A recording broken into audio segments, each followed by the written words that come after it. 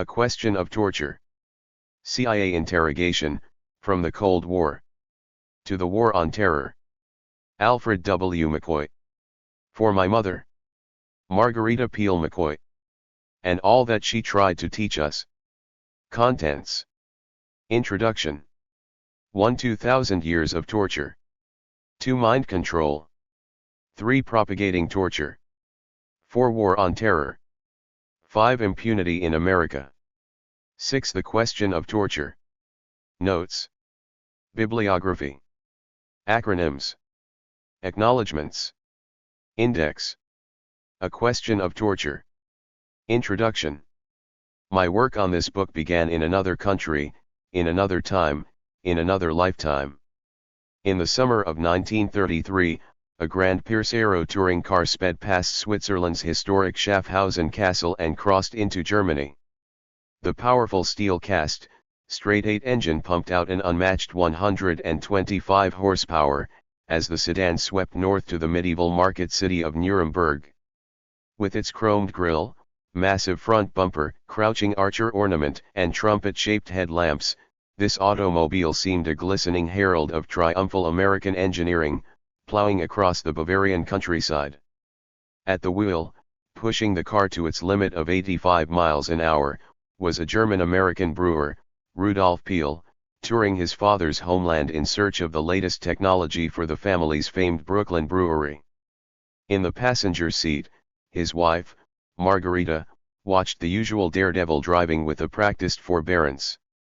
In the back, their 10-year-old daughter, Peggy, was as always reading, glancing up from time to time at the passing farms, fields, and once, at a team of oxen that blocked the road. Sitting sentinel at her side was the family's German shepherd, Teufel. Reaching Nuremberg, the oversized American sedan entered the town's medieval walls and twisted its way through the narrow cobbled streets. The passengers meandering led to the Rathaus, where they strolled through the Grand Assembly Hall, its high-timbered ceiling soaring and light streaming through leaded windows. With his meticulous way of looking for the serious, the important, Peggy's father insisted they tour the dungeons below, the Lochgefängnis.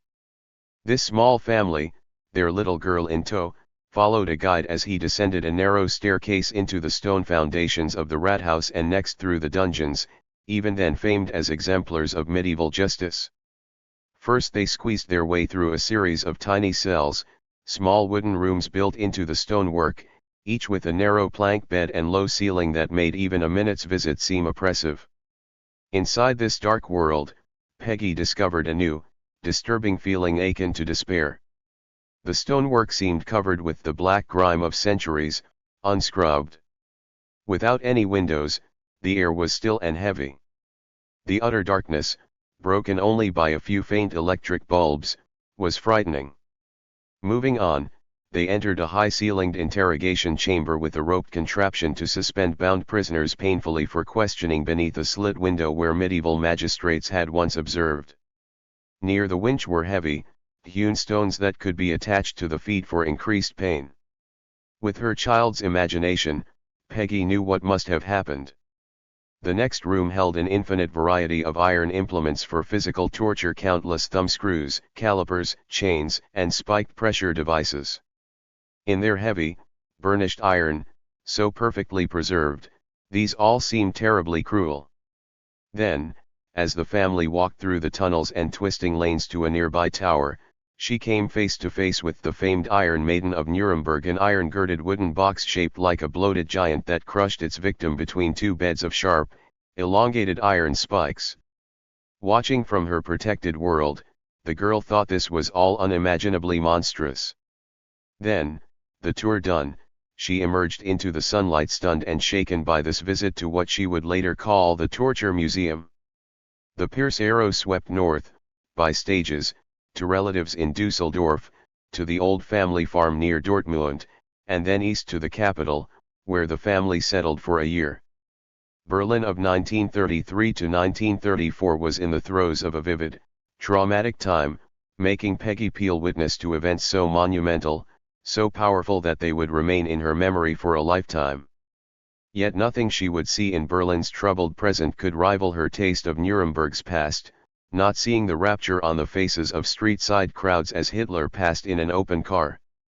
Not watching an entire city freeze in rigid attention while Hitler spoke over the radio, waiters, diners, and trams immobilized by his voice.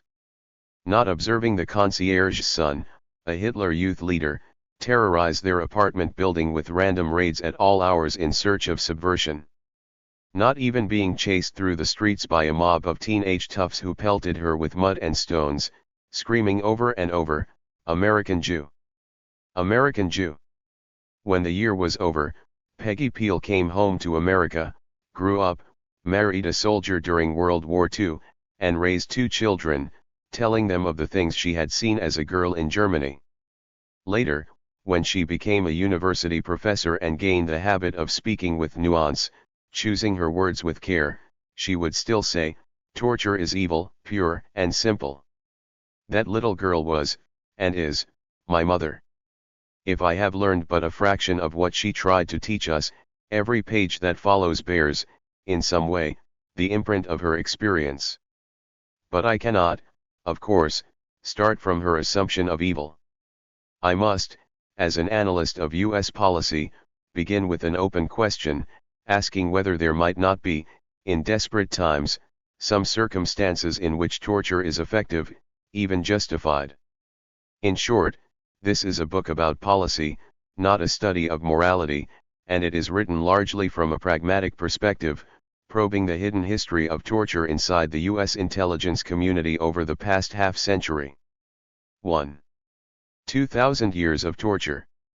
In April 2004, the American public was stunned when CBS television broadcast photographs from Abu Ghraib prison, showing Iraqis naked, hooded, and contorted in humiliating positions while U.S. soldiers stood over them, smiling. 1 As the scandal grabbed headlines around the globe, Secretary of Defense Donald Rumsfeld assured Congress that the abuse was perpetrated by a small number of U.S. military, whom columnist William Safire branded as creeps. 2 Other commentators citing the famous Stanford prison experiment in which ordinary students role-playing the guards soon became brutal attributed the abuse to a collapse of discipline by overstretched American soldiers in overcrowded prisons. 3.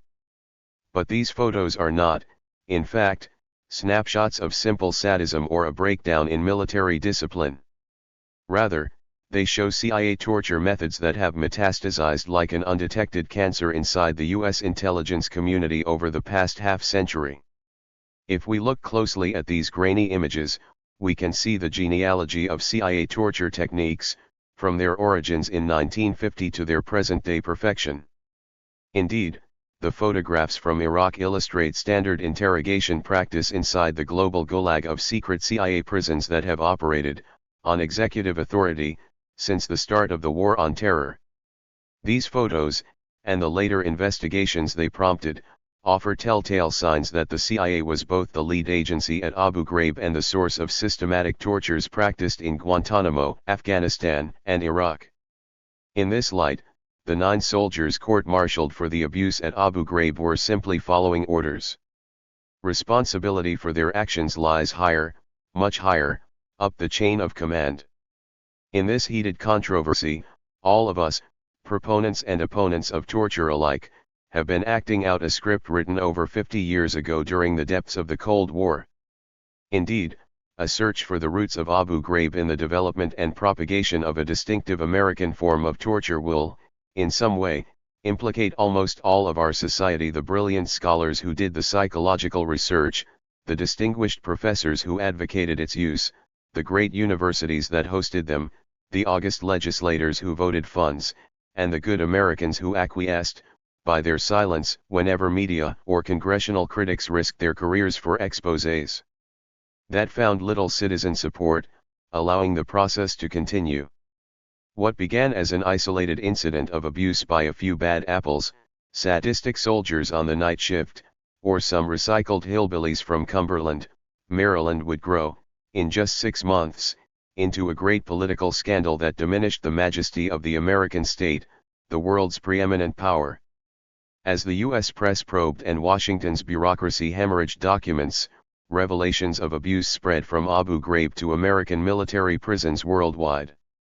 Despite 11 military investigations, 12 congressional hearings, and 40 White House briefings, all designed to bury the scandal. Responsibility climbed, by degrees, from the handful of prison guards to the Pentagon and, ultimately, the president. For what started as an examination of the night shift in one cell block ramified into an inquiry, first into the Bush administration's interrogation policy, and then into the inner workings of the national security state, the constitutional restraints on executive powers, and the limits of civil liberties, making other recent American political scandals appear, if not petty or parochial, at least somewhat more limited in their implications. Compared to weighty matters of state raised by Abu Ghraib, Watergate, narrowly construed, seems little more than the failure of one man's character, Iran-Contra, an isolated albeit intriguing incident at the sunset of the Cold War, and, above all, l'affaire Monica Lewinsky, sad, sordid, and forgettably partisan. At last, at the dawn of the 21st century, America's century, the United States had a crisis worthy of its grandeur as a global power, one revealing of the most profound ambiguities of our age: the tensions between security and freedom, morality and expediency, sovereignty and internationalism, the rule of law and the imperatives of covert operations, democracy at home and dominion abroad. Yet, ironically, the gravity of the scandal has discouraged television coverage, defied close analysis, and may ultimately drive Abu Ghraib from America's collective memory. More deeply, this controversy is the product of a contradictory U.S. policy toward torture evident since the start of the Cold War. At the UN and other international forums, Washington opposed torture and advocated a universal standard for human rights. But, in contravention of these diplomatic conventions, the CIA propagated torture during those same decades. Several scholarly essays have noted this conflict in U.S. human rights policy without understanding the reason, notably, the persistence of torture techniques and the prerogative of their use within the intelligence community. 5. At the deepest level, the abuse at Abu Ghraib, Guantanamo, and Kabul are manifestations of a long history of a distinctive U.S. covert warfare doctrine developed since World War II, in which psychological torture has emerged as a central if clandestine facet of American foreign policy. Thus, this book does not focus primarily on particular incidents, even important ones such as the events at Abu Ghraib, but instead examines these events as expressions of how American power has been brought to bear upon the world, so strong, so forceful, and so misapplied. From 1950 to 1962, the CIA became involved in torture through a massive mind control effort, with psychological warfare and secret research into human consciousness that reached a cost of $1 billion annually, a veritable Manhattan Project of the mind. 6. After experiments with hallucinogenic drugs, electric shock, and sensory deprivation, this work then produced a new approach to torture that was psychological, not physical, perhaps best described as no-touch torture. The agency's discovery was a counterintuitive breakthrough indeed, the first real revolution in the cruel science of pain in more than 3 centuries. To test and then propagate its distinctive form of torture, the CIA operated covertly within its own society, penetrating and compromising key American institutions, universities, hospitals, U.S. Agency for International Development, and the armed forces. As the lead agency within the larger intelligence community, the CIA has long been able to draw upon both military and civil resources to amplify its reach and reduce its responsibility. Moreover, the agency's attempts to conceal these programs from executive and legislative review have required manipulation of its own government through clandestine techniques, notably disinformation and destruction of incriminating documents. Still, if genius is the discovery of the obvious, then the CIA's perfection of psychological torture was a major scientific turning point, albeit unnoticed and unheralded in the world beyond its secret safe houses. For more than 2,000 years, interrogators had found that mere physical pain, no matter how extreme, often produced heightened resistance. By contrast, the CIA's psychological paradigm fused 2 new methods: sensory disorientation and self-inflicted pain, whose combination causes victims to feel responsible for their suffering and thus capitulate more readily to their torturers. Although seemingly benign, The term sensory disorientation means, in the CIA usage, something far more invasive. Through relentless probing into the essential nature of the human organism to identify its physiological and psychological vulnerabilities, the CIA's sensory deprivation has evolved into a total assault on all senses and sensibilities: auditory, visual, tactile, temporal, temperature, survival, sexual, and cultural. Refined through years of practice, the method relies on simple, even banal procedures: isolation, standing, heat and cold, light and dark, noise and silence, for a systematic attack on all human senses.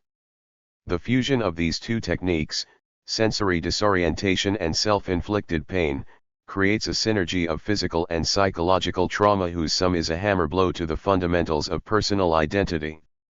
That notorious photo of a hooded Iraqi on a box, arms extended and wires to his hands, exposes this covert method.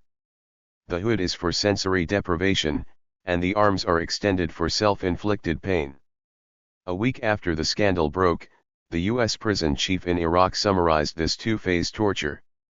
"We will no longer, in any circumstances, hood any of the detainees," the general said. "We will no longer use stress positions in any of our interrogations." 7. Although seemingly less brutal than physical methods, no-touch torture leaves deep psychological scars on both victims and interrogators. One British journalist who observed this method's use in Northern Ireland called sensory deprivation the worst form of torture because it provokes more anxiety among the interrogates than more traditional tortures, leaves no visible scars and, therefore, is harder to prove, and produces longer-lasting effects. 8. Victims often need extensive treatment to recover from injury far more crippling than mere physical pain.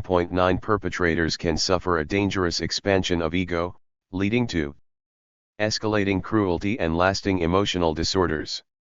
Though any ordinary man or woman can be trained to torture, every gulag has a few masters who take to the task with sadistic flair, abhorred by their victims and valued by their superiors.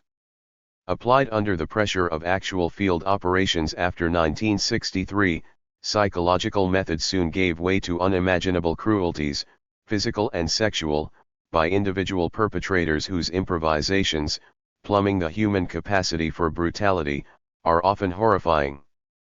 Why, one might ask, is psychological torture so devastating, inflicting harm that is often more lasting than even the most brutal form of physical abuse? Insights from the treatment of Chilean victims tortured under General Augusto Pinochet's regime offer a point of entry into this complex question. Psychotherapist Otto Dorzegers found that victims suffer a mistrust bordering on paranoia, and a loss of interest that greatly surpasses anything observed in anxiety disorders. The subject does not only react to torture with the tiredness of days, weeks, or months, but remains a tired human being, relatively uninterested and unable to concentrate. 10. These findings led him to a revealing question: what in torture makes possible a change of such nature that it appears similar to psychotic processes and to disorders of organic origin? The answer, Dorzegers argues, lies in the psychological, not physical, phenomenology of the torture situation, an asymmetry of power, the anonymity of the torturer to the victim, the double bind of either enduring or betraying others, the systematic falsehood of trumped-up charges, artificial lighting, cunning deceptions, and mock executions, confinement in distinctive spaces signifying displacement, trapping, narrowness and destruction, and a temporality characterized by some unpredictability and much circularity, having no end. Thus, much of the pain from all forms of torture is psychological, not physical, based upon denying victims any power over their lives. In sum, the torturer strives through insult and disqualification, by means of threats, to break all the victim's possible existential platforms. Through this asymmetry, the torturer eventually achieves complete power and reduces the victim to a condition of total or near total defenselessness. 11.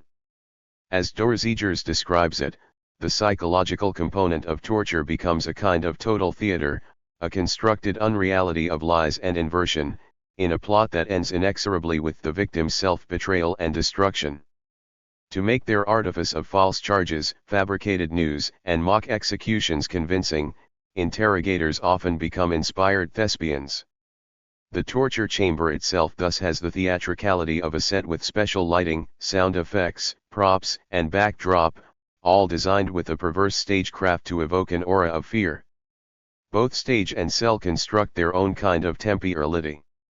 While the play both expands and collapses time to carry the audience forward toward denouement, the prison distorts time to disorientate and then entrap the victim.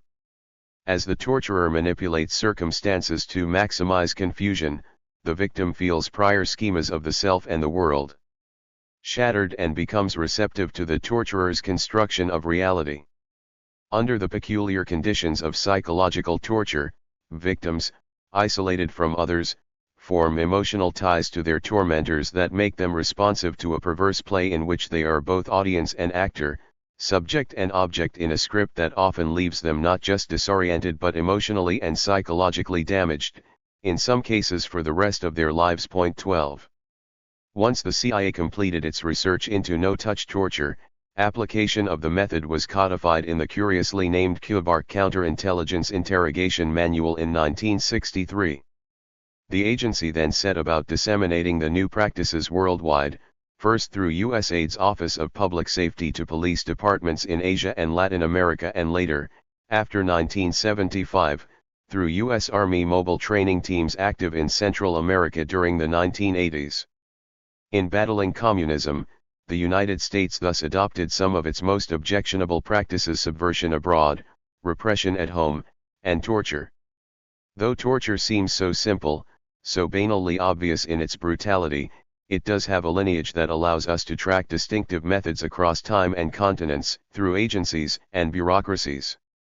Much of the abuse synonymous with the era of authoritarian rule in Asia and Latin America seems to have originated in the United States.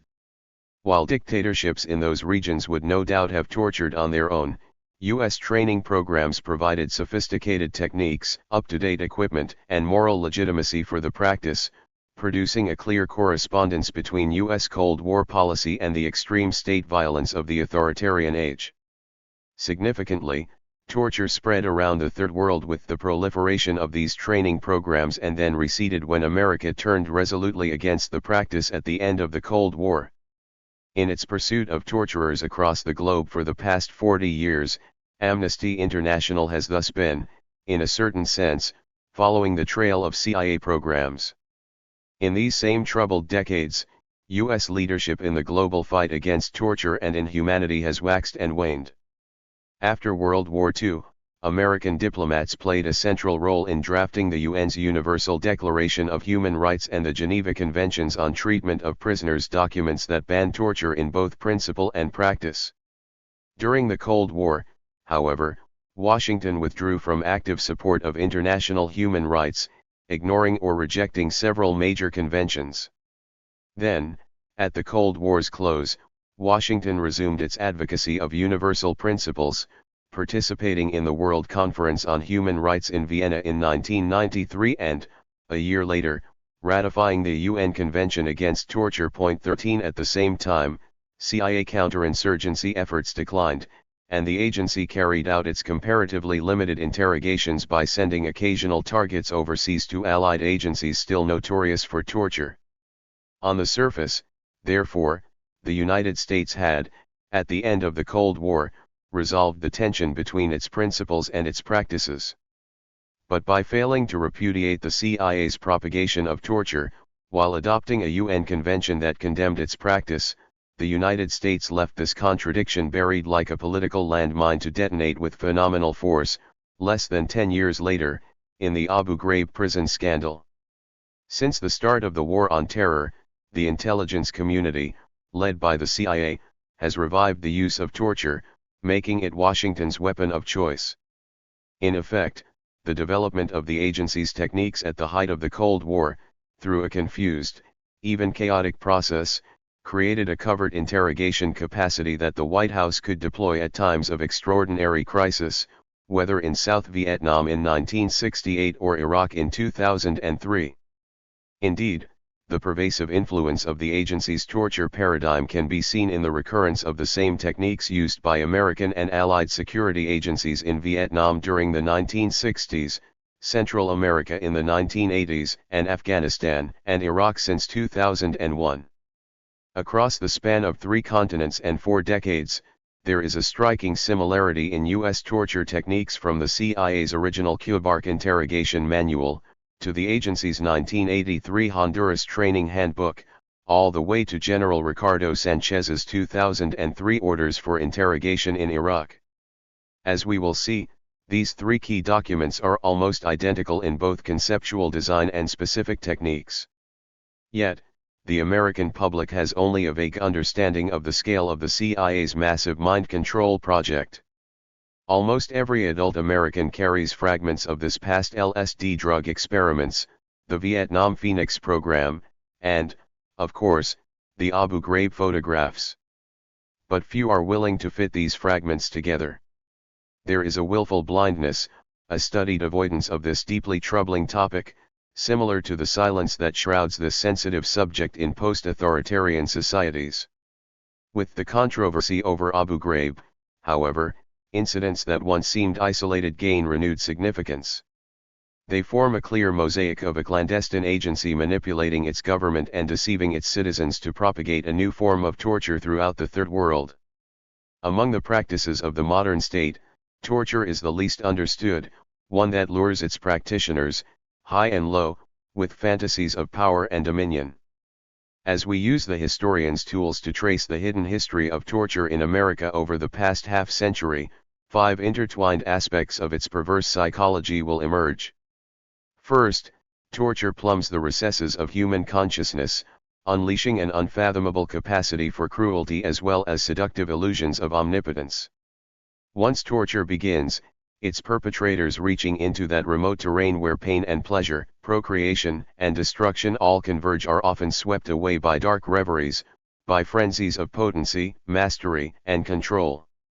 Just as interrogators are often drawn in by an empowering sense of dominance, so their superiors, even at the highest level, can succumb to fantasies of torture as an all-powerful weapon.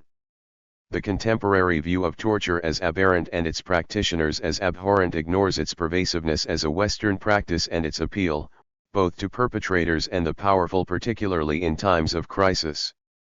As a CIA analysis of the Soviet Kremlin, perhaps applicable to the post-9/11 White House, explains, when feelings of insecurity develop within those holding power, they become increasingly suspicious and put great pressures upon the secret police to obtain arrests and confessions. At such times police officials are inclined to condone anything which produces a speedy confession, and brutality may become widespread. 14. Second, states that sanctioned torture often allow it to spread beyond a few selected targets to countless suspected enemies. When U.S. leaders have used torture to fight faceless adversaries, communist or terrorist, the practice has proliferated almost uncontrollably.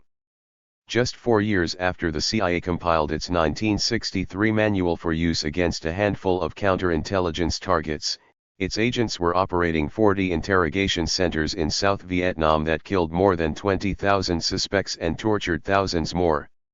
A few months after the CIA used its techniques on a small number of high target value Al-Qaeda suspects, the practice spread to the interrogation of hundreds of Afghans and thousands of Iraqis. Modern states using torture, even in a very limited way, run the risk of becoming increasingly indiscriminate in its application. Third, torture offers such a persuasive appearance of efficient information extraction that its perpetrators remain wedded to its use, refusing to acknowledge evidence of its limited utility and high political cost. In any society, medieval or modern, rulers, emboldened by the knowledge that their breath can draw blood from unseen victims, suffer an inflation of ego that clouds an appreciation of torture's drawbacks.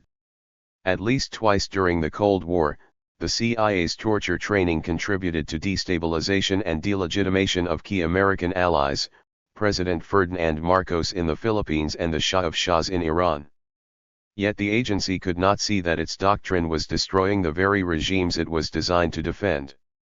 As its most troubling legacy, the CIA's psychological method, with its scientific patina and avoidance of obvious physical brutality, has created a pretext for the preservation of torture as an acceptable practice within the intelligence community. Fourth, even when exposed to public scrutiny, torturers arouse such fear and fascination, attraction, and revulsion, that they are rarely prosecuted for their crimes. While they walk free among us empowered, threatening, and even, dare we say, erotically enticing, we are simultaneously fearful and fascinated. Yet when they are brought down, ousted if not jailed, we turn on them, scornful, even mocking. Amid such public ambiguity, torturers elude justice in ways numerous and, to outsiders, mysterious, negotiating democratic transitions in weak states and manipulating government structures in strong ones, through a process political scientists call impunity. Finally, as we learned from France's battle for Algiers in the 1950s and Britain's Northern Ireland conflict in the 1970s, a nation that sanctions torture in defiance of its democratic principles pays a terrible price. For nearly 2 millennia, the practice has been identified with tyrants and empires. For the past 2 centuries, its repudiation has been synonymous with the humanist ideals of the Enlightenment and democracy. When any modern state tortures even a few victims, the stigma compromises its majesty and corrupts its integrity. Its officials must spin an ever more complex web of lies that, in the end, weakens the bonds of trust and the rule of law that are the sine qua non of a democracy. And, beyond its borders, allies and enemies turn away in collective revulsion. Under the pressures of the Cold War, Washington ignored many of the humanitarian precepts whose validity had been demonstrated so undeniably during its fight against fascism in World War II. Yet even as it prepared to compromise these principles, the United States became a forceful if fleeting advocate for international human rights. Indeed, meeting in New York in 1948, delegates to the United Nations, led by former First Lady Eleanor Roosevelt, adopted the Universal Declaration of Human Rights, the foundation for all later UN humanitarian conventions. 15 Among its many idealistic provisions, this covenant specified, in Article 5, that no one shall be subjected to torture or to cruel, inhuman, or degrading treatment. But the declaration provided few specifics and no mechanism for enforcement. 16. Just a year later, the United States also ratified Geneva Convention 3 relative to the treatment of prisoners of war, with its strong prohibitions against torture. Article 13 states that prisoners of war must at all times be humanely treated, while Article 87 bars corporal punishment, imprisonment in premises without daylight and, in general, any form of torture or cruelty. Article 89 offers an unambiguous ban on harsh treatment. In no case shall disciplinary punishments be inhuman, brutal, or dangerous to the health of prisoners of war. 17 Similarly, under Geneva Convention 4 relative to the protection of civilian persons in time of war, the United States accepted the broad language of Article 31, no physical or moral coercion shall be exercised to obtain information from them or from third parties. 18 The United States had thus committed itself to a new, strict standard for human rights, whether in war or peace. But by the mid-1950s, a confluence of pressures, legislative and clandestine, led Washington to suspend its support for these humanitarian principles. For American conservatives, the founding of the United Nations had raised the threatening specter of world government, inspiring a movement in Congress for the Bricker Amendment that would limit executive authority over foreign affairs, a threat the Eisenhower administration defeated by reducing its backing for human rights at the UN. 19 Less visibly, the CIA's massive mind control project may have created an internal momentum that influenced Washington's changed position and led its allies to adopt torture as an instrument of state, reviving a practice with a long, problematic history in Europe and the West. Through its use in judicial interrogation, torture had played a central role in European law for more than 2,000 years.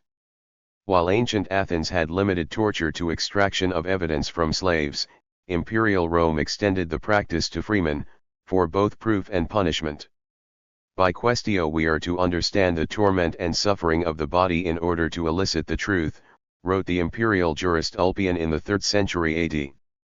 but he also recognized that torture was a delicate, dangerous, and deceptive thing, often yielding problematic evidence. For many persons have such strength of body and soul that they heed pain very little, so that there is no means of obtaining the truth from them, he explained, while others are so susceptible to pain that they will tell any lie rather than suffer it. 20. With the rise of Christian Europe, the use of torture in courts of law faded for several centuries. Torture was antithetical to Christ's teachings, and so, in 866, Pope Nicholas I banned the practice. 21 But after a church council abolished trial by ordeal in 1215, European civil courts revived Roman law with its reliance on torture to obtain confessions, an approach that persisted for the next 5 centuries. 22 With the parallel rise of the Inquisition, church interrogators also used torture for both confession and punishment, a procedure that was formalized under Pope Innocent IV in 1252. By the 14th century, the Italian Inquisition used the strappado to suspend the victim by ropes in 5 degrees of escalating duration and severity, a scale preserved in modern memory in the phrase the third degree to mean harsh police questioning. 23. The impact of judicial torture on European culture went far beyond the dungeon, coinciding with a subtle shift in theological emphasis from the life of Jesus to the death of the Christ, a change reflected in artistic representations, both painting and sculpture, of his body being scourged, tortured, and crucified.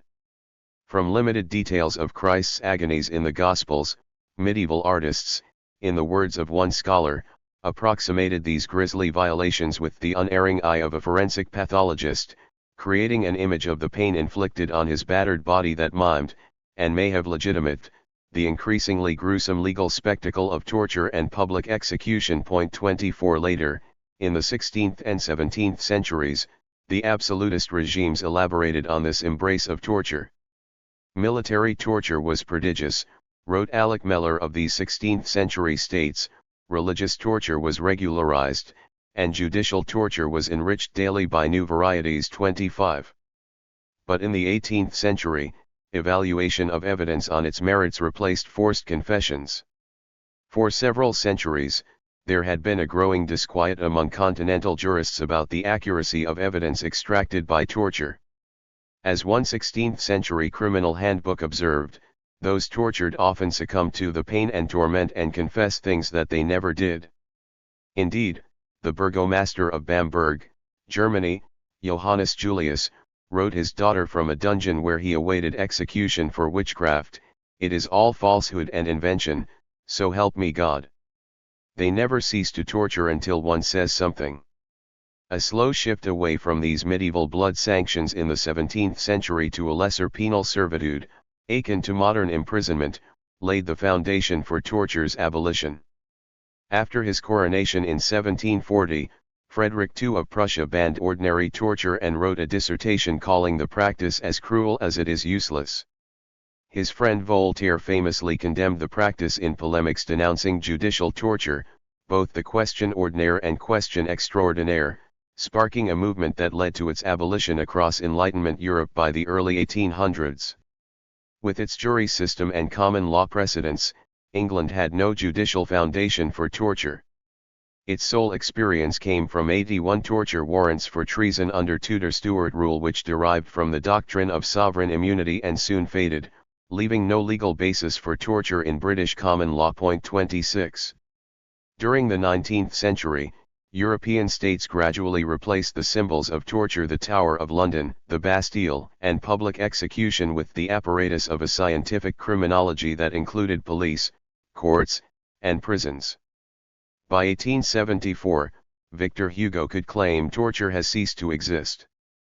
But the respite proved short-lived, for, in the years following World War I, rival authoritarian states Hitler's Third Reich and Stalin's Soviet Union revived the practice, applying modern methods to expand the diversity and intensity of physical pain. 27. In the 1920s, torture thus reappeared in Europe, in the words of a famed English jurist, as an engine of the state, not of law. After taking power in 1922, Benito Mussolini declared man is nothing and used his OVRA secret police to torture the enemies of his all-powerful state.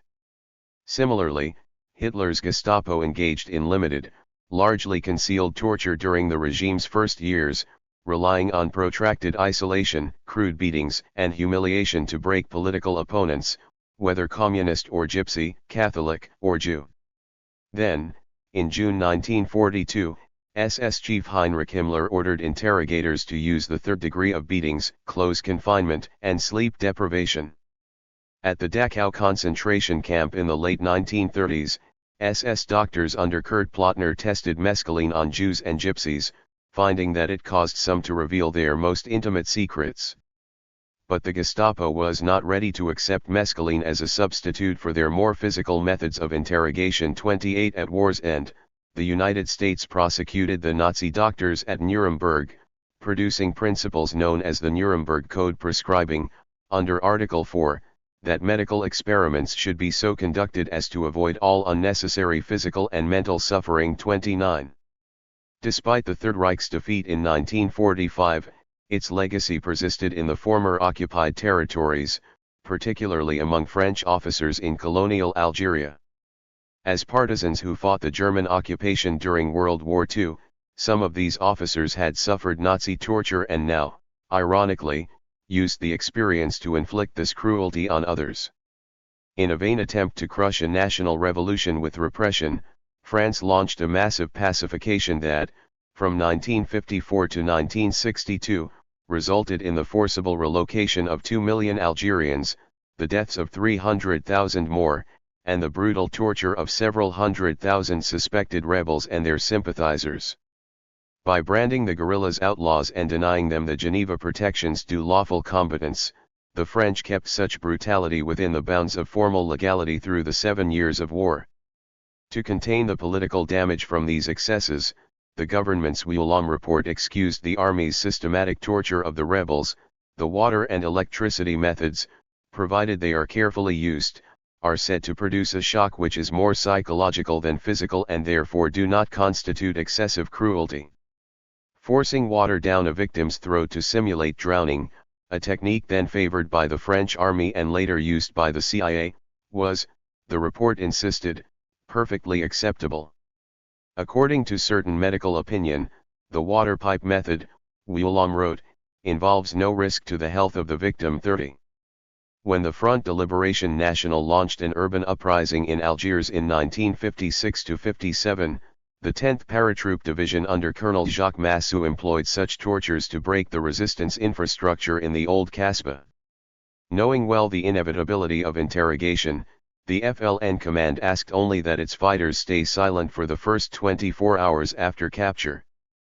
But the French mix of water pipe, electric shock, beating, and burning extracted sufficient intelligence to track down guerrillas in the Casbah's narrow confines. And all the rebel suspects taken to the army's Villa de Tourelle safe house for torture under cover of dark were dead by dawn, dumped in shallow graves outside the city. These secret summary executions, which one senior officer called an inseparable part of the task associated with keeping law and order, were so relentless that 3,024 of those arrested in Algiers went missing, a crippling blow to the FLN. 31.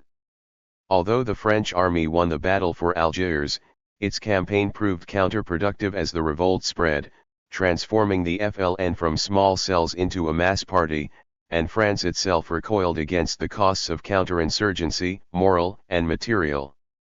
The editor of an Algiers newspaper, Henry Alleg, who was tortured by the 10th Paratroop during the battle, wrote a moving memoir titled, With a Bow to Voltaire, The Question, describing the effect of the army's water pipe method. I tried, by contracting my throat, to take in as little water as possible and to resist suffocation by keeping air in my lungs for as long as I could, Alleg recalled. But I couldn't hold on for more than a few moments.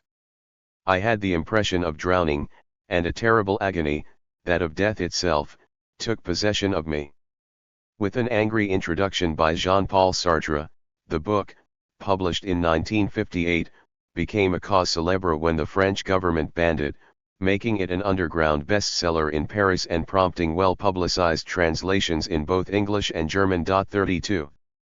The French army won an uncontested military victory, argues the distinguished French historian of the Algerian War, Benjamin Stora. But in fact the political victory was far from being won because the use of torture heightened awareness among the French public. The society went through a serious moral crisis. As the fighting ground on without end, the Paris press focused on the army's torture, and public support for the war effort, once nearly unanimous, slowly eroded to the point that France finally quit Algeria in 1962 after 130 years. In the war's painful aftermath, as Pierre Vidal-Naquet argued in Torture, Cancer of Democracy, public indifference to torture abroad had the long-term effect of eroding civil liberties at home even in a democratic society. 33. America inherited much of this ambiguous European experience of torture. Through the influence of the Enlightenment, the United States had gained a revulsion, enshrined in the Constitution's ban on cruel and unusual punishment. And Europe's recent history of torture in Germany and Algeria also provided vivid lessons in the political costs of lost legitimacy. As the former CIA director William Colby recalled in his memoirs, he came to South Vietnam in the 1960s mindful of Algeria. France's near victory there was fatally undermined by a French journalist's accusation that torture was an accepted practice in the French army's prosecution of that anti-guerrilla war. 34 Yet the frequent recourse to torture by European regimes, absolutist and authoritarian, also created seductive precedents and specific practices that Washington would adopt, secretly. For its Cold War against the last of the European dictatorships, the Soviet Union. 2. Mind control. As the Iron Curtain came down across Europe in 1948, the human mind became a Cold War battleground. Just as the War Department had mobilized physicists to develop radar and atomic weapons during World War II, so the CIA now recruited psychologists to discover new means of mind control. Nuclear physics had been relatively advanced in 1941, but at the start of the Cold War scientific understanding of human psychology was, as one military researcher observed, still quite primitive. Yet Soviet scientists had already launched an intense effort to crack the code of human consciousness, so the CIA now felt forced to mount a massive program that soon made it a powerful patron in the infant field of behavioral science.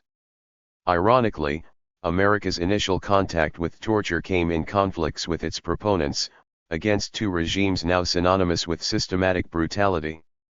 During World War II, Washington created the Office of Strategic Services, and then used this espionage agency at war's end to attract German scientists, including those who had directed Nazi experiments into human physiology and psychology, as resources in its struggle against the Soviet Union.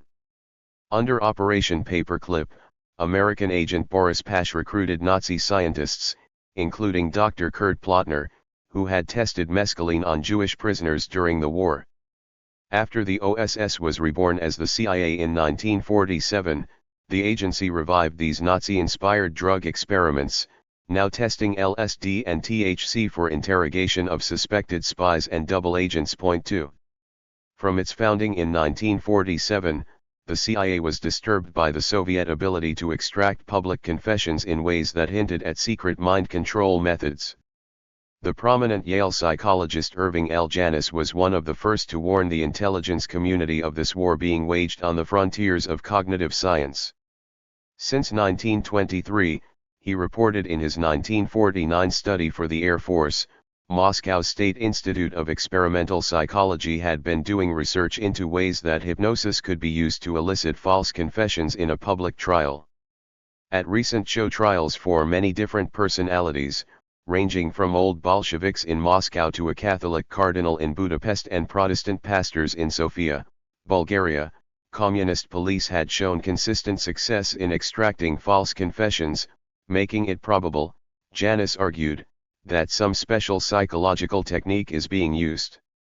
In particular, the sudden change in Hungary's József Cardinal Mindszenty, known for his intransigent moral stamina, from a brilliant ecclesiastical orator to a man who spoke to the court in a kind of monotonous mechanical chant, made Janis suspect that a series of electroshock convulsions is being administered to reduce resistance to hypnotic suggestion. With a mix of drugs and electroshock, the Soviets, Janis warned, may have discovered techniques to induce a somnambulistic trance. in perhaps 90% or more of all defendants from whom they might wish to elicit a public confession. 3. Calling communist mastery of hypnosis a serious threat to democratic values in times of peace and war, Janus advised the intelligence community to conduct a systematic investigation by means of carefully controlled experiments, including specialized technological studies on methods of placing an uncooperative person into a somnambulistic trance in which guilt, etc., can be implanted. An overall attempt to duplicate the public confessions obtained in Soviet-dominated trials for. With words weighted by his prestige as a Yale professor, Janus had validated the Soviet mind control threat. Most important, he recommended a program of extreme cognitive experimentation with drugs and electroshock that the CIA would follow for the next 15 years. The agency's in-house research seemed to confirm Janus's concerns about a Soviet mind control challenge. In 1950, a CIA analysis of Stalin's 1937 show trials for fellow communists found that the style, context, and manner of delivery of the confessions were such as to be inexplicable unless there had been a reorganization and reorientation of the minds of the CONFSEs. Such sudden, radical personality change, the analysis concluded, cannot be brought about by the traditional methods of physical torture, raising the disturbing possibility that the Soviets had discovered newer or more subtle techniques, including psychosurgery, electroshock, and psychoanalytic methods. In a 1951 memorandum, Defense Against Soviet Mental Interrogation and Espionage Techniques, the CIA justified the use of extreme measures, beyond the law, to counter this Soviet threat. International treaties have never controlled the use of unconventional methods of warfare, such as fiendish acts of espionage, torture and murder of prisoners of war, and physical duress and other unethical persuasive actions in the interrogation of prisoners. Within months, a series of disturbing public confessions by American soldiers captured in Korea seemed to confirm these concerns. There is ample evidence, reported the chief of the CIA medical staff in 1952, that the communists were utilizing drugs, physical duress, electric shock, and possibly hypnosis against their enemies. With such evidence, it is difficult not to keep from becoming rabid about our apparent laxity. We are forced by this mounting evidence to assume a more aggressive role in the development of these techniques. 5.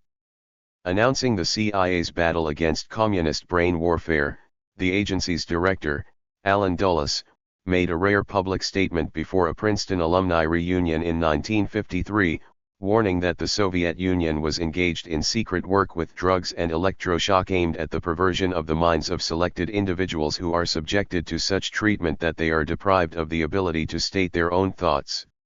Parrot-like, the individuals so conditioned can merely repeat thoughts which have been implanted in their minds. 6. During these early years of the Cold War, several popular writers stoked public fears about communist mind control. I can hypnotize a man without his knowledge or consent into committing treason against the United States.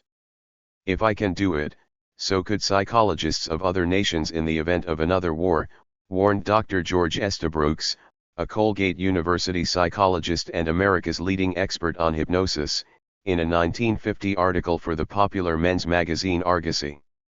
200 trained foreign operators, working in the United States, could develop a uniquely dangerous army of hypnotically controlled sixth columnists, he continued, ratcheting up the rhetoric of fear. A small corps of carefully trained hypnotists attached to an armed force could wreak more far-reaching havoc than an atom bomb. Then, with some prescience, Estabrooks pointed out that modern hypnotism was now a full-fledged science that could be intensified by subjecting the patient to bright lights, loud noises, and sleepless nights. The effect would be to break the victim more thoroughly, just as the Nazis had addled the hapless van der Lubbe in court appearances for the Reichstag fire and the Communists had confused Cardinal Mindszenty at his Budapest show trial. 7. In similarly sensational articles, Edward Hunter, a career CIA propagandist who posed as a freelance journalist for the Miami Daily News and other papers, alerted the public to the threat of Chinese communist brainwashing. His literal translation of the Chinese colloquialism "shi now," to wash brain. In his wildly popular book, Brainwashing in Red China, published in 1951, Hunter called this practice the principal activity on the Chinese mainland when the communists took over, soon becoming a method for systematically filling the minds of 450 million people with hate and warmongering. He called this form of indoctrination psychological warfare on a scale incalculably more immense than any militarist of the past, arguing that it must be stopped and counteracted if we ourselves are to be safe from brainwashing and brain-changing and liquidation and evaporation. 8. Although the CIA may well have manipulated the climate of fear through propagandists like Hunter, there was, by the mid-1950s, something akin to genuine hysteria over communist mind control. Recalling the temper of those times, the psychologist Robert J. Lifton said that popular culture portrayed communist brainwashing as an all-powerful, irresistible, unfathomable, and magical method of achieving total control over the human mind. 9. In response to the communist challenge, the CIA would spend several $billion over the next decade to probe two key aspects of human consciousness: the mechanisms of mass persuasion and the effects of coercion on individual consciousness. This complex, at times chaotic, mind control project had two goals: improved psychological warfare to influence whole societies and better interrogation techniques for targeted individuals. 10. Gradually, these two strands diverged, one emerging in the public domain and the other disappearing into a covert netherworld. Research into psychological warfare methods explored mass persuasion through the U.S. Information Agency and the academic field of mass communication, surfacing, in time, as the legitimate arenas of diplomacy and scholarly study. By contrast, as it probed the impact of drugs, electric shock, and sensory deprivation on individual consciousness, interrogation research moved ever deeper inside a clandestine complex of military, intelligence, and medical laboratories. In the Cold War's early dangerous, desperate years, Washington's national security agencies were determined to match their Moscow adversaries weapon for weapon. It is now clear that we are facing an implacable enemy whose avowed objective is world domination by whatever means. Read the influential report by ex-President Herbert Hoover on government operations in 1954. We must learn to subvert, sabotage, and destroy our enemies by more clear, more sophisticated, and more effective methods than those used against us. Offering a prediction that proved sadly accurate, the report added, it may become necessary that the American people will be made acquainted with, understand and support this fundamentally repugnant philosophy. 11. If Moscow had the KGB, Washington would create the CIA. If Russian scientists manipulated human behavior, then their American counterparts must follow. When Washington adopted the National Security Act in July 1947, creating both the National Security Council as a top-level executive agency and the CIA as its instrument, it effectively removed foreign intelligence from meaningful congressional oversight. 12. The act contained a brief clause allowing the new agency to perform other functions and duties relating to intelligence affecting the national security that the President, through the NSC, might direct investing these executive agencies with extraordinary authority to operate outside the law, whether for covert operations, assassinations, or torture. 13. 5 months after the agency's founding, the Council promulgated NSC 4A, a top-secret authorization for the CIA to conduct overt propaganda programs that must be supplemented by covert psychological operations. 14. The CIA's defensive behavioral research soon culminated in the creation of its largest and most notorious mind control program, MKUltra. In retrospect, this secret research moved through two distinct phases. First, esoteric, often bizarre experiments with hypnosis and hallucinogenic drugs, from 1950 to 1956, then, more conventional research into human psychology until 1963, when the agency compiled the fruits of this costly investigation in a definitive interrogation manual. This first phase of esoteric drug experimentation has been the subject of congressional inquiries, a half-dozen major books, and endless public fascination. 15. But, ultimately, this was a failed research effort whose only significance lies in its role in a scientific process of trial and error that would ultimately take the CIA in a very different direction. In April 1950, then CIA Director Roscoe Hillenkoetter launched Operation Bluebird to discover more effective methods for interrogation by using teams with a psychiatrist, a polygraph expert, and a hypnotist.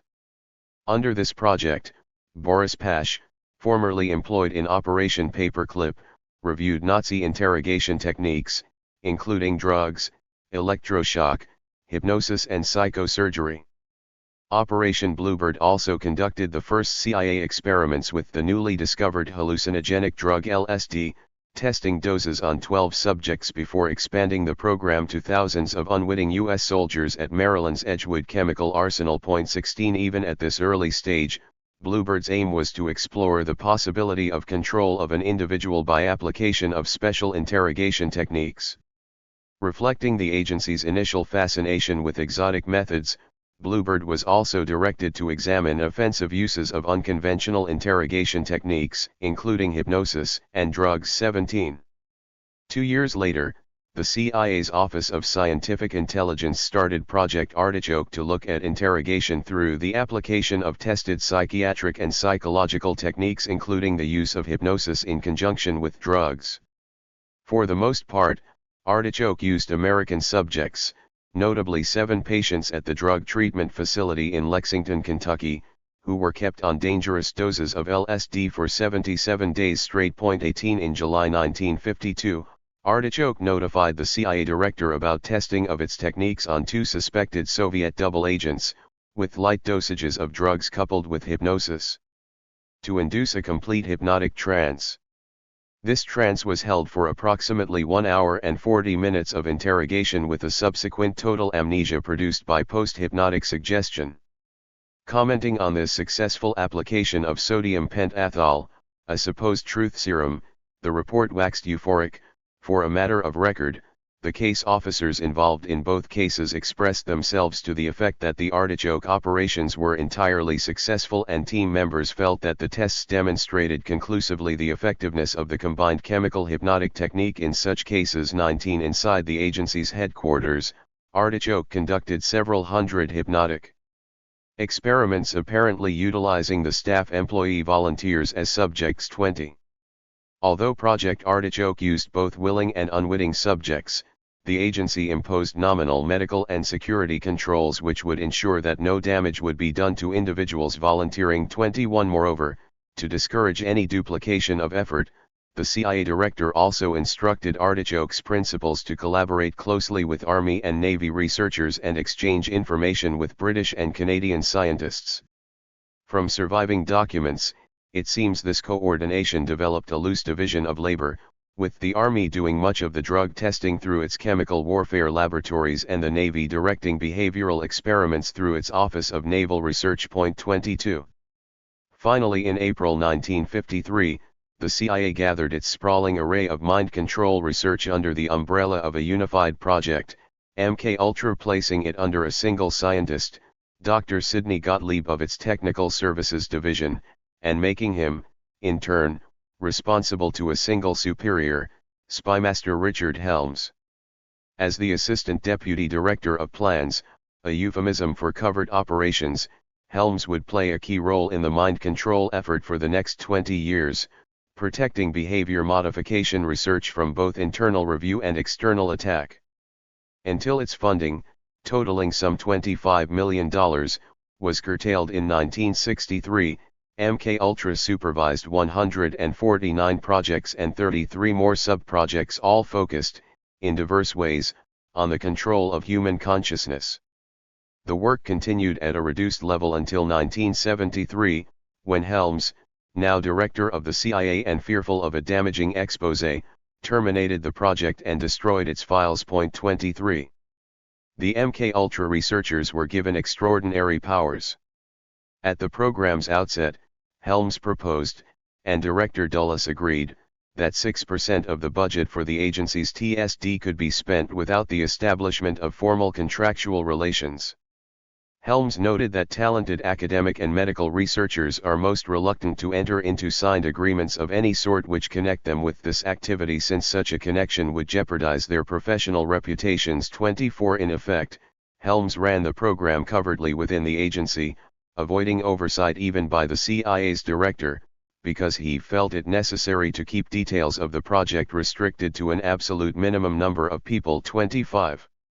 Under MKUltra, the agency's investigations reached out into American civil society, its universities and hospitals to involve physicians, toxicologists, and other specialists during both the basic research phase and later intensive tests on human subjects. 26. In an internal investigation in 1963, the CIA's Inspector General found that the initial research and development phase was structured to conceal the interests of the CIA from all but key individuals. 27. By the late 1950s, for example, respected medical researchers used secret CIA funding for LSD experiments at Boston Psychopathic, MT Sinai, and Columbia University hospitals, simultaneously reporting medical results in academic journals and secret findings to the agency. 28. Through this combination of university-based experiments and its own field tests of these results, the CIA launched a major national effort to develop a new psychological paradigm for torture.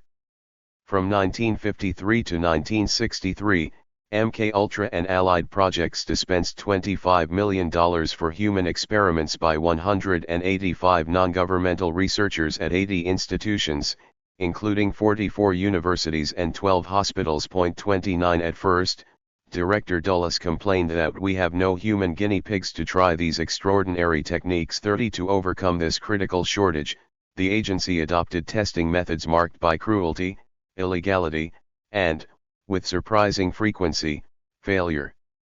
Seeking unwitting subjects, the CIA injected not only North Korean prisoners, but also spiked drinks at a New York City party house, paid prostitutes to slip LSD to their customers for agency cameras at a San Francisco safe house, pumped hallucinogens into children at summer camp, attempted behavior modification on inmates at California's Vacaville prison, and collected powerful toxins from Amazon tribes.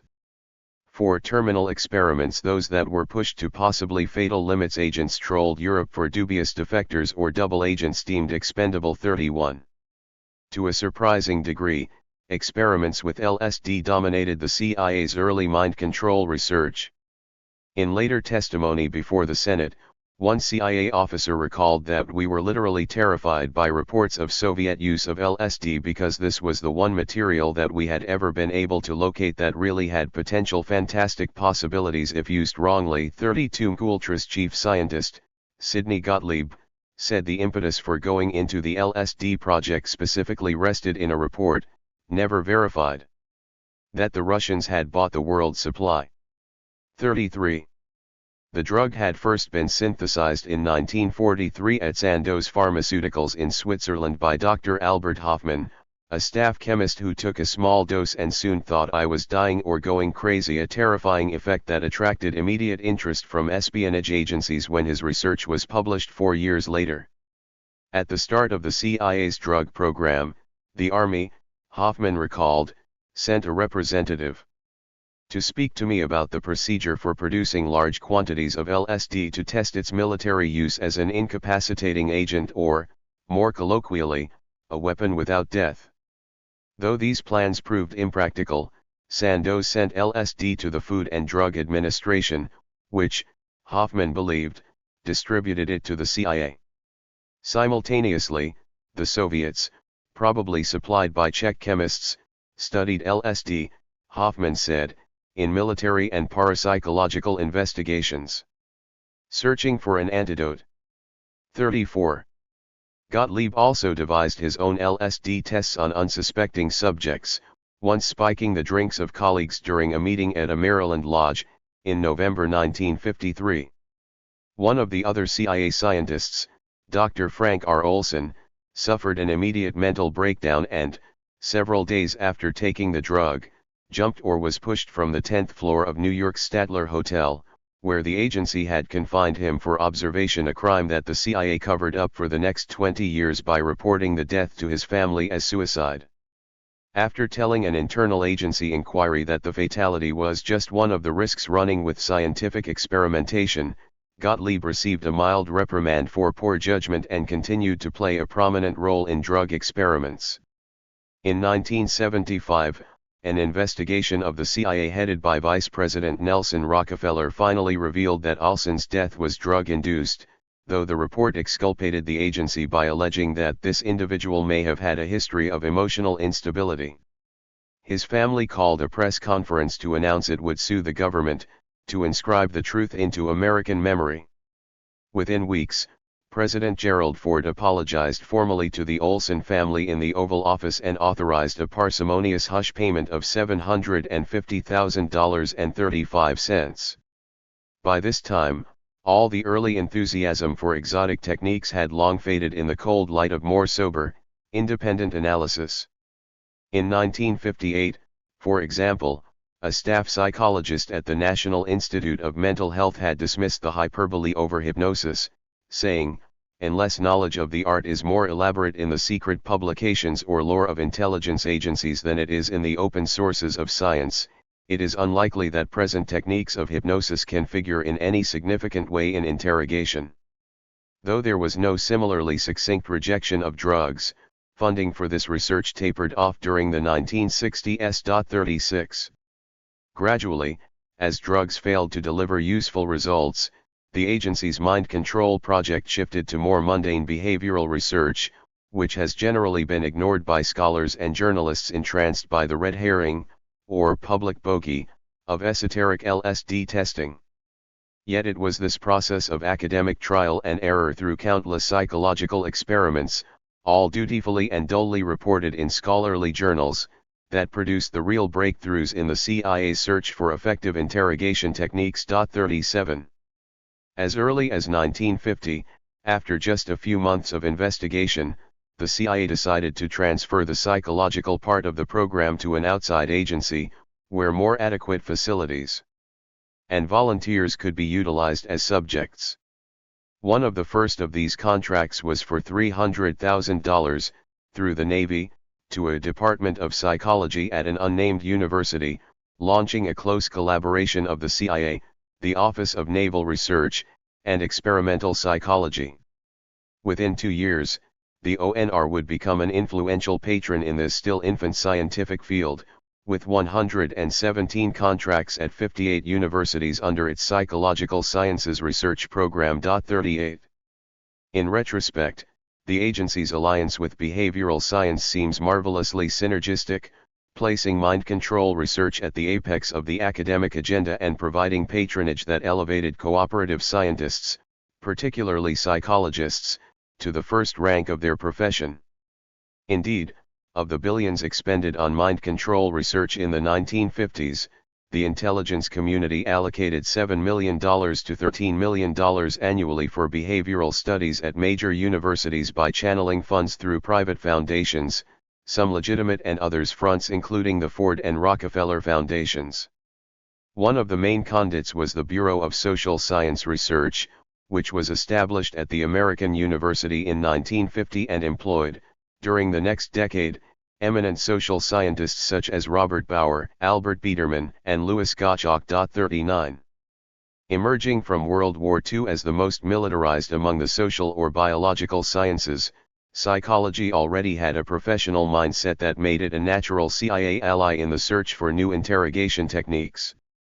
Not only did hundreds of psychologists serve in the wartime Army and Navy as professionals, but after the war university psychologists, affiliated with the American Psychological Association's Division of Military Psychology, did contract Pentagon research, presenting academic papers on topics such as the group structures of combat rifle squads or evaluations of B-29 crews in training and in combat. More broadly, psychologists studied the human mind, gaining knowledge and power without being restrained, like psychiatrists, by the Hippocratic Oath, making them more flexible in their service to the state, its military, and clandestine agencies. 40 At the Cold War's peak in the 1950s, the agency cultivated an intimate relationship with this academic discipline, providing critical funding, flying plane loads of psychologists to international conferences, and monitoring the annual meetings of the American Psychological Association for useful papers. 41 By mobilizing some of the finest minds working in the field of cognitive science, indeed some of the most creative intellects of their generation, the CIA would create, within just a decade, a new form of interrogation grounded in a deeper understanding of human consciousness. Through covert trial and error, the CIA, in collaboration with university researchers, slowly identified three key behavioral components integral to its emerging techniques for psychological torture. At Montreal's McGill University, the discovery, by gifted Canadian psychologist Dr. Donald O. Hebb, of the devastating impact of sensory deprivation became the conceptual core of the agency's paradigm. Working under direct and indirect CIA contracts, distinguished American behavioral scientists Albert Biederman, Irving L. Janis, Harold Wolff, and Lawrence Hinkle advised the agency about the role of self-inflicted pain in communist interrogation. Finally, a young Yale psychologist, Stanley Milgram, did controversial research under a government grant showing that almost any individual is capable of torture, a critical finding for the agency as it prepared to disseminate its method worldwide. By the project's end in the late 1960s, this torture research had involved 3 of the 100 most eminent psychologists of the 20th century: Hebb, Milgram, and Janis, as well as several presidents of the American Psychiatric Association and the American Psychological Association. 42 In silent, sadly eloquent testimony to the corrupting influence of this research, it is ironic that Hebb, an ethical and erudite scholar, should be best remembered today for work that made him, in effect, the progenitor of psychological torture. Clearly, the topic of much of this scholarly research was indeed torture. Some studies conducted by the BSSR at American universities with Air Force funding explored the relative usefulness of drugs, electroshock, violence, and other coercive techniques during interrogation of prisoners. Early findings were classified, such as Biederman's analysis of communist interrogation of POWs under an Air Force contract in 1959, a study for development of improved interrogation techniques. But some of the BSSR's later work was also published in leading academic journals, notably Biederman's article for a 1960 issue of Sociometry, Social Psychological Needs and Involuntary Behavior as Illustrated by Compliance in Interrogation. A year later, showing how these secret contracts skewed legitimate scientific research, this same group published a compilation of essays by various contributors, The Manipulation of Human Behavior, with a reputable publisher, John Wiley. Inadvertently revealing the ultimate aim of the research, Biederman reported that psychological torture seemed the ideal way of breaking down a prisoner because the effect of isolation on the brain function of the prisoner is much like that which occurs if he is beaten, starved, or deprived of sleep. 43. As it turned away from unsuccessful drug experiments, CIA-funded studies of sensory deprivation at McGill University proved fruitful. The agency's shift to a behavioral approach was given real impetus by a joint American-British-Canadian effort launched at a secret Montreal meeting on June 1, 1951. 2 days earlier, the venerable senior scientist from the British Ministry of Defence, Sir Henry T. Tizard, had landed from London and checked into a single room, with bath, at Montreal's Ritz-Carlton Hotel for a visit whose public face was an address to the Canadian Association of Physicists. Between morning and dinner sessions with the physicists on June 1, Tizard slipped away for a meeting marked in his private diary only as discussion with Soland, etc. As we know from other sources, Soland was Dr. Ormond Soland, chairman of the Canadian Defence Research Board, etc. meant senior CIA researcher Cyril Haskins and several Canadian scientists, and their discussion set a behavioral research agenda that led to the discovery of psychological torture. 44.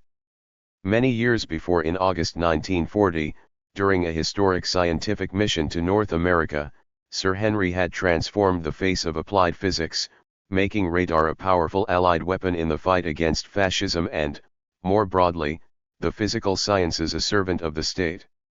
Now, a decade later, Tizard was instrumental in fostering Allied behavioral research that made psychological torture NATO's secret weapon against communism and cognitive science the handmaiden of state security. Apart from the considerable prestige he brought to this meeting, Tizard also wielded enormous formal power as the Grand Boffin of Britain's nexus of military scientific committees: the Defence Research Policy Committee, the Advisory Council on Scientific Policy, the Joint Intelligence Bureau, and the Commonwealth Committee on Defense Science. 45. With his magisterial authority and the mannerisms of an intelligent frog, Sir Henry opened the Montreal session by saying there had been nothing new in the interrogation business since the days of the Inquisition. Although, according to the CIA's minutes, he urged emphasis on propaganda and political warfare, the discussion gradually convinced him of the promise of behavioral research. Significantly, the principals agreed there was no conclusive evidence that the Soviets had made anything akin to revolutionary progress, and dismissed their interrogation techniques as remarkably similar to the age-old methods. Behind closed doors, therefore, the defensive pretense for this cruel science evaporated. Instead, these cold warriors decided to pursue control over human consciousness for its own sake, agreeing on a joint research program to further their Cold War operations. 46 Within just a few years, this effort would include a British intelligence research unit at Marraysfield, Sussex, an Anglo-American facility near Frankfurt for lethal experiments on captured Soviet bloc expendables, CIA-funded psychology research at leading U.S. universities, periodic conferences to exchange results, and, above all, classified Canadian studies of sensory deprivation at McGill. 47. Among the Canadians present at the June 1951 meeting was Hebb, then chair of the Human Relations and Research Committee of the Canadian Defence Research Board, who received, from 1951 to 1954, a modest defense grant of $10,000 under Contract X-38 to study sensory deprivation. 1 year later, Hebb reported on his research into the effects of radical isolation upon intellectual function at a secret symposium convened by Canada's Defence Research Board. Using student volunteers at McGill, where he was also head of the psychology department, Hebb had discovered that even short-term deprivation produced a devastating impact on the human psyche. After just 2 to 3 days in his isolating black box, Hebb found that the subject's very identity had begun to disintegrate. What had the doctor done? Drugs? Electroshock? Threats? No, something far simpler, far more fundamental. 48.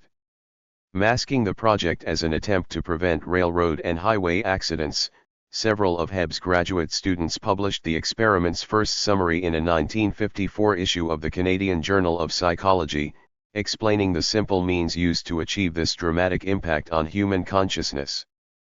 Their subjects, 22 male college students, were paid twice the average daily wage just to lie in a lighted cubicle 24 hours a day with all sensory stimuli muted, light diffused by translucent goggles, auditory stimulation limited by soundproofing and constant low noise, and tactual perception blocked by thick gloves and a U-shaped foam pillow about the head.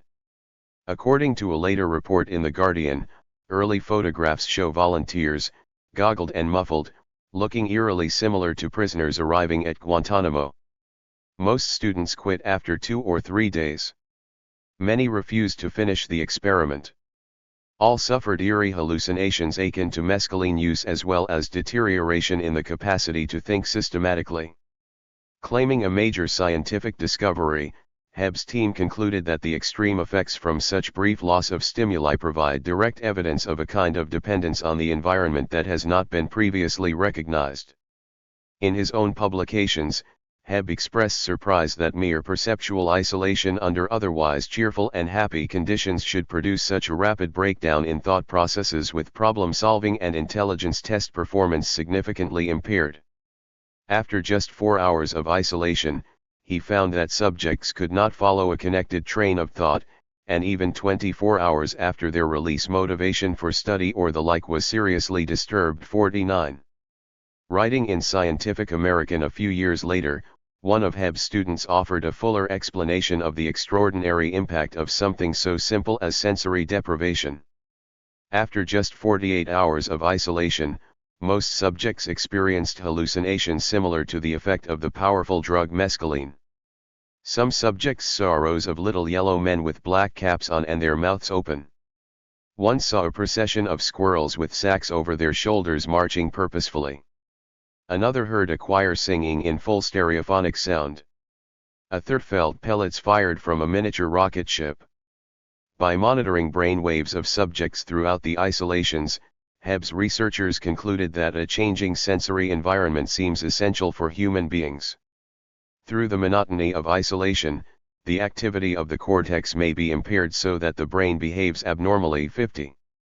Dr. Donald O. Hebb's experimental cubicle, constructed at McGill University in Montreal, to study the effect of protracted isolation. Though these results might seem, at first glance, benign if not banal, their implications, when developed by Hebb's less ethical successors in this larger CIA interrogation project, would allow a devastating assault on the human psyche. Once refined by further testing, the research discovered a human mental equilibrium so delicate that just a few simple tools, goggles, gloves, and a foam pillow could induce a state akin to acute psychosis in many subjects within just 48 hours. The CIA's Technical Services Division was remarkably quick to recognize the implications of Hebb's experiments among the hundreds of projects backed by millions of dollars in secret funding from 3 governments. As more than 6,000 psychologists filled New York City's Statler Hotel in September 1954 for the annual convention of the American Psychological Association, alone, anonymous CIA scientist moved among them, trolling the corridors for relevant research. There was surprisingly little of interest, the agent reported to his TSD chief, in the 445 research papers and 86 symposia.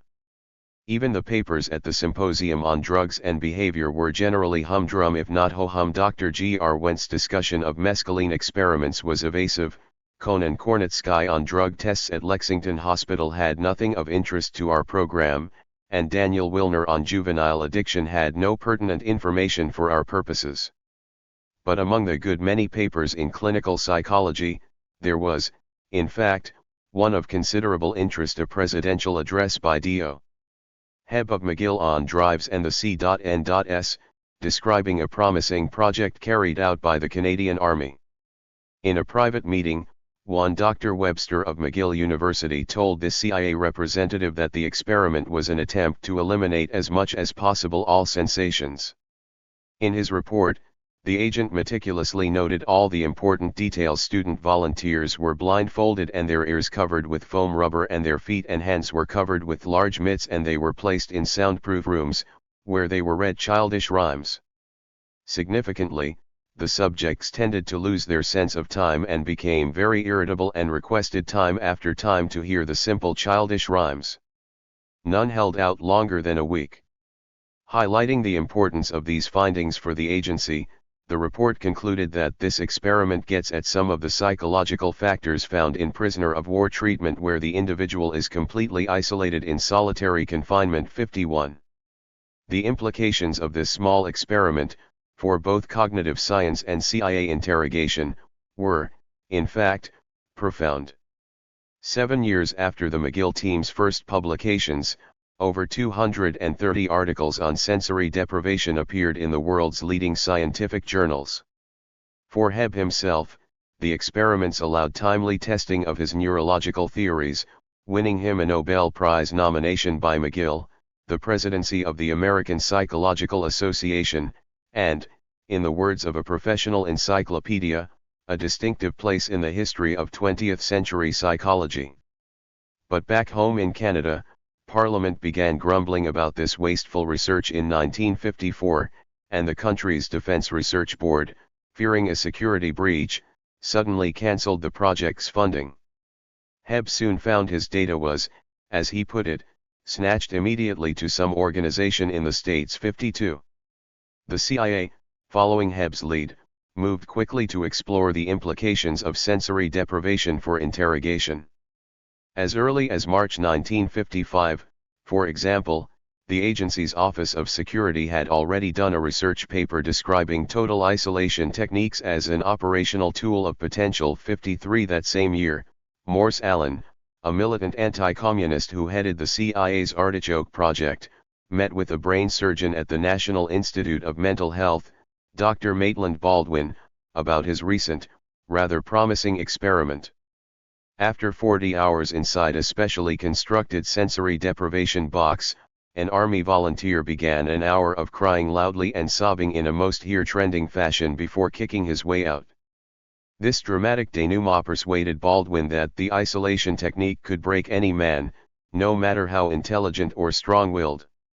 By now, Morse Allen felt further work with volunteers proved little, and wanted real-world testing of subjects for whom much is at stake, pressing even for terminal experiments to see how deeply coerced sensory deprivation could disturb the mind. Though feeling that anything more than 6 days of sensory deprivation would almost certainly cause irreparable damage, Baldwin agreed to do these terminal-type tests if the agency would provide both subjects and cover. In the end, however, a CIA medical officer blocked the project as immoral and inhuman, suggesting that those who favored the experiment might volunteer their heads for use in Dr. Baldwin's Nobel Project 54. But the stakes were too high for moral concerns to stop this critical pursuit. In another non-coercive experiment at the National Institute of Mental Health in 1955-56, Dr. John C. Lilly, later famed for his work with dolphins, immersed 2 volunteers in a tank containing slowly flowing water, eyes covered with blacked-out mask, and an extremely low sound level.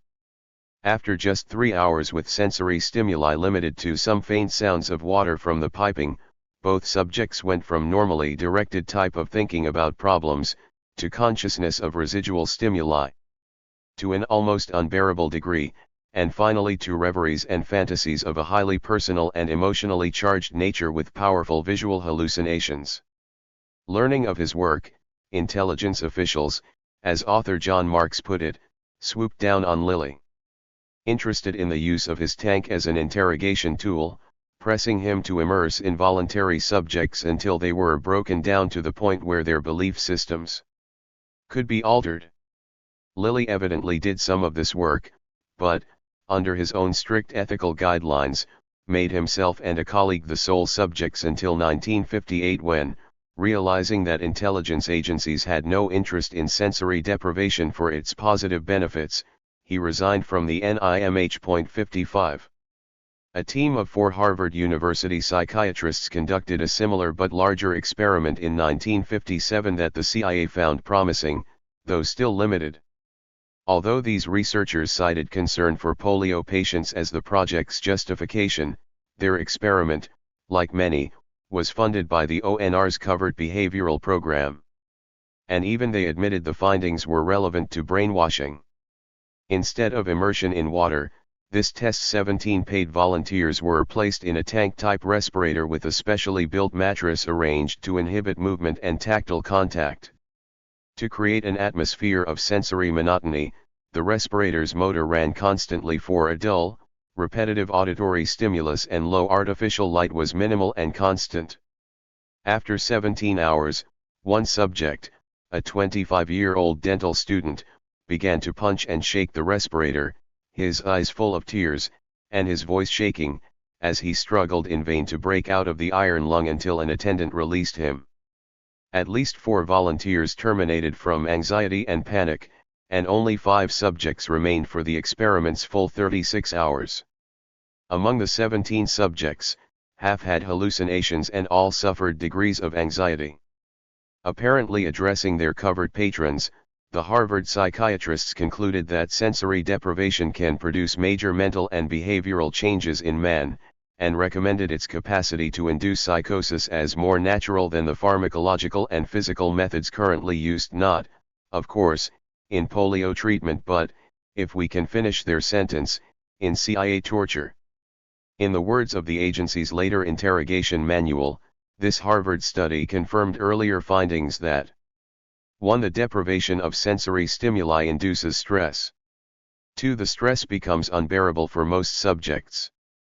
3. The subject has a growing need for physical and social stimuli, and 4. Some subjects progressively lose touch with reality, focus inwardly, and produce delusions, hallucinations, and other pathological effects. 56. As testimony to the significance of sensory deprivation, in June 1958 the intelligence community funded, under a covered ONR behavioral contract also numbered NONR 1866, a special symposium at Harvard Medical School.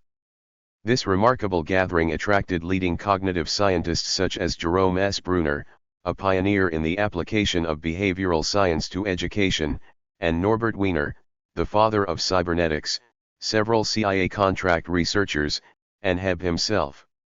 Although the Harvard convener hailed Hebb for courageously acting on his ingenious idea of studying sensory deprivation, the honoree limited his participation to a public confession that the work had not been done for prevention of railway accidents but dealt, actually, with the problem of brainwashing, although he was not permitted to say so in the first publishing. A colleague of Hebb's gave the first full report of the experiments, admitting that one of their main aims was to measure the subject's susceptibility to propaganda, which had increased markedly in isolation. Most significantly, their experiment had established that variation in the sensory environment would contribute to the breakdown of the organized activity of complex central processes in the brain. In short, anyone could produce surprisingly drastic effects on consciousness by simple, nonviolent changes in the environment: heat, sound, sight, and touch. 57. Another symposium paper, by Dr. George E. Ruff, a University of Pennsylvania psychiatrist doing sensory deprivation research for the Air Force, indicated the potential of this work for prisoner interrogation, noting that all experiments to date had allowed the subject to leave the chamber if he wants out. Ruff predicted, in words that the agency should have found enticing, that involuntary isolation would produce behavior unlike that observed where an escape route is available. 58. With ample funding from the Army and the National Science Foundation, another seminar participant, Princeton psychologist Jack A. Vernon, soon replicated Hebb's stunning results on 100 students, showing, first, that physical violence in interrogation appears unwise or counterproductive and, by contrast, that nonviolent sensory deprivation could be used to build a very effective brainwashing technique. 59. Then, in 1960, one of the agency's most active contractors, Lawrence Hinkle of Cornell, confirmed the significance of Hebb's research for the CIA's mind control effort. Through a comprehensive review of interrogation for the purposes of intelligence, Hinkle found Hebb's work, in light of the neurological literature, the most promising of all known techniques. It has long been the custom, Hinkle noted, of captors, police, and inquisitors, to isolate their prisoners in places that are cold, damp, hot, unventilated, unsanitary, uncomfortable, and so on, to deprive them of food, fluids, sleep, and rest and medical care, and to beat, torture, harry, overwork and threaten them, as well as question them interminably with leading questions. But which of these methods, Hinkle asked, is most effective? All the standard interrogation techniques have varying, unpredictable, impacts on the brain's functioning, and even the most venerable police procedures incur a risk by generating compliant behavior without necessarily eliciting accurate information.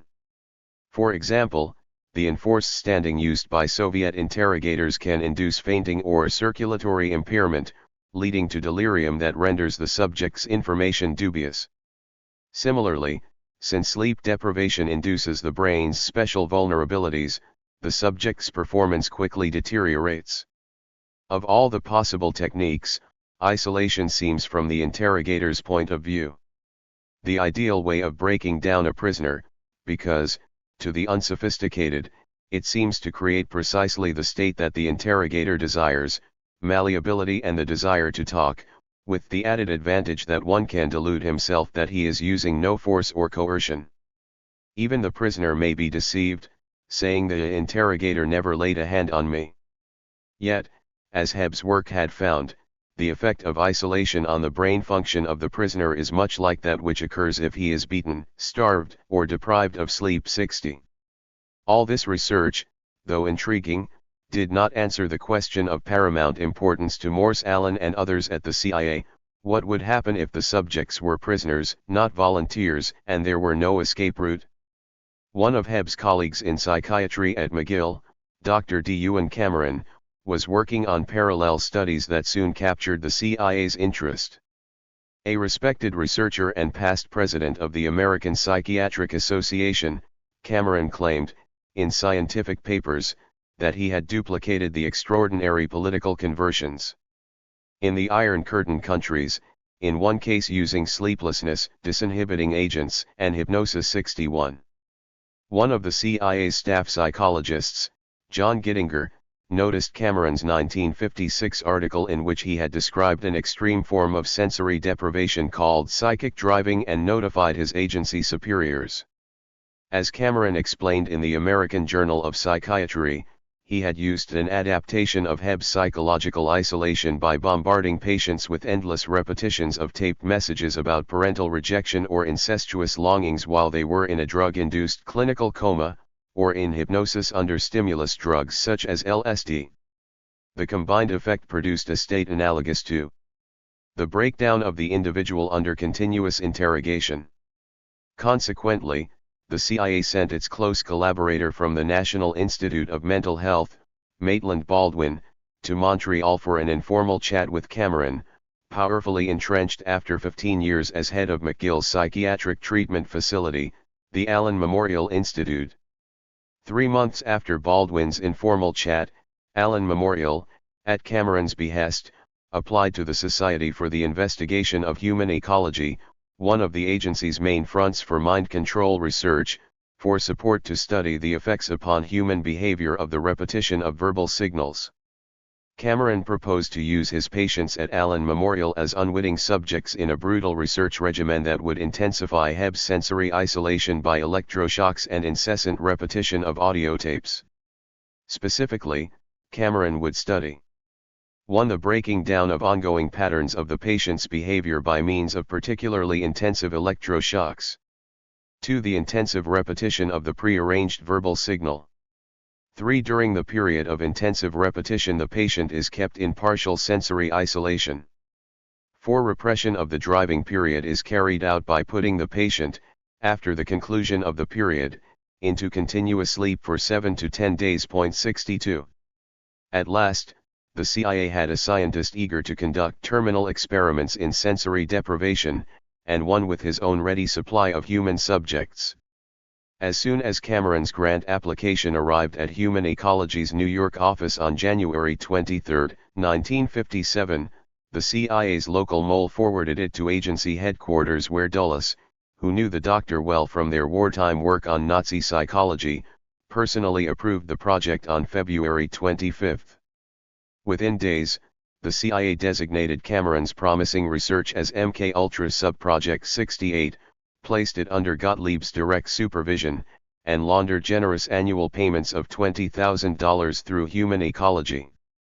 Between 1957 and 1963, approximately 100 patients admitted to the Allen Institute with moderate emotional problems became unwitting or unwilling subjects in an extreme form of behavioral experimentation conducted under the cover of treating schizophrenia.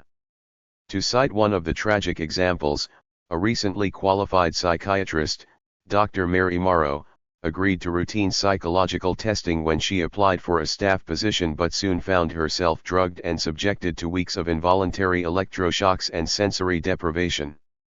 In another case, a young housewife, Janine Heward, who had sought help for ordinary postpartum depression, was given a similarly dangerous cocktail of drugs, electrical shock, and protracted sleep. In these CIA-funded experiments, Cameron was using his patients to test a 3-stage method for what he called depatterning. First, drug-induced coma for up to 86 days, next, electroshock treatment 3 times daily for 30 days, and, finally, a football helmet clamped to the head for up to 21 days with a loop tape repeating, up to 500,000 times, messages like "My mother hates me." In contrast to Hebb's 6-day maximum for voluntary isolation, Cameron confined one patient, known only as Mary C., in his box for an unimaginable 35 days of total sensory deprivation. Cameron claimed his methods were producing a real breakthrough. In May 1960, for example, he told an Air Force conference that his experiments using strict sensory isolation, making his patients de facto prisoners, had proven much more disturbing to the human psyche than Hebb's voluntary, or self-imposed, deprivation by student volunteers. 63. But by late 1963, after 7 years of support, the CIA, with Dulles now retired, grew tired of the limited practical results and terminated Cameron's project. Canadians had come to regard him as a crackpot, with Hebb branding his colleague as criminally stupid and Soland saying his work was something the Defense Research Board would have no part in. 6 months later, Cameron, stripped of all funding, suddenly resigned as director of Allen Memorial, packed all the papers from MK Ultra Sub-Project 68 into his car, and drove across the border into New York State. 64. In 1967, 3 years after Cameron's sudden resignation, the Allen Institute conducted a follow-up study and found that 60% of the 79 subjects who had reached stage 3 of his depatterning were still suffering persistent amnesia. In addition, a full 23% of his former subjects had serious physical complications. After the press exposed Cameron's CIA funding in 1980, 9 of his former patients filed a civil suit against the agency in Washington. 2 litigants, Mary Morrow and Janine Heward, were still suffering from prosopagnosia, a brain disorder that blocks recognition of faces or even common objects. After a federal judge rejected a CIA motion to dismiss in October 1988, the agency settled out of court for the legislated maximum of $750,000. About the same time, the Canadian government made an even more miserly payment of $180,000 to 9 victims. The following May, the president of the American Psychiatric Association, Dr. Paul Fink, issued a formal statement expressing our deep regret that psychiatric patients became unwitting participants in those experiments. By contrast, the Canadian Psychiatric Association closed ranks and refused to apologize, instead issuing a statement that praised Allen Memorial's contributions to their profession. 65. In these years of covert experimentation, other contract researchers identified a second key element in the agency's emerging paradigm: self-inflicted pain. This discovery emerged from a series of studies by 2 respected neurologists at Cornell Medical Center, Lawrence Hinkle and Harold Wolff, who founded the Human Ecology Society in 1953-54, soon making it the most important CIA conduit for legitimate scientific research. In his proposal offering to bend behavioral science to the agency's needs, Wolff asked the CIA to provide all its information on interrogation and intimidation to facilitate his comprehensive review of human control, the precursor, he said, to experimental investigations designed to develop new techniques of offensive/defensive intelligence use. In a revealing passage, Wolff's grant proposal promised that potentially useful secret drugs will be similarly tested. To conduct this risky research, Wolff made clear that we expect the agency to make available suitable subjects and a proper place for the performance of necessary experiments. With generous CIA funding of $5 million for just 3 years of operations, the Human Ecology Society backed innovative research by its 2 principals and allowed the agency access to the country's leading behavioral scientists. From 1955 to 1958, for example, the CIA channeled funds through Human Ecology to test LSD on 26 sexual psychopaths at Ionia State Hospital in Michigan. In a synergy of the covert and the overt, the agency also laundered nearly $200,000 through the society to support research into cultural differences, producing more effective propaganda techniques for the CIA and assisting the ascent of the researcher, Dr. Charles Osgood, to the presidency of the American Psychological Association. 66. With backing secured, Hinkle and Wolff conducted a seminal study of communist interrogation for the CIA's TSD in 1956. In a sanitized version of their findings published by the Archives of Neurology and Psychiatry, the authors reported that successful communist interrogation relied not on esoteric brainwashing with drugs or electroshock but on standard police practices that the KGB had inherited from its Tsarist predecessor. After 4 weeks of isolation, anxiety, lack of sleep, uncomfortable temperatures, and chronic hunger, most Russian prisoners suffered profound disturbances of mood that made them willing to cooperate with their KGB interrogators. Instead of exotic methods, the KGB simply made victims stand still for 18 to 24 hours, producing excruciating pain as ankles double in size, skin becomes tense and intensely painful, blisters erupt oozing watery serum, heart rates soar, kidneys shut down, and delusions deepen. After seizing power in 1949, Chinese communists adopted many of the Soviet procedures, although they also employed monocles and leg chains, no longer used by the KGB.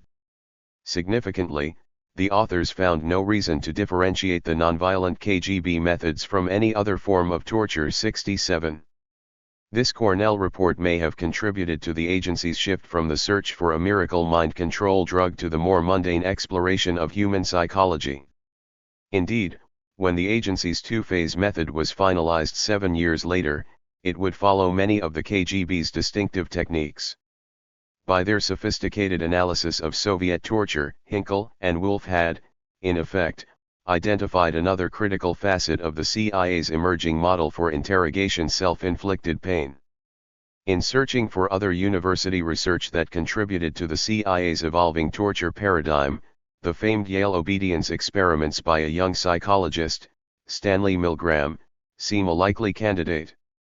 Since the agency regularly laundered MK-Ultra funds through other federal agencies to some 185 non-government researchers and has refused to release their names, we have no way of knowing the full scope of academic investigation that might have advanced the CIA's study of torture. 68 But the timing, at the peak of the agency's academic involvement, and the topic, torture, raise the possibility that Milgram's work may well have been a part of its larger mind control project. And, of equal import, his close ties to the ONR lend substance to this speculation. Moreover, Yale senior psychologist, Irving L. Janis, had written the seminal Air Force study of the Soviet mind control threat, recommending the sort of experiment Milgram now proposed. 69. After the American Council for Learned Societies rejected Milgram's application for $2,000 to test the effect of mescaline on art appreciation in late 1960, he wrote Luigi Petrullo, head of the ONR's group psychology branch, proposing to study whether ordinary people would torture innocent victims with electric shock. After follow-up correspondence with the ONR, Milgram expanded his slender research design and, in January 1961, a period when the CIA's mind control studies were focused fully on human psychology, applied to the National Science Foundation for a grant to study the dynamics of obedience. After sending a 3-man review team to New Haven and receiving assurances from its own legal counsel that liability for any damage to the subjects would be Yale's, the NSF gave Milgram a substantial $24,700 grant, an exceptional mix of caution and largesse that hints at NSF reluctance and possible ONR or CIA pressure. Indeed, in later years when Milgram proposed other projects without ONR's backing, the NSF rejected all his applications, even though they featured a similar method using a mechanical device to test aspects of human behavior. 70. With this generous federal grant, Milgram tested 40 ordinary residents of New Haven, Connecticut, to see if they would, on command, torture a helpless victim with escalating electric shocks. Skillful staging lent authority to these commands. At Yale's elegant interaction laboratory, a uniformed experimenter seated the subjects before an impressive machine labeled shock generator type ZLB and ordered them to activate 30 switches, ranging from 15 to 450 volts. At 75 volts, the victim, who was actually a railroad auditor acting out this role, gave a little grunt. At 315 volts, he produced a violent scream. And after 330 volts, he was not heard from. When the volunteers heard but could not see the victim, 65% of them flicked switches on command all the way to the supposedly fatal maximum level, 450 volts. If the volunteers were asked just to assist, but not to act, compliance was almost 100%. If, by contrast, a non-authority figure without the white coat gave the commands, obedience was zero. In some subjects, the test induced what Milgram called extreme levels of nervous tension marked by sweating, trembling, and stuttering. One poised businessman was, Milgram said, reduced in just 20 minutes to a twitching, stuttering wreck, who was rapidly approaching a point of nervous collapse.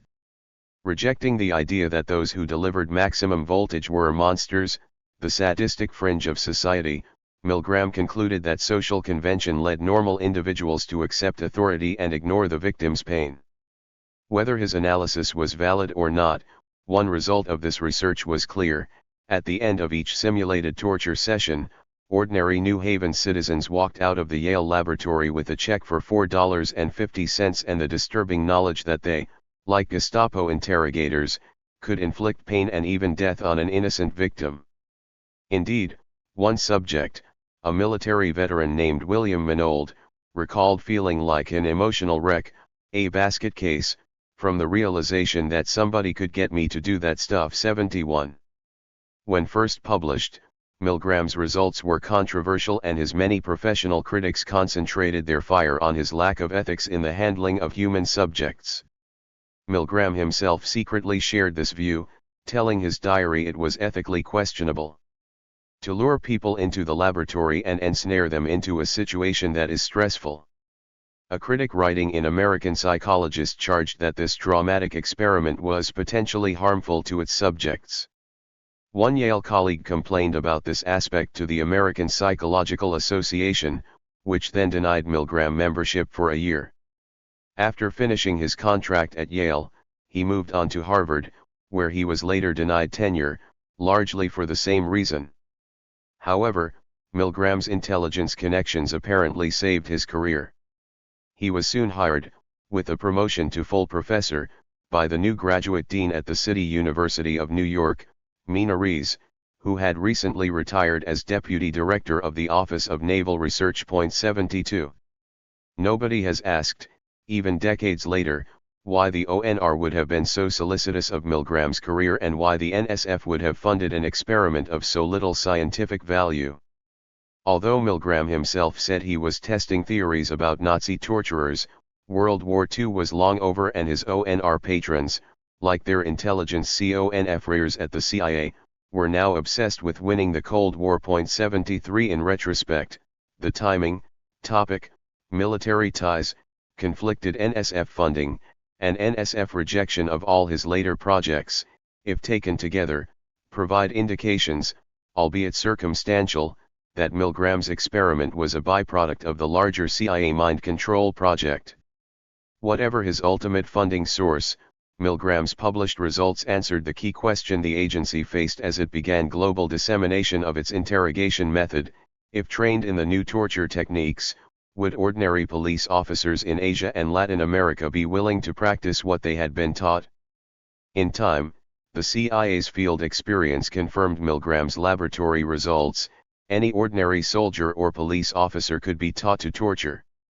By the early 1960s, the CIA was ready to move beyond research to application. Most important, the years of secret experimentation had convinced agency scientists that esoteric methods simply did not work and more basic psychological techniques were, by contrast, devastatingly effective. As the CIA psychologist John Gittinger later told the U.S. Senate, the general idea we were able to come up with is that brainwashing was largely a process of isolating a human being, keeping him out of contact, putting him under long stress in relationship to interviewing and interrogation, without having to resort to any kind of esoteric means. 74. At the same time, in 1963, the CIA's Inspector General discovered the super-secret MK-Ultra project during a routine audit and compiled a 24-page report for the director condemning these experiments for putting the rights and interests of all Americans in jeopardy. The report noted that research in the manipulation of human behavior is considered by many authorities in medicine to be professionally unethical. Significantly, the inspector added, some aspects of MK-Ultra raise questions of legality under the CIA's charter. 75. The inspector was particularly critical of the program's drug testing on unwitting subjects, since the agents were not qualified scientific observers and had no way of treating subjects who became seriously ill. 76. In response to this report, the CIA suspended MK-Ultra. But powerful backers such as Richard Helms objected, saying that for over a decade clandestine services has had the mission of maintaining a capability for influencing human behavior. Though Helms warned the suspension threatened the agency's positive operational capability to use drugs, and thus won permission for experiments to continue at a lower level for another decade, the important research work had, by this point, been completed and investigations gradually drew to a close. 77. In 1963, the CIA distilled its findings in its seminal Kubark Counterintelligence Interrogation Handbook. For the next 40 years, the Kubark Manual would define the agency's interrogation methods and training programs throughout the Third World. Synthesizing the behavioral research done by contract academics, the manual spelled out a revolutionary two-phase form of torture that relied on sensory deprivation and self-inflicted pain for an effect that, for the first time in the 2 millennia of this cruel science, was more psychological than physical. Reflecting its underlying behavioral approach, the Kubark Manual proclaims, on page 1, that sound interrogation rests upon certain broad principles, chiefly psychological. The report's fundamental hypothesis is that effective questioning, both coercive and non-coercive, involves methods of inducing regression of the personality to whatever earlier and weaker level is required for the dissolution of resistance and the inculcation of dependence. Thus, all interrogation techniques are essentially ways of speeding up the process of regression. As the subject clings to a world that makes some sense and struggles to reinforce his identity and powers of resistance, the interrogator counters with a confusion technique. Designed not only to obliterate the familiar but to replace it with the weird until this systematic assault on personal identity becomes mentally intolerable. 78. Such confusion can best be effected by attacking the victim's sense of time, by scrambling the biorhythms fundamental to every human's daily life. Creation of existential chaos starts from the moment of arrest, which achieves, if possible, surprise and the maximum amount of mental discomfort in order to catch the suspect off balance and to deprive him of the initiative. Then, in words repeated almost verbatim 20 years later in the CIA's Honduran Training Handbook, Kubark suggests interrogators engage in the persistent manipulation of time, by retarding and advancing clocks and serving meals at odd times 10 minutes or 10 hours after the last food was given. Day and night are jumbled. By thwarting the detainee's effort to keep track of time, to live in the familiar past, interrogators are likely to drive him deeper and deeper into himself, until he is no longer able to control his responses in an adult fashion. 79. The manual then goes on to spell out the essential features of the CIA's psychological paradigm. The more completely the place of confinement eliminates sensory stimuli, the report reads, drawing on the McGill research by Hebb and Cameron, the more rapidly and deeply will the interrogatee be affected. Results produced only after weeks or months of imprisonment in an ordinary cell can be duplicated in hours or days in a cell which has no light, which is soundproofed, in which odors are eliminated, etc. In this first stage, interrogators are instructed to employ simple, nonviolent techniques, such as hooding or sleep denial, to disorient the subject. To intensify this confusion, they might also attack personal identity, often with personal or sexual humiliation. Explaining the destructive force of self-inflicted pain, Kubark states, it has been plausibly suggested that, whereas pain inflicted on a person from outside himself may actually focus or intensify his will to resist, his resistance is likelier to be sapped by pain which he seems to inflict upon himself. 80. Citing Albert Biederman's BSSR study on coercion approvingly, the Kubark Manual argues that the threat to inflict pain can trigger fears more damaging than the immediate sensation of pain in effect, restating the paradigm's key principle that psychological pain is more devastating than its physical variant. But to render their threats credible under actual field conditions, interrogators might sometimes accelerate the prisoner's disorientation by inflicting physical pain through beatings, electric shock, or more malign methods. Once the subject is disoriented, interrogators can then move on to the stage of self-inflicted pain through techniques such as enforced standing with arms extended. In this latter phase, victims are made to feel responsible for their own suffering, thus inducing them to alleviate their agony by capitulating to the power of their interrogators. In assessing Biederman's major research, The Manipulation of Human Behavior, the Kubark Manual comments critically that its contributions consistently demonstrate too theoretical an understanding of interrogation and it has practically no valid experimentation. Similarly, Kubark noted that experiments at McGill University, the National Institute of Mental Health, and other sites have attempted to come as close as possible to the elimination of sensory stimuli. Some of these findings point toward hypotheses that seem relevant to interrogation, but conditions like those of detention for purposes of counterintelligence interrogation have not been duplicated for experimentation. 81 This deficiency, the lack of verifiable results from human subjects, would soon be resolved as the CIA began to apply its paradigm, particularly in South Vietnam.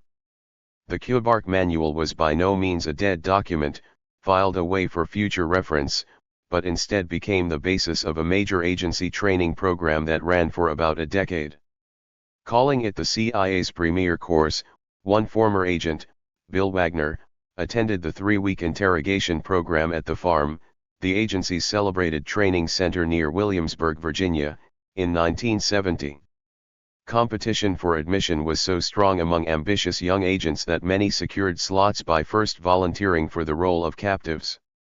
For weeks, these volunteers, following the Kubark method, were deprived of sleep, kept doused with water in cold rooms, forced to sit or stand in uncomfortable positions for long periods, isolated from sunlight and social contacts, given food deliberately made unappetizing, and subjected to mock executions.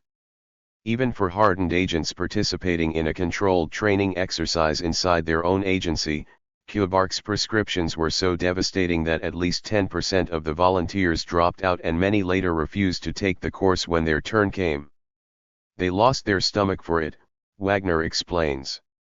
By the time this controversial program was shut down during Congress's investigations of the agency in the mid-1970s, an entire generation of CIA agents and interrogators had been trained in psychological torture. 82. Beyond the obvious effectiveness of the CIA's new methods, psychological torture afforded intelligence agencies everywhere an additional advantage, leaving none of the usual signs. The practice easily eluded even the strictest of human rights protections. This feature was made clear by Britain's experience, where the interrogation was used, with limited gains and high political costs, in a global campaign against terrorists. By 1957, as Cameron was launching his CIA research at McGill University, Britain had established the Intelligence Research Unit at Marray's Field and, within 2 years, completed tests verifying the Canadian findings. As reported in a 1959 issue of the British medical journal Lancet, an experiment with 20 volunteers at Lancaster Moor Hospital, a government mental institution, replicated every detail of Hebb's experiment, including the goggles, gloves, and, in a slight variation, a soundproofed cubicle, the latter specially constructed at great cost with unidentified funds. All subjects passed through stages of agitation, thinking difficulties, and finally, panic. Despite strong incentives to continue, 14 quit within 48 hours. 5 suffered nightmares, of which drowning, suffocating, and killing people and sea were features. Despite the surface legitimacy of its publication in Lancet, the timing and cost of the experiment make it likely that this was military, not medical, research. Leaving aside the question of funding, this test of sensory deprivation had produced even greater emotional disturbance than its Canadian original, providing ample evidence of its efficacy for British intelligence. In the early 1960s, Britain's military began training its elite forces in these psychological methods, offensively to conduct counterinsurgency, and defensively to survive the stress of capture. 83. In the violent eclipse of the British Empire, These interrogation techniques, as a later official inquiry reported, played an important part in counter-insurgency operations. In the British Cameroons, Brunei, British Guyana, Aden, Borneo/Malaysia. After allegations of brutality by its forces, Britain adopted, in February 1965, a joint directive on military interrogation that cited the Geneva Conventions to bar any violence to life and person or outrages upon personal dignity. Explaining the logic of these prohibitions, the directive stated that torture and physical cruelty of all kinds are professionally unrewarding, since a suspect so treated may be persuaded to talk but not to tell the truth. The directive stated forcefully that successful interrogation calls for a psychological attack. 84 After further allegations of cruelty and torture at the British Army's interrogation centre in Aden during an Arab terror campaign in 1966, an official inquiry by Roderick Bowen, QC, added requirements for external supervision. 85 But despite these restrictions, British intelligence evidently preserved its knowledge of the psychological practices that were now, under these tighter guidelines, at the cusp of illegality. When a record 304 bombs erupted across Northern Ireland between January and June 1971, London deployed this extreme interrogation against the underground Irish Republican Army. In effect, like France in Algeria and America in Iraq, Britain felt compelled to fight terror with torture. In April, the English Intelligence Centre gave Belfast's police, the Royal Ulster Constabulary, a top-secret training course in what were called the 5 techniques for interrogation in depth. Although all instruction was done orally and no orders were committed to writing or authorized in any official document, the British government later admitted that these methods had been approved at a high level. After investing security forces with special powers of summary arrest and limitless internment, Belfast unleashed Operation Demetrius on August 9, quickly sweeping up some 800 suspected IRA terrorists. 86. Among the hundreds arrested, 14 suspects were selected for a secret program to test the interrogation doctrine under field conditions. In the words of a later finding by the European Court of Human Rights, these 14 subjects were taken to unidentified centers where they were subjected to 5 particular techniques that were sometimes termed disorientation or sensory deprivation techniques. Their perverse simplicity and combined application revealed the influence of both Hebb's experiments and the CIA's two-phase method, with its trademark mix of sensory disorientation and self-inflicted pain. In the court's words, these techniques involved wall standing, forcing the detainees to remain for periods of some hours in a stress position, described by those who underwent it as being spread-eagled against the wall, with their fingers put high above the head against the wall, the legs spread apart and the feet back, causing them to stand on their toes with the weight of the body mainly on the fingers. Hooding, putting a black or navy-colored bag over the detainees' heads and keeping it there all the time except during interrogation. Subjection to noise, pending their interrogations, holding the detainees in a room where there was a continuous loud and hissing noise. Deprivation of sleep, pending their interrogations, depriving the detainees of sleep. Deprivation of food and drink, subjecting the detainees to a reduced diet during their stay at the center and pending interrogations. 87. Within weeks, press reports detailing these harsh measures forced Britain's Conservative government to appoint a committee of inquiry, chaired by Sir Edmund Compton, into allegations of physical brutality. In October 1971, while the committee was still investigating, the Times of London sparked a bitter debate in Parliament with an exposé of torture in Northern Ireland. Home Secretary Reginald Maudling defended the security forces, arguing that tough tactics were imperative because intelligence is of enormous importance in defeating gunmen. But a member from Northern Ireland, Frank McManus, shot back that the case was going before Europe's Court of Human Rights and the government was in serious danger of coming into serious international disrepute. 88. Published only 4 weeks later, the Compton Committee's report stoked these partisan fires with its contorted justifications for each of the 5 techniques. Wall standing for up to 43 hours provides security for detainees and guards. The hood serves a similar security function. The continuous noise bombarding detainees prevents their overhearing, and is thus a security measure. All these tough tactics were, Compton said, necessary against terrorists because information must be sought while it is still fresh, and thereby save the lives of members of the security forces and of the civil population. Although the wall standing did constitute physical ill treatment, the report insisted that there was no evidence at all of a major trauma. But how could Compton miss psychological torture so traumatic that, according to expert diagnosis, overt psychiatric illness was still evident over 2 years later? Hewing narrowly to his brief, Compton had focused on physical abuse. Treating each of the 5 techniques separately, he ignored their cumulative effect, a central feature of the CIA psychological paradigm. This extraordinary whitewash prompted a special parliamentary session, with the government justifying interrogation that yielded information of great value about individuals concerned in the IRA campaign, about the location of arms dumps and weapons. 89. In rapid-fire riposts to Compton and his defenders, Amnesty International explained that the purpose and effects of these techniques is to disorientate and break down the mind by sensory deprivation. These features won them, Amnesty said, special place in our catalog of moral crimes and made them as grave an assault on the human person as more traditional techniques of physical torture. 90. Amnesty's medical assessment and moral outrage were well-founded, astutely recognizing how psychological torture could more easily evade scrutiny than the physical variety.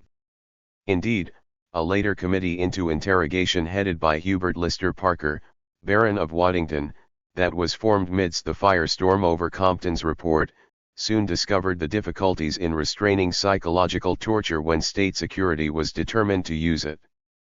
Parker's committee reviewed Hebb's original experiments, staged demonstrations of the techniques, and heard expert medical testimony that sensory isolation can induce an artificial psychosis or episode of insanity.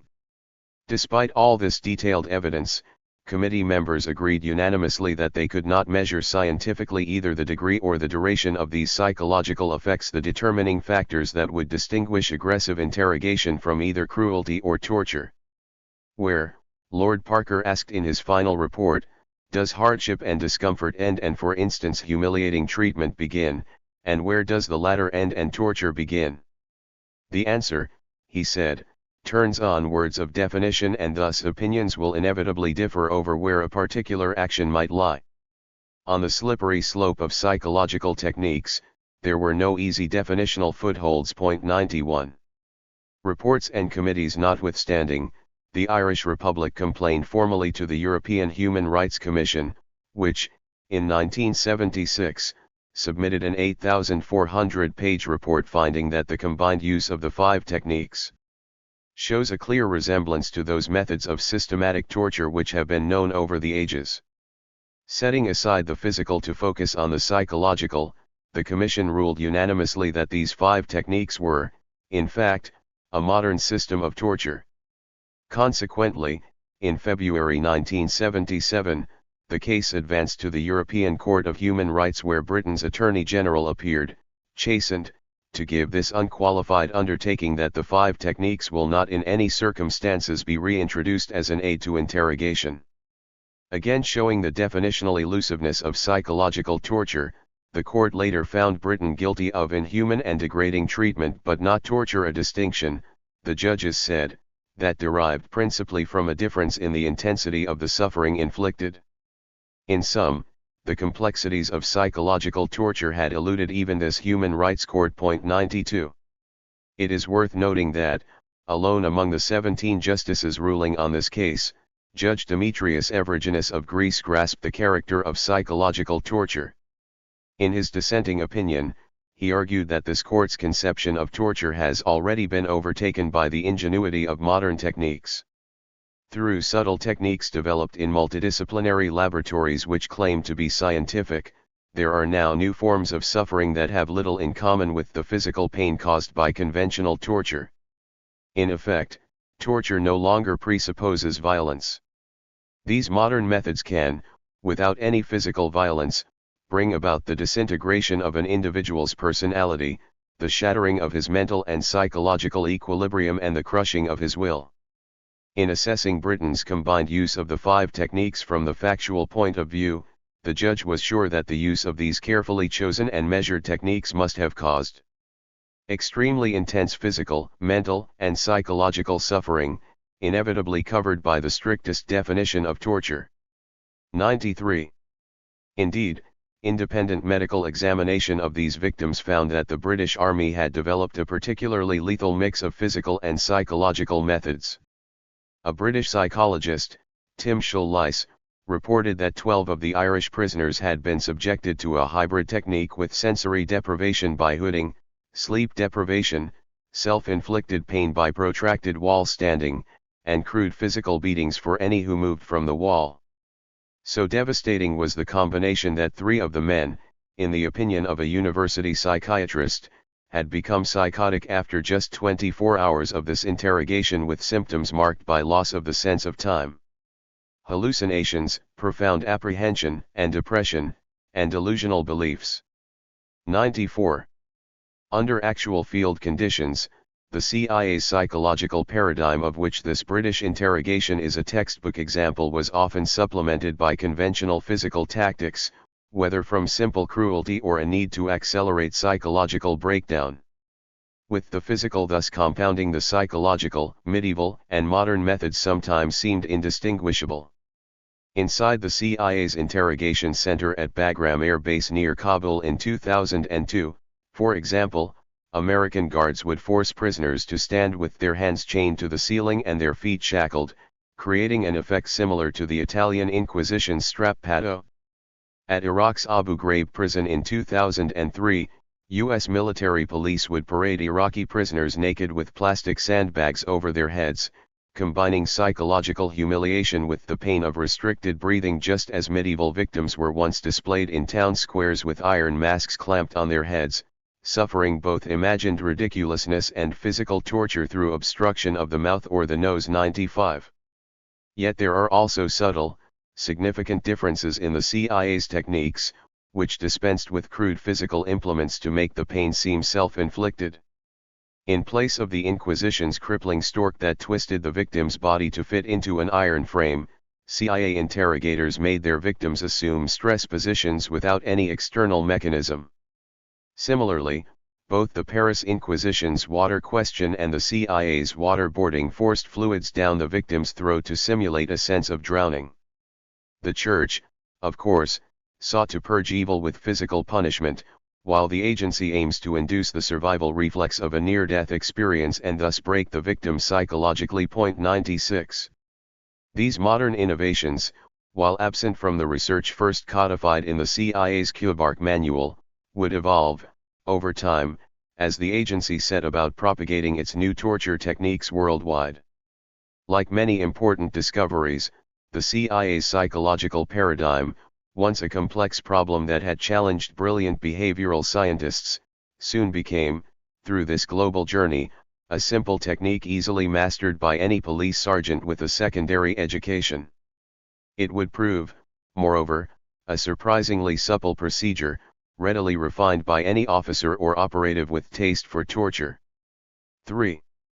Propagating torture.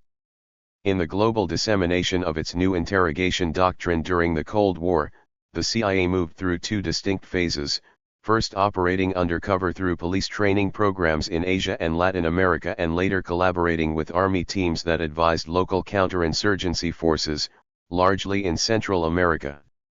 Throughout this 30-year effort, the CIA's torture training grew increasingly brutal, moving by degrees beyond the original psychological techniques to harsh physical methods through its experience in the Vietnam War. From 1962 to 1974, the CIA worked through the Office of Public Safety, a division of USAID that posted police advisors to developing nations. 1 Established by President John F. Kennedy in 1962, OPS grew, in just 6 years, into a global anti-communist operation with an annual budget of $35 million and over 400 U.S. advisors assigned worldwide. By 1971, the program had trained over 1 million police officers in 47 nations, including 85,000 in South Vietnam and 100,000 in Brazil. 2 Concealed amid the larger effort, CIA interrogation training soon proved controversial, as police agencies across the Third World became synonymous with human rights abuses, particularly in South Vietnam, Uruguay, Iran, and the Philippines. To launch this Cold War effort in the early 1960s, the Kennedy administration formed the Interagency Special Group, Counterinsurgency, whose influential members General Maxwell Taylor, National Security Advisor McGeorge Bundy, CIA Director John McCoy, and Undersecretary of State U. Alexis Johnson could cut across bureaucratic boundaries to get the job done. 3 As a National Security Action Memorandum indicated in 1962, the President desires that careful consideration be given to intensifying civil police programs in lieu of military assistance where such action will yield more fruitful results in terms of our internal security objective. 4 Although the police program is even more important than special forces in our global CI effort, said staff member Robert Comer in an April 1962 memo, finding a congenial home for this multi-agency initiative was to prove difficult. 5 In effect, the problem was how to expand U.S. aid's existing police program into an instrument for a more aggressive CIA internal security effort among Third World allies. The solution, apparently, was to increase the public safety program within U.S. aid and simultaneously place it under the control of CIA personnel, notably the program's head, Byron Engel. 6 During his decade as ops chief, Engel recruited CIA personnel for the program and provided close coordination with the agency's intelligence mission. 7 The hybrid nature of ops allowed CIA field operatives an ideal cover for dissemination of the agency's interrogation techniques. In South Vietnam, for example, ops trained Vietnamese police in what the U.S. chief advisor called stringent wartime measures designed to assist in defeating the enemy. At the provincial level, Vietnamese National Police field forces, trained by ops, worked with CIA mercenaries in apprehending suspected communists for interrogation. 8 In Latin America, the CIA used ops to recruit local police for training at a clandestine center in Washington, International Police Services, that operated behind a blind provided by USAID's International Police Academy. In its audit of ops in 1976, the General Accounting Office reported that there were allegations that the Academy taught or encouraged use of torture, but its investigation did not support a formal finding of that nature. 9 By contrast, Amnesty International documented widespread torture, usually by police, in 24 of the 49 nations that had hosted ops police training teams. 10 Staffers for Senator James Aburesk also found evidence of torture training at the IPA by examining student graduation theses. In his 1968 essay, for example, trainee Nicholas V. Fodenfoulos of Greece described the psychological tactics and techniques of an effective interrogation of reluctant witnesses by means of instrumental aids or drugs. 11 After devoting 4 pages of his 14-page thesis to a history of European torture, Lou Van Hue of the South Vietnam Police summarized lessons learned. We have 4 sorts of torture: use of force as such, threats, physical suffering, imposed indirectly, and mental or psychological torture. 12 In his 1971 paper, L. E. Vannon, also of the South Vietnam Police, defended torture, despite the fact that brutal interrogation is strongly criticized by moralists. Its importance must not be denied if we want to have order and security in daily life. 13 Elsewhere in its worldwide campaign, the CIA worked through public safety advisors in Brazil and Uruguay to provide local police with training and interrogation equipment.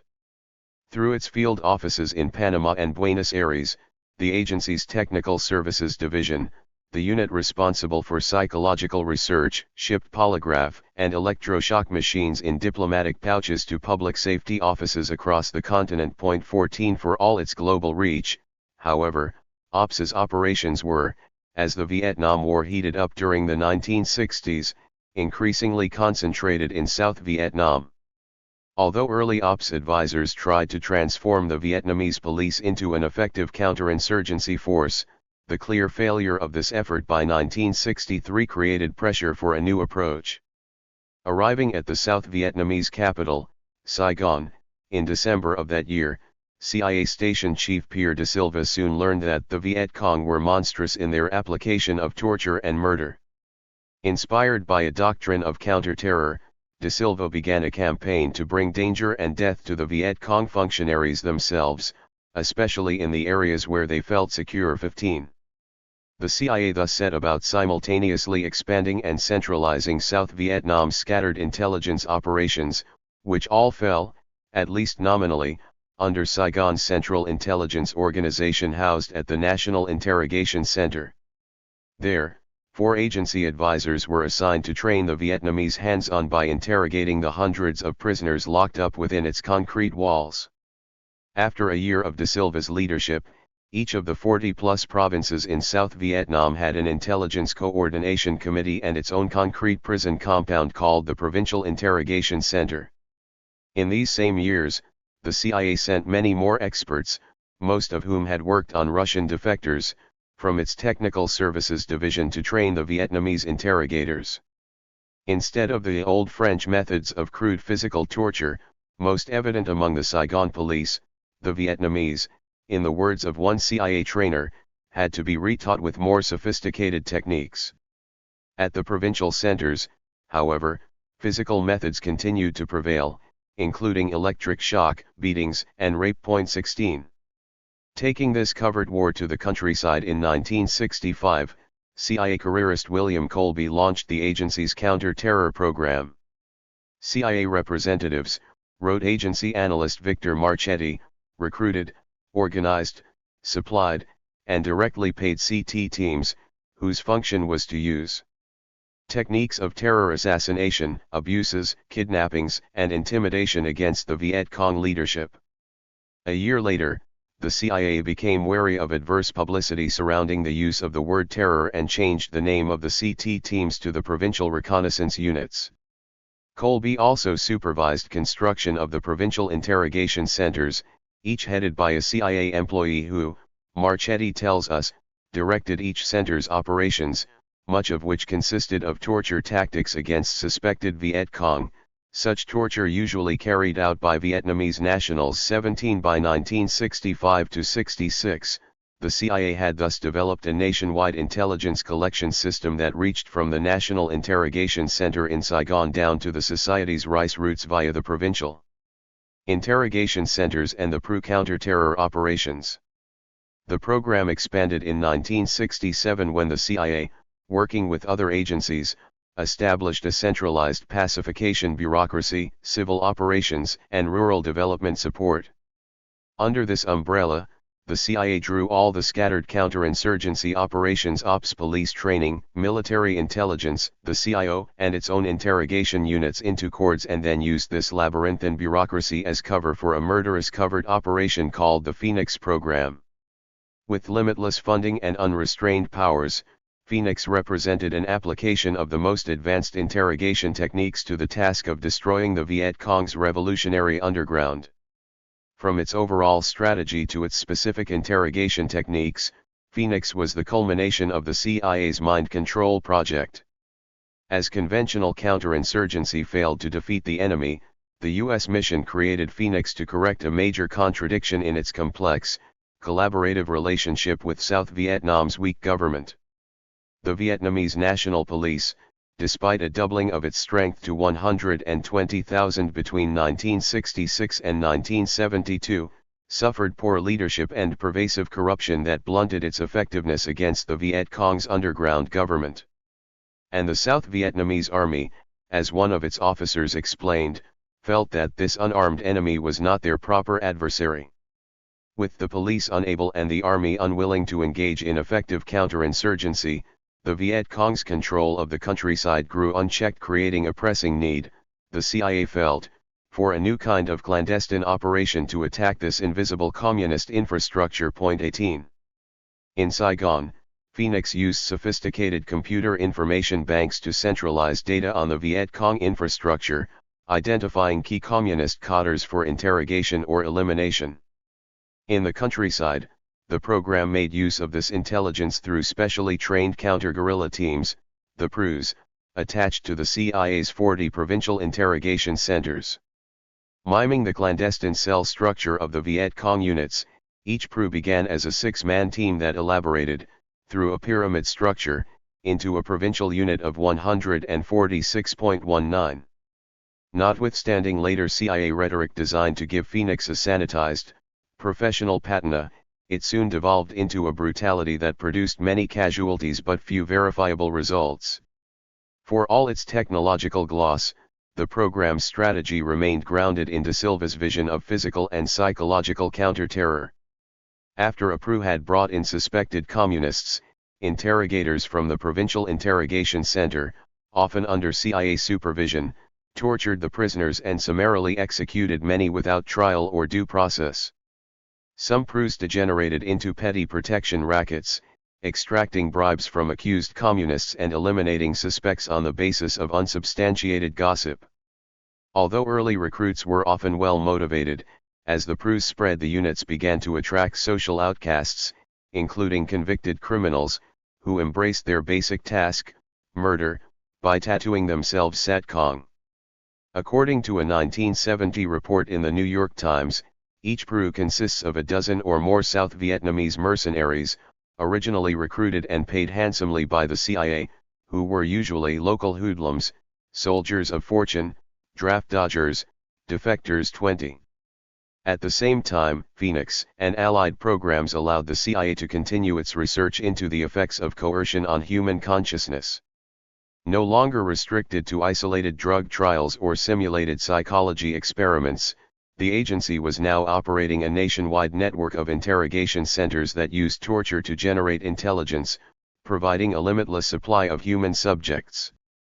In mid-1966, the agency sent a Page Russell electroshock machine and 3 psychiatrists, 2 from its staff and the third a California practitioner, Dr. Lloyd H. Cotter, to conduct experiments at Bien Hoa Mental Hospital, just north of Saigon. In effect, they were testing, under field conditions, whether Ewan Cameron's McGill patterning techniques could actually alter human behavior. As he explained in an article for the American Journal of Psychiatry, Cotter applied electroconvulsive treatment 3 times weekly and withheld food to force patients to work, finding himself impressed with the results. Simultaneously, inside a walled compound on the grounds of the same hospital, the 2 CIA doctors subjected several Viet Cong prisoners to a dozen electroshocks the first day and 60 during the next 7 days until one died. When the last prisoner expired a few weeks later, the CIA operatives packed up their machine and flew home without breaking any of the Viet Cong. 21. In similar experiments at Bien Hoa Hospital in July 1968, another CIA crew arrived with a skilled neurosurgeon who, in one journalist's account, implanted tiny electrodes in each brain of 3 Viet Cong prisoners. In the first rudimentary tests, the CIA behaviorists used radio frequencies to cause their subjects suddenly to defecate or vomit. Then, after placing the captives in a room and giving them knives, the CIA men, pressing the control buttons on their handsets, tried to arouse their subjects to violence. After a week of repeated failure, the scientists headed home while the prisoners were shot by Green Beret troopers and their bodies burned. 22. The character of CIA operations in Vietnam first emerged, albeit obliquely, in 1969, during the investigation of Colonel Robert B. Rolt, a West Point graduate and Special Forces commander, for the summary execution of a suspected Viet Cong spy named Tai Cac Nguyen. After the Green Berets captured a roll of film revealing that their Vietnamese operative was a double agent working for the enemy, they used sodium pentothal and lie detector tests, probably with CIA assistance, for an interrogation that supposedly confirmed his treason. Thinking the agency had ordered his elimination, the Special Forces unit at Nha Trang drugged Nguyen with morphine, shot him with a .22 caliber pistol, and dumped his body at sea. Furious, the U.S. commander in Vietnam, General Creighton Abrams, ordered a no-holds-barred investigation that culminated in murder charges against Colonel Rolt, his alleged triggerman Captain Robert F. Marasco, and 6 other Green Berets. At the behest of the Nixon White House, the CIA refused to allow its agents to testify, ultimately forcing the Army to back down and dismiss charges against Colonel Rold and his co-accused. In its analysis of the case, the New York Times argued that the killing was a product of confused intelligence operations that had been the impetus, 2 years earlier, for the formation of the Phoenix program to train Vietnamese assets in the fine art of silent killing. Indeed, Captain Marasco later admitted that he had shot the double agent on very clear orders from the CIA, and claimed that there had been hundreds of similar summary executions in South Vietnam. Despite the dismissal of charges, the investigation had alerted Congress and the public to the covert war against the Viet Cong, one that apparently included summary killings of suspected VC agents. 23. After nearly 4 years of these murky operations, Congress and the press finally exposed the Phoenix program in 1970. William Colby, Chief of Pacification in Vietnam, testified before the Senate Foreign Relations Committee that, in 1969 alone, Phoenix had killed 6,187 members of the 75,000-strong Viet Cong infrastructure. Although he admitted to some illegal killings, Colby rejected a suggestion by Senator J. William Fulbright that it was a program for the assassination of civilian leaders. 24. Despite mounting congressional opposition, the U.S. command, according to the New York Times, launched a renewed pacification effort in 1971, aimed at the neutralization of 14,400 communist agents by killing or capture. 25. In the wake of this press expose, the House Operations Subcommittee conducted the first wide-ranging congressional probe of CIA counterinsurgency operations, finding that Phoenix had killed 9,820 Viet Cong suspects in the past 14 months. "I am shocked and dismayed," said Representative Ogden R. Reed. "Assassination and terror by the Viet Cong or Hanoi should not, and must not, call forth the same methods by Saigon, let alone the United States, directly or indirectly." 26. Several days later, Colby told the subcommittee that Phoenix had killed 20,587 Viet Cong suspects since 1968. The Saigon government provided figures attributing 40,994 Viet Cong deaths to the Phoenix program. 27. When Reed charged that Phoenix was responsible for indiscriminate killings, Colby defended his program as an essential part of the war effort that was designed to protect the Vietnamese people from terrorism. Although the CIA had started the program, the agency, Colby explained, had already transferred the apparatus to the Vietnamese National Police so that it was now, in his words, entirely a South Vietnamese program. 28. In these same hearings, K. Barton Osborne, a military intelligence veteran who had worked with the Phoenix program in 1967-68, described the insertion of the 6-inch dowel into the ear canal of one of my detainees' ears and the tapping through the brain until he died, and the starving to death of a Vietnamese woman who was suspected of being part of the local political education cadre. He also recalled the use of electronic gear such as sealed telephones attached to the women's vagina and the men's testicles. Shock them into submission. In his 18 months with the Phoenix program, not a single VC suspect had survived interrogation. All these extra-legal, illegal, and covered procedures were, Osborne testified, found in the Defense Collection Intelligence Manual, issued to him during training at Fort Holabird. Adding to the lethal aura, by 1972 the Phoenix total for enemy neutralization had risen to 81,740 Viet Cong eliminated and 26,369 prisoners killed. 29.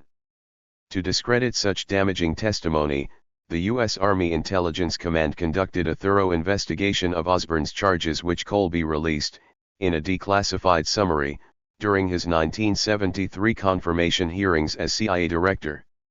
Though the Army's classified report nitpicked many of Osborne's secondary details, it did not challenge his overall sense of Phoenix's systematic brutality, a negative assessment confirmed by both eyewitness accounts and official studies. 30. In early 1968, for example, two Corps evaluators, John G. Lebrand and L. Craig Johnstone, conducted an official review of the program in two Corps, finding that, the truncheon and electric shock method of interrogation were in widespread use, with almost all advisors admitting to have witnessed instances of the use of these methods. The study found that most advisors claimed they did not personally take part in but turned their backs on them. Similarly, an American who advised Peru irregulars in Binh Thuan province during 1968-69, Richard Wellcome, indicated that Americans allowed their Phoenix allies wide latitude. Prisoners were abused. Were they tortured? It depends on what you call torture. Electricity was used by the Vietnamese, water was used, occasionally some of the prisoners got beat up. Were any of them put on the rack, eyes gouged out, bones broken? No, I never saw any evidence of that at all. Even Colby himself, the program's founder, admitted various of the things that Mr. Osborne alleges might have happened. In the wink-nudge, turn-a-blind-eye approach that Phoenix participants adopted to abuses by their Saigon allies, Colby added that Phoenix was not to be a program of assassination, and we issued instructions that not only were Americans not to participate, but they were to make their objections known. I did receive some reports of this nature, and took them up with the government of South Vietnam. I knew there were people killed, there is no question about it. But I certainly reject the idea that it was a systematic program of assassination. Reviewing this evidence, one recent rather conservative history of Phoenix concluded that the large majority of South Vietnamese interrogators tortured some or all of the communist prisoners in their care, and a smaller number tortured villagers suspected of collaborating with the communists. 31. As the Vietnam War wound down, public opinion, disturbed by impending defeat and reports of the harsh CIA tactics, created a climate for reform. In December 1974, New York Times reporter Seymour Hersh published a front-page story that the CIA's Operation Chaos had conducted illegal mail interception and phone tapping against anti-war activists. In response to these revelations, President Gerald Ford appointed Vice President Nelson Rockefeller to investigate, and both houses of Congress formed special inquiries. Instead of stonewalling, as then CIA Director Helms had done with the MK-Ultra files, Colby, by now director, skillfully restrained the inquiries by feeding investigators just enough information to convince them that they were uncovering the truth. 32 Not surprisingly, the Rockefeller Commission found that the CIA, in monitoring U.S. citizens, had done things that should be criticized, but concluded that the agency had already reformed itself. Alone among these inquiries, the Special Senate Committee, led by Frank Church, held hearings that probed aggressively for abuses. But a critical history of the CIA found that the Senate's inquiries into MK-Ultra and subsequent torture training programs did not go beyond the anecdotal. 33.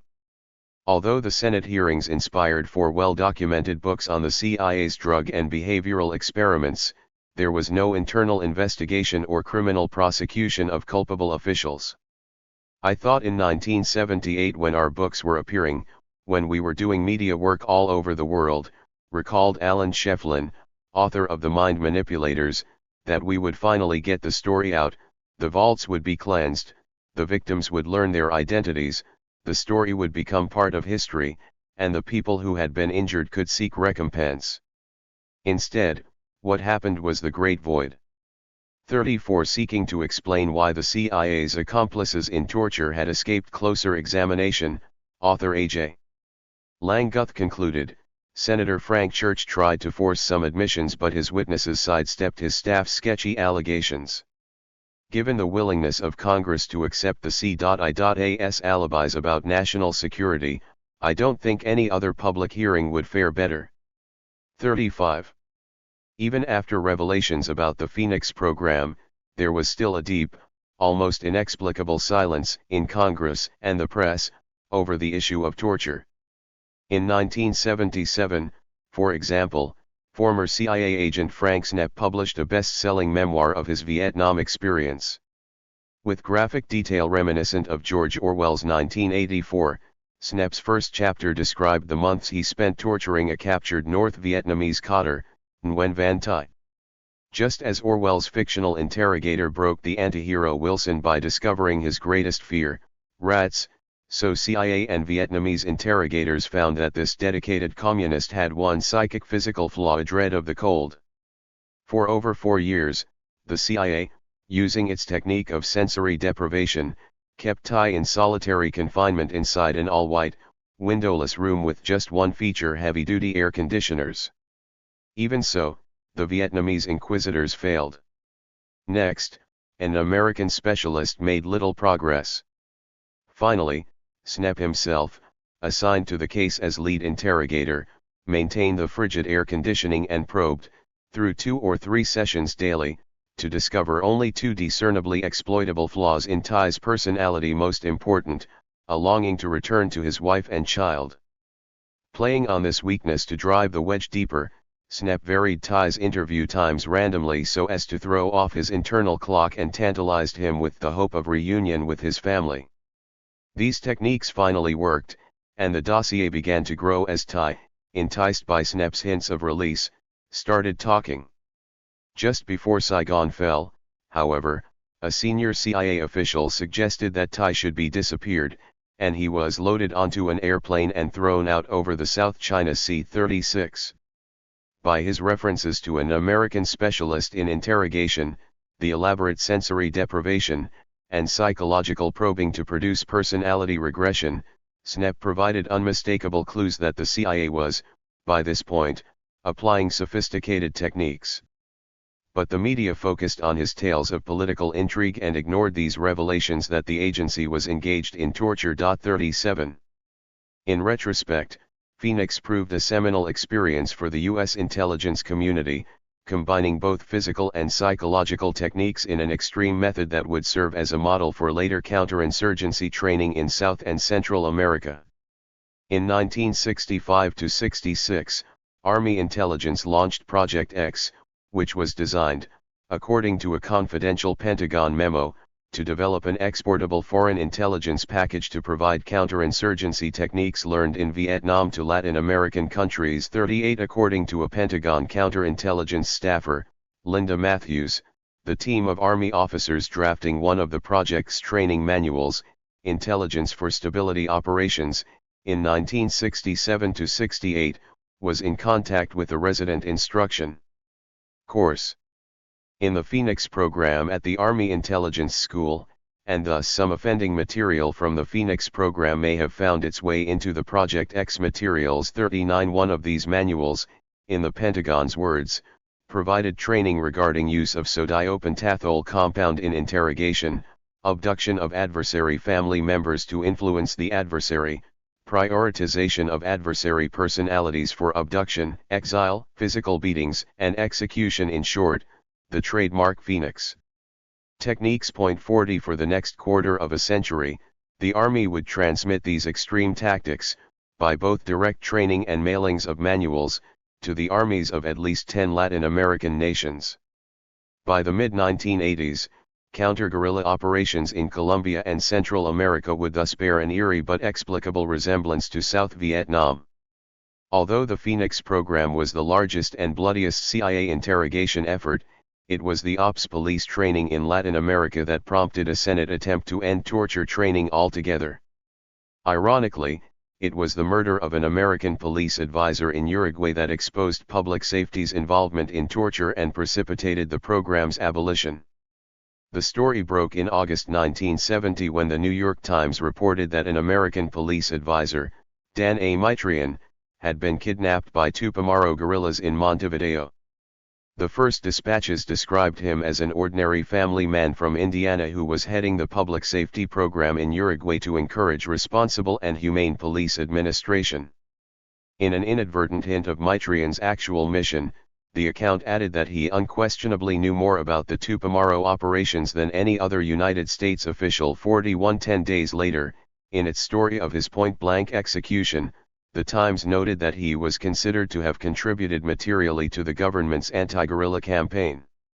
Nonetheless, an accompanying editorial expressed the paper's shock and horror: only diseased minds could see in the gunning down of this father of 9 from Indiana the weakening of the capitalist system or the advancement of social revolution in the Americas. 42.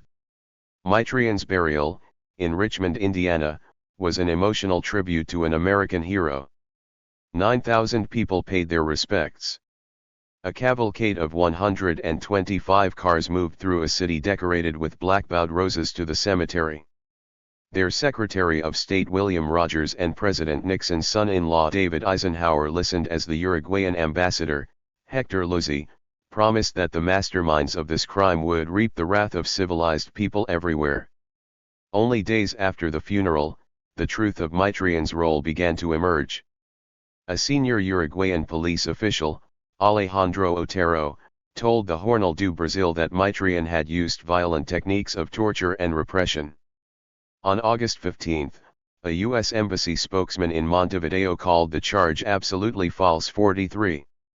8 years later, however, a Cuban double agent, Manuel Javier Cosculluela, who had joined the CIA and worked with Mitrian in Montevideo, published a book with a very different picture of this American hero.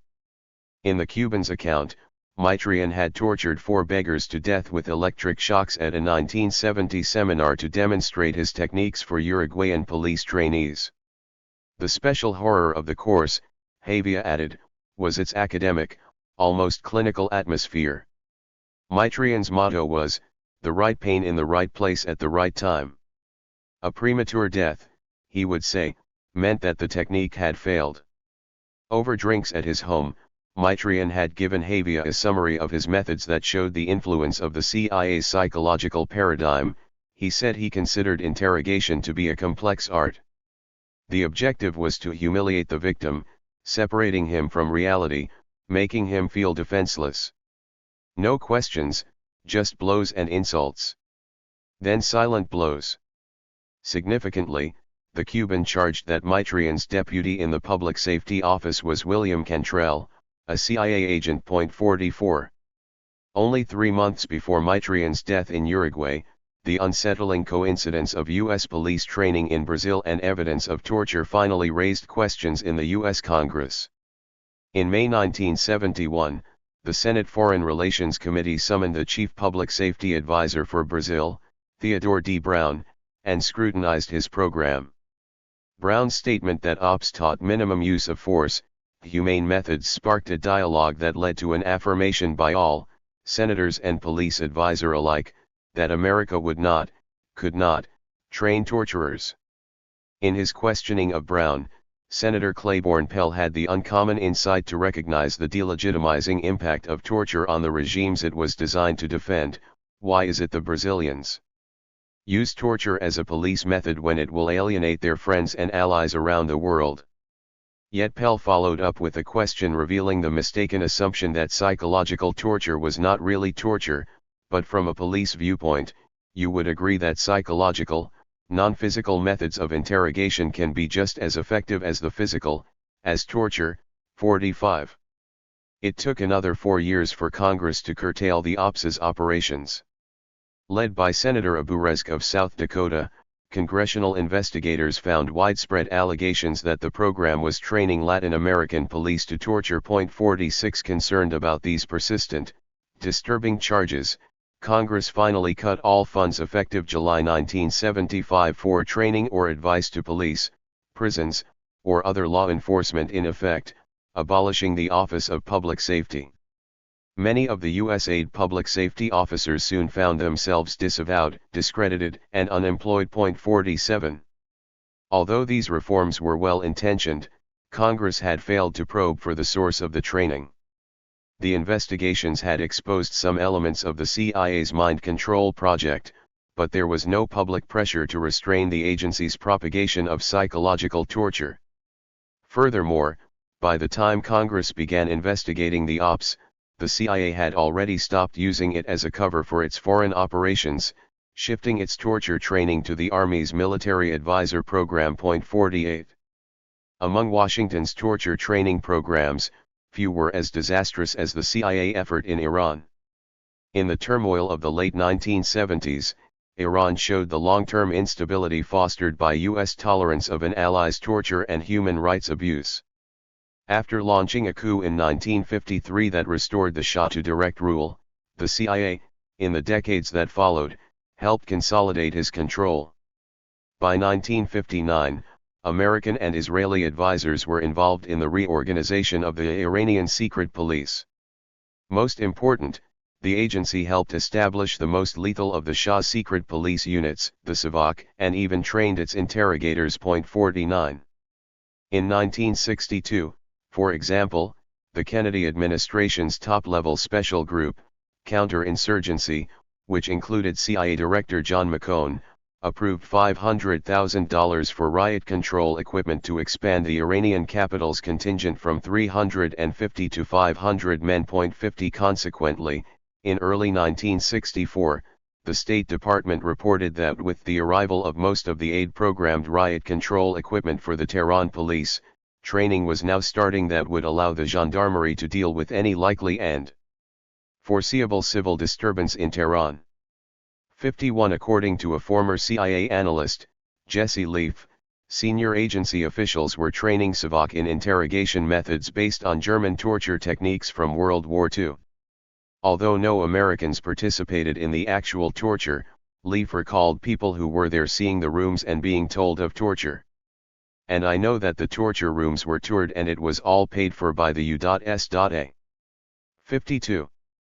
As opposition to the Shah grew in the 1970s, Savak tortured dissidents cruelly and indiscriminately, fueling angry Iranian student protests in Europe and the United States against the brutality of the Shah's police and their detention of 50,000 political prisoners. 53. Defending his regime in an interview with Le Monde, the Shah spoke candidly, "Why should we not employ the same methods as you Europeans?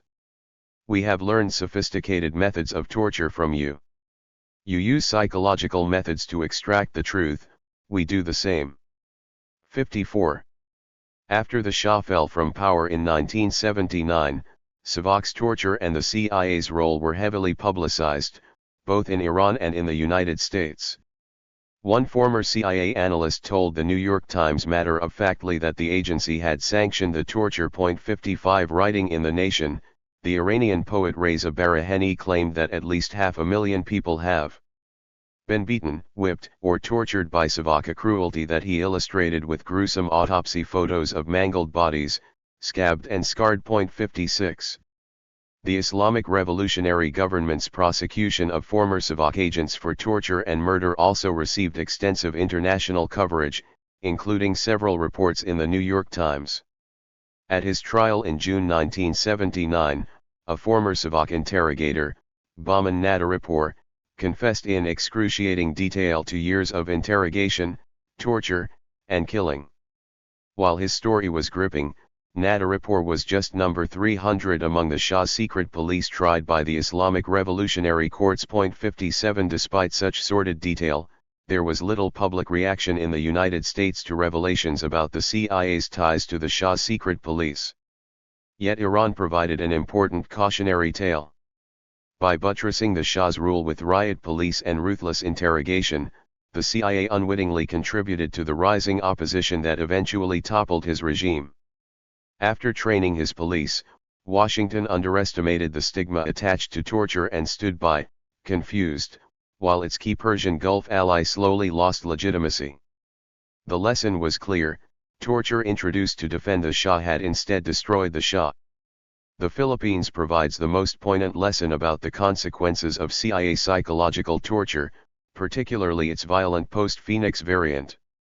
From 1972 to 1986, torture was a key instrument in President Ferdinand Marcos's martial law rule, creating a cohort of young officers who demonstrated, more than any, the corrosive effects of torture training on a nation's military. In a sense, these Filipino interrogators carried the agency's paradigm to its ultimate level, combining an expansive psychological theatricality with a lurid physical brutality to terrorize, not just their many victims, but an entire society. As they probed human consciousness in the ad hoc laboratory of thousands of torture sessions over a span of 14 years, these officers discovered the capacity of sexual humiliation to damage the psyche. As they stretched the CIA's methods into a latter-day Theatre du Grand Guignol of psychological torture, they revealed the extraordinary power of this paradigm to damage military discipline and destabilize the very regime the officers were supposed to uphold. 58. Among the authoritarian regimes of the 1970s, the Marcos government was exceptionally lethal. Films such as Missing, State of Siege, and Kiss of the Spider Woman lend an aura of ruthlessness to Latin American dictatorships that overshadows the Philippines. But statistics tell another story. Marcos's tally of 3,257 killed exceeds, for example, or the 266 dead and missing during the Brazilian junta's most brutal period, and even the 2,115 extrajudicial deaths under General Augusto Pinochet in Chile. Under Marcos, moreover, military murder was the apex of a pyramid of terror. In addition to the 3,257 killed, an estimated 35,000 were tortured. 59 In a distinctive twist, some 2,520 victims, an overwhelming 77% of the Filipinos killed, were salvaged, that is, tortured, murdered, and their remains dumped for display. 60. The torture cell thus became a play within the larger play. Inside the safe house, Filipino interrogators acted out their script before the victim, an audience of one. If the plot, through various turns, ended with a victim's death, then interrogators discarded the mangled corpse in a public place, a roadside or busy intersection, to be seen by passers-by. Every road or plaza, indeed all public space, then became a proscenium of psychological terror. Indeed, this practice had such a disturbing resonance within the country's collective consciousness that the Filipino English dialect coined the neologism salvaging to capture its aura of terror. 61 Seeing the marks on the victim's body, or simply hearing of them, Filipinos could read, in an instant, the entire drama acted out inside the safe house. The officers who administered the torture were not impersonal cogs in a military machine, but actors who embodied the violent capacities of Marcos's authoritarian rule. Whether through mass arrests or targeted reprisals, it was the armed forces, particularly younger officers, many of them recent graduates of the Philippine Military Academy, who carried out these orders. Gradually, these experiences made Marcos's military interrogators a destabilizing element within the army, repeating patterns seen earlier in France as well as in Brazil. After a decade of harsh martial rule, ending in 1975, senior Brazilian military purged the torturers from its ranks, in the words of one observer, so as to save the army. Torture was becoming a sort of gangrene, as security agencies working extra-legally inevitably start behaving illegally as well, turning the torturers into smugglers, blackmailers, and extortionists who represented an implicit challenge to the chain of command and threatened to split the Brazilian military into warring factions. 62. Through a similar dynamic, the Philippines suffered more coup attempts during the 1980s than any other country in the world. After 12 years of Marcos's authoritarian rule, a group of middle-echelon officers, hardened by their extra-legal duties, formed a volatile clique, the Reform the Armed Forces Movement, or RAM. With singular determination, these colonels spent a decade plotting to seize the state.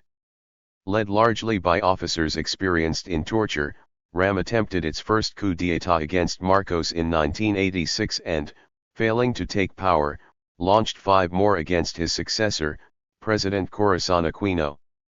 After the collapse of their largest coup attempt in 1989, the RAM leaders then took their disaffected comrades underground for a revolt against civil authority that continued, with terror bombings and abortive coups, until rebels and government finally concluded a peace accord in 1995. The RAM leaders had acquired an overweening will to power, gained largely through the omnipotent role they had played during the Marcos regime's many torture sessions. Their theatrical variant of the practice seems wholly lifted from CIA interrogation manuals. Indeed, the Philippine methods appear so similar to the agencies that we must ask, did the CIA train Marcos's interrogators? The answer may well be yes. During the Cold War's final, bitter phase after the fall of Saigon in 1975, Washington intensified its counterinsurgency operations among Third World allies, stepping up its dissemination of CIA torture techniques. Much of this transmission was done through training. In 1978, a Philippine human rights newsletter reported that the Marcos regime's top torturer, Lieutenant Colonel Rolando Abadilla, was studying at the Command and General Staff College in Fort Leavenworth, Kansas. A year later, another human rights group claimed that his understudy, Lieutenant Rodolfo Rudy Aguinaldo, was on his way to the United States for 6 months to 1 year for additional training under the Central Intelligence Agency. 63 were the Filipino officers, like those from Latin America, given some secret training in either tactical interrogation or torture. Because both have since been assassinated by communist guerrillas for their heinous crimes against the people, Abadilla in 1996 and Aguinaldo in 2001, definitive answers must await future release of classified American documents. These torture techniques were also spread by simply mailing out manuals. Under Project X, the U.S. Army Intelligence Center and School in Arizona sent thousands of counterinsurgency training handbooks to all non-resident foreign students nominated by missions, military groups, attaches, and other U.S. military agencies in the U.S. advisory training efforts in friendly foreign countries, criteria that fit the Philippines perfectly and language that hints at CIA involvement as one of those other U.S. agencies. 64 As of 1977, the Center's curriculum for interrogation of prisoners of war included a publication, Handling of Sources, with instructions that, in the Pentagon's words, included beatings, false imprisonment, executions, and the use of truth serum. 65 But there is no list of the hundreds of foreign agencies and individuals who received these manuals over the 26-year life of the mail order program. Even absent such documentation, however, the Filipino interrogators seem to rely on brutal methods detailed in manuals distributed throughout Latin America. A rural Filipino priest tortured by Marcos's interrogators offers uncommon insight into the impact of these psychological tactics. Arrested for subversion in October 1982, Father Edgardo Conglian was subjected to 2 months of constant interrogation before succumbing. In his confession, he admitted to being a communist agent and named fellow clergy as subversives, charges that the Marcos regime then seized on to harass the Roman Catholic Church. 66 Throughout his long confinement, the priest suffered only limited physical abuse and was instead broken psychologically by his chief interrogator, Lieutenant Colonel Hernani Figueroa, a constabulary commander who later became chairman of the Ram Rebel faction. A week after his release from military custody, Father Conglian composed a 25-page memoir revealing the phenomenology of psychological torture from the victim's perspective.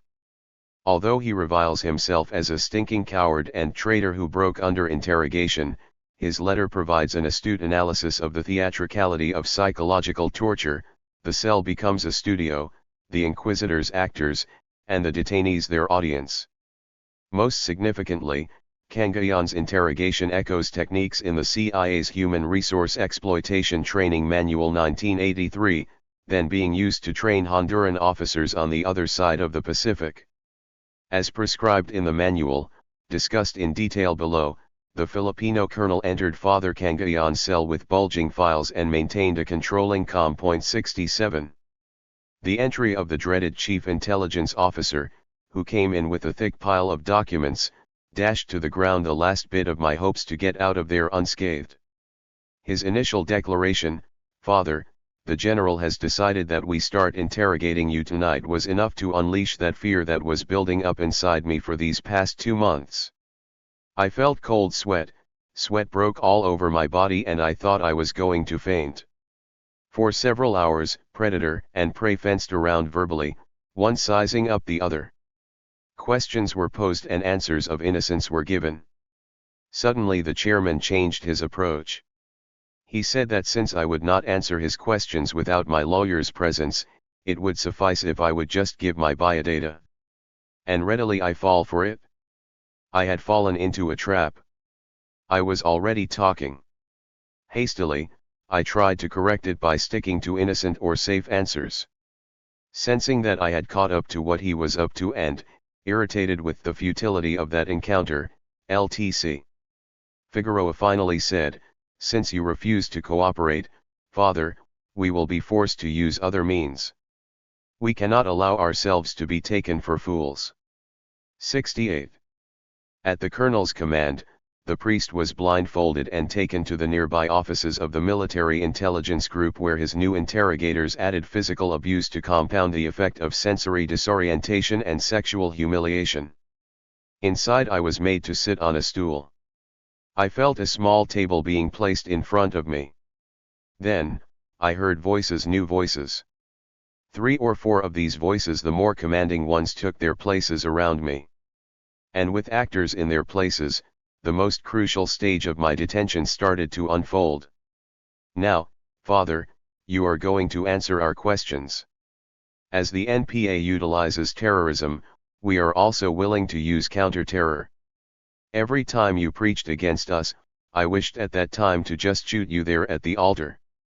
What's the name of that sister you used to visit at the Sacred Heart College? She is your girlfriend, Anno. You are fucking her? How does it feel? For me, he is not a priest. Yes, your kind is not worthy of a respect of a priest. Okay, take off his shirt. Oh, look at that body. You look sexy. Even the women here think you are macho. You are a homosexual, Anno. Let's see if you are that macho after one of my punches. A short jab below my ribs. Hey, don't lean on the table. Place your arms beside you. That's it. Another jab. You, take that stool away from him. I stood up. A blow landed behind my ears. I started to plead that they stop what they are doing to me. I started to cower. More blows. You better answer our questions or else you will get more of this. With that, a short blow landed in my solar plexus. I was already quaking with fear. The psychological and physical aspect of my interrogation had finally taken its toll. I finally broke down. Yes. Go call LTC. Figueroa. I am now willing to cooperate. 69. As Father Kong Leon implies by calling the interrogators actors, his torture is a perverse theater in which he is compelled to play the lead in a drama of his own humiliation. After blindfolding, stripping, and insulting the priest, the soldiers communicate their dominion by beating him, almost playfully, forcing him to assist in his own degradation. He is beyond the help of courts and the law. 70 and, in the end, as the CIA's Honduran handbook would have predicted, the priest capitulates and calls out the name of his torturer as his savior. Other future RAM leaders spent the early, formative years of their military careers engaged in similar tortures that proved profoundly corrosive of military discipline. Lieutenant Victor Vic Patak, later known as the Brains of RAM, emerges from victims' affidavits as a persistent torturer in his role as a leader of Marcos's elite anti-subversion squad, the 5th Constabulary Security Unit. While the unit's most aggressive interrogator, Lieutenant Aguinaldo, sometimes assaulted his victims with a relentless physical energy, Patak grew too obese for such activity and instead posed as all-powerful inquisitor, ordering sexual humiliation and theatrical torment. 71. In 1974, only 3 years after his graduation from the military academy, Patak participated in the torture of a senior officer due, in normal times, the greatest deference. I was picked up at my residence in Makati at about 9 p.m. on May 25, 1974 by 5th CSU. Intelligence led by 1st LT. Patak, recalled Navy Captain Danilo Vismanos, who had recently retired as Inspector General of the Armed Forces. After being blindfolded and driven to a safe house, this senior officer heard the metallic click of an automatic pistol being loaded and then felt the muzzle pressed at the back of my head. For at least 1 minute seemed like an eternity. Under threat of liquidation, he was ordered to identify certain names. When he refused, the captain was locked in a tomb-like cell made of concrete with a solid steel door for 60 days of solitary confinement. During his 808 days of detention, Captain Vismanos noted that the RAM officers who participated in my arrest, detention, and torture were LT. Patak, LT. Aguinaldo, LT. Bibit. 72 for young lieutenants, trained to obey superiors without question, These acts, breaking into a senior officer's home, arresting him at night without a warrant, putting a pistol to his head, detaining him endlessly, represent a serious rupture in their military socialization into subordination. Among Batak's many victims, it was a journalism student, Maria Elena Ang, who provided the most detailed description of his methods. In her account, Batak and his men practiced tortures inspired by metaphors, even conceits, of inverted production and reproduction, assaulting her sexual organs while administering a water torture they called the Naweza session and electrical shocks they styled the Morelco treatment. Even in its most extreme physical aspects, her torture was aimed ultimately, as she tells us with an insightful reference to Psy-war tactics, at effecting a psychological breakdown by sexual humiliation. I am Maria Elena Ang, 23 years old, a senior journalism student and research aide at the University of the Philippines. On the morning of August 5, 1976, I was on my way to Lourdes Church in Quezon City when unidentified military authorities pounced on me and dumped me into the car. It was about a 5-minute trip from my place of arrest to the secret headquarters of ISAF. Immediately, I was subjected to a most degrading, inhuman and humiliating experience I would never want to relive again. But the memories keep coming back. Up to now in detention, I still have recurrent nightmares.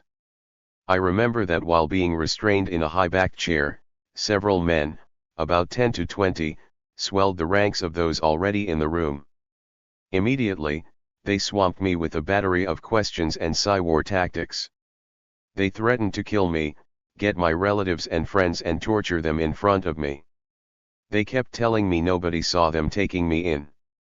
Failing to answer one of their questions, I immediately received a slap in the face and a blow in the thighs.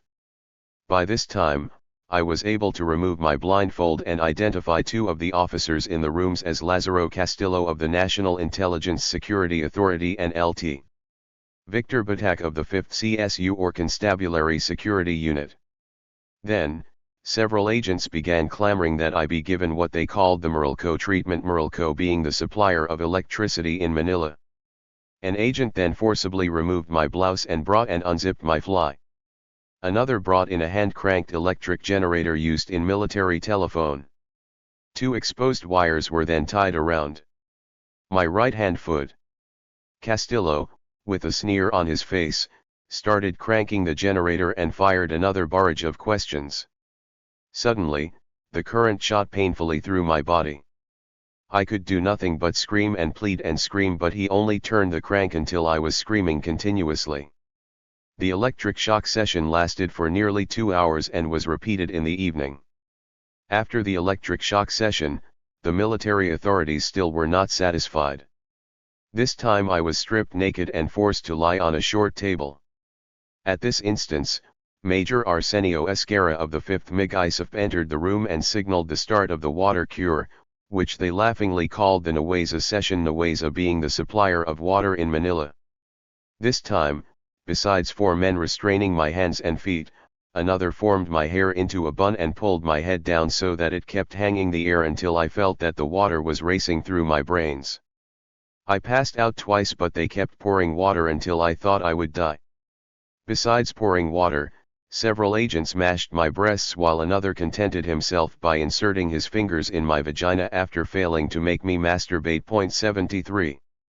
Of the RAM leaders, only Batak has been forced to respond to allegations of torture.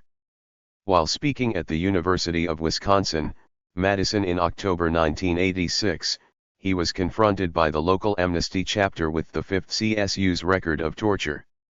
Yes, he answered, we were aware of abuses in the unit.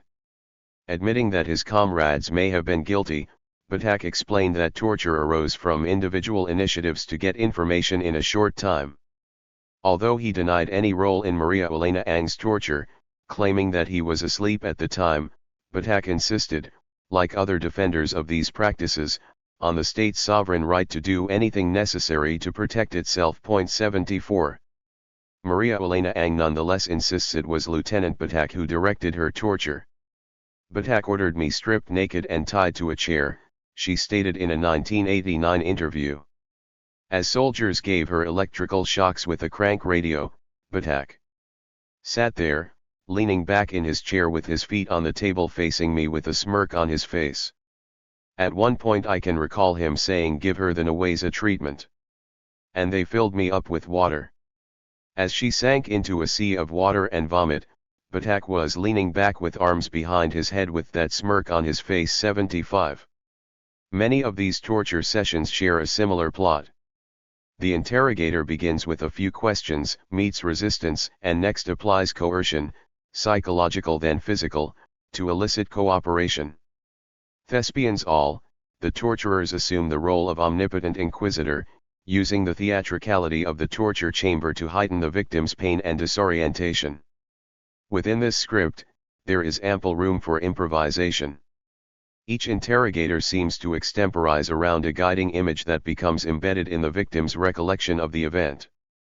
Though these Filipino victims clearly understand, even as their torture transpires, the psychological techniques being used to attack their consciousness, they are ultimately defenseless against their power. In accounts written right after their torture, the victims both identify and analyze these techniques with great insight. Father Kong Leon describes the psychological and physical aspect of his interrogators' theatricality, Maria Ang their tactics of psychosexual humiliation, and Captain Visma knows the pain of protracted isolation. To grasp fully the devastating force of these CIA-inspired methods, we cannot distance and dismiss with our usual defenses, thinking these victims somehow less educated, less intelligent, or less resilient than we. Captain Vismanos is a graduate of the U.S. Merchant Marine Academy at Kings Point, New York, and later topped the Navy's anti-submarine warfare course in San Diego. Maria Ang is an alumna of the elite University of the Philippines whose graduates now fill senior professional posts in institutions across America, and Father Kong Leon was a member of a Catholic clergy that ranks among the most erudite in Christendom. 76 Their texts, quoted above, are not translations, but were told in their own words in flawless, idiomatic English. They are us. What they suffered, we would suffer. What they could not resist, we could not and cannot. No human, none of us, is capable of blocking the life-destroying effects of psychological torture. But what is the impact of this behavior on the torturer? For young lieutenants to degrade and dominate society's leaders, priests, professors, and senior officers may have induced a sense of mastery, even omnipotence. By breaking their superiors through psychological manipulation, the young officers gained a sense of their society's plasticity, fostering an illusion that they could destroy and remake the social order at will. Through their years of torturing priests and senior officers for Marcos, the officers slowly gained the daring to attack Marcos himself. Clearly, their training in psychological techniques, rather than more obvious physical methods, had important political implications for the Philippines. During the 14 years of the Marcos dictatorship, these young lieutenants learned, in the most formative stage of their military careers, to regard their own society as the enemy and to use espionage, surveillance, arrest, and torture against people who, in normal circumstances, they would have been defending from foreign attack. Rather than fight for their country in battle, the officers violated lifelong sanctions, familial and military, by torturing helpless victims drawn, in many cases, from their nation's elites.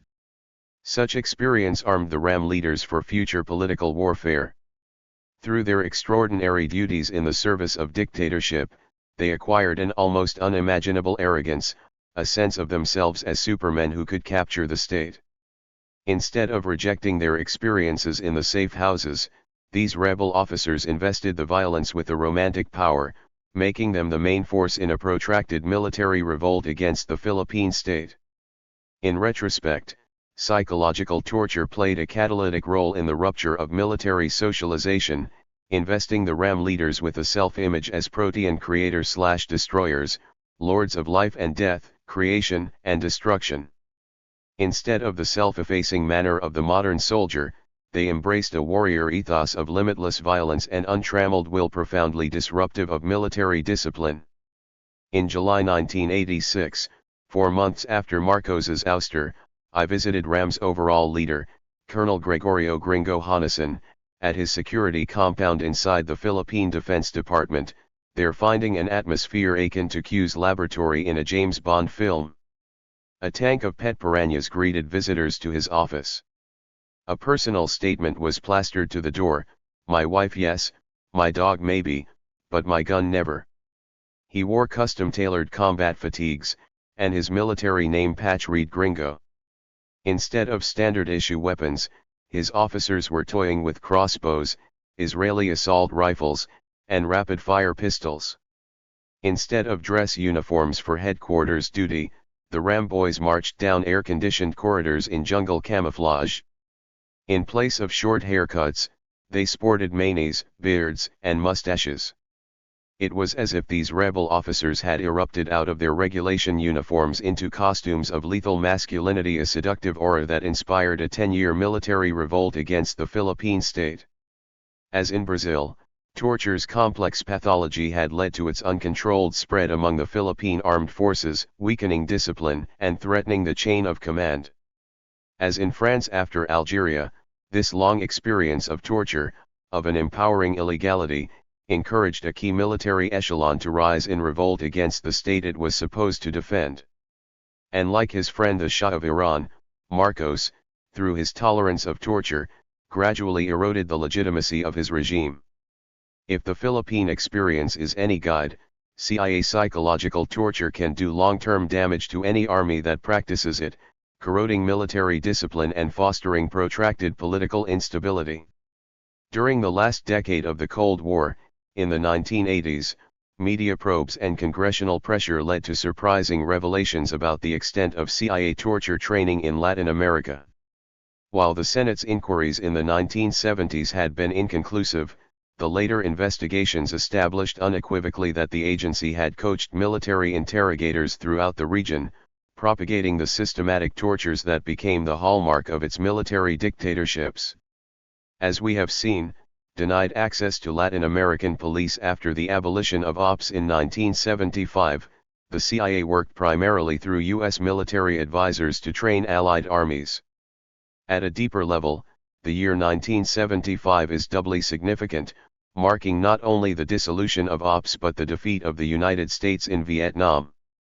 Amid these traumatic transitions, the CIA, in collaboration with the Defense Department, intensified its efforts in Latin America, where Washington was determined to hold the line against communism.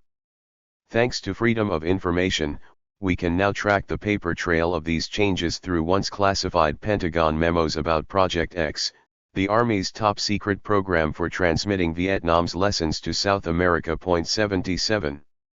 During its quarter-century of operation, 1966 to 1991, Project X developed a complete counterinsurgency curriculum based on 7 training manuals, all in Spanish, that addressed key tactical problems including handling of sources, interrogation, combat intelligence, and terrorism and the urban guerrilla.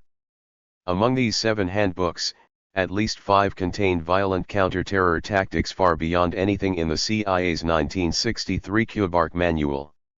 For example, the Project X handbook on handling of sources, mentioned earlier, refers, in the words of a Pentagon review, to motivation by fear, payment of bounties for enemy dead, beatings, false imprisonment, executions and the use of truth serum. 78. Upon closer reading, the 1989 edition of this Handling of Sources handbook has some chilling lessons about control of assets in counterinsurgency, applying past examples from the Philippines and Malaysia to ongoing Latin American operations.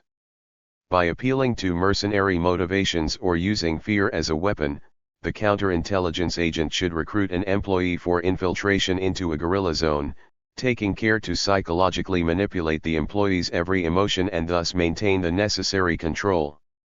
To establish this asset's credibility as a guerrilla recruit, the agent, the manual says, could cause the arrest or detention of the employee's parents, imprison the employee or give him a beating. After successful insertion, the agent could increase the employee's value by destroying the surrounding guerrilla organization through arrests, executions or pacification. And if regular scrutiny of this employee's reports reveals possible deception, then the agent begins with friendly character interrogations, checking all answers against an operational archive and preparing a new declaration of personal history.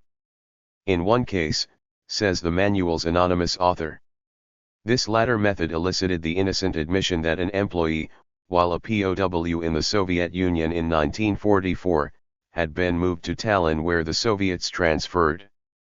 Only prisoners selected to be trained in brainwashing and a number were recruited by the Soviet intelligence service to serve as clandestine informants. If this friendly approach fails to produce a similar breakthrough, then the agent should move to the mental test, waking the employee from a deep sleep for questioning, and next escalate to the mechanical test with hypnotism and injection of sodium pentothal. If the employee turns out to be an information trafficker or a guerrilla penetration agent, then our operative should initiate termination proceedings on bad terms through means which are only limited by the agent's imagination. Although threats of physical violence or true physical abuse should, if possible, be avoided, the agent can effect an erring employee's removal by means of imprisonment after setting him up to commit an illegal act. Or, in the ultimate twist, the agent can send him in a specially dangerous mission for which he has been inadequately prepared. Pass information to guerrilla security elements, thus saving his government the cost of the bullet. 79 Apart from these cold-blooded tactics of kidnapping, murder, beatings, and betrayal, the manual evidences, in its 144 single-spaced pages, an amorality, a studied willingness to exploit an ally without restraint or compunction, hardened on the anvil of the Vietnam conflict. For over 20 years, Project X was energetic, even determined, in its dissemination of these techniques. From 1966 to 1976, the U.S. Army's School of the Americas, then based in Panama, taught these methods to hundreds of Latin officers in its military intelligence course. After President Jimmy Carter's human rights concerns forced a 4-year hiatus in the training and famously produced a suspension in CIA-covered operations, the Army's Southern Command resumed distribution of revised editions of the manuals during the 1980s, using them as handouts for its training programs in Colombia, Peru, Ecuador, El Salvador, and Guatemala. 80 Between 1989 and 1991, moreover, the School of the Americas, now relocated to Georgia, issued 693 copies of the handbook as texts in intelligence courses for students from 10 nations, including Bolivia, Colombia, Peru, Venezuela, Guatemala, and Honduras. 81.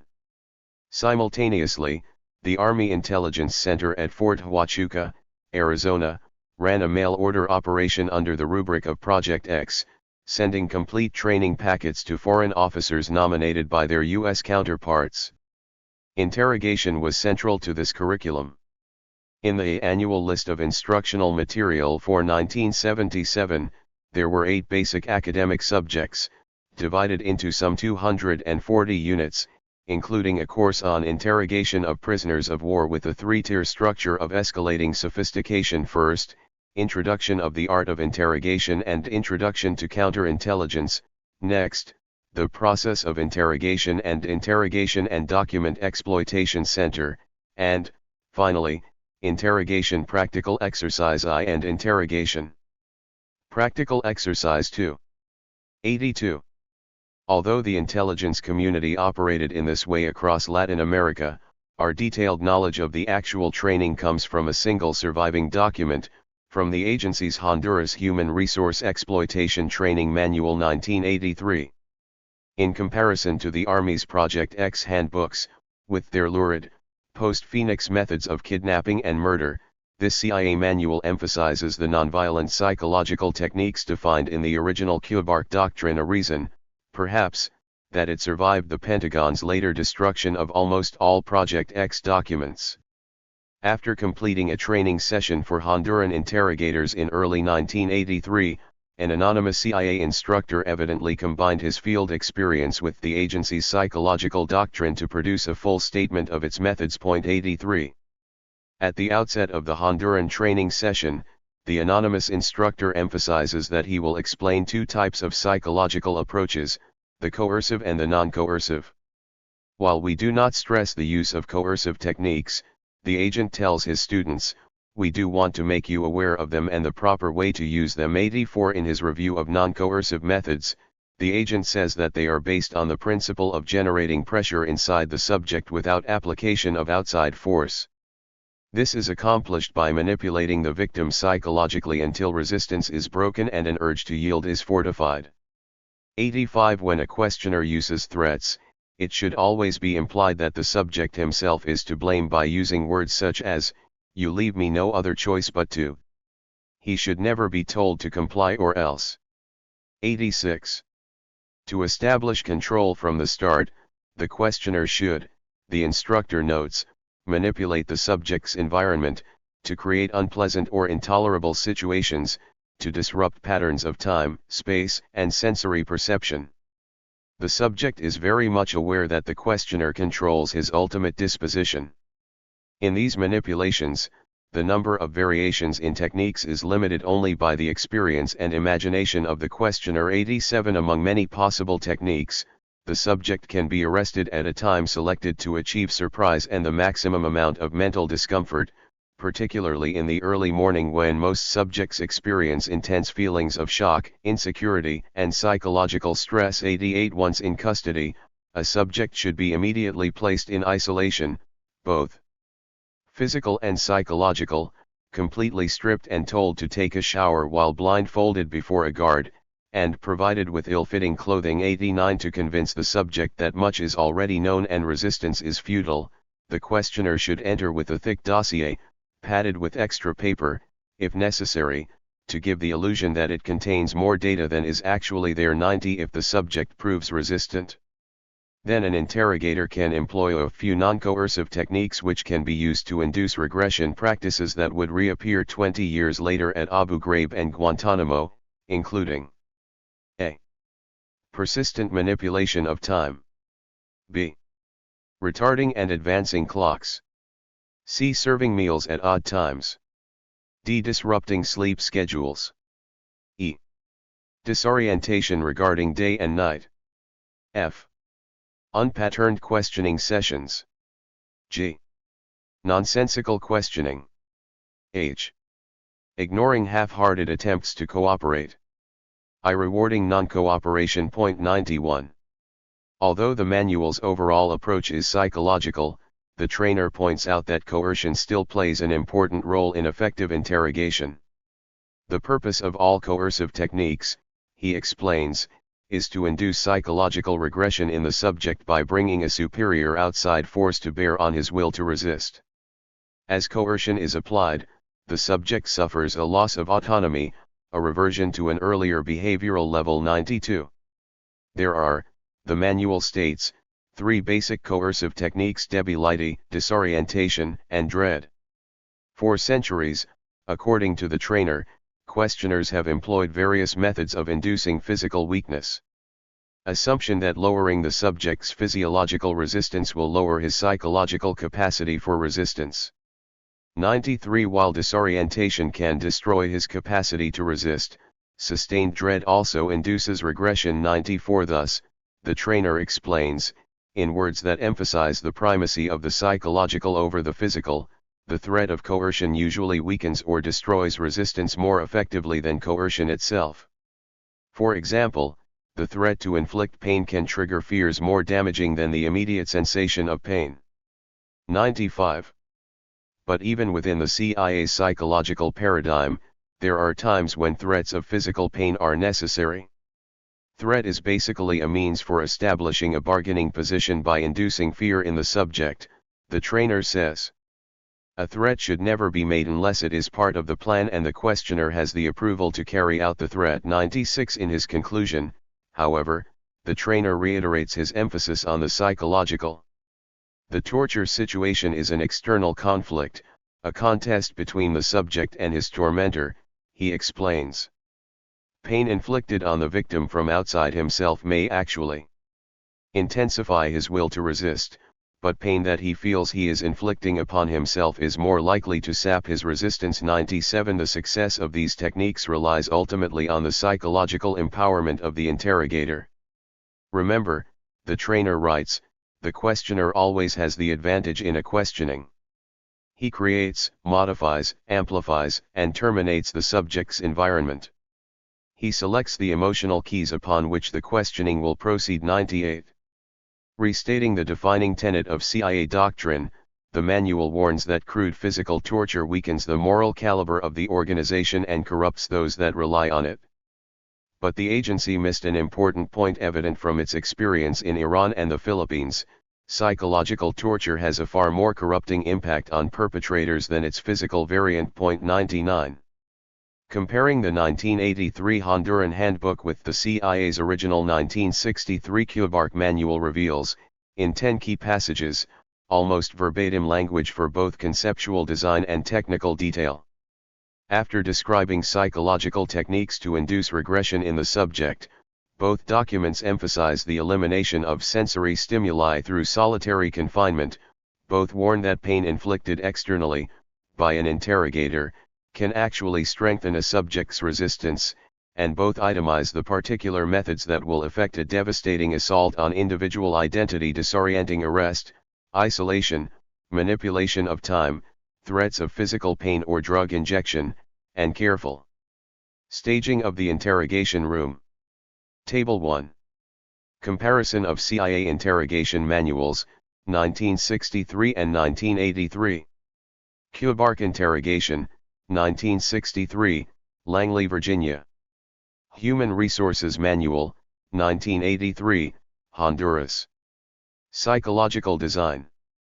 Bound interrogation nevertheless rests upon a knowledge of the subject matter and on certain broad principles, chiefly psychological. Successful questioning is based upon a knowledge of the subject matter and upon the use of psychological techniques. Regression. Manipulative techniques are in essence methods of inducing regression of the personality. Regression is basically a loss of autonomy. Regression is basically a loss of autonomy, a reversion to an earlier behavioral level. Self-inflicted pain. Erase pain inflicted on a person from outside himself may actually focus or intensify his will to resist. His resistance is likelier to be sapped by pain which he seems to inflict upon himself. The pain which is being inflicted upon him from outside himself may actually intensify his will to resist. And which he feels he is inflicting upon himself is more likely to sap his resistance. Sensory deprivation. The more completely confinement eliminates sensory stimuli, the more rapidly and deeply will the interrogatee be affected. Results produced only after weeks or months of imprisonment in an ordinary cell can be duplicated in hours or days in a cell which has no light. Solitary confinement acts on most persons as a powerful stress. The symptoms most commonly produced by solitary confinement are superstition, intense love of any other living thing, perceiving inanimate objects as alive, hallucinations, and delusions. Isolation. Separation permits. Techniques. Not be possible otherwise. It also intensifies in the source the feeling of being cut off from friendly aid. Prisoners should be segregated immediately. Isolation, both physical and psychological, must be maintained from the moment of apprehension. Manipulation.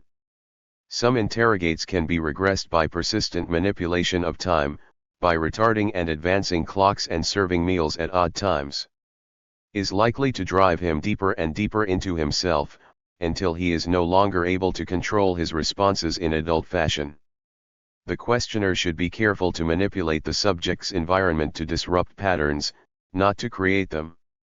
Meals and sleep should be granted irregularly, in more than abundance or less than adequacy, on no discernible pattern. This is done to disorient the subject and destroy his capacity to resist. Environment. The room in which the interrogation is to be conducted should be free of distractions. The colors of walls, ceiling, rugs, and furniture should not be startling. The questioning room is the battlefield upon which the questioner and the subject meet.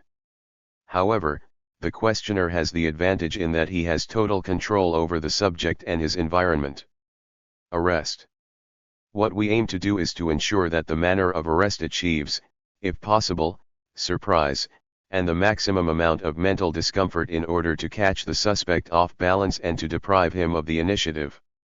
When arrested, most subjects experience intense feelings of shock, insecurity, and psychological stress, and for the most part have great difficulty adjusting to the situation. Threats and fear. The threat of coercion usually weakens or destroys resistance more effectively than coercion itself.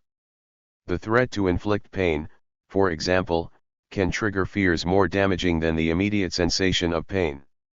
A threat is basically a means for establishing a bargaining position by inducing fear in the subject. It should always be implied that the subject himself is to blame by using words such as, "You leave me no other choice but to." Drugs. Just as the threat of pain may more effectively induce compliance than its indiction, so an interrogatee's mistaken belief that he has been drugged may make him a more useful interrogation subject than he would be under narcosis. There is no drug which can force every subject to divulge all the information he has. It is possible to create a mistaken belief that a subject has been drugged by using the placebo technique.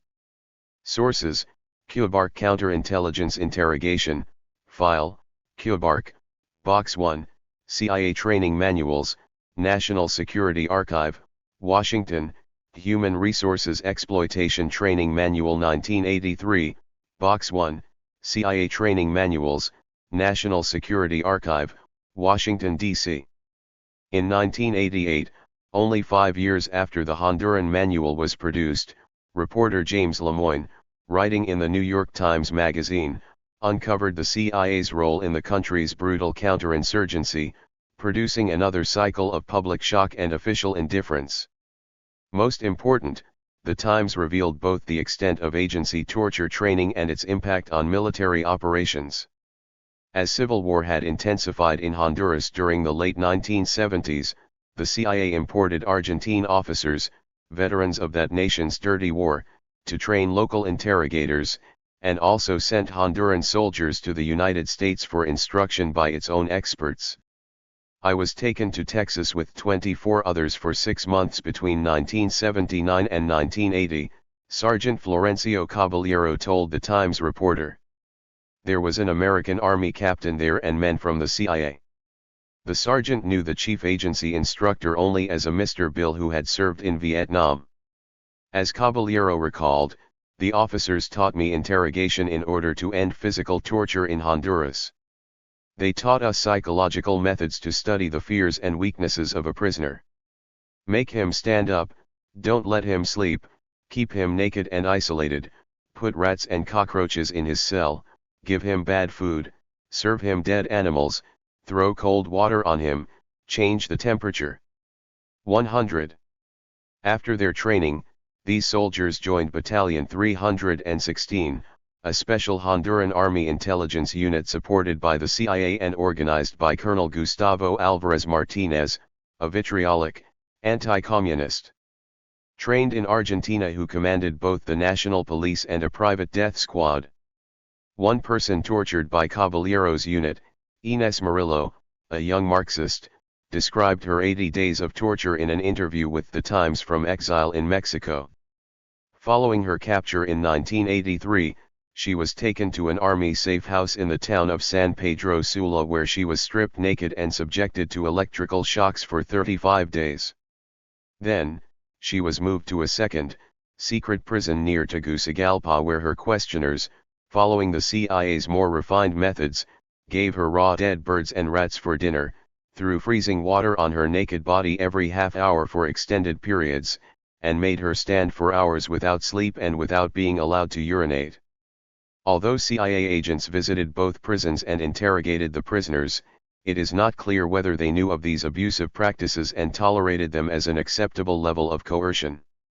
Caballero said the Americans didn't accept physical torture, but the CIA nonetheless backed the rise of Colonel Alvarez to command the army even though another local colonel had denounced him as a killer at a press conference in 1982. Indeed, U.S. Ambassador John D. Negroponte told the Times that Colonel Alvarez was a hard man but an effective officer needed in a country where Marxist guerrillas are organizing. And regarding torture, one U.S. official added, the CIA knew what was going on, and the ambassador complained sometimes. But most of the time they'd look the other way. 101. The New York Times expose of the CIA's role in Honduras prompted a congressional inquiry that, though somewhat cursory, did reveal, for the first time, the existence of the agency's torture training handbooks. When the Senate's Select Committee on Intelligence, responsible for legislative oversight of the CIA, met in closed session to review the Times allegations, its chair, Senator David Boren, stated that in the course of the agency's internal review several interrogation training manuals, including one used to train the Hondurans, had been uncovered. The techniques in these manuals were, in Boren's view, completely contrary to the principles and policies of the United States 102. In secret testimony before the committee, the CIA's Deputy Director for Operations, Richard Stahls, confirmed the essential accuracy of the Times story. Caballero did indeed attend a CIA Human Resources Exploitation or Interrogation course from February 8 to March 13, 1983. This 5-week course, held in Honduras, featured 2 weeks of practical exercises which included the questioning of actual prisoners by the students. 103 The chief instructor, Senator Boren reported, was an experienced CIA trainer and, some months later, one of his colleagues drew upon this man's accumulated materials and compiled the manual, evidently producing the Human Resource Exploitation Training Manual 1983. This trainer, Stahls explained, had prepared the course lesson plan based on his own experience in the U.S. Army and on various other material acquired over the course of career, but the basic techniques were assembled back in March of 1964 in apparent reference to the original Kubark Manual. 104. Suddenly, Senator Frank H. Murkowski, reflecting the reluctance of Congress to explore CIA operations during the Cold War, objected to the entire line of questioning. "Mr. Chairman, I feel very uneasy about getting into these areas," the senator said, challenging the wisdom of treating a mere newspaper article so seriously. "I mean, this is the report and we're going through it. I really question the propriety. I mean, hell, there's a million reports." When Senator William S. Cohen replied that this was no mere press report but an actual CIA manual, Murkowski repeated, "I just want to note that the senator feels very uncomfortable." 105. Deftly evading any discussion of past CIA research into interrogation, Stahls explained that, in 1985, senior agency officers had ordered revisions to the manual and related training policies. The new text banned interrogation, which results in the use of force, mental or physical torture, demeaning indignities, or exposure to inhumane treatment of any kind as an aid to interrogation. 106. But Senator Alan Cranston pointed out that the manual stated explicitly that there are times when you should use coercive methods. Nonetheless, Stahls insisted that we were not talking anything about the kind of coercive methods that was alleged in the Times article. In defense of his explanation, Stahls added, "We are talking about sitting in a chair or a stool for a long period of time, some sensory deprivations, sounds, and some techniques that, while it might appear harsh, were certainly not anything like what was alleged in the article." Then Senator Bill Bradley launched into an aggressive cross-examination of the witness about the article's accuracy, ultimately revealing the committee's complete unawareness of the CIA's long involvement in torture research and training. 107. Senator Bradley, denying sleep. Mr. Stahls, yes, there was some denied sleep. Senator Bradley, making them stand up. Mr. Stahls, yes. Senator Bradley, so making him stand up, denying him sleep, keeping him naked? Mr. Stahls, no. Definitely not. Senator Bradley, rats? Mr. Stahls, no rats. Senator Bradley, where it says, "The CIA taught us psychological methods, to study the fears and weaknesses of the prisoner, make him stand up, yes, don't let him sleep, yes. Keep him naked and isolated." Mr. Stahls, no. Senator Bradley, isolated. Mr. Stahls, well, yes, the answer is yes. Senator Bradley, naked, no. Isolated yes. Mr. Stalls, right. Senator Bradley, put rats and cockroaches in the cell, no. Give him bad food. Mr. Stalls, no. Bland food but not bad food. Senator Bradley, serve him dead animals. Mr. Stalls, no. Senator Bradley, throw cold water on him. Mr. Stalls, no, sir. Senator Bradley, changed the temperature? Mr. Stalls, I don't know the answer to that. That's not impossible. A moment later, apparently aware that he had stumbled onto something larger than a few training manuals, Bradley interjected, who was in charge of all this? Prior to 1984. Stalls's four-line reply is blacked out. 108. In a follow-up question, Senator Cohen, again revealing the committee's ignorance, said, I am not sure why in 1983 it became necessary to have such a manual. More pointedly, Cohen asked why the word questioning is always in quotes in the manual itself, and suggested that the CIA might be sending subliminal signals that say this is improper, but by the way, you ought to be aware of it. Nonetheless, the senator, seemingly unaware that Stalls was offering minimal replies to conceal the CIA's long years of mind control research, praised the agency for being most cooperative. In his closing remarks, Stalls assured the senators that the CIA's Inspector General would conduct a prompt review of these allegations, a review that, if ever completed, has not been released. 109. Significantly, a fact sheet prepared for the committee showed that Army Special Forces had conducted at least 7 human resources exploitation courses in Latin America between 1982 and 1987, a frequency confirming that the CIA had indeed shifted its interrogation training from police advisors to Army instructors after Congress had abolished OPS in 1975. 110. Although the country's leading newspaper had published a detailed report of CIA torture training, Congress was, as this committee showed, unwilling to expose the agency's human rights violations.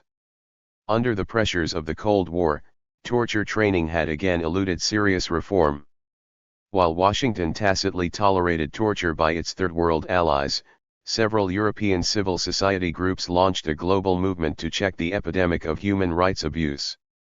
Responding to the proliferation of military regimes reliant on torture, the international community proposed treaties to ban the practice and therapy to treat its victims. In 1972, Amnesty International, realizing the limitations of its lawyerly approaches of documentation and petition, appealed to the medical profession for support. A group of Danish doctors responded by examining Greek and Chilean refugees for forensic medical evidence about the after-effects of torture, discovering a pernicious form of post-traumatic stress disorder. Of the 200 victims examined, Danish doctors found nearly 70% still had mental symptoms at the time of examination, even many years after their torture, including nightmares, depression, panic attacks, and low energy. When you've been tortured, explained one of the Danish researchers, Dr. Inge Genevke, the private hell stays with you through your life if it's not treated. But the victims could recover, the doctors learned, with the right therapy. By 1982, these discoveries inspired the founding of Copenhagen's Rehabilitation and Research Center for Torture Victims. Within a decade, the RCT built a global network of 99 treatment centers in 49 countries, developing a therapy regimen that in 1 year, 1992, treated 48,000 victims. 111. These efforts broadened medical understanding of torture and built international support for its abolition. In December 1984, after years of global grassroots agitation, the UN General Assembly finally adopted the Convention Against Torture, defining the practice broadly, under Article I, as any act by which severe pain or suffering, whether physical or mental, is intentionally inflicted on a person for such purpose as obtaining from him or a third person information or a confession. 112. Approved by a unanimous UN vote, the convention created enormous international pressure for compliance. President Ronald Reagan sent it to Congress in 1988 with a ringing invocation of our desire to bring an end to the abhorrent practice of torture. Simultaneously, however, the administration proposed a record 19 reservations that stalled the convention's ratification in the Senate for the next 6 years. 113. Among the many reservations, the Reagan administration focused, above all, on the issue of psychological torture. As Assistant Attorney General Mark Richard explained, both the State and the Justice Departments had found an unacceptable level of vagueness in the UN Convention's definition of mental pain. To correct this problem, the State Department drafted a 4-part diplomatic reservation, or exception, to U.S. approval of the Convention, by defining psychological torture specifically to mean just prolonged mental harm caused by the intentional infliction or threatened infliction of severe physical pain or suffering, the administration of mind-altering substances, the threat of imminent death, or the threat that another person will imminently be subjected to death, or other procedures calculated to disrupt profoundly the senses or personality. 114. Strikingly, Washington's narrow redefinition of mental harm excluded sensory deprivation, self-inflicted pain, and disorientation, the very techniques the CIA had refined at such great cost over several decades. Why this impassioned concern, with just one word, mental, in a UN convention filling 26 printed pages? Was the objection a response to some Reagan-era ideological concerns, or, more likely, the result of the CIA's clandestine maneuvering, through the State and Justice Departments, to protect its torture paradigm from international sanction? Whatever the cause, the State Department's 4-part redefinition of torture did, if narrowly interpreted, exempt the agency's psychological methods from the UN Convention, at least as it was recognized and ratified by the United States. Once drafted, the narrow redefinition soon found its way, verbatim, into 2 later U.S. criminal laws and thus became the basis for Washington's policy on prisoner interrogation during the War on Terror 15 years later. Through this process, the United States, in effect, accepted just half the UN Convention against torture, affirming only the ban on physical methods. This decision, unnoticed when Congress finally ratified the convention in 1994, would effectively exempt the CIA's interrogation methods from international law. This clever diplomatic maneuvering meant that U.S. practice could diverge, even dangerously so, from international standards.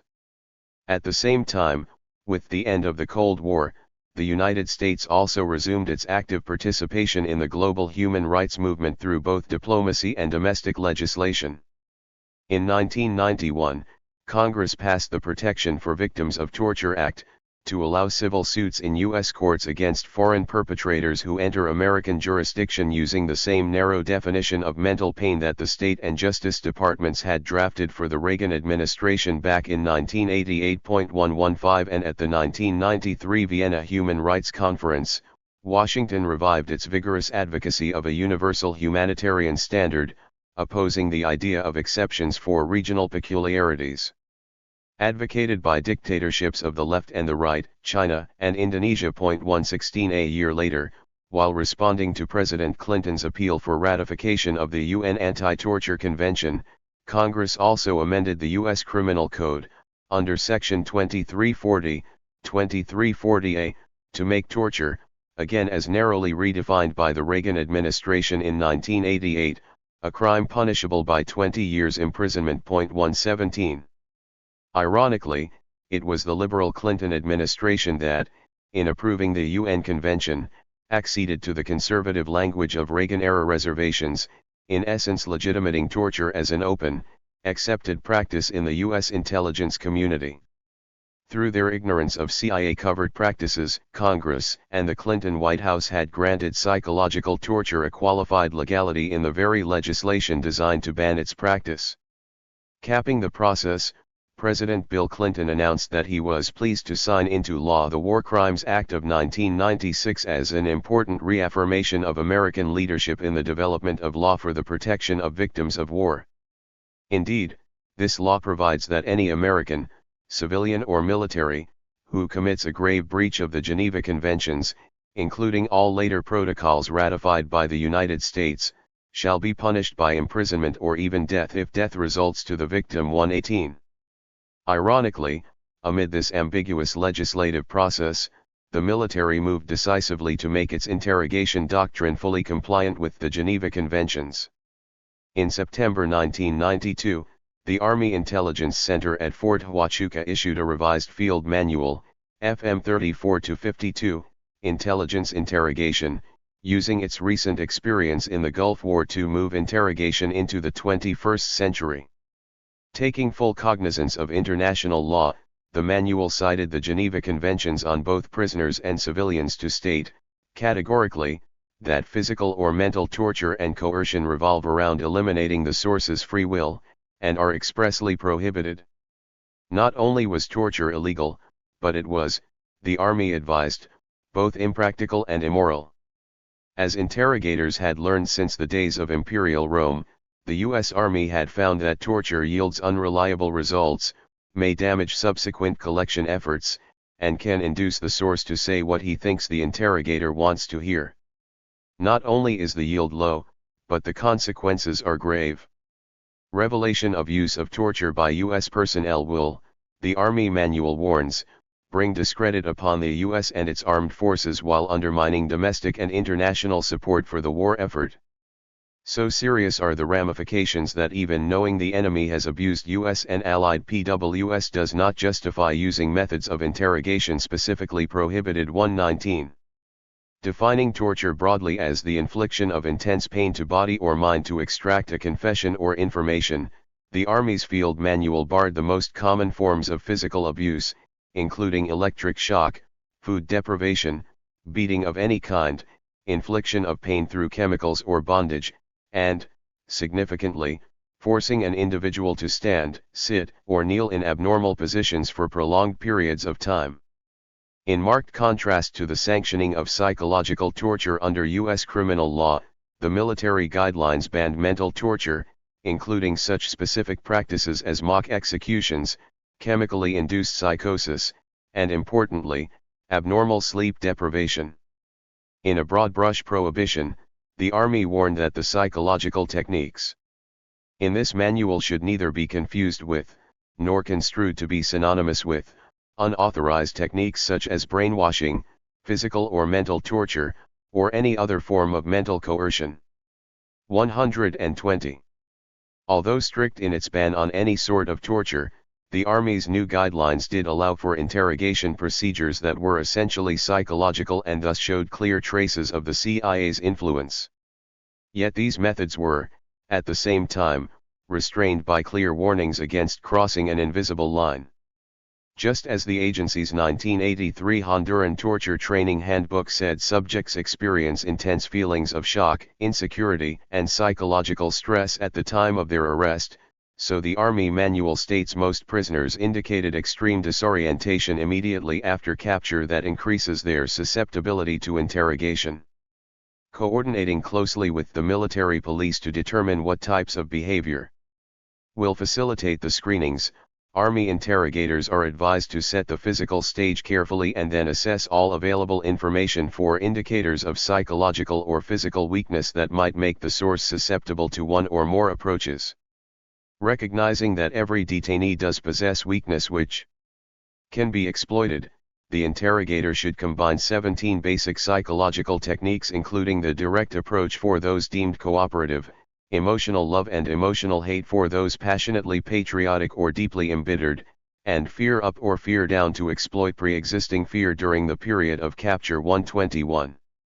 Beyond these broad emotional strategies, Army interrogators could employ specific tactics such as feigning we know all, by reading from a carefully assembled file and dossier to give the illusion it contains more data than actually there, or insisting the source has been correctly identified as an infamous individual and then challenging the target to establish identity. To give force to the questioning, delivery should range from rapid fire and repetition to silence. Among these approaches, only fear up seemed a potential gateway to abuse, since interrogators were to behave in an overpowering manner with a loud and threatening voice, and may feel the need to throw objects across the room to heighten the source's implanted feelings of fear. Even here, however, interrogators were warned not to violate the prohibition on coercion and threats contained in the GPW, Article 17. To drive the point home, the manual warned interrogators that any violations would subject them to prosecution under 10 separate articles of the Uniform Code of Military Justice. 122. The sum of these reforms, civil and military, amounted to a contradictory conclusion of the Cold War. Civil authorities had ratified the UN Anti-Torture Convention in ways that legitimate psychological torture within U.S. criminal law. The Army, by contrast, was complying fully with the Geneva Conventions by making all torture, physical and psychological, crimes under the Uniform Code of Military Justice. In effect, Washington had, by the late 1990s, buried this bundle of contradictions: American civil law versus military justice, U.S. Criminal Code versus UN Convention, only to have them erupt with phenomenal force, just a few years later, in the Abu Ghraib controversy. Although most citizens could not fully grasp these anomalies, the country's dwindling community of peace activists sensed something amiss in Washington's emergence from half a century of continuous global conflict. Throughout the 1990s, an ad hoc alliance of press and peace activists engaged this paradox in a fitful, even flawed manner as civil society struggled to correct excesses remaining from the Cold War. Through the combined failings of state and civil society, America would thus end the 20th century with these contradictions ultimately unresolved. Public advocacy of human rights and official secrecy over their violation collided, most notably in a long-running controversy about torture instruction at the School of the Americas, the training facility for the Latin American military that the U.S. Army had operated in Panama since 1949. As part of the U.S. withdrawal from the Canal Zone, the school moved to Fort Benning, Georgia, in 1984, bringing the facility, for the first time, within striking distance of the U.S. peace movement. Critics, who branded this facility the School of Assassins, pressed for its abolition throughout the 1990s by mounting an annual demonstration outside the base each November. These swelling protests were led by Catholic activists, Hollywood stars like Martin Sheen, and Washington liberals like Representative Joseph P. Kennedy too. Adding to the criticism of U.S. relations with Latin militaries, the Harvard-trained lawyer Jennifer Harberry mounted a well-publicized campaign for truth about the disappearance of her husband, a Guatemalan activist last seen in a military jail with the marks of torture. Her quiet eloquence and long fast outside the White House reduced this complex issue to a single, comprehensible human loss. 124. With its mix of idealism and celebrity, the movement served as the catalyst for further disclosures about torture training. After Representative Robert Torricelli charged that Harberry's husband had been murdered by a Guatemalan colonel in the CIA's employ, President Clinton's Intelligence Oversight Board investigated and, in June 1996, produced an inadvertently revealing report. Deep inside this 53-page document, the board admitted, without any detail, that the School of the Americas and U.S. Southern Command had used improper instruction materials in training Latin American officers, including Guatemalans, from 1982 to 1991.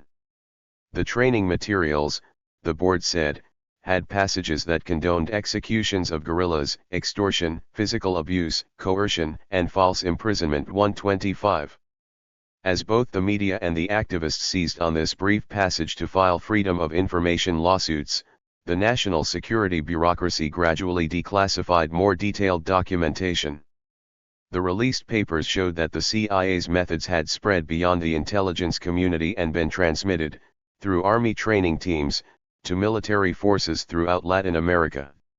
In a memo dated March 1992, the Assistant Secretary for Intelligence Oversight advised the U.S. Defense Secretary that a review of the department's files had found 7 training manuals, all compiled during the mid-1980s, containing material that either was not or could be interpreted not to be consistent with U.S. policy. These manuals, the Assistant Secretary added, were based in part, on material dating back to the 1960s from the Army's Foreign Intelligence Assistance Program, entitled Project X. The 1992 memo indicates that the Defense Department had somehow lost control of this program, and army trainers were operating in clear violation of military regulations. Had the CIA detached military officers from the chain of command and integrated them into a covered program with its own extra-legal procedures?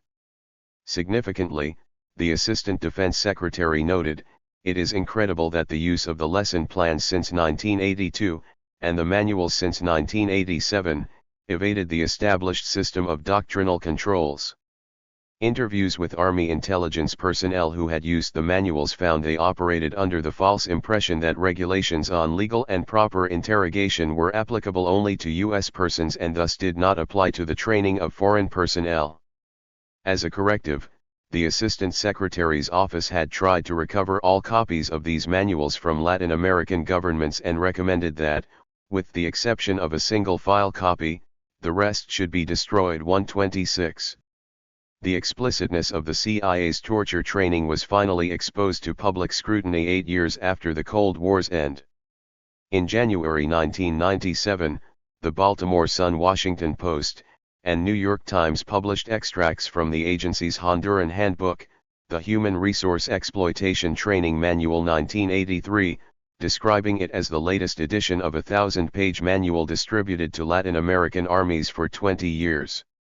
Under the damning headline "Torture was taught by CIA," one press account began, "A newly declassified CIA training manual details torture methods used against suspected subversives in Central America during the 1980s, refuting claims by the agency that no such methods were taught there." 127. Although these press descriptions of torture were chilling, the public reaction was muted. Citizens and civic groups remained silent. Editorials did not call for an investigation. Congress did not react. Above all, there was no pressure on the CIA to repudiate or reform the techniques revealed in its training manual. Throughout this decade of media expose, congressional criticism, and public protest, attention focused on sensational post-Phoenix excesses such as assassination and physical abuse, leaving the more complex issue of psychological torture largely unexamined. In effect, this public debate complemented the national security bureaucracy's own resolution of the torture question after the Cold War, purging the Phoenix-style physical abuse but preserving the original psychological paradigm as legal and even necessary.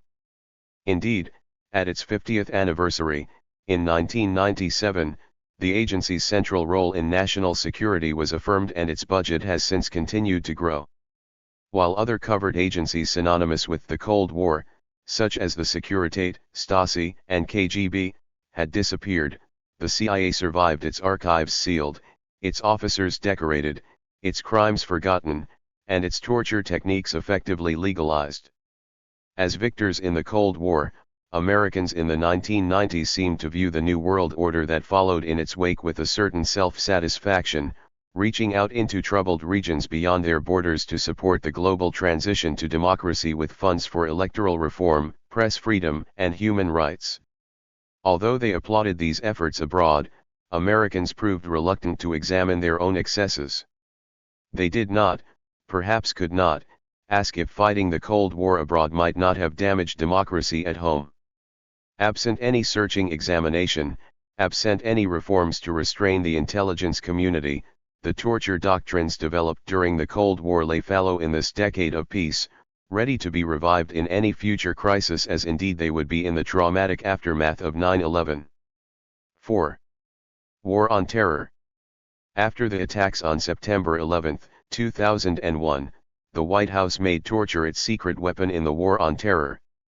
Although Washington mobilized its regular military forces for conventional combat in Afghanistan and Iraq, the main challenge in this new kind of warfare was a covert campaign against non-Stasi actors, terrorists who move easily, elusively across the Muslim world, from Morocco to Manila, in ad hoc networks that dissolve as soon as the mission is accomplished.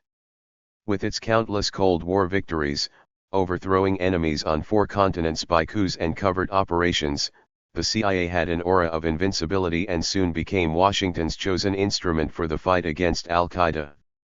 Yet, in truth, the agency's reputation for clandestine daring-do was grossly inflated and its qualifications for TIN's new mission were few indeed. 1. In any war against an underground movement, communist or terrorist, global or local, accurate intelligence is the key to victory. The CIA, though brilliant against states or state agencies, is a centralized Washington bureaucracy often lacking the specific knowledge, languages, or street smarts for effective intelligence gathering on non-state actors. Whether in France, Italy, Iran, Guatemala, Congo, or Chile, most of the CIA's legendary Cold War successes came, even at its peak in the 1950s, as a U.S. government agency penetrating foreign government agencies, civil and military, to carry out coups or clandestine operations. Similarly, the CIA fought larger, longer covered wars in Greece, Laos, and Afghanistan essentially as the lead U.S. agency in alliance with foreign states. Only once before in its history had the agency tried to amass tactical intelligence, and it had failed, defaulting to torture in the process. By manipulating South Vietnam's military, the CIA installed and then toppled President Ngo Dinh Diem with consummate skill. But it then proved impotent against the country's underground movement, the Viet Cong. In this its first major campaign against a non-state actor, the CIA tried a range of tactics: psychological warfare and paramilitary forces, without success. Desperate for intelligence about its invisible enemy, the agency soon descended into systematic torture of suspected Viet Cong. Then, 40 years later, confronted with a second, similar campaign against another non-state actor, the CIA found it had few, if any, assets inside Al-Qaeda or militant Muslim circles, forcing the agency to revive the torture techniques it had once used in South Vietnam. With surprising speed, Washington's recourse to torture in the hunt for Al-Qaeda replicated the same outcome first seen during its dirty war in Vietnam: anger among the local population and alienation of the American people from the larger war effort. 2. In the 10-year hiatus between the last known use of torture training manuals, in the early 1990s, and the declaration of war on Al-Qaeda, in September 2001, torture had been outsourced to U.S. allies. At the start of President Clinton's covert campaign against Al-Qaeda in the mid-1990s, the CIA lacked the skills to translate raw intelligence into real results, and so, in frustration and desperation, formed covert alliances with Third World security services known for torture. In 1995, CIA agents kidnapped terror suspects in the Balkans, some of them Egyptian nationals, and shipped them to Cairo for brutal interrogation. Former CIA Director George Tenet later testified that, in the years before September 11, the CIA was involved in the transport of some 70 individuals to foreign countries without formal extradition, a process called extraordinary rendition that was banned under international conventions. 3. Such second-hand torture was evident at Manila in 1995 when the Philippine National Police, working with the CIA, discovered plans for a wave of trans-Pacific aircraft bombings. As the successor to the Philippine Constabulary, the PNP was a natural CIA ally, with clandestine ties dating back to the 1950s, including some exposure to agency torture training. In the post-9/11 media, this Manila incident, albeit distorted, was cited repeatedly to justify the use of torture, making it worth recounting in some detail. In a security sweep before the Pope's 1995 visit, Manila police found bomb-making materials in the apartment of an Arab tourist, Abdul Hakim Murad. For 2 days, Murad taunted his captors at the PNP Intelligence Command until the police, in the words of a Filipino journalist, racing for time to protect the Pope, did what they did best to a prisoner at crunch time. After weeks of physical and psychological torture by beating, waterboarding, holding lighted cigarettes to his private parts, and threats of rape, all while he was blindfolded, Murad supposedly cracked and confessed to a plot to blow up 11 trans-Pacific aircraft and kill their 4,000 passengers and crew members. Although advised of the arrest, U.S. Embassy officials delayed Murad's extradition for months while, as one Filipino officer put it, "We did the dirty job for them." After 3 months in the hands of the Filipino police, Murad, who evidently had been implicated in the 1993 World Trade Center bombing, was finally sent to New York City to face trial. 4. After September 2001, a growing public consensus emerged in favor of torture. In October, the Washington Post reported impatience at the Federal Bureau of Investigation over the interrogation of 4 suspected terrorists arrested after September 11. "We're into this thing for 35 days and nobody is talking," said a senior FBI official, adding that frustration has begun to appear. With surprising frankness, the agent admitted that the FBI was considering torture. "We are known for humanitarian treatment. But it could get to that spot where we could go to pressure. Where we won't have a choice, and we are probably getting there."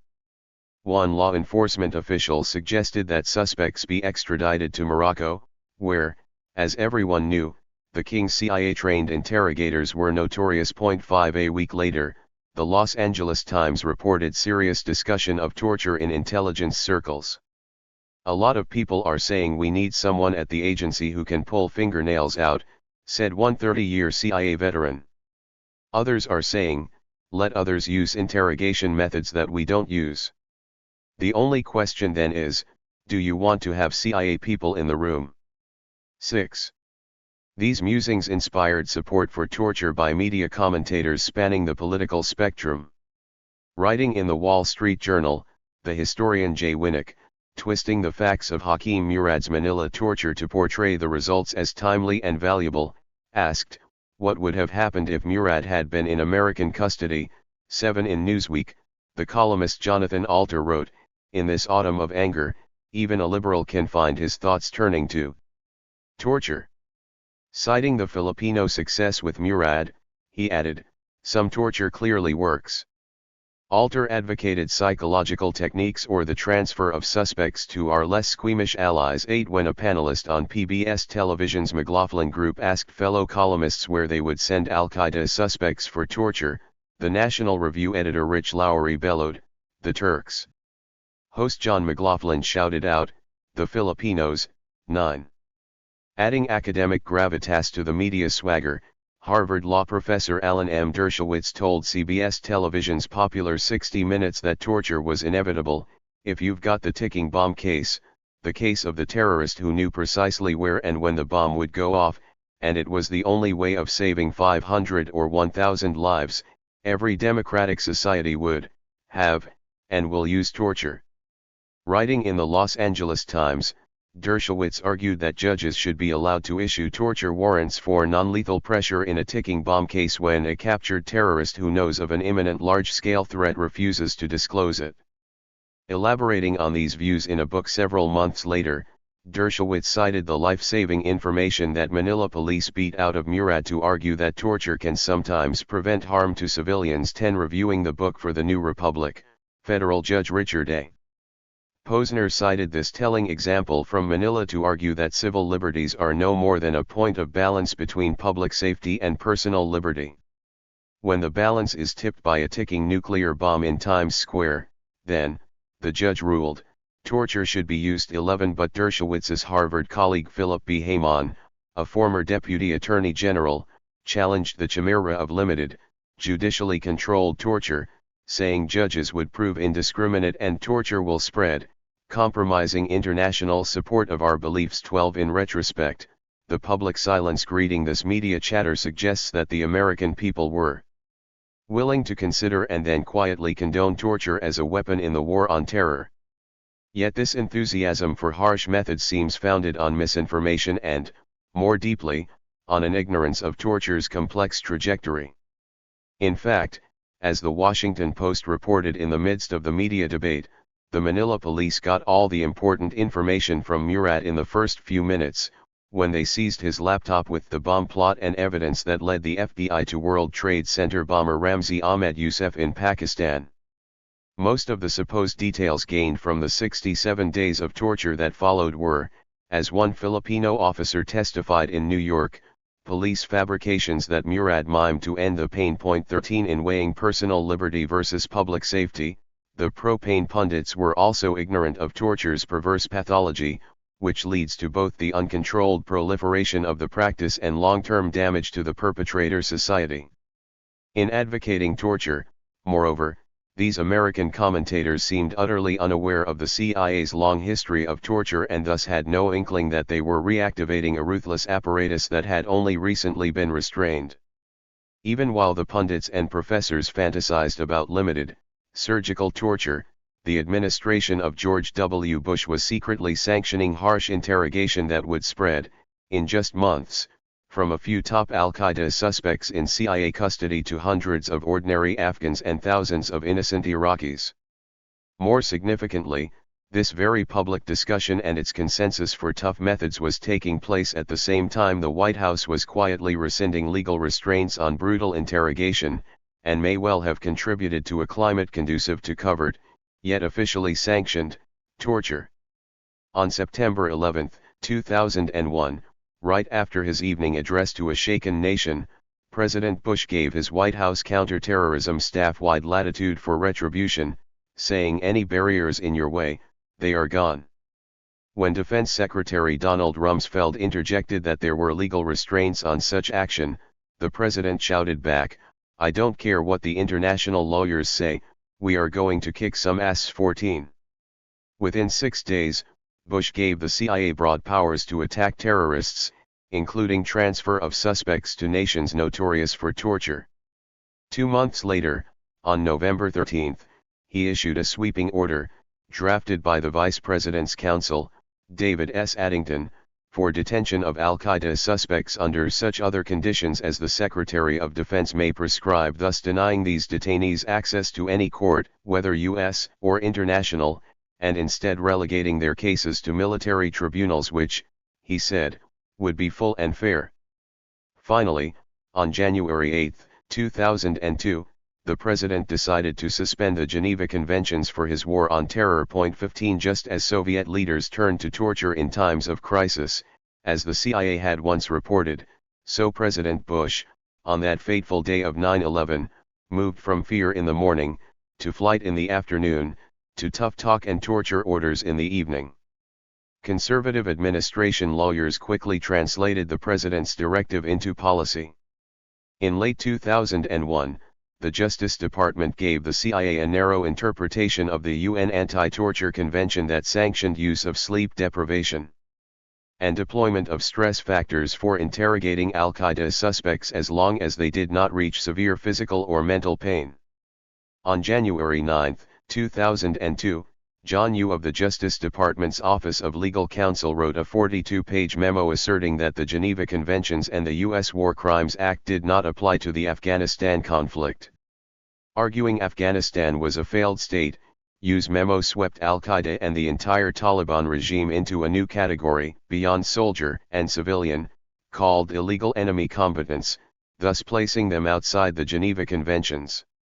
Even Article 3, common to all 4 of the Geneva Conventions, barring cruel treatment and torture or humiliating and degrading treatment, did not, you argued, apply to this conflict between a state and a transnational terrorist group. This radical view sparked a strong rebuttal from the State Department.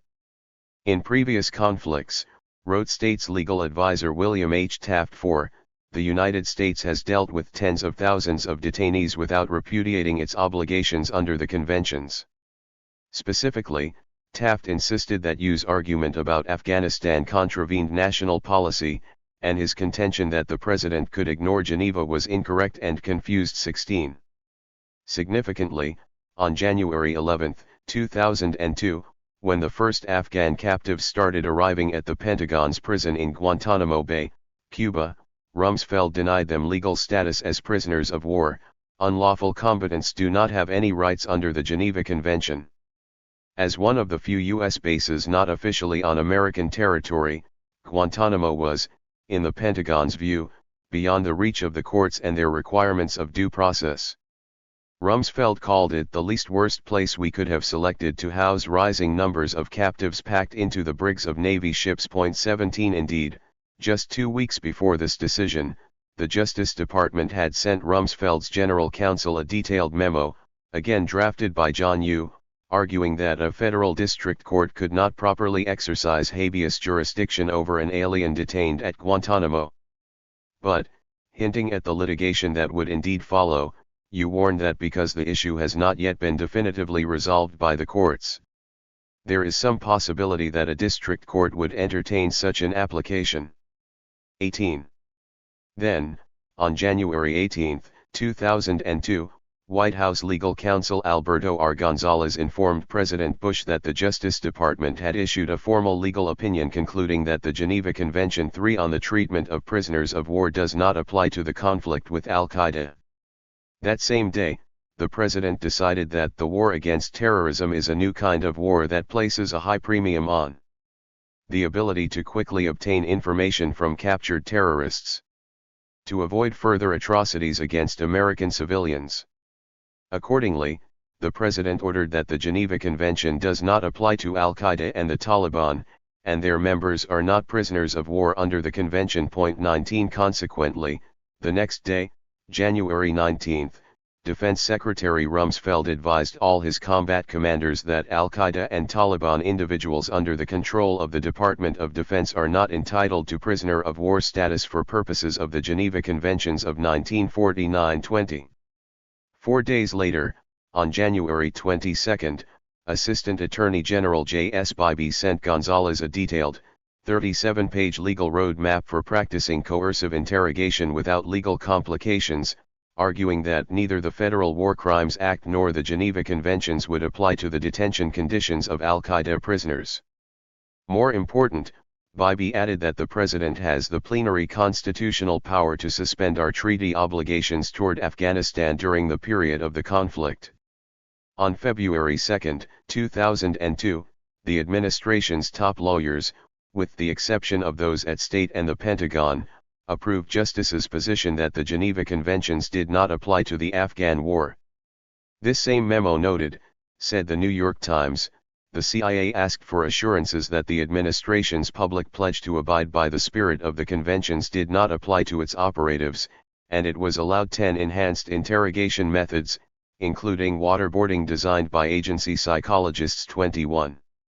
Responding to a strong protest from Secretary of State Colin Powell over the decision to waive the Geneva Conventions, Gonzalez advised the President that this new paradigm renders obsolete Geneva's strict limitations on questioning of enemy prisoners and renders quaint some of its provisions.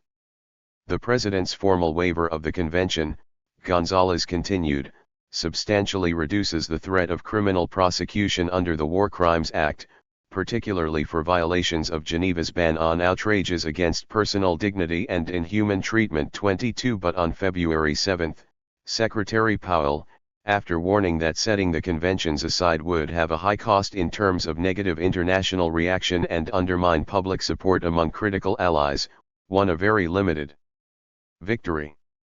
The White House announced that Geneva would apply to the Afghan war but not to Taliban or Al-Qaeda prisoners, a large loophole that would, in fact, allow torture. The next day in a Pentagon briefing, Secretary Rumsfeld reiterated his position that the current war on terrorism is not a conflict envisioned by the framers of the Geneva Convention, and that members of the Taliban do not qualify for POW status. In sum, the White House policy, in Newsweek's assessment, set the stage for the new interrogation procedures ungoverned by international law. 23. Less visibly, the administration began building a global gulag for the CIA. Sometime in late 2001, Rumsfeld, working with the CIA and allied agencies, launched a special access program under the most stringent level of security to pursue Al-Qaeda's leadership. As the most secret protocol in U.S. security parlance, a SAP is known only to a few top officials, and those read in at lower levels are barred from even saying its name or admitting its existence. Indeed, one of the few public acknowledgments of this kind of protocol came in June 2002 when the President grudgingly signed Pentagon budget legislation with a congressional notification requirement for SAPs that read, "Situations may arise especially in wartime in which the President must promptly establish special access controls on classified national security information." To assure the success of this particular SAP, Rumsfeld armed it with some extraordinary weapons, prior authorization for kidnapping, assassination, and torture, elite troops from the Navy SEALs and Army Delta Force, and a network of secret CIA detention centers. According to the journalist Seymour M. Hersh, The program was authorized by President Bush, known to fewer than 200 operatives and officials, and directed by Rumsfeld's trusted aide, Stephen Cambone, later the Undersecretary of Defense for Intelligence. 24. After the President signed a CLAS SIFT order on September 17 giving the agency new powers, Washington negotiated supporting agreements with 8 nations for secret CIA prisons in Thailand, Diego Garcia Island, Afghanistan, and Eastern Europe. Inside the long-established U.S. base at Guantanamo, the CIA operated Camp Echo, an off-limits cluster of a dozen concrete blockhouses, each with a steel cage, a restroom, and a table for interviews. To keep these prisoners beyond the reach of the International Red Cross, Rumsfeld agreed, at the request of CIA Director George Tenet, to create a special category for ghost detainees arrested in Pakistan, Indonesia, Thailand, Iraq, and elsewhere by holding them without the registration numbers required by the Geneva Conventions. By mid-2004, the New York Times estimated that the CIA was holding, in its nascent Gulag, some 12 to 24 top al-Qaeda suspects who had never been visited by a lawyer or a human rights organization. Lesser suspects were, at this stage, left to the regular U.S. Army. By the end of 2004, the number of CIA ghost detainees had risen to an estimated 36, including the al-Qaeda leaders Khalid Sheikh Mohammed, Abu Zubaydah, and Nurjaman Ridwan Isamuddin. In later congressional testimony, General Paul Kern noted that the CIA may have hidden up to 100 ghost detainees in prisons around the globe. 25. The agency's global Gulag was inextricably interwoven with secret police prisons across Asia and the Middle East. In June 2004, the respected British newspaper The Observer estimated that 3,000 terror suspects were being held both in CIA centers and allied prisons throughout the Middle East, a figure also claimed by the CIA's counterterrorism chief at Langley, Cofer Black. In this same period, the CIA, under President Bush's direct orders, engaged in the extraordinary rendition of some 150 al-Qaeda suspects, sending them to nations whose secret police were, in the view of the State Department, synonymous with torture: Egypt, Jordan, Morocco, Saudi Arabia, Syria, and Pakistan. "We don't kick the out of them," said one U.S. official involved in the renditions. "We send them to other countries so they can kick the out of them." In somewhat more decorous language, a senior Moroccan intelligence officer explained, "I am allowed to use all means in my possession. We break them, yes. And when they are weakened, they realize that they are wrong." To avoid using Air Force planes that might reveal its role in these prisoner transfers, the agency expanded its secret cluster of charter airlines to a fleet of 26 aircraft, including several jets that made hundreds of clandestine flights over the next few years, many of them originating at Washington area airports. With these aircraft, the CIA shuttled prisoners invisibly around the globe to its own secret prisons and to allied agencies in Egypt, Syria, Jordan, Morocco, and Uzbekistan, most with long ties to the CIA.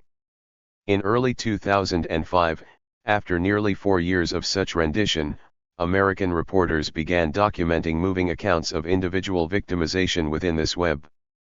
One retired agency official called the rapid expansion of the rendition program after September 11 an abomination. 26.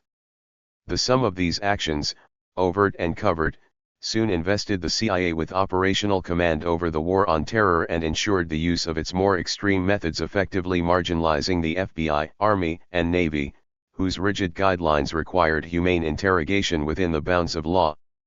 In November 2001, when the Pakistanis turned over the head of an al-Qaeda training camp, Ibn al-Sheikh al-Libi, a decisive bureaucratic battle erupted between CIA and FBI teams in Kabul over control of this trophy captive and others who would follow. At the start, the FBI, in keeping with its long-standing lead role in counterintelligence, had control of the al-Qaeda interrogations. Speaking over a secure line from New York, veteran FBI agent Jack Clunan instructed his field agents in Kabul to work by the book in ways that would allow later prosecution.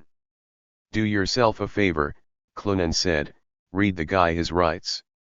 It may be old-fashioned, but this will come out if we don't. It may take 10 years, but it will hurt you, and the Bureau's reputation, if you don't have it stand as a shining example of what we feel is right. So the FBI operatives went to work using their standard procedures.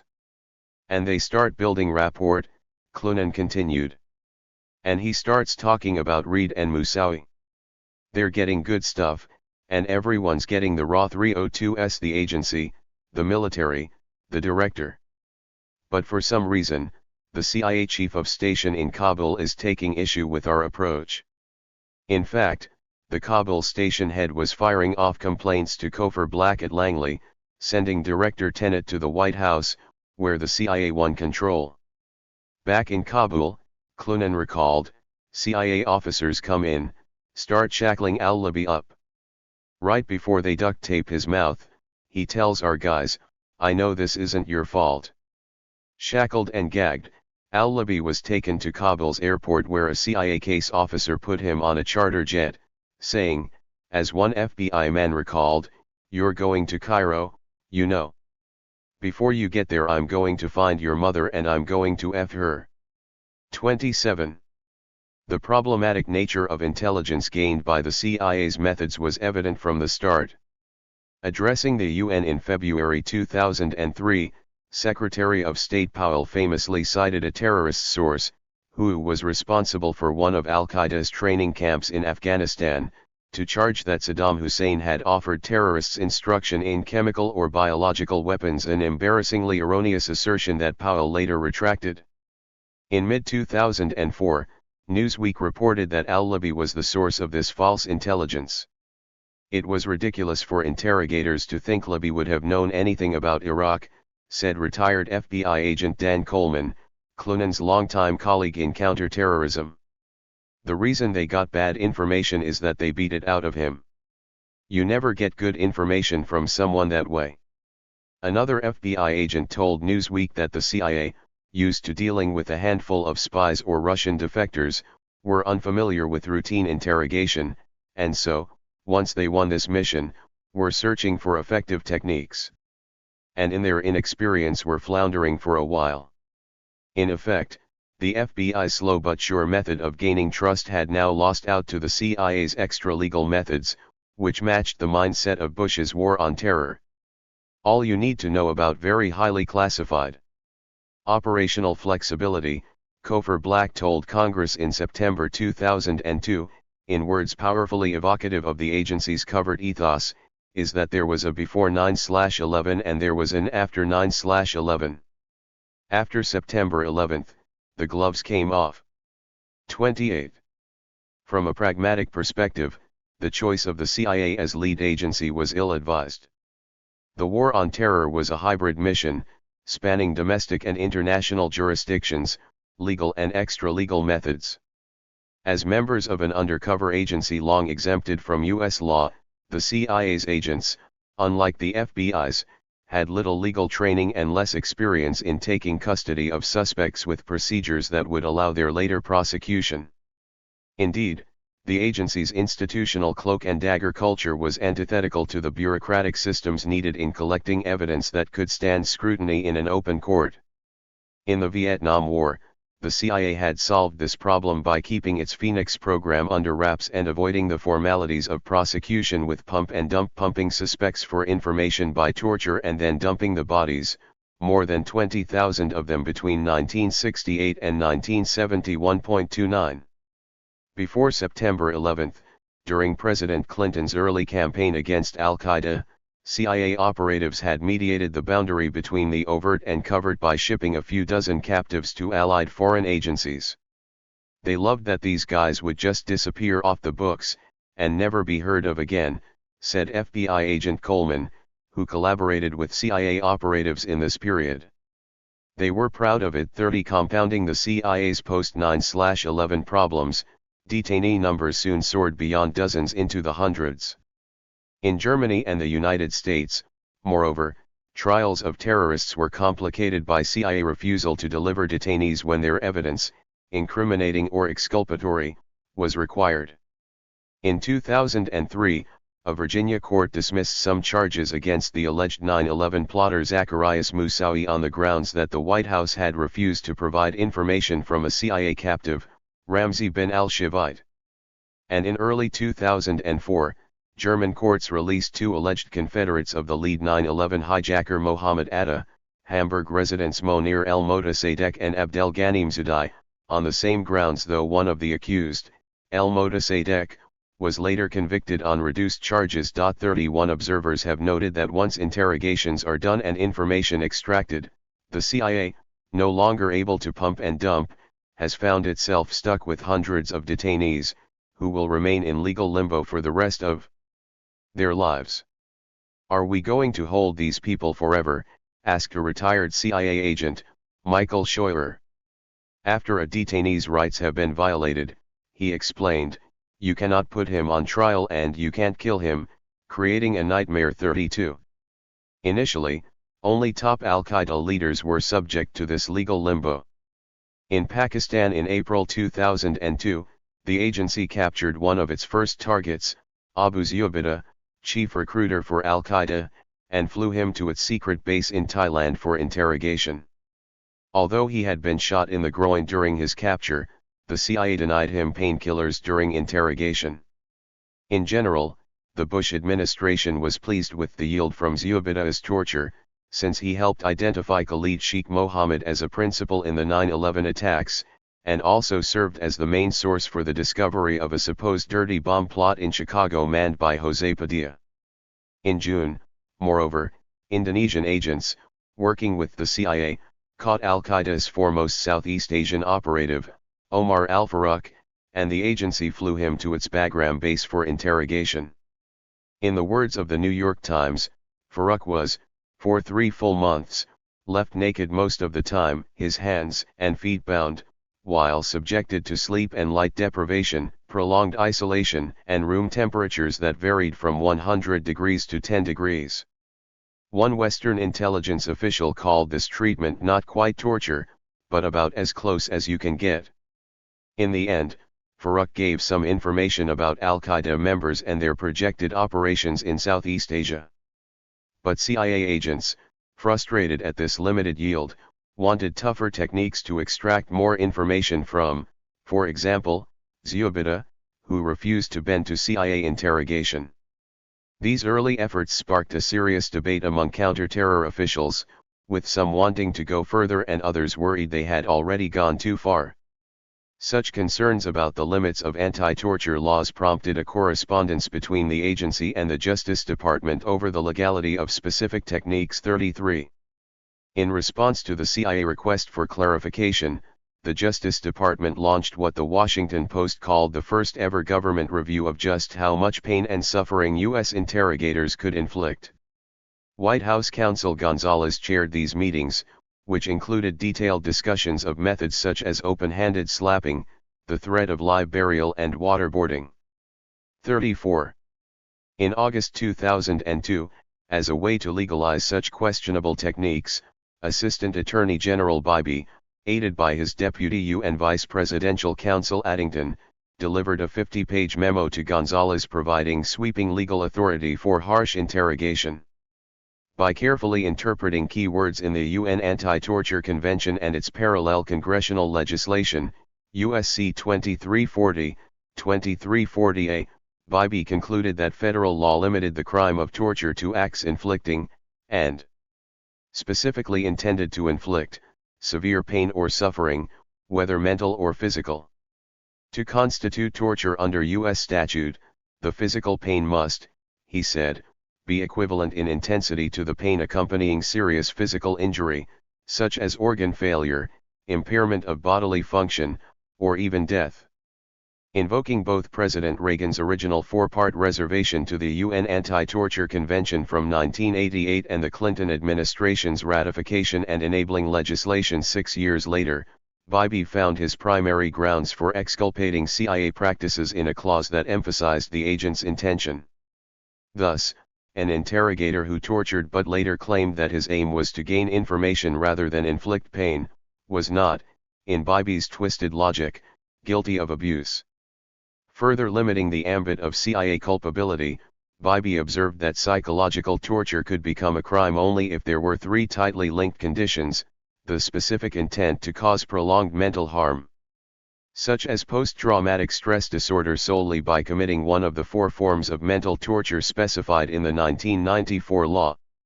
Thus, the statute, in Bybee's analysis, prohibits only extreme acts.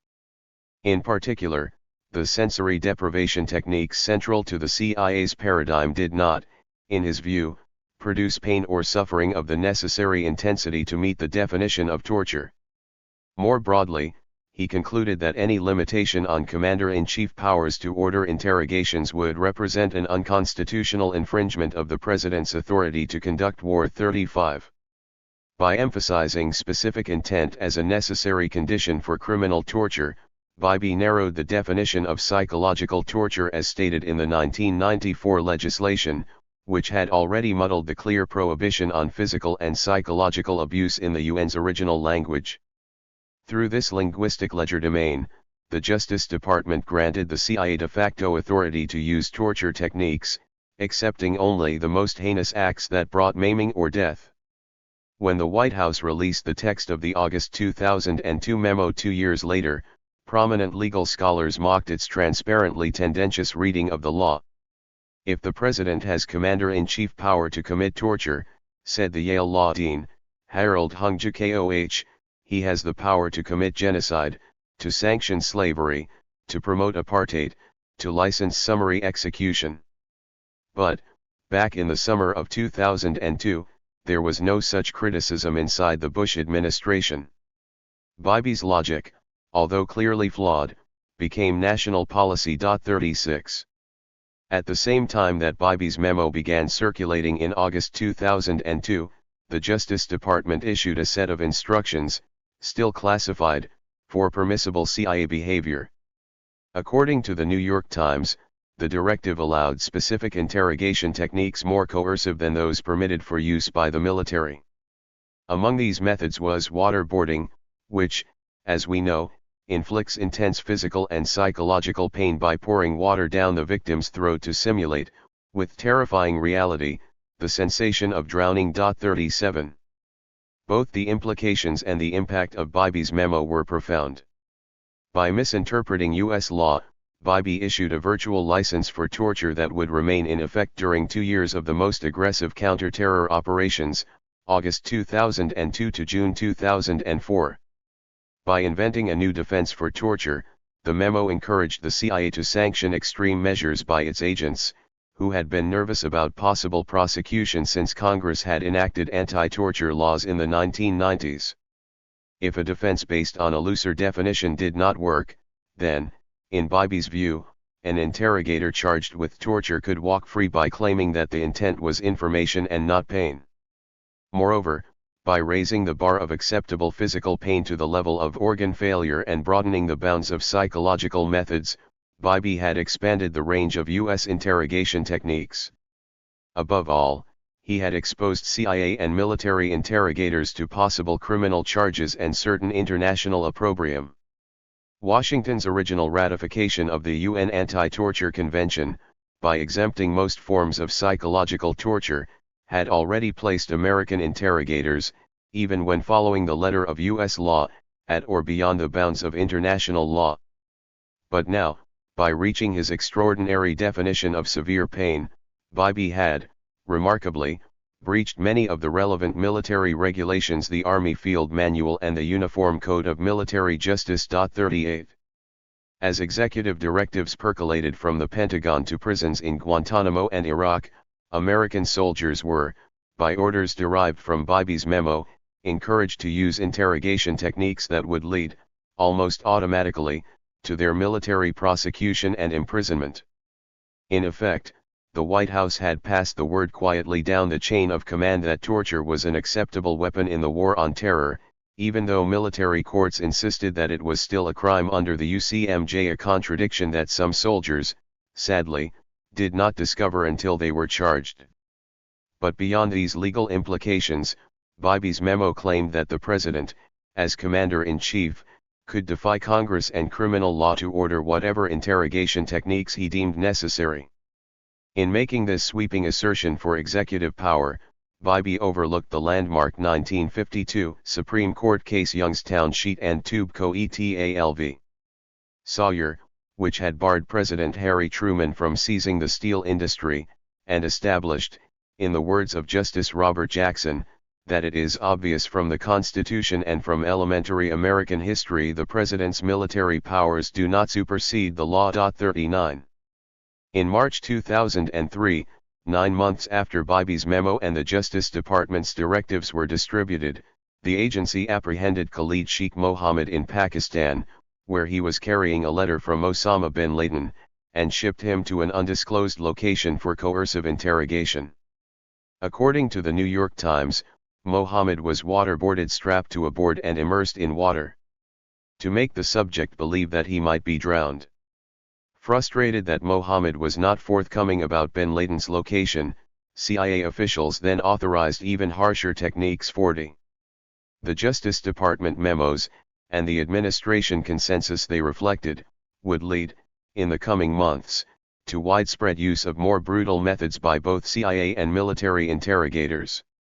As Iraq erupted in revolt and Guantanamo prisoners proved recalcitrant, pressures began building that made the memos a subtle signal throughout the intelligence community that the gloves were indeed off. Every impulse tugs downward, explains Army interrogator Chris Mackey from his Afghan service after September 11. The prohibition on the use of stress positions early in the war gave way to policies allowing their use to punish prisoners for disrespectful behavior. The rules were relaxed further by those who followed us at Bagram, and within a year stress positions were a formally authorized interrogation technique by the command in Iraq.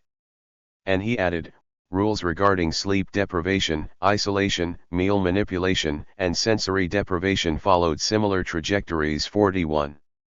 In the next few years of the War on Terror, the toll from President Bush's orders, as conveyed in these memos and others still secret, would be chilling. Some 14,000 Iraqi security detainees subjected to harsh interrogation, often with torture, 1,100 high-value prisoners interrogated, with systematic torture, at Guantanamo and Bagram, 150 extraordinary, extra-legal renditions of terror suspects to nations notorious for brutality, 68 detainees dead under suspicious circumstances, some 36 top Al-Qaeda detainees held for years of sustained CIA torture, and 26 detainees murdered under questioning, at least 4 of them by the CIA. 42 Adding to the casualties from this covert war, Bush hinted at torture and extrajudicial execution during his State of the Union address in January 2003, when he spoke about the 3,000 suspected terrorists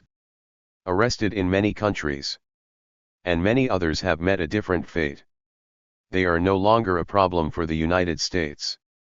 43 To all these statistics, we should add another casualty: one great nation's international reputation.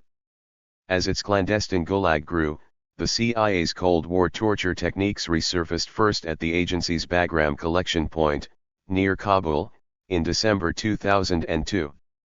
There, in a sprawling, dungeon-like hangar replete with chains jangling between prisoners' ankles, gates and latches slamming and locking, violent shouts from interrogators, the United States held many of its 200 to 300 high-value Afghan detainees. Shattering the media silence over interrogation, The Washington Post reported, in December 2002, that prisoners inside Bagram were subjected to standing or kneeling for hours in black hoods or spray-painted goggles, and were forced into awkward, painful positions and deprived of sleep with a 24-hour bombardment of lights. According to American eyewitnesses, captives were softened up by Army military police and special forces, who beat them up and confined them to tiny rooms. In response to this information, Human Rights Watch warned that Washington was violating the most fundamental prohibitions of international human rights law. From London, the conservative Economist magazine chided the American media for only a desultory discussion of the Washington Post story. There is a line which democracies cross at their peril, threatening or inflicting actual bodily harm. On one side of that line stands societies sure of their civilized values. 44. Even more disturbing, that December 2 Afghan prisoners were found dead in their cells at Bagram. For months, the military command in Kabul insisted that one of the deceased, a 22-year-old farmer named Dilaver, had died of a heart attack. But in February 2003, New York Times correspondent Carlotta Gall learned from two other prisoners jailed with Dilaver that they had all been short-shackled, arms up and feet immobile, for days on end until their ankles tightened painfully, constricting blood flow. This reporter then tracked Dilaver's family to a remote village in eastern Afghanistan and there found his U.S. military death certificate with an X in the box for homicide. Under cause of death, a Pentagon pathologist, Major Elizabeth A. Rouse, had written blunt force injuries to lower extremities. Back in Kabul, the reporter asked the commander, Lieutenant General Daniel K. McNeil, if the prisoners had suffered injuries in custody, and he replied, "Presently, I have no indication of that." Questioned about the shackling, the general replied, "We are not chaining people to the ceilings." But the Army's legal advisor at Bagram, Major Jeff A. Bavarnik, later told the Times that, on arrival in November 2002, he had inquired whether the sort of shackling was humane and was advised, by the military and CIA officials in charge, that it was not inhumane. In fairness, General McNeil deferred his final judgment to an ongoing investigation that, 2 years later, brought charges against Sergeant James P. Boland and recommended additional charges against 24 members of the 519th Military Intelligence Battalion. According to Army evidence in these cases, one of the accused, PFC Willie V. Brand, had slowly killed Dilaver during a 5-day period by destroying his leg muscle tissue with repeated unlawful knee strikes so brutal that even if the victim had survived, both legs would have had to be amputated. Significantly, the initial investigation had been slowed, in part, because the battalion and its commander, Captain Carolyn A. Wood, had been transferred to Iraq, where they were setting up the interrogation procedures at Abu Ghraib Prison. 45. Just as the details of Bagram's detention center began to emerge, the Defense Department authorized harsher tactics at Guantanamo Bay, Cuba. In October 2002, the Pentagon had removed Brigadier General Rick Backus as base commander after complaints from military interrogators that he coddled detainees by allowing copies of the Quran and disciplining abusive guards. Appointed in November with orders to get tough and get information, Major General Jeffrey D. Miller would hold this post during a critical year, developing new military doctrines for coercive interrogation. Among his early innovations, Miller authorized creation of the Behavioral Science Consultation Team with a psychologist and psychiatrist whose mission was to engineer the camp experiences of priority detainees to make interrogation more productive. To facilitate their work, BSCT members were given unauthorized access to detainee medical records. Guantanamo commanders also asked the Pentagon for more latitude to interrogate potential assets like the camp's most valuable prisoner, Mohammed al-Qatani, a 26-year-old Saudi branded the 20th hijacker, claiming, in the words of the Southern Command Chief General James T. Hill, that some detainees have tenaciously resisted our current interrogation methods. In support of his request, General Hill attached a memo from Guantanamo's Joint Task Force 170, recommending, first, stress positions for a maximum of 4 hours, next, isolation facility for up to 30 days, third, deprivation of light and auditory stimuli, fourth, hooding, fifth, use of 20-hour interrogations, and, finally, wet towel and dripping water to induce the misperception of suffocation. In sum, the CIA's established combination of sensory deprivation and self-inflicted pain. 46. Consequently, in early December 2002, Secretary Rumsfeld approved 16 techniques beyond the 17 already allowed in the Army's Standard Interrogation Manual, FM 34-52, which used only moderate psychological methods in compliance with the Geneva Conventions. The Defense Secretary, referring to the standing designer desk in his office, added a jocular handwritten note signaling his tolerance for a tough interpretation of these guidelines. However, I stand for 8 to 10 hours a day. Why is standing limited to 4 hours? 47. The devastating impact of this decision on its first target, Al-Qahtani, was recorded in Guantanamo's interrogation logs, later published by Time magazine. In entries for 50 days, from late November 2002 to early January 2003, the official log described sessions that ran for 20 unbroken hours, and were often spiked by novel psychological pressures. After guards filled Al-Qahtani's bladder with over 3 bags of intravenous fluid, they denied him a toilet break until he answered questions. When his replies proved unsatisfactory, interrogators made him urinate in his pants. Playing upon Arab attitudes toward dogs, the Guantanamo guards, in their entry for December 20, 2002, began teaching the detainee lessons such as stay, come, and bark to elevate his social status up to that of a dog. Detainee became very agitated. 48. In the following weeks, however, some officials reported that the new methods extracted little information from Al-Qahtani, who had been most forthcoming under more subtle persuasion. Of equal importance, Navy lawyers at Guantanamo objected, through the Navy Department in Washington, that such techniques might be criminal. In December 2002, Dr. Michael Gels, chief psychologist at the Naval Criminal Investigative Service, told the Navy's General Counsel, Alberto J. Mora, that Guantanamo interrogators were using abusive techniques and coercive psychological procedures on Al-Qahtani. Gels warned, moreover, of force-drift and natural inclination to uncontrolled abuse when interrogators encounter resistance. In turn, Mora told his Pentagon superiors, including senior counsel William J. Haynes, that these methods were unlawful and unworthy of the military services, and the use of coercive techniques placed all involved at risk of prosecution. 49. Consequently, in mid-January 2003, Rumsfeld suspended the procedures while his subordinates debated. Starting this process, an internal Defense Department working group circulated a draft document with a narrow definition of torture and a broad interpretation of executive power, similar to Bybee's August 2002 Justice Department memo.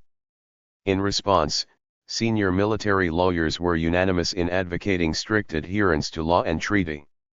The Deputy Judge Advocate General for the Air Force, Major General Jack Rives, warned that the more extreme interrogation techniques, on their face, amount to violations of domestic criminal law and the UCMJ and placed interrogators at risk of criminal accusations at home and abroad. More broadly, these executive guidelines could do long-term damage to the military. U.S. Armed Forces culture and self-image, which suffered during the Vietnam conflict, due to perceived law of armed conflict violations, had been repaired starting in 1979, Rives recalled, by establishing high benchmarks of compliance with the principles and spirit of the law of war, and humane treatment of all persons. While the detainees' status as unlawful belligerents may not entitle them to protections of the Geneva Conventions, this subtle legal distinction may be lost on the members of the armed forces, and may be seen as giving official approval and legal sanction for techniques that are unlawful.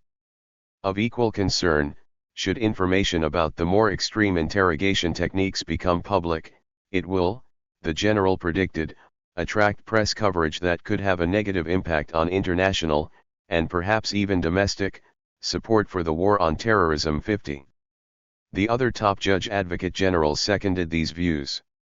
The Navy's chief lawyer, Rear Admiral Michael F. Lower, expressed concern that the American people would condemn the military for condoning practices that, while technically legal, are inconsistent with our most fundamental values. The Army's senior law officer, Major General Thomas J. Romig, added that the Justice Department's approach will open us up to criticism that the U.S. is a law unto itself.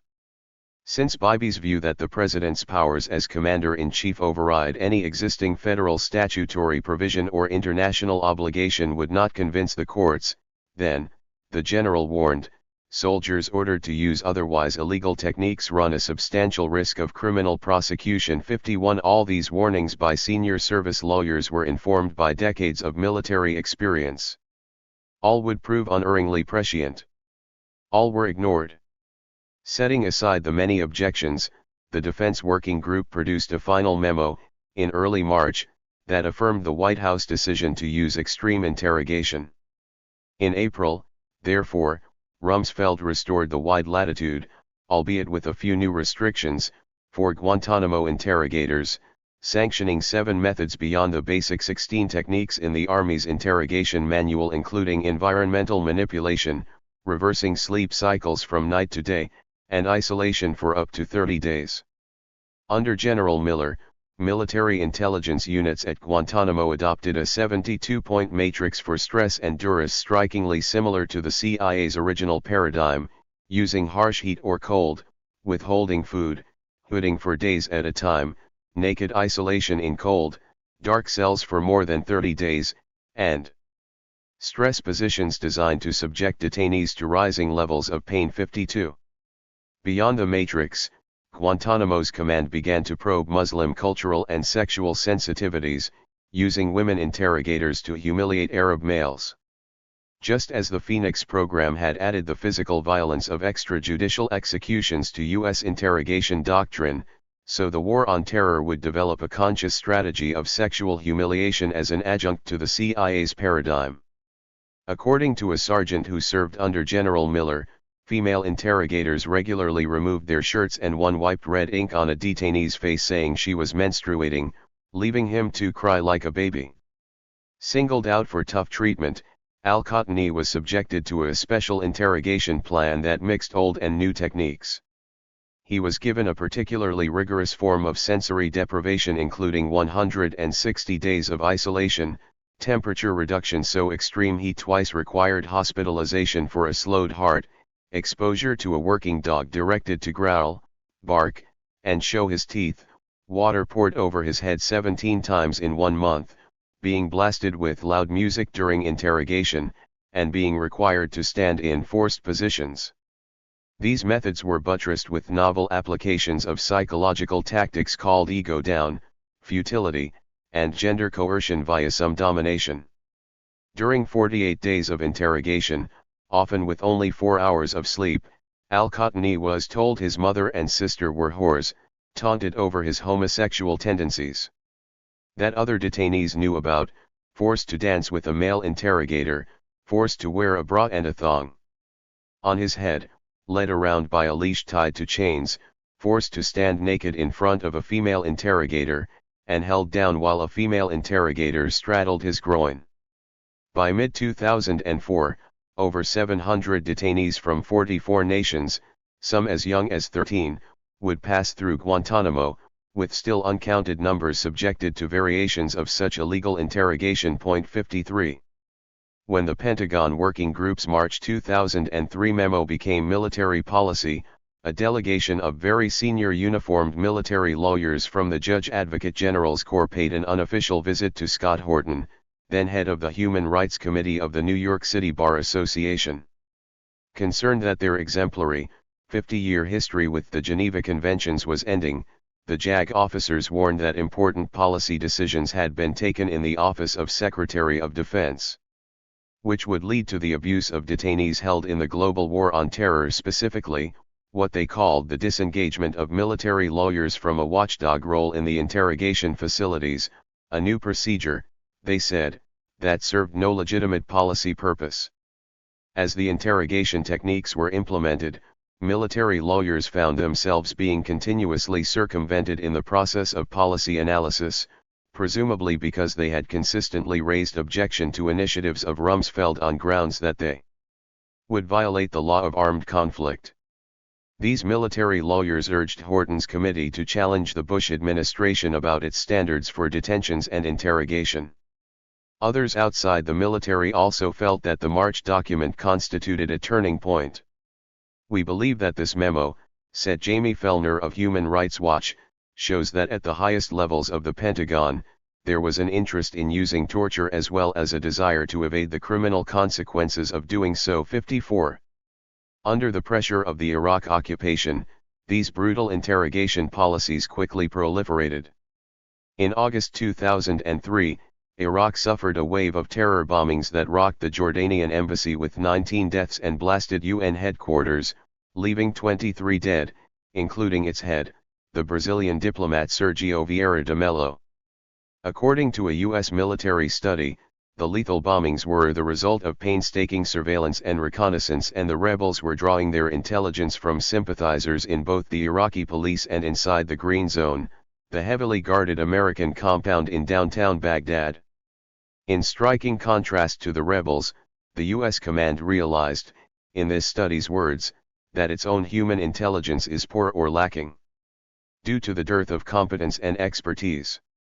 As American casualties surged and violence spread, U.S. headquarters in Baghdad ordered sweeps of civilian neighborhoods, rounding up suspects and filling up military prisons whose populations quickly swelled from 3,500 to 18,000. The gloves are coming off, gentlemen. Regarding these detainees, a U.S. Army captain emailed his military intelligence comrades in mid-August. Casualties are mounting and we need to start gathering info to help protect our fellow soldiers from any further attacks. I thank you for your hard work and dedication. Am I always out front? 55. This pacification effort transformed Abu Ghraib prison into a hellhole. In July 2003, Brigadier General Janis Karpinski, the military police commander for Iraq, had walked through Abu Ghraib's knee-deep rubble left by looters to inspect just 25 remaining prisoners. 3 months later, the prison, only 20 kilometers from Baghdad, became the epicenter in the military's interrogation campaign, with some 14,000 security detainees, over half of them crowded into the single prison. Inside Abu Ghraib's sprawling 280 acres, surrounded by a 20-foot concrete wall extending 4 kilometers and spiked with 24 guard towers, the central compound housed 3 distinct areas: a cluster of minimum security tents ringed with concertina wire, ordinary lockups, and the maximum security cell blocks, 1A and 1B. As Abu Ghraib's population soared, General Karpinski came to see the prison selection as a serious error. Situated near hostile communities, subjected to incoming mortar rounds at night, and suffering oppressive 140-degree heat during the day. And the 3,400 soldiers of Karpinski's 800th Military Police Brigade were under enormous pressure. Though vast, Abu Ghraib was but one in a military gulag of 17 prisons whose population soon reached about 20,000, putting enormous strain on the guards. 56. As the Iraqi insurgency erupted in August, Secretary Rumsfeld reportedly acted with characteristic decisiveness by ordering his Special Access Program operatives into Iraq, inserting them into military prisons with the authority for harsh interrogation beyond Army regulations. 57. Operating under code name Copper Green, Rumsfeld's SAP, which included the CIA, soon ran into serious problems. The team focused, in part, on interrogations at Abu Ghraib, where, over Karpinski's objections, the CIA concealed some 30 ghost detainees who were not logged into the system. Whether they were SAP or ordinary CIA, Karpinski began seeing mysterious operatives, whom she called disappearing ghosts, around the prison in late 2003, who masked their identities with aliases and civilian clothes. Besides employing the usual psychological tactics, these interrogators reportedly introduced the practice of forced nudity and explicit photography, on the theory that Arabs are particularly vulnerable to sexual humiliation. But by late fall of 2003, senior CIA officials were recoiling from abuses at Abu Ghraib, saying, in the words of a former intelligence officer, "No way. We signed up for the core program in Afghanistan pre-approved for operations against high-value terrorist targets, and now you want to use it on cab drivers, brothers-in-law, and people pulled off the streets." And in a reference to the Vietnam War's Phoenix program, the source added, "We're not going to use our guys to do this. We've been there before." As the CIA quit the SAP on advice of its lawyers, others in the intelligence community became concerned that the Abu Ghraib interrogations might compromise what they viewed as an effective covert operation. "This was stupidity," a security consultant told reporter Seymour Hersh. "You're taking a program that was operating in the chaos of Afghanistan against Al-Qaeda, a stateless terror group, and bringing it into a structured, traditional war zone." 58. Beyond the SAP's activities, military intelligence and the CIA were, after August 2003, engaging in harsh interrogation at Abu Ghraib and other camps with high-value detainees despite President Bush's assurances that the Geneva Conventions applied to Iraq. That summer, at a Pentagon briefing on the growing insurgency, Rumsfeld complained loudly about poor intelligence from Iraq, contrasting it with the yield from the new extreme interrogation practices at Guantanamo. Voicing anger and frustration over the application of the Geneva Conventions in Iraq, Rumsfeld gave oral orders for the Guantanamo commander, Major General Miller, to get Moy's Iraqi intelligence. Consequently, in early September 2003, the general, who had spent the past 9 months developing Guantanamo's regimen, inspected Iraqi prisons with a team of personnel experienced in strategic interrogation. In a classified report for Army headquarters in Baghdad, Miller observed that it is essential that the Guard Force be actively engaged in setting the conditions for successful exploitation of internees. The general also urged a radical restructuring of detainee policy, to make Iraq's prisons the front line for information warfare, saying, detention operations must act as an enabler for interrogation. To provide a safe, secure, and humane environment that supports the expeditious collection of intelligence. In expansive, almost visionary rhetoric, Miller wrote that his program would allow Abu Ghraib to drive the rapid exploitation of internees to answer theater and national-level counter-terrorism requirements, thus meeting the needs of the global war on terrorism. If implemented immediately, the plan would, he said, produce a significant improvement in actionable intelligence. Within 30 days. 59. During a meeting with Karpinski, Miller began dictating the new procedures, waving his arms aggressively and invoking the name of the U.S. commander for Iraq. Rick Sanchez said, I could have whatever facility I wanted, and I want Abu Ghraib, and we're going to train the MPs to work with the interrogators. Explaining his plan to get Moy's Abu Ghraib, Miller added, we're going to select the MPs who can do this, and they're going to work specifically with the interrogation team. Miller left an interrogation manual and compact disc with what he called training information to facilitate integration of the MPs into the procedure. In one of his internal reports that September, Miller also advised that teams, comprised of operational behavioral psychologists and psychiatrists, are essential in developing integrated interrogation strategies and assessing interrogation intelligence. 60. Indeed, on September 14, 2003, just 5 days after Miller's departure, the commander for Iraq, Lieutenant General Ricardo S. Sanchez, signed a remarkable memo authorizing, in the words of a later inquiry, a dozen interrogation techniques beyond Field Manual 34, 52-5 beyond those applied at Guantanamo. 61. In his instructions, Sanchez explained that his interrogation and counter-resistance policy was modeled on the 1-4 interrogations conducted at Guantanamo Bay, but modified for applicability to a theater of war in which the Geneva Conventions apply. In a very restricted distribution, Sanchez provided copies of his guidelines only to military intelligence, denying knowledge of the radical measures to Karpinski or her MP officers.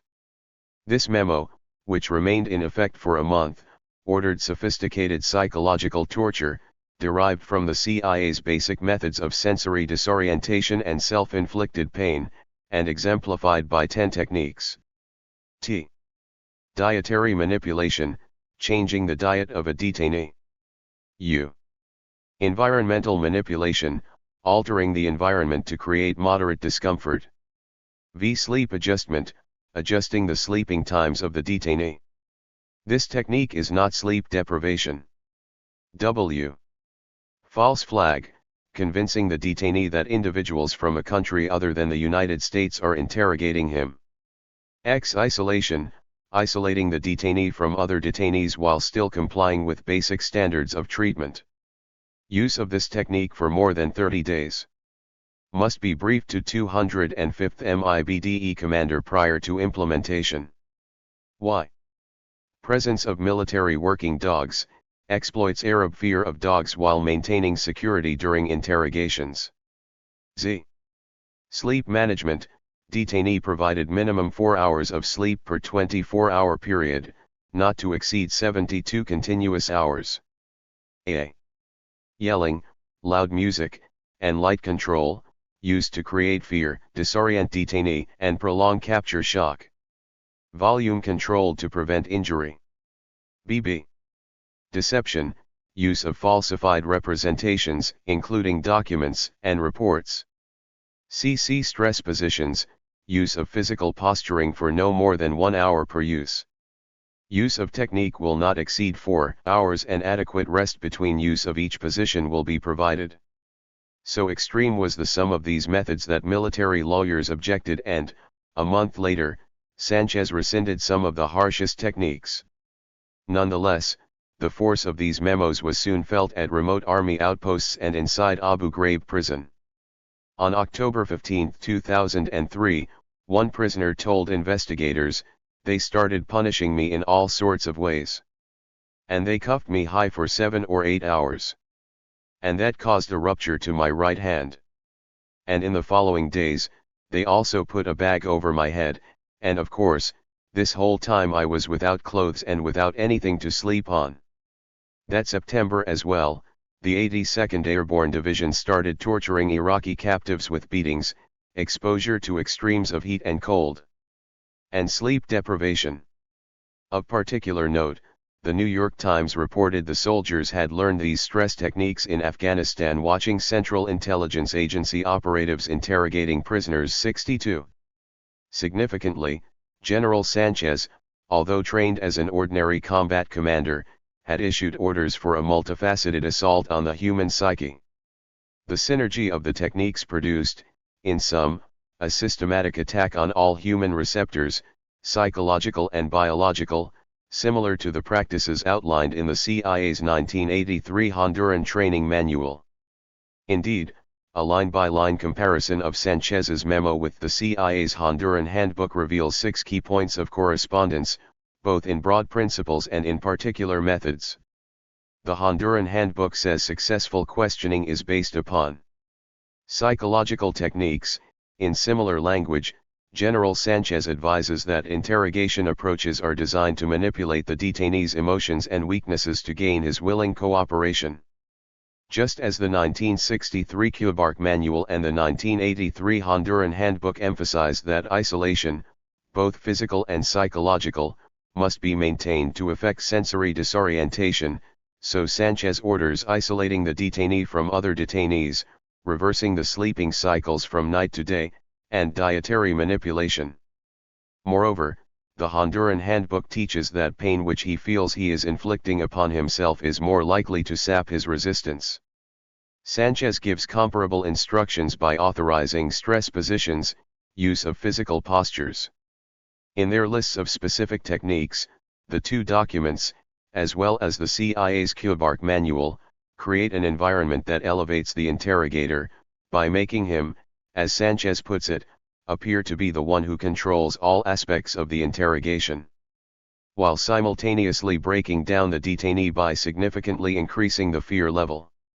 The general's use of extreme psychological techniques indicates the agency's methods had, in fact, spread to become the conceptual foundation for U.S. interrogation doctrine, even within the regular military. Clearly, in both its design and detail, General Sanchez's memo was influenced by past CIA interrogation research. 63. The sum of all these command initiatives was a climate of harsh interrogation at Abu Ghraib that descended, by degrees, into brutality, even depravity. To improve the intelligence yield, veteran interrogators from the 519th Military Intelligence Battalion, led by Captain Wood, had arrived from service at the CIA's Bagram Center in July 2003 and were, as the insurgency intensified, preparing to introduce aggressive methods, including some that had already led to several Afghan fatalities. From October to December 2003, moreover, a 6-person team traveled from Cuba to Iraq, bringing the lessons learned at Guantanamo Bay, notably the use of military dogs. One team member, Staff Sergeant James Vincent Lucas, later testified that they introduced Abu Ghraib interrogators to Guantanamo's aggressive, innovative techniques, including short chaining and clothing removal. Apparently building upon these procedures, as well as on orders from Miller and Sanchez, military police in the security blocks at Abu Ghraib began to soften up detainees for CIA and MI interrogation with techniques documented, in the words of an Army report, by numerous photos and videos portraying in graphic detail detainee abuse by military police.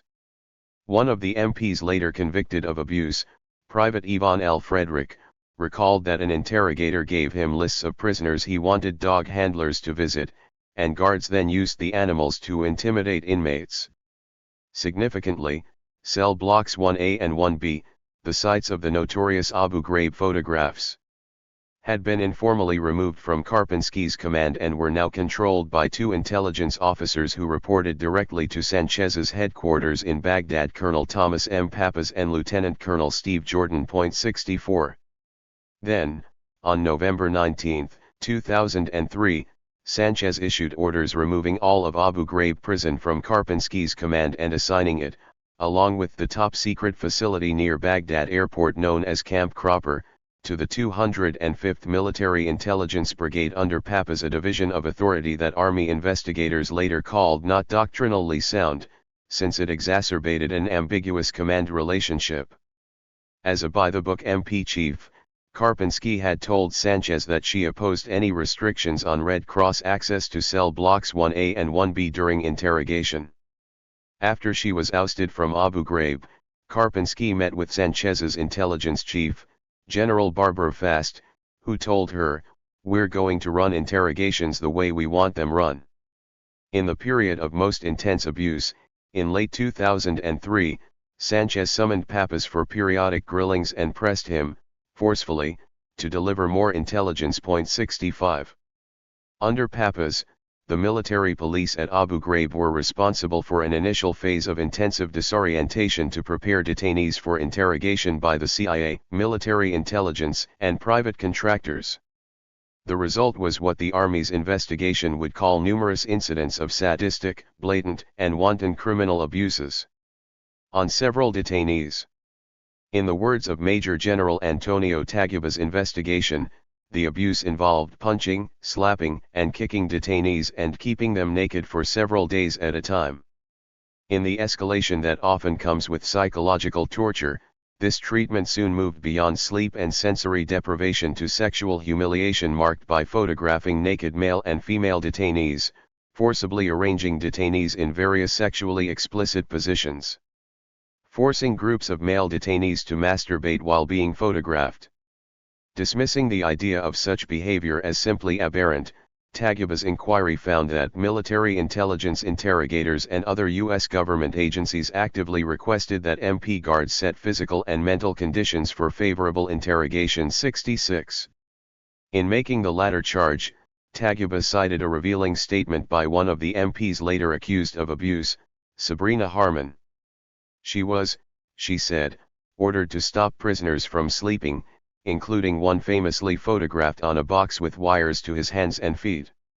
"MI wanted them to talk," she observed, then implicating two of her fellow MPs. "It is Grainer and Frederick's job to do things for MI and OGA to get these people to talk." 67.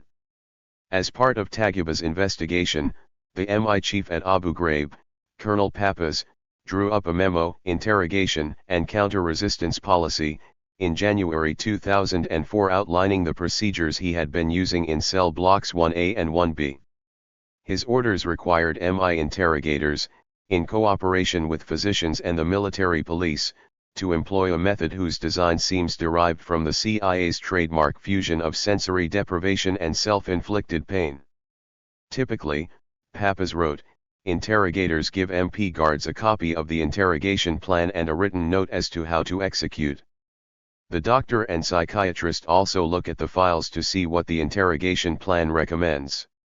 The policy, Pappas contends, followed innovations at Guantanamo Bay, where teams of psychologists and psychiatrists helped tailor harsh techniques to break individual prisoners.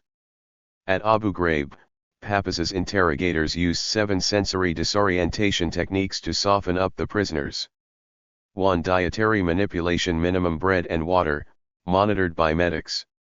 2. Environmental manipulation, i.e. reducing AC in summer, lower heat in winter. 3. Sleep management for 72-hour time period maximum, monitored by medics. 4. Sensory deprivation for 72-hour time period maximum, monitored by medics. 5. Isolation for longer than 30 days. 6. Stress positions, and 7. Presence of working dogs. 68. Then, in the second phase of Papaz's program, trained MI and CIA operatives administered the requisite mix of interrogation and self-inflicted pain, a process that evidently took place outside the frame of the now famous photographs.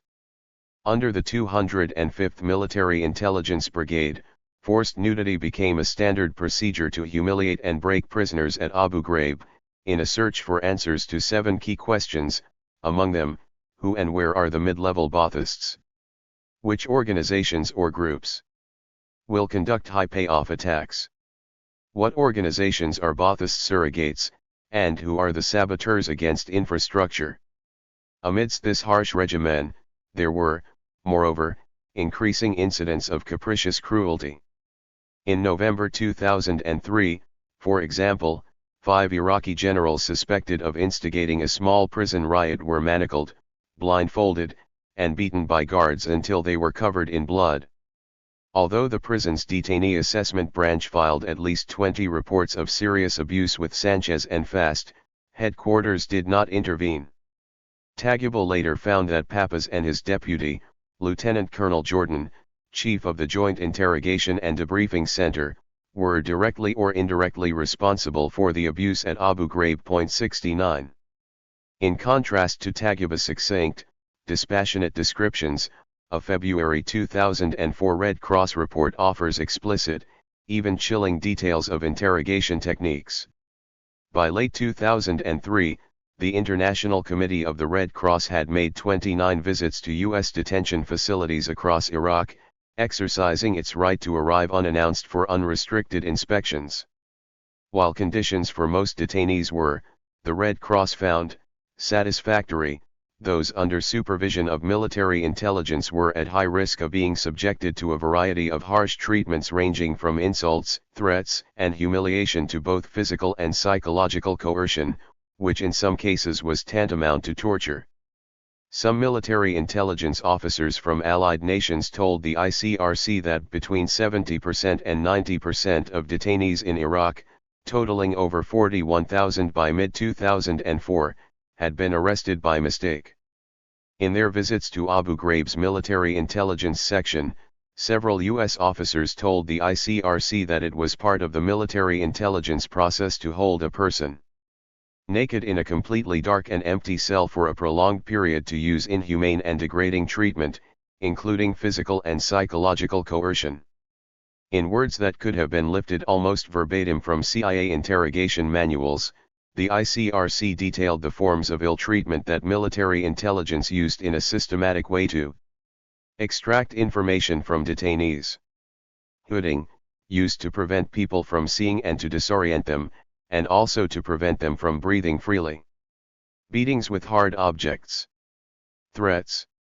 Being stripped naked for several days while held in solitary confinement. Being paraded naked outside their cells in front of other persons. Being attached repeatedly over several days, for several hours each time, with handcuffs to the bars of their cell door in humiliating and/or uncomfortable position causing physical pain. Being forced to remain for prolonged periods in stress positions such as squatting or standing with or without the arms lifted. 70. During a visit to Abu Ghraib in October 2003, the height of General Sanchez's extreme regimen, the ICRC discovered detainees completely naked in totally empty concrete cells and in total darkness, allegedly for several days. The Red Cross medical staff determined that prisoners so treated were suffering from memory problems, verbal expression difficulties, incoherent speech, acute anxiety reactions, and suicidal tendencies. The ICRC concluded that military intelligence was engaged in practices that are prohibited under international humanitarian law 71. Although these methods were harsh, military interrogators apparently applied them, in some cases, with even greater intensity. After Saddam Hussein's dramatic capture on December 13, 2003, U.S. headquarters in Baghdad sent a dozen of the aides arrested with him to Abu Ghraib, creating new pressures for tough questioning. To exploit these assets in the apparent absence of CIA interrogators, who had since quit Rumsfeld's top-secret SAP, General Fast authorized a special projects team to use tactics beyond those in the Army manual, including reduced diet, sleep deprivation, confinement in isolation cells for 30 days, and the presence of military dogs. The yield from Saddam's entourage was reportedly rich, leading to the arrest of Ba'ath Party officials, former generals, and tribal leaders involved with the resistance. 72. By December as well, military stockades were overloaded with detainees from the army's incessant sweeps and arbitrary arrests. As they filled Abu Ghraib, spilling out of the cell blocks into concertina wire corrals, Karpinski, no longer in charge of the prison though still a member of the Security Detainee Release Board, pressed for accelerated discharges. But Major General Walter Wojciechowski, deputy commander for Iraq, insisted, "I don't care if we're holding 15,000 innocent people. We're winning the war." Forgetting the deference due a superior, Karpinski shot back, "Not inside the wire you're not, sir. Every one of them is our enemy when they get out." 73. Then the photos leaked and everything changed. On the night of January 13, 2004, a young MP guard, Specialist Joseph M. Darby, slipped a compact disc with the notorious photographs under the door of the Criminal Investigation Division at Abu Ghraib, setting in motion Taghiba's investigation in February, the explosive scandal, and, far less visibly, bitter intrigues within the army to avoid responsibility. 74. Just 4 days later, on January 17, Sanchez pinned the blame on Karpinski by reprimanding her formally for poor leadership of the MP brigade that had produced these incidents over the preceding 6 months. 5 days after that, Karpinski was finally shown the images. "I was shocked. I felt sick to my stomach," she recalled. And not that they were torturing these people, but this was absolute humiliation of a sexual nature, and their faces seemed to reveal that they were enjoying it.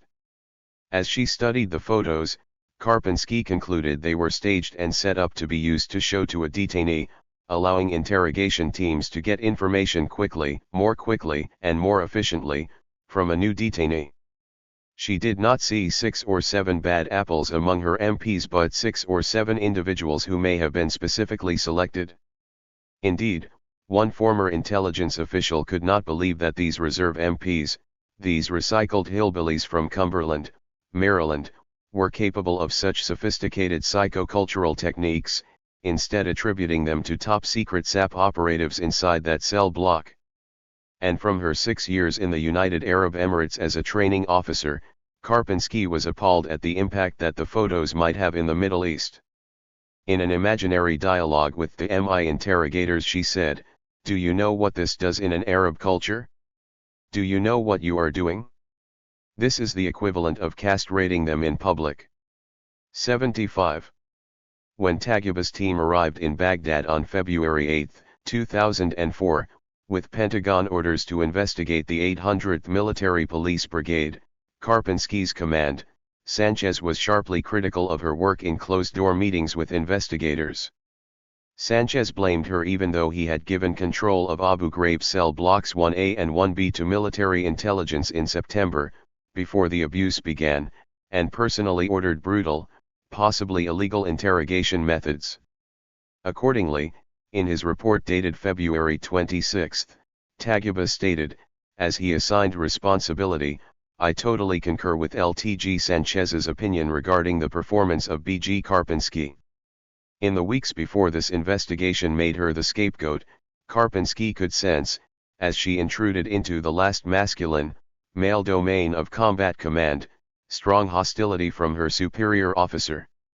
Sanchez and his crew, she recalled, didn't like me because I was a female, I was a general officer, I was a reservist, and I was commanding soldiers successfully in his theater of war. And Sanchez didn't want that rose pinned on him for the rest of his life. 76.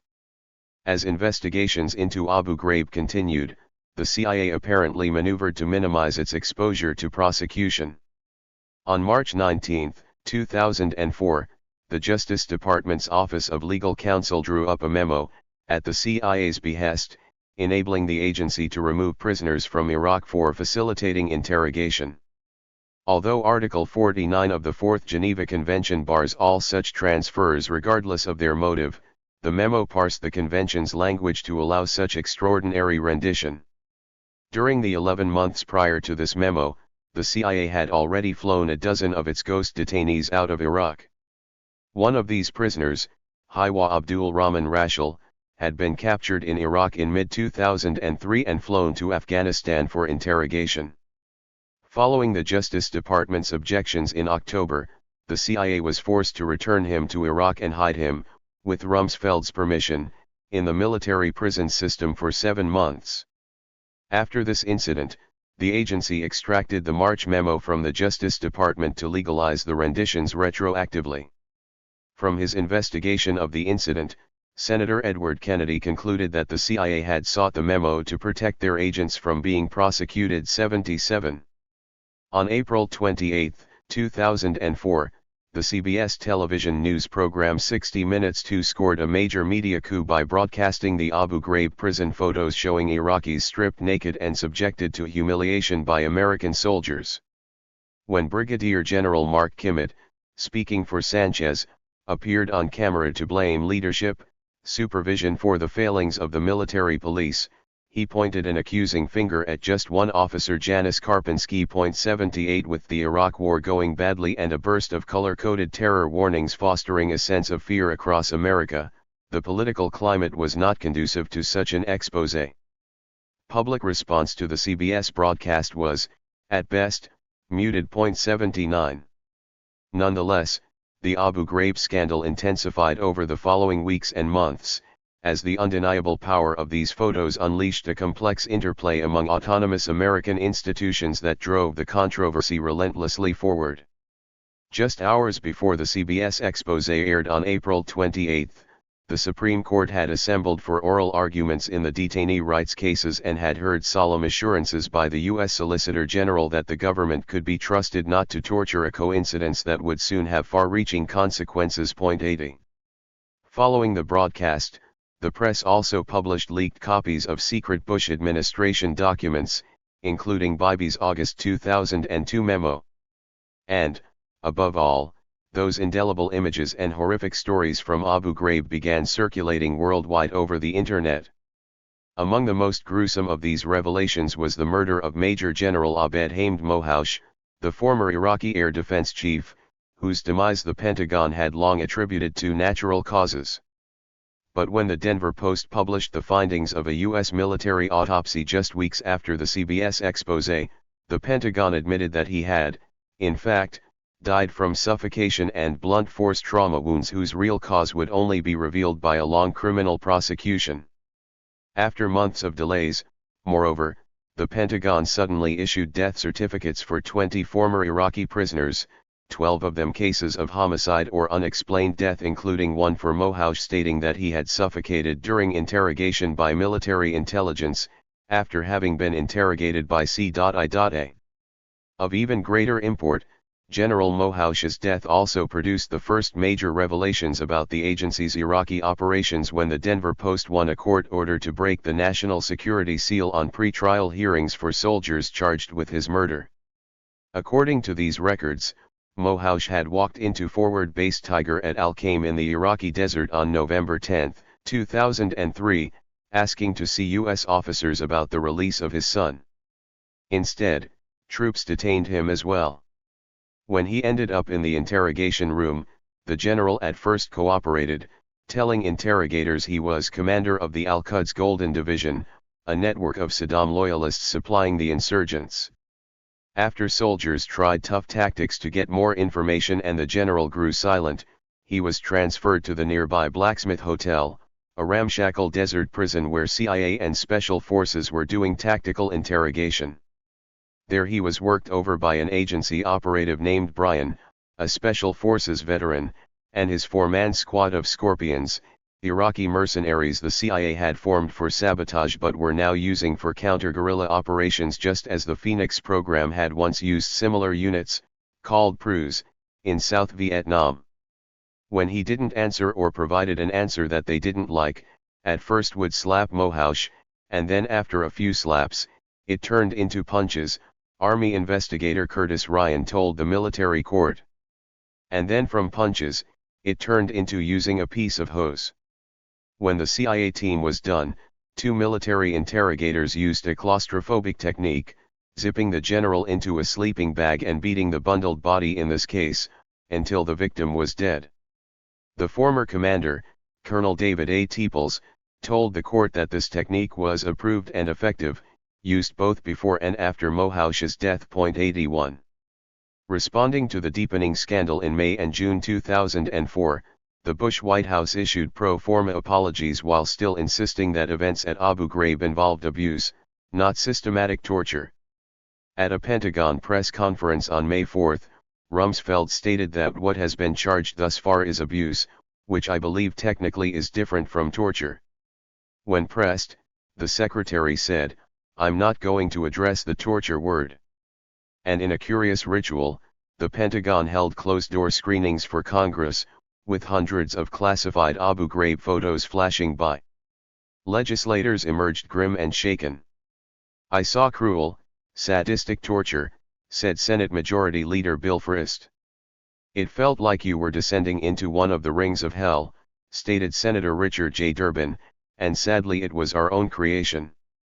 On May 10, after the Senate condemned the violence against detainees by a 92-0 vote, Bush offered an oblique apology, noting that there would be a full accounting for the cruel and disgraceful abuse of Iraqi detainees.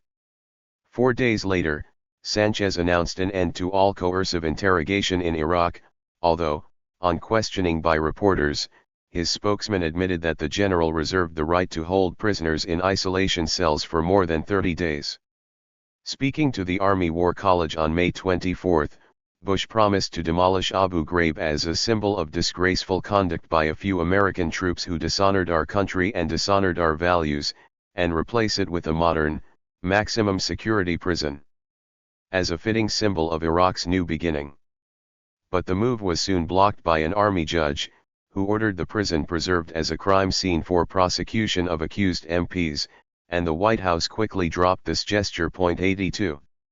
Despite these efforts at damage control, a torrent of leaked executive documents would show that officials up and down the chain of command had condoned the brutality, from White House lawyers who defined torture narrowly to allow abuse, to Assistant Attorney General Bybee who argued that the president had the legal authority to torture, to Rumsfeld, who ordered the harsh measures, to senior military personnel, who pressed subordinates for better intelligence, all the way down to field grade officers and ordinary soldiers who carried out these commands, often with a steely professionalism, occasionally with psychopathic abandon. As Congress probed the scandal, the Bush administration, in the words of the New York Times, spent nearly 2 months obstructing investigations and stonewalled senators over dozens of Red Cross reports that document the horrible mistreatment of Iraqis at American military prisons. In particular, the newspaper branded Rumsfeld's prevarication over the release of Red Cross reports as the most outrageous example of the administration's bad faith on the prison scandal. 83. World opinion was unanimously and sharply critical. In early June, the UN Office of the High Commissioner for Human Rights, in Geneva, condemned the willful killing, torture and inhuman treatment in Iraq, calling it a grave breach of international law that might be designated as war crimes by a competent tribunal. The scandal was, the commissioner added, recognized by even coalition leaders as a stain upon the effort to bring freedom to Iraq. When Bush visited the Vatican on June 4, Pope John Paul II, referring to the Abu Ghraib scandal, spoke publicly of deplorable events, which have troubled the civic and religious conscience of all. 84. 2 weeks later, UN Secretary-General Kofi Annan responded negatively when the United States asked for the immunity of its troops from actions taken by the International Criminal Court, calling the request unacceptable, given the prisoner abuse in Iraq. Faced with certain defeat in the UN Security Council, Washington was forced to withdraw its request for immunity. Among other reasons, former backers of the move, like China, were, in the words of its ambassador, under pressure because of the scandals and the news coverage.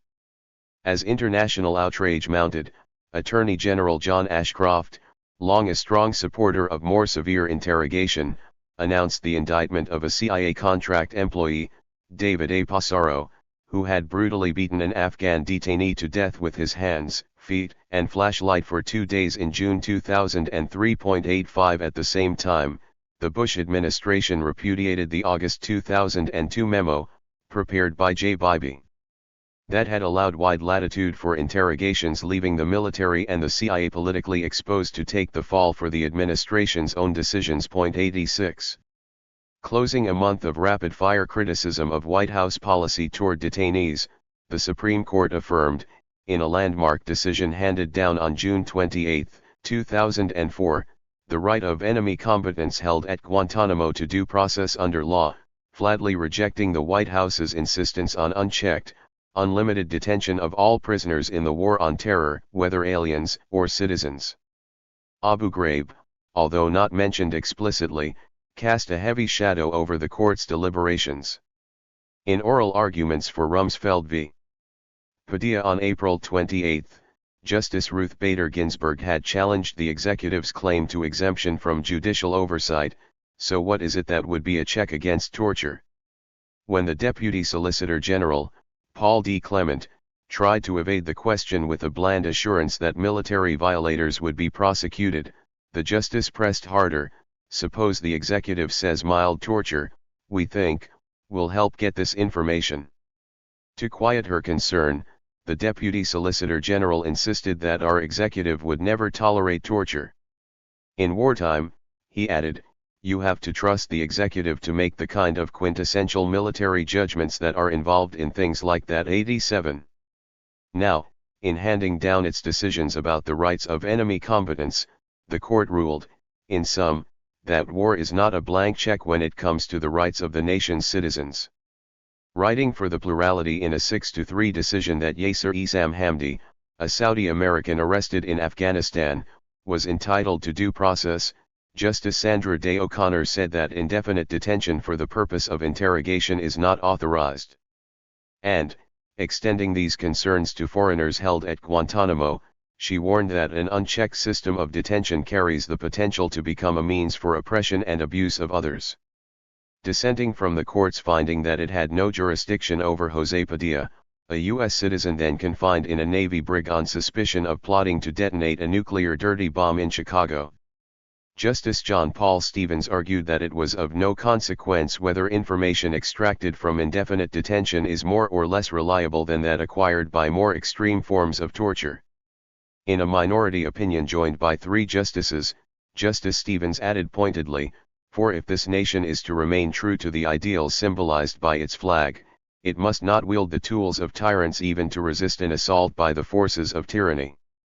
Suddenly, the Pentagon's plans for open-ended detention of 600 Guantanamo detainees, without judicial oversight, were thrown into disarray, and the Bush administration was faced with a possible mass transfer of hundreds of cases to the federal courts. 88. To block that eventuality, the Pentagon quickly convened, just 9 days later, an ad hoc military court at Guantanamo Bay, the Combatant Status Review Tribunal, and pushed hundreds of detainees through hasty hearings by 3-member military panels within 6 months. Although the White House thus claimed full compliance with these Supreme Court decisions, the tribunal denied detainees legal representation and made their military jailers both judge and jury.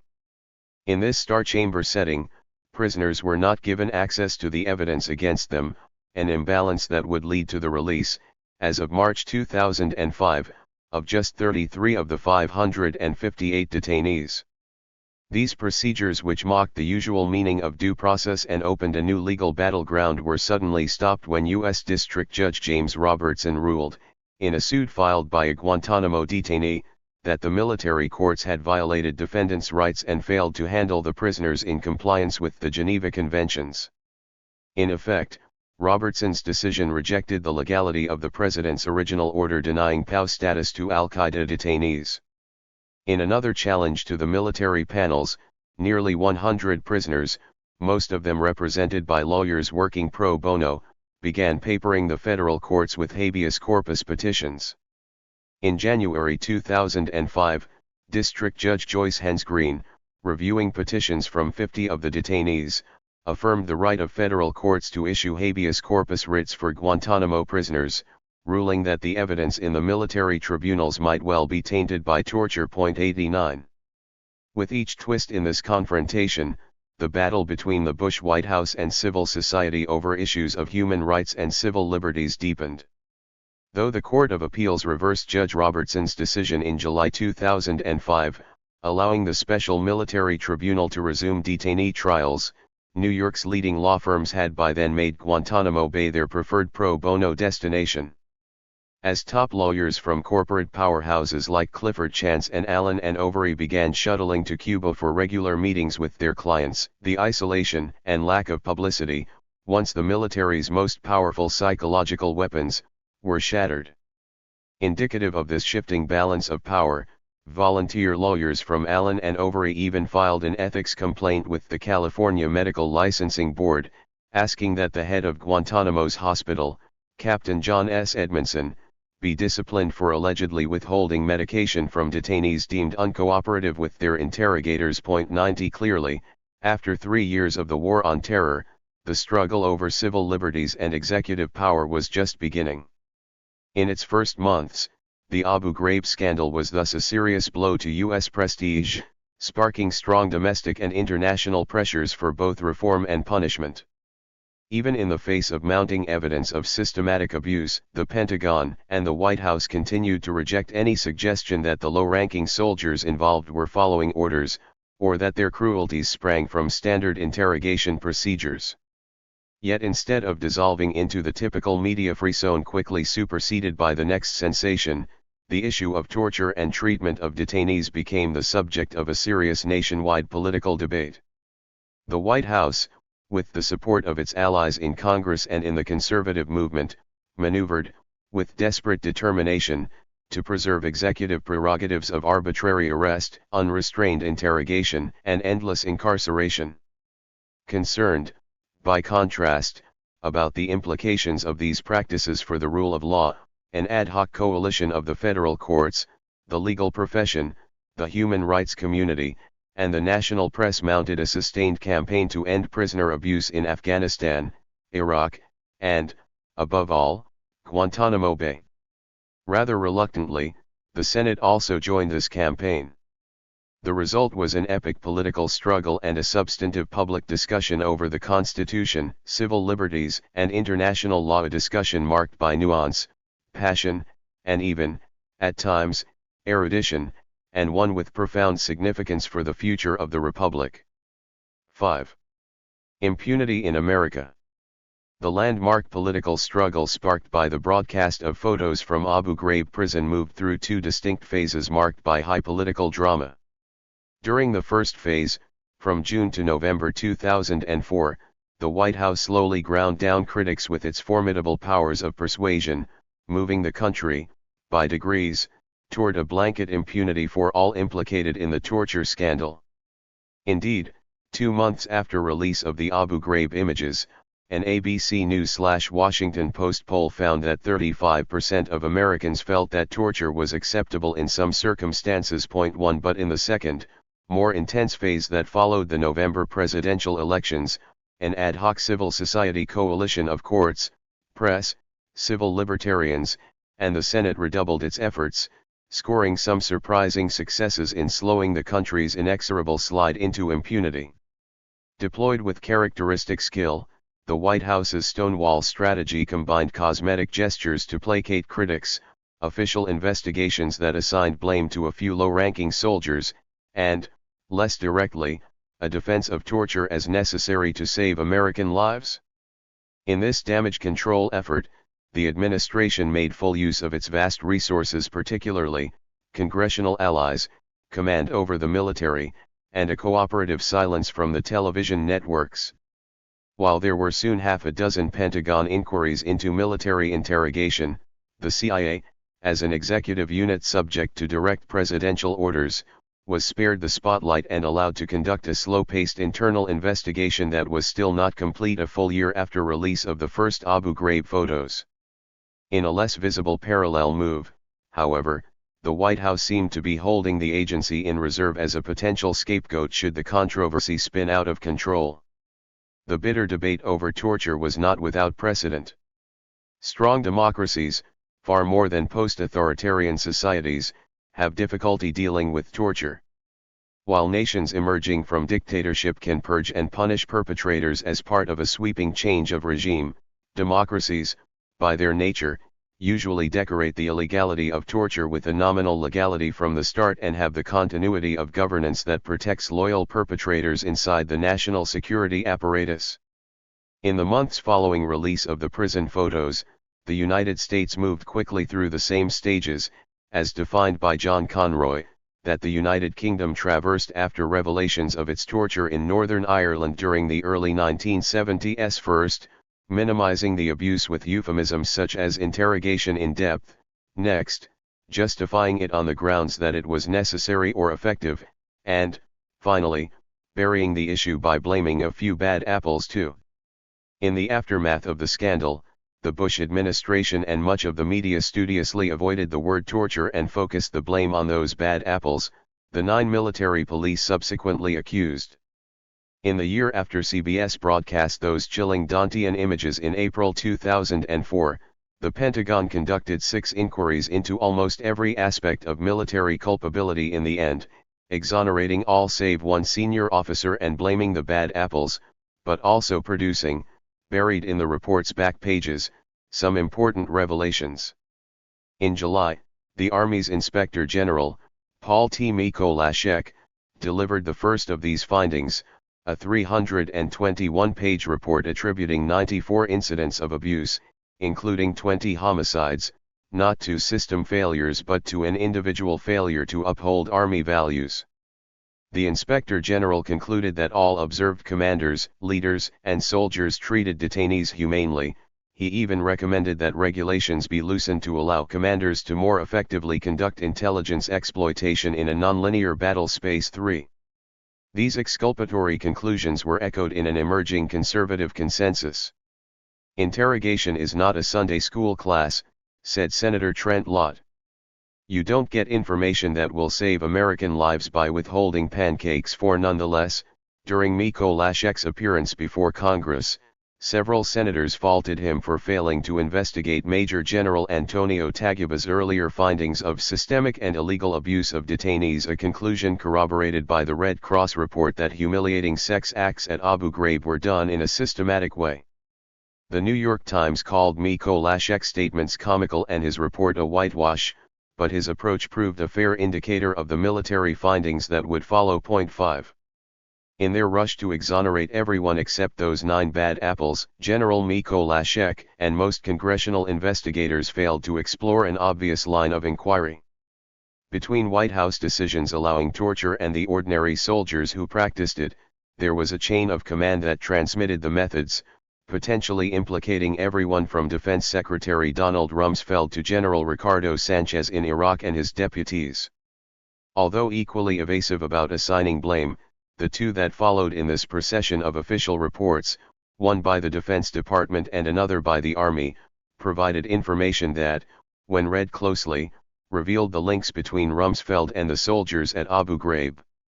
Next in this double-time investigative parade, on August 24 an independent Defense Department panel headed by James R. Schlesinger, a former Defense Secretary, found that institutional sins of omission such as inadequate training and insufficient forces were largely responsible for problems at the prison. The most egregious abuses in the photographs were, Schlesinger said, simply freelance activities on the part of the night shift. But the panel did show the migration of abusive techniques down the hierarchy and across the globe. After Rumsfeld had expanded the range of approved techniques for interrogation at Guantanamo Bay in April 2003, the methods, which included the use of nudity, dogs, and stress positions, traveled first to Afghanistan and then to Abu Ghraib. Moreover, the panel found, General Jeffrey Miller's August 2003 visit to Iraq played a seminal role in convincing Sanchez to authorize brutality toward detainees. Then, as the Iraqi insurgency intensified and pressure for intelligence grew, some of the military police gave vent to latent sadistic urges, while many well-intentioned professionals, attempting to resolve the inherent moral conflict between using harsh techniques to gain information to save lives and treating detainees humanely, found themselves in uncharted ethical ground.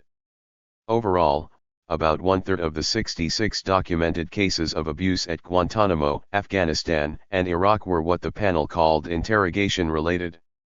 To his credit, Schlesinger stated that the abuses were not just the failure of some individuals to follow known standards, and they are more than the failure of a few leaders to enforce proper discipline.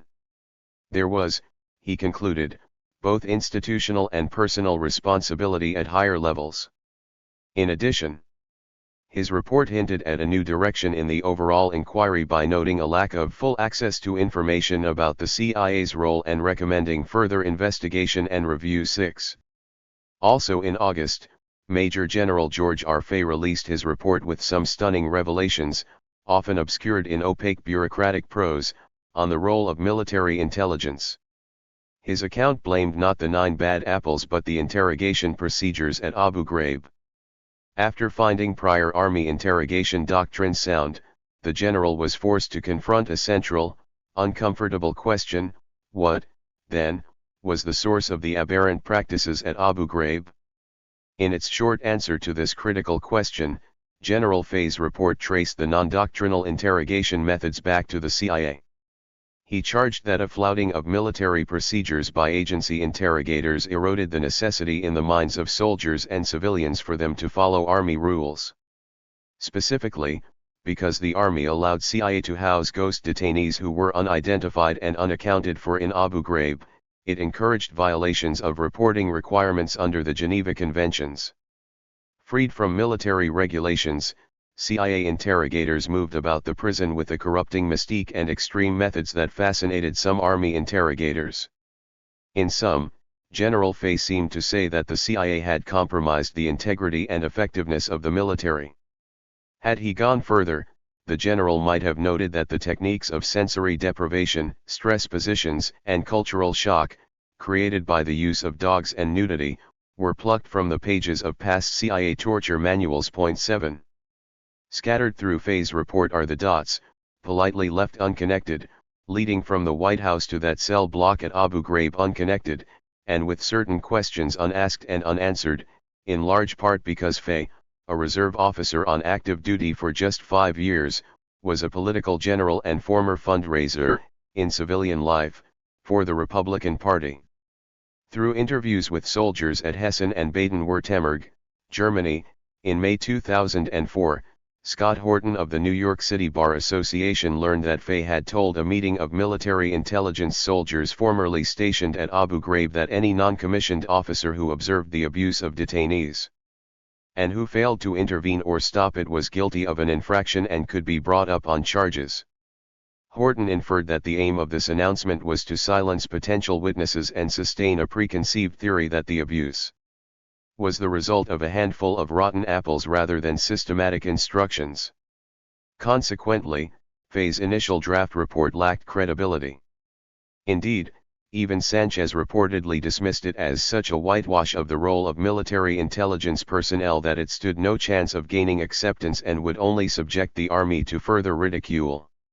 To heal the breach, General Anthony R. Jones was brought in suddenly to supervise the investigation, and the final Fay-Jones report of July 2004 was so broadly rewritten that it bears little similarity to the original draft Fay report and reflects a notably more professional attempt to address the issue of liability down the chain of command. Yet even this revised document, in Horton's view, was drafted in ways that explicitly protected or shielded key architects of Rumsfeld's hard interrogation policy, notably M.G. Jeffrey Miller, M.G. Barbara Fast, Col. Mark Warren, Col. Stephen Bowles, Lt.G. Sanchez, and Lt.G. William Boykin VIII. Despite these limitations, Fay and Jones while corroborating Schlesinger's conclusions about the migration of harsh techniques, offered a far-flunkier assessment of the causes for the most spectacular abuse. Under Rumsfeld's original December 2002 counter-resistance memo, Guantanamo interrogators began using stress positions, isolation for up to 30 days, removal of clothing, and the use of detainees' phobias. In Afghanistan, military interrogators, employing many similar techniques, all seemingly drawn from the CIA's canon, were removing clothing, isolating people for long periods, using stress positions, exploiting fear of dogs, and implementing sleep and light deprivation. By July 2003, the tough measures approved by Rumsfeld for Guantanamo and Afghanistan, both exempted from Geneva by the Bush White House, had reached Iraq via two routes, one overt and the other covert. After working with the CIA in Afghanistan deploying methods neither limited nor safeguarded, which killed one prisoner, the 519th Military Intelligence Battalion became, in July 2003, the first interrogators at Abu Ghraib, setting policies for the military police and MI units that followed. 9. Then in early September, the aggressive General Miller arrived directly from Guantanamo, with 3 of his tough Tiger teams of interrogators. Under the pressure of the Iraqi revolt and chaotic conditions inside the prison, the techniques grew even more brutal as both MP and MI stretched the bounds into further abuse using sensory deprivation and unsafe or unhealthy living conditions, exploiting the Arab fear of dogs, combining sleep adjustment with stripping and giving them cold showers, and expanding nudity from a few hard cases at Guantanamo and Bagram until nudity of detainees throughout the hard site was common. By October, one training officer from Fort Huachuca, Arizona, observed Army interrogators engaging in numerous non-doctrinal methods, including sleep deprivation and sleep management, the use of dogs as an inducement, stripping prisoners naked, and taking photos of guards being rough with prisoners to scare the prisoners. 10. Working independently, the International Red Cross completed an investigation of military interrogation at Guantanamo in June 2004 which, along with Faye's report on Abu Ghraib, confirmed that once covered CIA procedures had now become standard doctrine in U.S. detention centers worldwide. During its periodic inspections of Guantanamo's Camp Delta, the Red Cross found that the psychological methods used on the 550 detainees were, under international law, tantamount to torture. In particular, the Red Cross objected to the use of healthcare personnel, particularly psychiatrists and psychologists on the behavioral science consultation teams, to advise military interrogators on more effective methods, calling the practice a flagrant violation of medical ethics. Moreover, medical personnel who treated the detainees conveyed information about their patients to interrogators through the behavioral team, creating an apparent integration of access to medical care within the system of coercion. Between its first visit to Guantanamo, in January 2002, and one in June 2004, the Red Cross found that the psychological techniques had grown more refined and repressive, involving humiliating acts, solitary confinement, temperature extremes, use of forced positions. The organization concluded, in uncharacteristically blunt language, the construction of such a system, whose stated purpose is production of intelligence, cannot be considered other than an intentional system of cruel, unusual, and degrading treatment and a form of torture. 11. When the New York Times first published extracts of the Red Cross report in November 2004, Guantanamo's commander, General J.W. Hood, insisted that the detainees had not been tortured in any way, a statement that seemed to reflect the commonly held, mistaken belief that psychological torture is not torture. In a similar vein, the chair of the Joint Chiefs of Staff, General Richard Myers, dismissed the Red Cross document, "We certainly don't think it's torture." As if to justify whatever it might be, he added, "Let's not forget the kind of people we have down there. These are the people that don't know any moral values." Rumsfeld's spokesman, Lawrence de Rita, said simply and dismissively that the Red Cross had their point of view, one the administration clearly did not share. In effect, this public rejection of a finding by the Red Cross, an impartial international agency, that U.S. psychological methods were a form of torture, resolved the contradiction, evident since the early 1950s, between Washington's secret propagation of torture and its public embrace of international conventions barring the practice. After half a century of the CIA's covert use of psychological methods, the government now defied the international community by openly defending the techniques and denying that they constituted torture. Point 12. Despite the Pentagon's denials, another U.S. agency had compiled detailed reports corroborating the Red Cross complaints. For nearly 2 years, FBI agents at Guantanamo, in the words of a senior intelligence official, were outraged as they observed military guards slapping prisoners, stripping them, pouring cold water over them and making them stand until they got hypothermia. In December 2004, just 3 weeks after the release of the Red Cross findings, the New York Times published several FBI emails from Guantanamo with information that mocked the official denials and confirmed Red Cross claims. Writing the FBI director an urgent report dated June 2004, for example, one agent complained that military interrogators were subjecting prisoners to strangulation, beatings, placement of lit cigarettes into the detainees' ear openings and unauthorized interrogation. 13. The FBI emails provided further confirmation that military intelligence was applying the CIA's trademark techniques of sensory deprivation and self-inflicted pain. In November 2002, an agent observed one detainee subjected to intense isolation for over 3 months. The prisoner was described as totally isolated in a cell that was always flooded with light.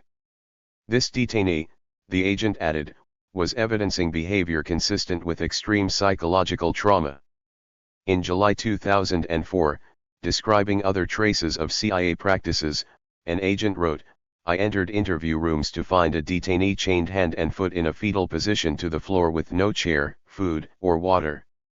Most times they had urinated or defecated on themselves and had been left there for 18 to 24 hours or more. In some rooms, prisoners were subjected to extremely cold air conditioning that left them shivering, or to extreme, 100-degree heat in unventilated rooms. In one case, an FBI agent observed, the detainee was almost unconscious on the floor, with a pile of hair next to him. He had apparently been literally pulling his own hair out throughout the night." 14. Yet the Bureau reported no signs of the blood or bruises that accompany physical abuse, an indication that the detainees had been reduced to such trauma by the psychological methods alone. In a revealing, consistent critique, FBI agents reported that this treatment was not producing any intelligence while complicating their own non-coercive approach. From 2002 to 2004, an FBI counter-terror team conducted 747 interviews at Guantanamo, using standard Bureau methods of building rapport by skillful questioning, making the agents well-placed to assess the military's rough approach. These tactics, one Bureau agent wrote in December 2003, have produced no intelligence of a threat neutralization nature to date, and CITF believes that techniques have destroyed any chance of prosecuting this detainee. 15. Summarizing the feelings of Bureau staff at Guantanamo, a senior agent reported that every time the FBI established a rapport with a detainee, the military would step in and the detainee would stop being cooperative. In some cases, first Bureau meetings were promising, but the next time the detainee was interviewed after an intervening military session of strobe lights, shouting, and loud music, his level of cooperation was diminished. 16. The release of the FBI emails prompted a high-level Pentagon investigation by Lieutenant General Randall M. Schmidt. In April 2005, he reported that some prisoners had indeed been mistreated in an experimental search for innovative methods to gain information. In a separate, simultaneous report, a Boston-based group of health professionals, Physicians for Human Rights, concluded, after careful study, that there is sufficient evidence available now to show a consistent pattern of the use of psychological torture as a key element in the interrogation of detainees by U.S. personnel. Specifically, the group stated that at Guantanamo, since 2002, the United States has been engaged in systematic psychological torture, using techniques with devastating health consequences for the individuals subjected to them. A confidential Guantanamo source had told the group of a system to break people through a combination of humiliating acts, solitary confinement, temperature extremes, and use of forced positions. Detainees released from Guantanamo after such treatment, in the words of the report, suffer from depression, thoughts of suicide and nightmares, memory loss, emotional problems, and have difficulties maintaining relationships and employment. 17. In the ongoing media battle, the Bush White House was being whipsawed between internal leaks of documents and assertive journalists determined to restrain the administration's bid for unchecked wartime powers. As the second, post-electoral phase of the debate started in late 2004, these tensions would sharpen into a major political clash. With the end of the 2004 presidential campaign and its curious silence about Abu Ghraib, the political fight over torture redoubled in intensity. But now, in place of political fumbling and mixed messages, the Bush White House focused on burying the prison scandal. This attempt at a cover-up, ironically, served to strengthen resistance by the civil society coalition, which began to demand an independent inquiry. Although the battle was clearly unequal, the opposition delivered some unexpected blows, pressuring the White House to repudiate its most extreme claims of executive powers and complicating its efforts to conceal the full extent of torture. The battle produced yet another set of images, one whose meaning is obvious yet elusive. In the nation's 24/7 news cycle, America's top propagators of torture are seen walking, talking, and dismissing, almost brazenly, any accountability for what occurred at Abu Ghraib, Afghanistan, and Guantanamo. As if empowered by their capacity to inflict insufferable pain on detainees in dark corners of the globe, the Bush administration's torture advocates strut across television screens and down the corridors of power. In less powerful nations, the process of self-exculpation by those who ordered and practiced torture is called, with a sharply pejorative connotation, impunity. Despite photos proving torture and documents identifying those responsible, the White House has denied culpability while protecting, even promoting, almost all the architects of its policy: Alberto Gonzales, Donald Rumsfeld, William J. Haynes II, J. Bybee, Stephen Cambone, and Timothy E. Flanagan. The White House counsel who derided the Geneva Conventions as obsolete, Alberto Gonzales, was confirmed as Attorney General in February 2005, while avoiding anything akin to an apology at his Senate hearings and defending his earlier statements dismissing the Geneva Accords as absolutely the right decision. The Defense Secretary who implemented the torture directives, Donald Rumsfeld, survived a cabinet reshuffle and remained for a second term. The Pentagon legal counsel who approved Rumsfeld's expanded interrogation procedures, William Haynes, was nominated for the federal bench, although his appointment was blocked by the threat of a Democratic filibuster. The author of the Justice Department's now notorious August 2002 memo, J. Bybee, was confirmed as federal judge for the Ninth Circuit in March 2003 with lifetime tenure in the U.S. courts. After Paul Wolfowitz became head of the World Bank in March 2005, Stephen Cambone, the Undersecretary of Defense for Intelligence who had pushed the harsh interrogation policy, was proposed as Rumsfeld's deputy, although the nomination was withdrawn, without explanation, a few weeks later. In July 2005, the administration nominated Timothy Flanagan, who had helped frame torture policies as White House Deputy Counsel in 2002, for Deputy Attorney General, the second-ranking post in the Justice Department. 18. Even those who were not rewarded remain unrepentant. To cite the most prominent example, John Yoo, a former Justice Department lawyer who helped draft the interrogation memos, is back at the law school of the University of California, Berkeley, where he waved away critics of the White House torture policy. Why is it so hard for people to understand that there is a category of behavior not covered by the legal system? Professor Yu asked. Historically, there were people so bad that they were not given protection of the laws. In his view, the Geneva Convention's simple binary classification of civilian or soldier isn't accurate. Arguing that Bush's re-election had ended the discussion, he concluded, "The debate is over. The issue is dying out. The public has had its referendum. 19.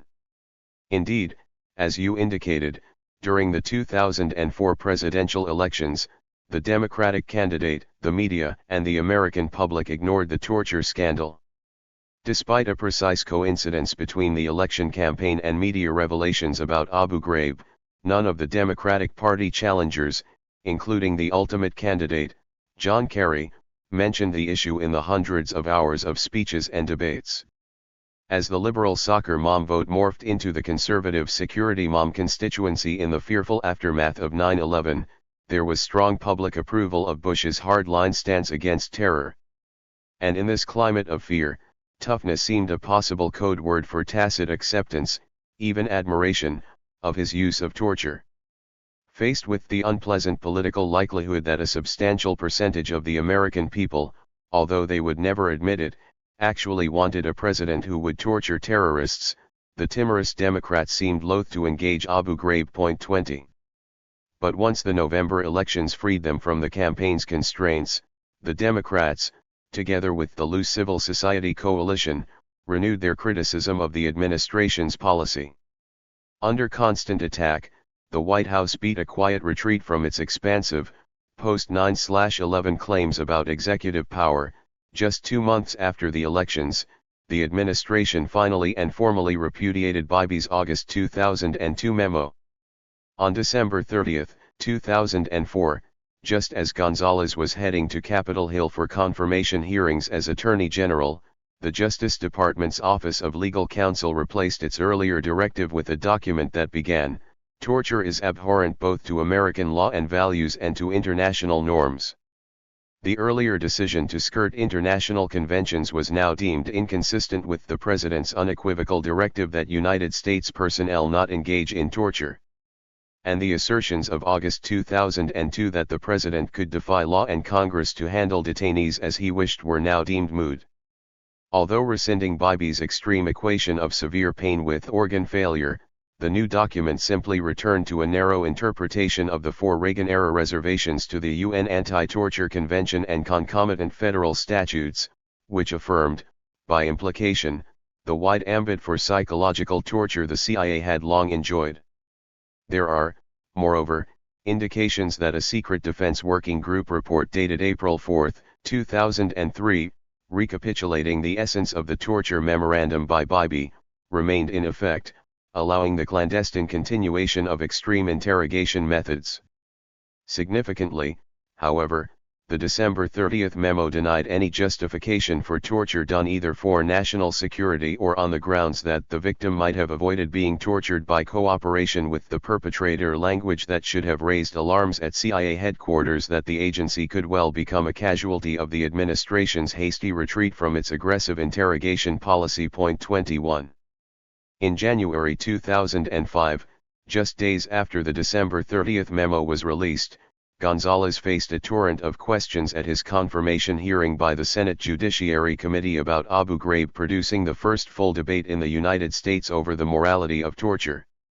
Trying to identify those really responsible, Senator Patrick Leahy challenged the Bush administration's view of Abu Ghraib as a case of a few bad apples.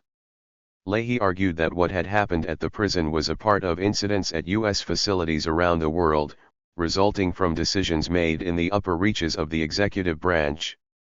Gonzales deftly ducked the issue, saying the photos from Abu Ghraib sickened and outraged me and left a stain on our nation's reputation, and insisting that those responsible are going to be held accountable. 22. Calling Abu Ghraib a shameful chapter in American history, Senator Richard Durbin asked if the decision of the president to call into question the definition of torture might have opened up a permissive environment for conduct. Gonzales, dismissing any idea of a signal from the top, argued that the sexual abuse, the subject of those pictures, was limited to the night shift on that cell block. In rebuttal, the senator asserted that the Justice Department memos, particularly Bibi's, went into the Department of Defense, into Guantanamo, and then migrated somehow to interrogation techniques in Abu Ghraib. 23. When Senator Edward Kennedy asked about the nominee's role in chairing discussions of CIA techniques such as threat of live burial and waterboarding, Gonzales justified the measures, This war on terror is a war about information. If we have information, we can defeat the enemy. Kennedy asked repeatedly if the Bybee memo had been given to the CIA.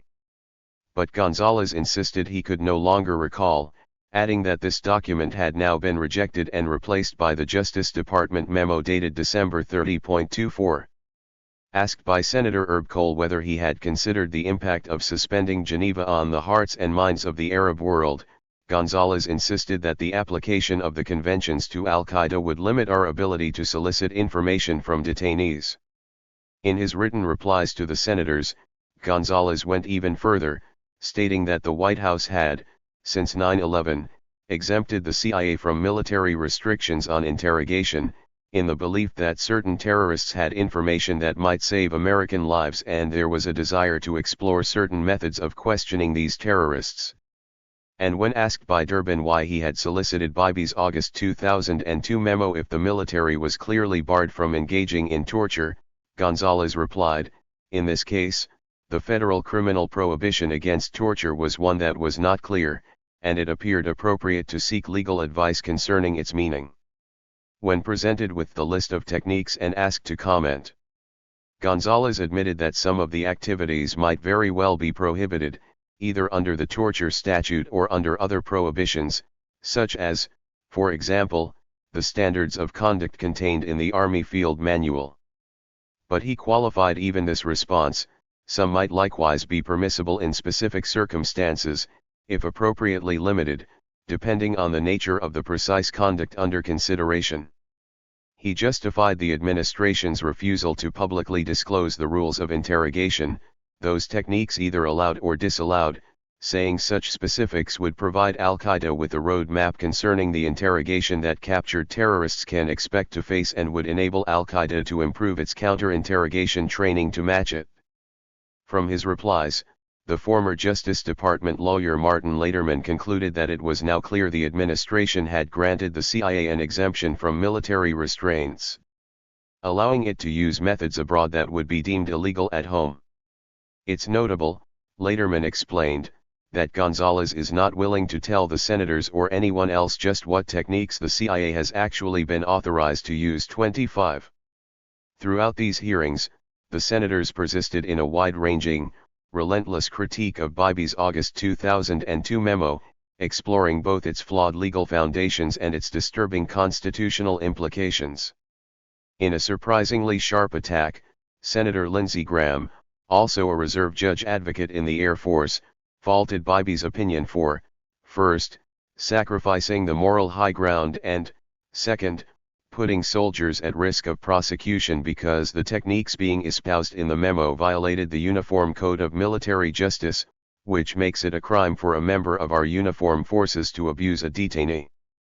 Working from Bybee's guidelines, the Defense Department had, Graham said, drawn up 35 possible interrogation techniques, prompting strong objections from the Army and Navy judge advocates, who argued that these methods were totally inconsistent with the Uniform Code, under which it is a crime to assault a detainee.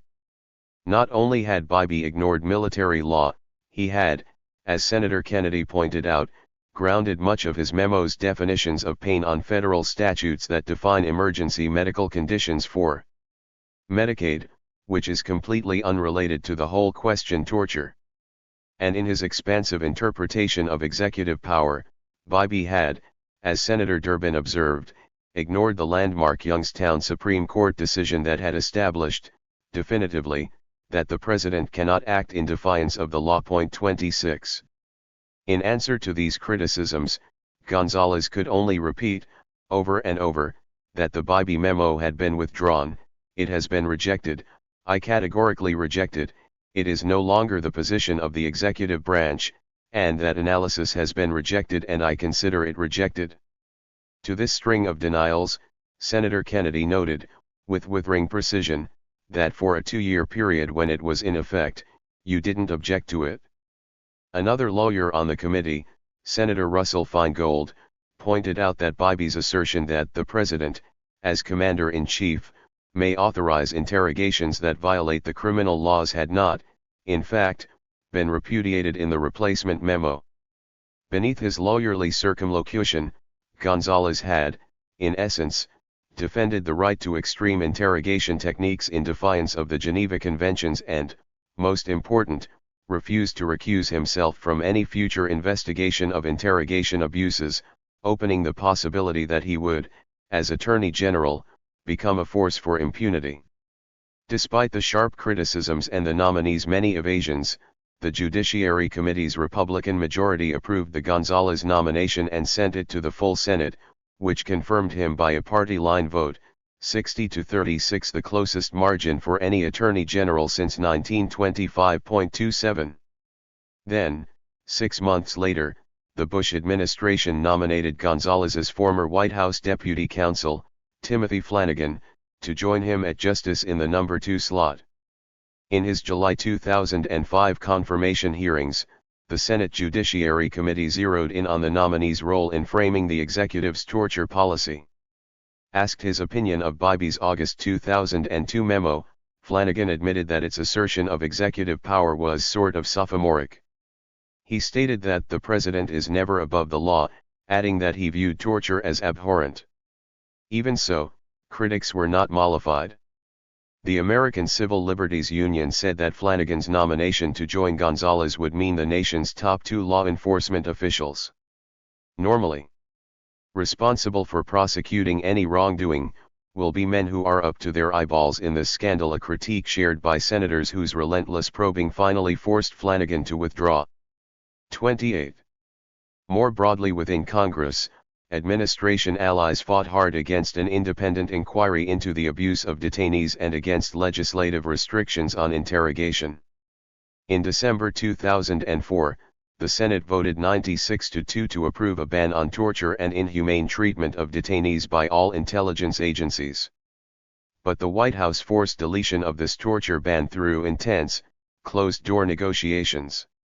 The Republican majority, at the behest of the executive branch, further blocked 2 attempts in the Senate to outlaw cruel CIA interrogation and a third in the House to ban rendition. 29 In March 2005, when the deputy chair of the Senate Intelligence Committee, Senator John D. Rockefeller IV, pressed for the full facts about the detention, interrogation, and rendition authority, the committee chair, Senator Pat Roberts, blocked any such inquiry. 30 And when the ACLU and retired military officers called for an independent inquiry, Attorney General Gonzalez barred the move as premature in light of ongoing inquiries inside his department, in effect, using his new office to block an investigation of his earlier actions as White House counsel, a clear conflict of interest. 31.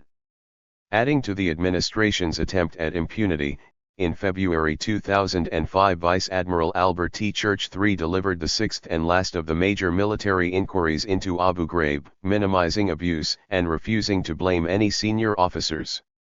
At Guantanamo, the Admiral said, there were only 3 cases of closed, substantiated interrogation-related abuse among 24,000 interrogations. And the pictured abuses at Abu Ghraib were not found in any other U.S. facility.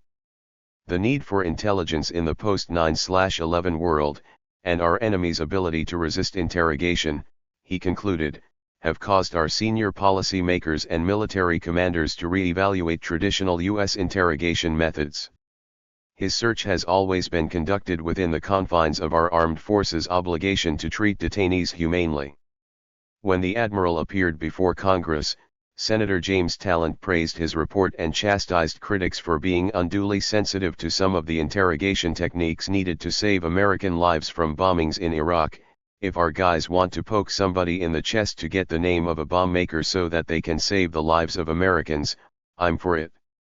And, if the Department of Defense wants to investigate me for that, and call me inhumane, fine.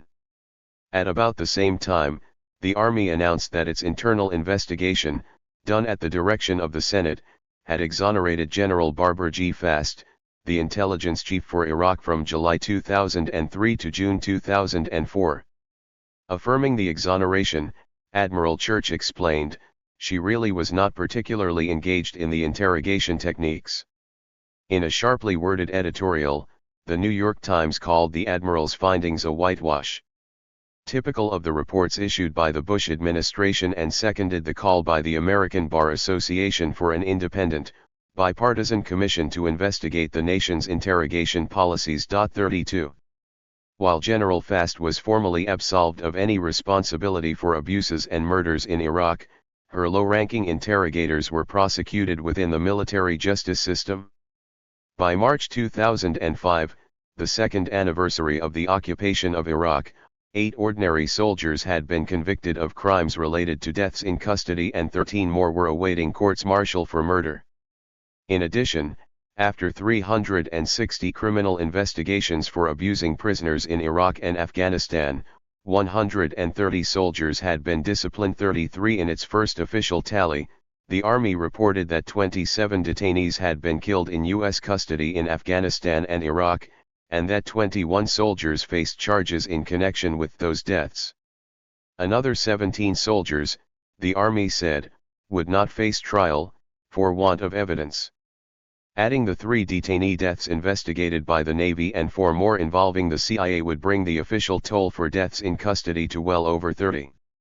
Of this total, there was only 1 death at Abu Ghraib, showing, in the words of the New York Times, how broadly the most violent abuses extended. Contradicting early impressions that the wrongdoing was confined to a handful of military police on the prison's night shift. 34. Despite these disturbing numbers, every senior officer investigated to date, save 1, has been exculpated. The higher up they go, the more problems they have with people leading to the Pentagon, said Harvey Valzer, lawyer for one of the accused soldiers. Pappas gives them Sanchez, and they don't want that. Sanchez can give them Rumsfeld, and they don't want that. Rumsfeld can lead to Bush and Gonzalez, and they definitely don't want that.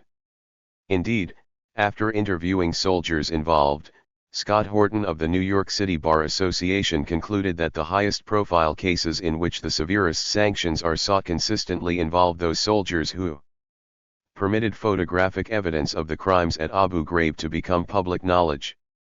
In Horton's view, it wasn't the abuse of prisoners which was being punished, but the fact that the military, and particularly Rumsfeld, has been embarrassed by these matters becoming public. 35.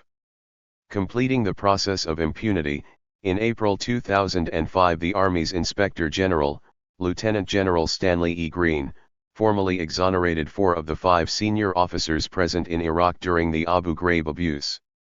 Ignoring the earlier Schlesinger and Fay findings that General Sanchez had ordered harsh methods, that his Deputy General Walter Wojciechowski was complicit, and that his intelligence chief, General Fast, failed to provide proper advice about interrogation, the Army now pronounced them all blameless. Whatever mistakes they may have made were, in Green's view, understandable in the context of an erupting insurgency and overcrowded prisons. Alone among the senior officers, the Army found General Janis Karpinski, the former chief of military police in Iraq, culpable and punished her by removal from command and demotion to colonel, citing an old charge for shoplifting a cosmetic item from a Florida PX. With the exception of 2 mid-level intelligence officers facing a separate inquiry, Colonel Thomas M. Pappas and Lieutenant Colonel Steve Jordan, the formal investigation cleared all 12 officers criticized in earlier reports and effectively closed the Army's books on command responsibility for abuses. 36 In parallel exculpatory moves, the Pentagon promoted many of these same senior officers, elevating General Wojciechowski to command the Army's infantry school at Fort Benning, General Fast to head the Army's intelligence center at Fort Huachuca, and Colonel Mark Warren, formerly the top military lawyer in Baghdad, to Brigadier General. Apart from Karpinski, only General Sanchez remained sidelined with a field command in Germany. By the time this elaborate, year-long process of inquiry and indictment was done, the fact remained that nobody above sergeant had gone to jail for prisoner abuse. 37. The ACLU dismissed General Green's report as just another effort to paper over the scandal. Similarly, Human Rights Watch denounced the wall of impunity surrounding senior officials responsible for the larger pattern of abuses and called for a genuinely independent investigation into the coercive methods the United States has repeatedly condemned as barbarity and torture when practiced by others. In response to this controversy, the Army announced plans to issue a new field manual for interrogation, the first revision in 13 years, barring techniques used at Abu Ghraib such as stress positions and the stripping of prisoners. Ironically, the final regulations, including a 200-page classified adjunct, would be approved by General Fast as commander of the Intelligence Center. "I've been nervous about this whole process," said a Human Rights Watch official. The existing manual was clear. It was the exceptions that caused the problems. 38. As the administration struggled to cover up the scandal, the CIA slowly emerged as a possible scapegoat to protect the White House from the growing storm of criticism. In an article on February 16, 2005, headlined "Officials Say Agency is Fearful of Blame," the New York Times cited current and former intelligence officials to report that CIA lawyers were furious about the decision in June 2004 to invalidate the opinion that the administration had issued 2 years earlier, in August 2002, authorizing brutal interrogation. When senior officials such as Alberto Gonzales publicly sidestepped any responsibility and the White House repudiated its earlier memos, agency insiders became concerned that the CIA might be left to bear sole responsibility for the use of harsh techniques. The same sources complained about being forced to bear the cost of indefinite detention of 36 aging terrorists whose intelligence value is steadily evaporating. One retired CIA employee told Newsweek, "Where's the off button?" They asked the White House for direction on how to dispose of these detainees. The answer was, "We'll worry about that later. Now we don't know what to do with these guys. People keep saying, we're not going to shoot them."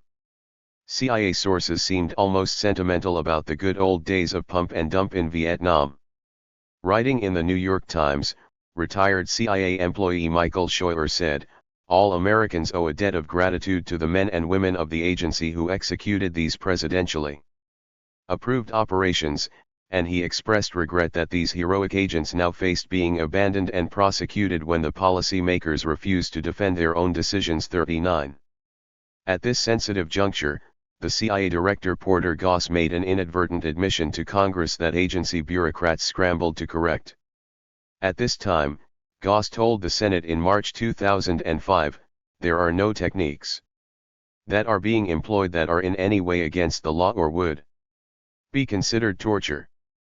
Asked if he could say the same about tactics used right after September 11, Goss replied, "I am not able to tell you that."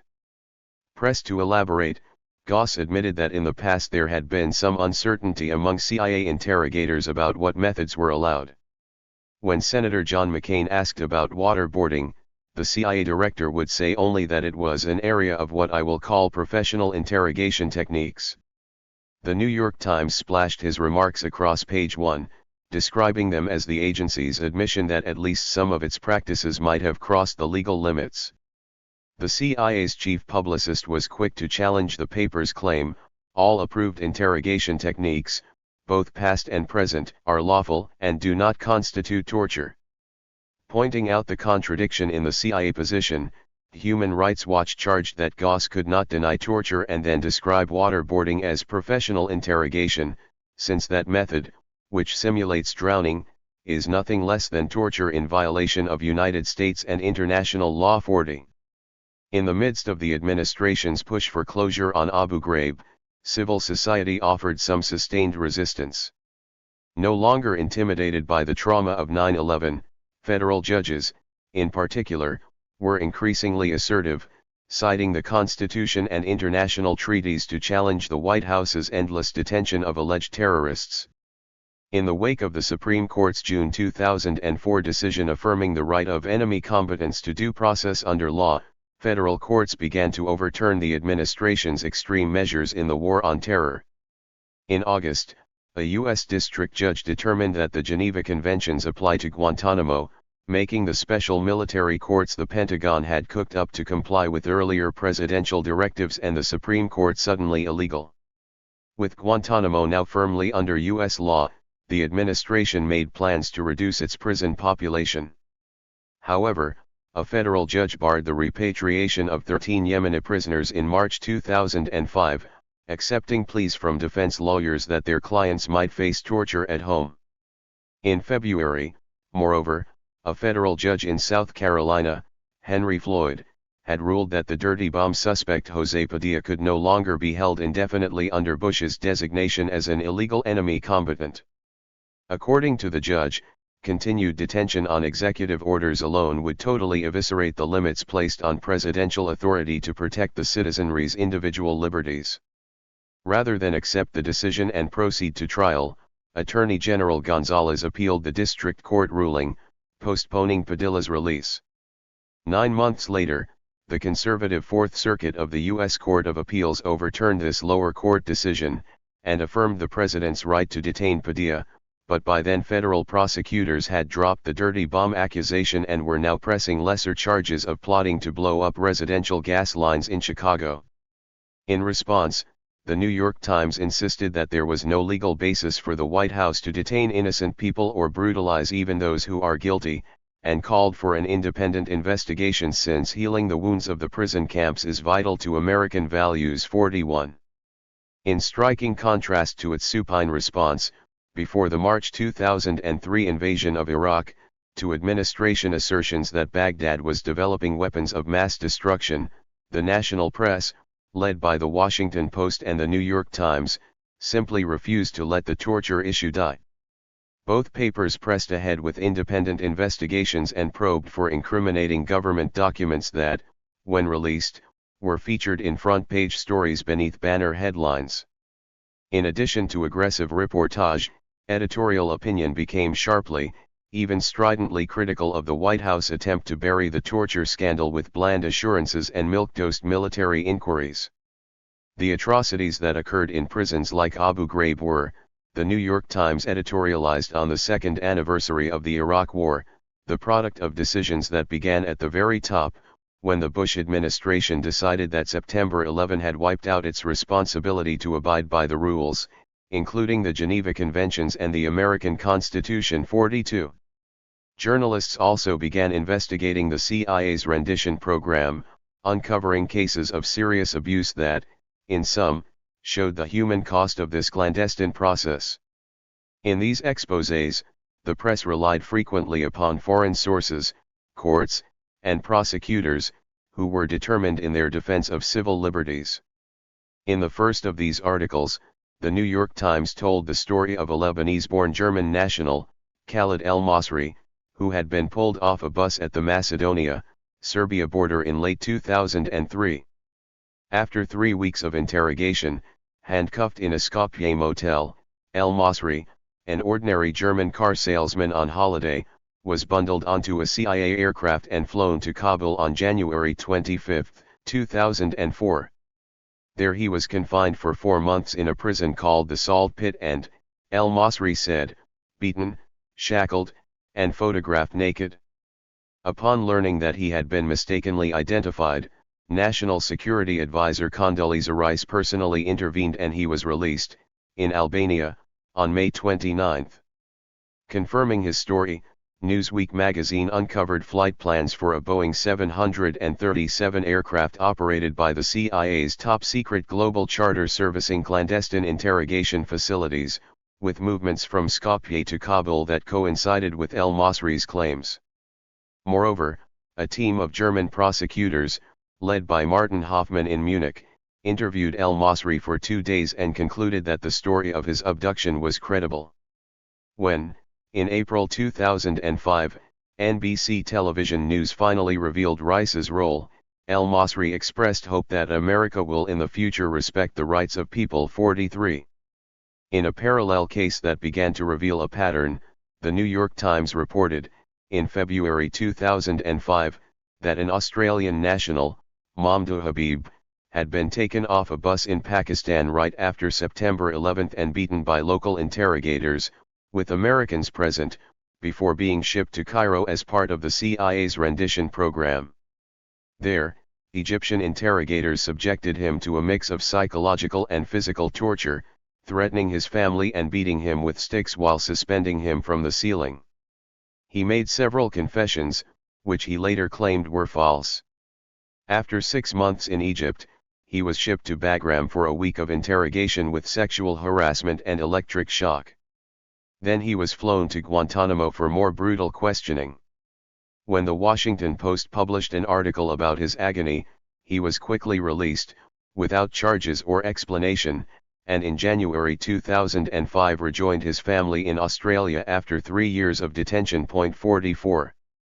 Similarly, Bob Herbert wrote a series of columns for the New York Times describing, in stark detail, how a Canadian engineer, Mar Arar, was transiting through New York's John F. Kennedy Airport in September 2002, homeward bound from vacation, when he was shackled, loaded onto a CIA-chartered Gulfstream 3 jet, and, at 9:36 a.m. on October 8, flown direct to Amman, Jordan.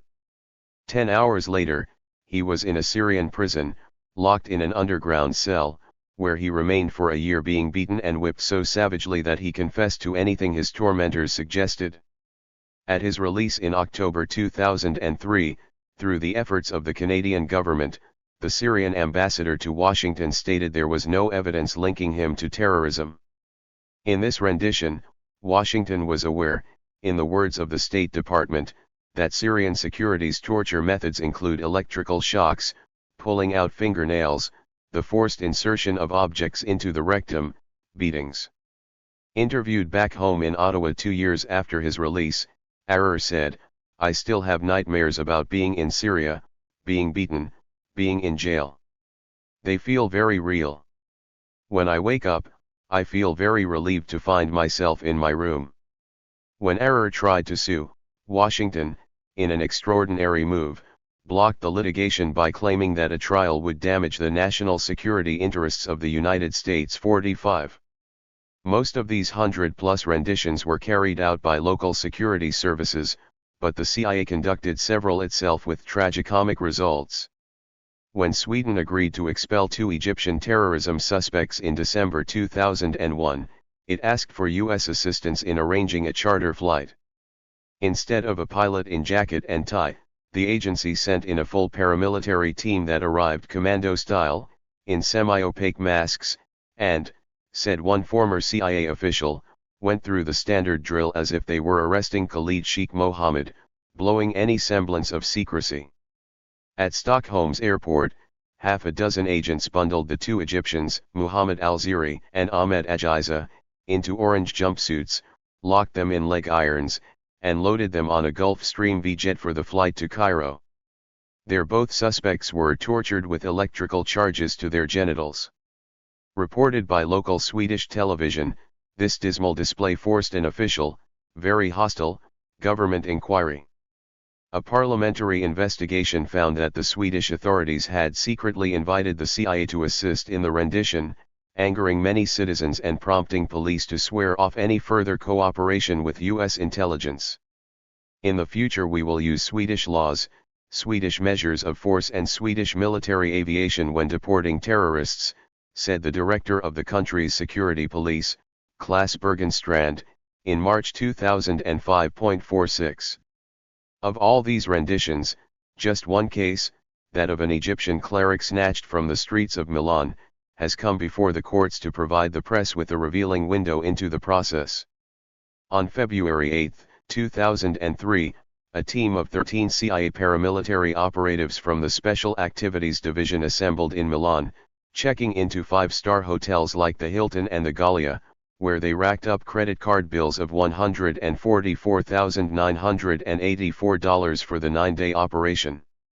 Their target was Hassan Mustafa Osama Nasr, 42, a local imam who had been under surveillance by Italian police for possible al-Qaeda ties since his arrival from Albania 6 years before. In Washington, Nasr had become a target because of his supposed involvement in some suspected plotting against the U.S. Embassy in Rome. After monitoring his movements, This not-so-secret CIA team surrounded the Imam on Milan's Via Garzoni as he approached the mosque for noon prayers on February 17. They demanded identification, sprayed chemicals in his face, and forced him into a white van which roared off, leaving stunned witnesses to call the police. As the van sped north to the U.S. Air Base at Aviano, the agents chattered on their cell phones, placing several calls to Northern Virginia, including one to CIA headquarters at Langley.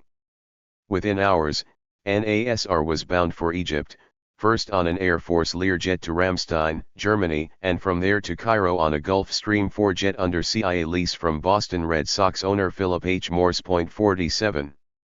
14 months later, NASR emerged from Egyptian prisons hobbling and deaf in one ear from torture that had included beatings and electric shocks.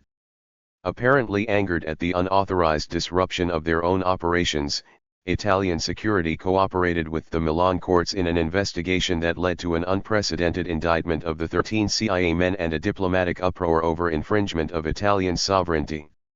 In their defense, several of the CIA men told the Washington Post that their Rome station chief had briefed his counterpart at SISMI, Italy's intelligence service. But one admitted the station chief was eager to have a notch in his belt, and thus skirted correct protocol which should have been head of service to the head of service director George Tenet contacting SISMI's General Niccolo Polari. 48.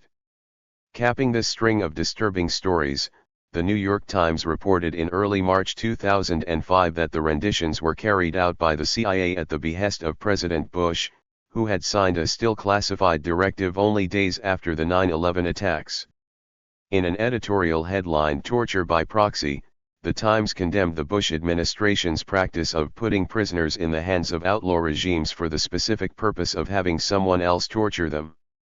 In an investigation of the White House alliance with Uzbekistan's brutal Karimov regime, the paper found that the CIA had sent dozens of detainees to Tashkent on secret weekly flights for interrogation by local security services that routinely pulled out fingernails, boiled body parts, and administered electroshock to genitalia.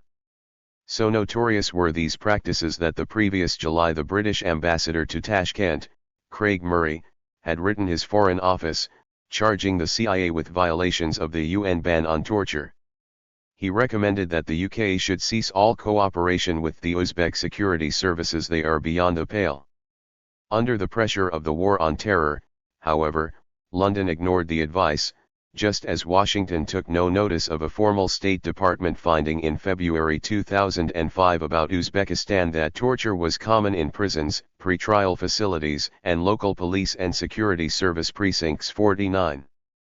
In these and similar exposés, much of the media's information was taken from civil liberties groups that had filed lawsuits to extract documents from a reluctant government. In particular, Human Rights Watch added to the torrent of revelations by obtaining copies of the Army's investigation into deaths at the Bagram collection point, in Afghanistan. 50. Significantly, these Army documents indicated that Bagram's chief military intelligence officer, Captain Wood, had been evasive, saying that prisoners were chained standing to protect interrogators when, in fact, the method was used to inflict pain and sleep deprivation. Through its own inquiries, Human Rights Watch found that Afghan detainees had experienced beatings, prolonged sleep and sensory deprivation, forced nakedness, and humiliation. Similarly, in April 2005, the UN Human Rights Commission's expert for Afghanistan, Professor M. Cherif Bashiani of DePaul University Law School, reported that U.S. prisons in Afghanistan violated the law by engaging in arbitrary arrests and committing abusive practices, including torture. Dismissed from his UN post the day after he released this report, Bashiani was pessimistic about future treatment of detainees. "My guess is that torture will go down at the U.S. facilities," he said, "but what will go up is torture at the Afghan facilities. It's the usual shell game." 51. The ACLU also filed a succession of lawsuits that, by early 2005, began to bear fruit. In March, this venerable civil liberties group won the release of 1,200 pages of documents relating to prisoner abuse. In one document, dated January 2004, an Army investigation of the 311th Military Intelligence Battalion, at Mosul, Iraq, found evidence that MI personnel and/or translators engaged in physical torture of detainees. As the ACLU lawyer Amrit Singh explained, these documents show that torture and abuse of detainees was routine and was considered acceptable practice by U.S. soldiers. 52. Amid the onslaught of criticism, the White House scrambled for damage control. On March 10, 2005, the administration leaked news of strict military guidelines for interrogation in Iraq, barring the use of muzzled dogs and increasing command responsibility. Responding to press revelations about rendition, President Bush defended this extra-legal policy: "We protect our people and our friends from attack by sending suspects back to their country of origin with the promise that they won't be tortured." He added, "This country does not believe in torture," but then qualified that remark, "We do believe in protecting ourselves." The President's Commission on Intelligence Capabilities, formed to investigate intelligence failure over Iraq's weapons of mass destruction, echoed the contradictory mix of aggression and assurance: "The Attorney General personally approves any interrogation techniques that go beyond openly published U.S. government interrogation practices. And when special practices are allowed in extraordinary cases of dire emergency, then," the Commission suggested, "those procedures should require permission from sufficiently high-level officials to ensure compliance with overall guidelines." 53. Even after Abu Ghraib, the White House seemed to say, the United States, when confronted with serious threats such as a terrorist with a ticking bomb, would use special practices. In extraordinary cases, in a word, torture. Academic pundits, although advocating torture with near unanimity after September 11, have been conflicted since reports of abuse started emerging from the front lines of the war on terror. Just a few weeks before CBS first broadcast the Abu Ghraib photos, in April 2004, Harvard's Michael Ignatieff, writing in the New York Times Magazine, advocated permissible duress as a justification for torture, echoing his colleague Alan Dershowitz. Arguing, in effect, for legalization of CIA psychological torture, Ignatieff called for legislation to permit forms of sleep deprivation that do not result in lasting harm to mental or physical health, together with disinformation and disorientation that would produce stress. 54. But just weeks after the prison photos were leaked, he reversed his position, in sharply critical words that seem almost self-referential: "Enthralled by narcissism and deluded by servility, American lawyers forgot their own constitution and its peremptory prohibition of cruel and unusual punishment." At Abu Ghraib, Ignatieff continued, "America paid the price for American exceptionalism, the idea that America is too noble, too special, too great to actually obey international treaties like the Torture Convention." 55. By contrast, Dershowitz remained resolute in his public campaign for court-ordered torture. Even after the broadcast of the Abu Ghraib photos, Dershowitz published an essay that dismissed his many critics and redoubled his advocacy of formal torture warrants to end what he called torture being done below the radar screen, without political accountability, and indeed with plausible deniability. "If the current trend persists, the United States will," he says, "move to a smug, self-satisfied willingness to condemn torture openly, while at the same time encouraging its secret use in extreme cases." 56. Though his position might seem extreme, even idiosyncratic, there was surprisingly widespread advocacy of state-sanctioned torture among American academics. In June 2004, just weeks after the Abu Ghraib scandal broke, the Harvard Law School faculty, including Dershowitz, circulated a petition signed by 481 prominent professors of law and political science at 110 top universities nationwide, condemning abuses practiced on detainees under American control. But even in this cry of conscience, these professor petitioners called for serious consideration of a coercive interrogation policy, made within the strict confines of a democratic process.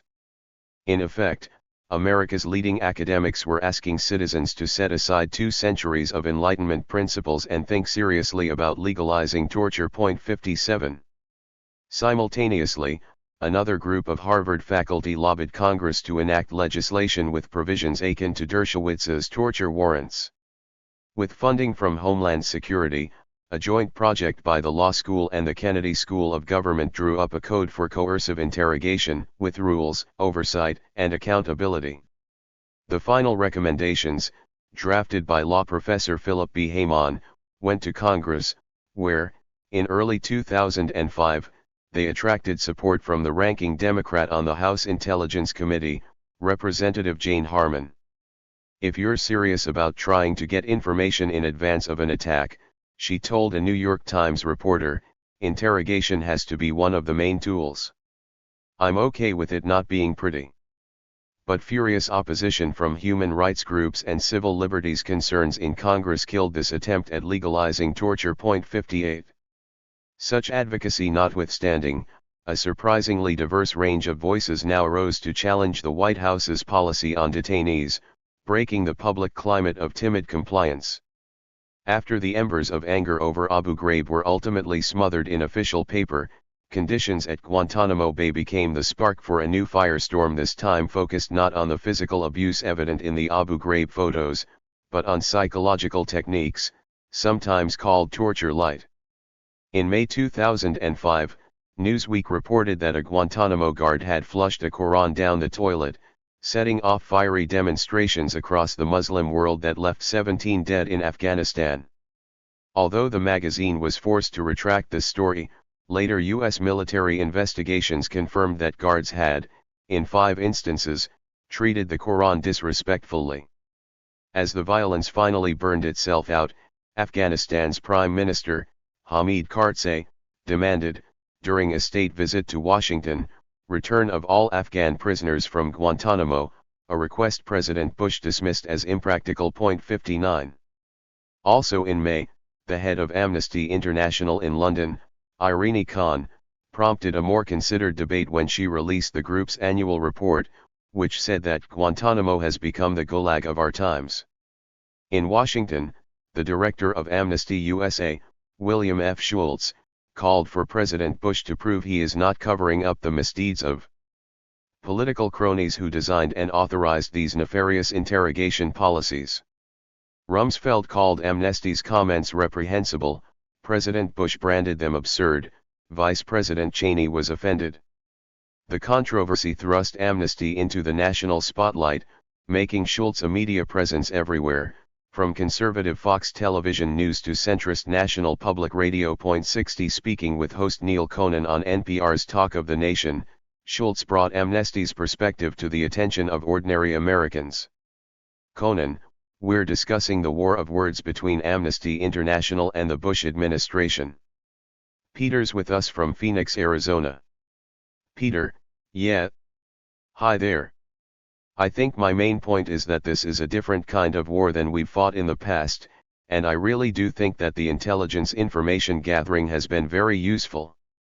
So I'm not saying they're doing the right thing by torturing prisoners and so forth, but, I think if we didn't have a place to put people like Guantanamo, there'd be a lot more casualties in the field." Conan: "And, William Schultz, the intelligence aspect is one thing that administration supporters come back to, that these people may have information about deeds yet to come." Mr. Schultz: "Well, Neil, but we know from the Army Field Manual, we know from FBI manuals about interrogation that, in fact, you can get a great deal of information far more productively without abusing or torturing people than you can by doing so." 61. Despite the fears of ordinary Americans like Peter from Phoenix, critics escalated their attacks on conditions at Guantanamo Bay. "Shut it down. Just shut it down," wrote New York Times columnist Thomas L. Friedman with uncommon boldness. "Just shut it down and then plow it under. It has become worse than an embarrassment. I am convinced that more Americans are dying and will die if we keep the Gitmo prison open than if we shut it down." After sampling comments from newspapers worldwide, he concluded, "Guantanamo Bay is becoming the anti-Statue of Liberty." Echoing its columnist's call, a forceful Times editorial branded Guantanamo a national shame and a highly effective recruiting tool for Islamic radicals, including future terrorists. As the White House message machine stirred to crush this criticism, Vice President Cheney told Fox News that the 525 remaining Guantanamo detainees are bad people. Rumsfeld branded them all determined killers, arguing that no detention facility in the history of warfare has been more transparent than Guantanamo. Then, in a dramatic coda, two former presidents added their voices to the calls for Guantanamo's closure. Jimmy Carter lamented that the prison had become a blow to our reputation as a champion of human rights. And Bill Clinton called Guantanamo inimical to a free society, saying it either needs to be closed down or cleaned up. 62. The controversy moved to Congress, where the Senate Judiciary Committee heard evidence from a Navy defense attorney, Lieutenant Commander Charles D. Swift, that Guantanamo's military tribunal was biased. The lawyer recalled the first meeting with his client, Mr. Hamden, who had already been in solitary confinement for 45 days. In a windowless room and was showing signs of extreme mental stress. Even so, the military's chief prosecutor made it clear that Swift could only see his client if he agreed that we were going to plead guilty to something. Backed by documents from his superiors, Swift showed that due process was being bent to a predetermined outcome, rebutting administration claims of impartial justice. This military lawyer added that any trial, whether military or civil, says as much about the society that holds the trial as it does about the individual before it, prompting the New York Times, in a June 2005 editorial, to call his testimony courageous. The paper concluded that Guantanamo has done immense harm to the nation's image and increased the risk to every American in uniform. 63. Indeed, little more than a month later, the paper published emails from two senior Guantanamo prosecutors charging that the military tribunal, as it prepared for its first trials in early 2004, had been secretly arranged to assure convictions. In a confidential message of March 15, 2004, one prosecutor, Captain John Carr of the Air Force, complained to his superior that their office was preparing to prosecute fairly low-level accused in a process that appears to be rigged. Above all, Carr charged that evidence about brutalization of one of the first four defendants had either been lost or withheld. The prosecution team, he said, had stated, falsely, that it held no evidence of the torture of a defendant, Ali Hamza Ahmed Suleiman al-Balal of Yemen, when in fact it had misplaced his statement to the FBI that he had been tortured and abused. In a similar message, another prosecutor, Major Robert Preston of the Air Force, said that proceeding with the trials would be a severe threat to the reputation of the military justice system and even a fraud on the American people. But Colonel Frederick L. Borch, superior officer to both prosecutors, branded the complaints monstrous lies and, after a pro forma investigation, the trials had proceeded as planned in August until stopped by federal court order in November. 64. Parallel inquiries into the compromised role of medical personnel added to the sinking sense of an ethical miasma at Guantanamo Bay. One military interrogator, describing the role of the behavioral science consultation teams in detainee interrogation, told the New York Times that their purpose was to help us break them. After similar interviews, two Georgetown University lawyers, writing in the prestigious New England Journal of Medicine, found that psychiatrists and psychologists have been part of a strategy that employs extreme stress, combined with behavior-shaping rewards, to extract actionable intelligence from resistant captives. Since August 2002, moreover, the Southern Command had ordered medical personnel to convey any information obtained from detainees in the course of treatment to non-medical military or other United States personnel, meaning CIA operatives. Indeed, former military interrogators told the Times that doctors, either psychologists or psychiatrists, had given them information from prisoner medical files and advised them how to play upon a detainee's fears and longings to increase distress, including one prisoner's fear of the dark and another's longing for his mother. Following General Miller's original guidelines, the first BSCT psychologist, Major John Liso, had prepared psychological profiles for use by interrogators. Sat in on some interrogations, observed others from behind one-way mirrors, and offered feedback to interrogators. Instead of treating patients, these mental health professionals had joined the guards to become, in the words of the New England Journal of Medicine, part of Guantanamo's surveillance network. As the controversy continued, the Assistant Secretary of Defense for Health Matters, Dr. William Winkenwerder Jr., claimed that Defense Department rules allowed doctors to assist lawful interrogations and called press criticism of their role an outrageous distortion. A senior Pentagon spokesman, Brian Whitman, insisted that doctors advising interrogators were behavioral scientists exempt from ethics strictures 65. But many psychiatrists unreservedly rejected the Pentagon's logic.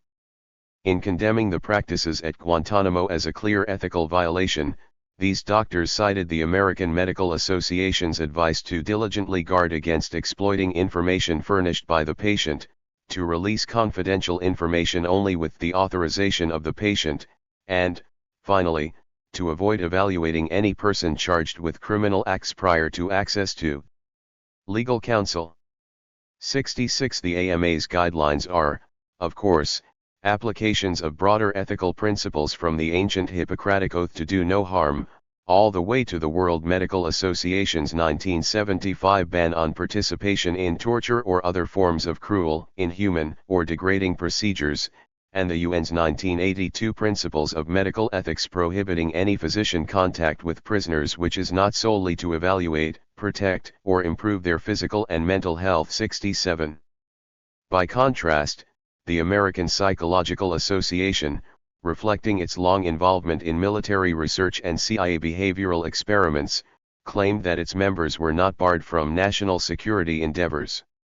In fact, the APA's Code of Ethics has stricter, more specific standards for the treatment of laboratory animals than for human subjects such as the Guantanamo detainees. In response to this crisis of ethics, the APA formed a special task force, including military psychologists, which ultimately rejected the Pentagon's proposition that Guantanamo practitioners were ethically exempt, and insisted that psychologists do not engage in, direct, support, facilitate, or offer training in torture or other cruel, inhuman, or degrading treatment. But this APA conclusion, released in June 2005, failed to bar members from military interrogations outright, saying, simply and vaguely, that they should be mindful of factors unique to these roles that require special ethical consideration. The task force also refused to recommend that members be bound by international standards of human rights, neglected to specify their obligations to detainees, and even recommended research to enhance the efficacy of psychological science to national security, including the effectiveness of information gathering techniques. 68. The military itself was equally conflicted over the proper role of medical professionals during interrogation. In a Pentagon survey of detainee medical care, released in July 2005, Major General Lester Martinez Lopez, who led the review, recommended the Army stop using psychiatrists and physicians to assist in interrogation, faulting the lack of clear guidelines for the BSCT teams. Only senior psychologists should, he said, work with the teams to ensure safe, legal, ethical, and effective interrogation and detainee operations. Rejecting these recommendations, his superior, Lieutenant General Kevin C. Kiley, the Army's Surgeon General, said they found no evidence of systemic problems in detainee medical care, praised the military's worldwide treatment for detainees, and deferred assessment of the BSCT teams to more studies. In defense of his position that the role of these behavioral teams is safe, legal, and ethical, Kiley cited the APA Task Force report, noting that it reminded members to maintain an ethical view of their duties. But it doesn't prohibit them from assisting in interrogations. 69. Just as the Pentagon was considering the role of medical professionals, Lieutenant General Randall M. Schmidt appeared before the Senate Armed Services Committee, testifying about his investigation into methods used at Guantanamo, particularly the elusive problem of their interpretation. The treatment of the general prison population was, the general insisted, safe, secure and humane. The case of the Camp Star prisoner, Mohammed al-Qahtani, the 20th hijacker, was, however, more complex.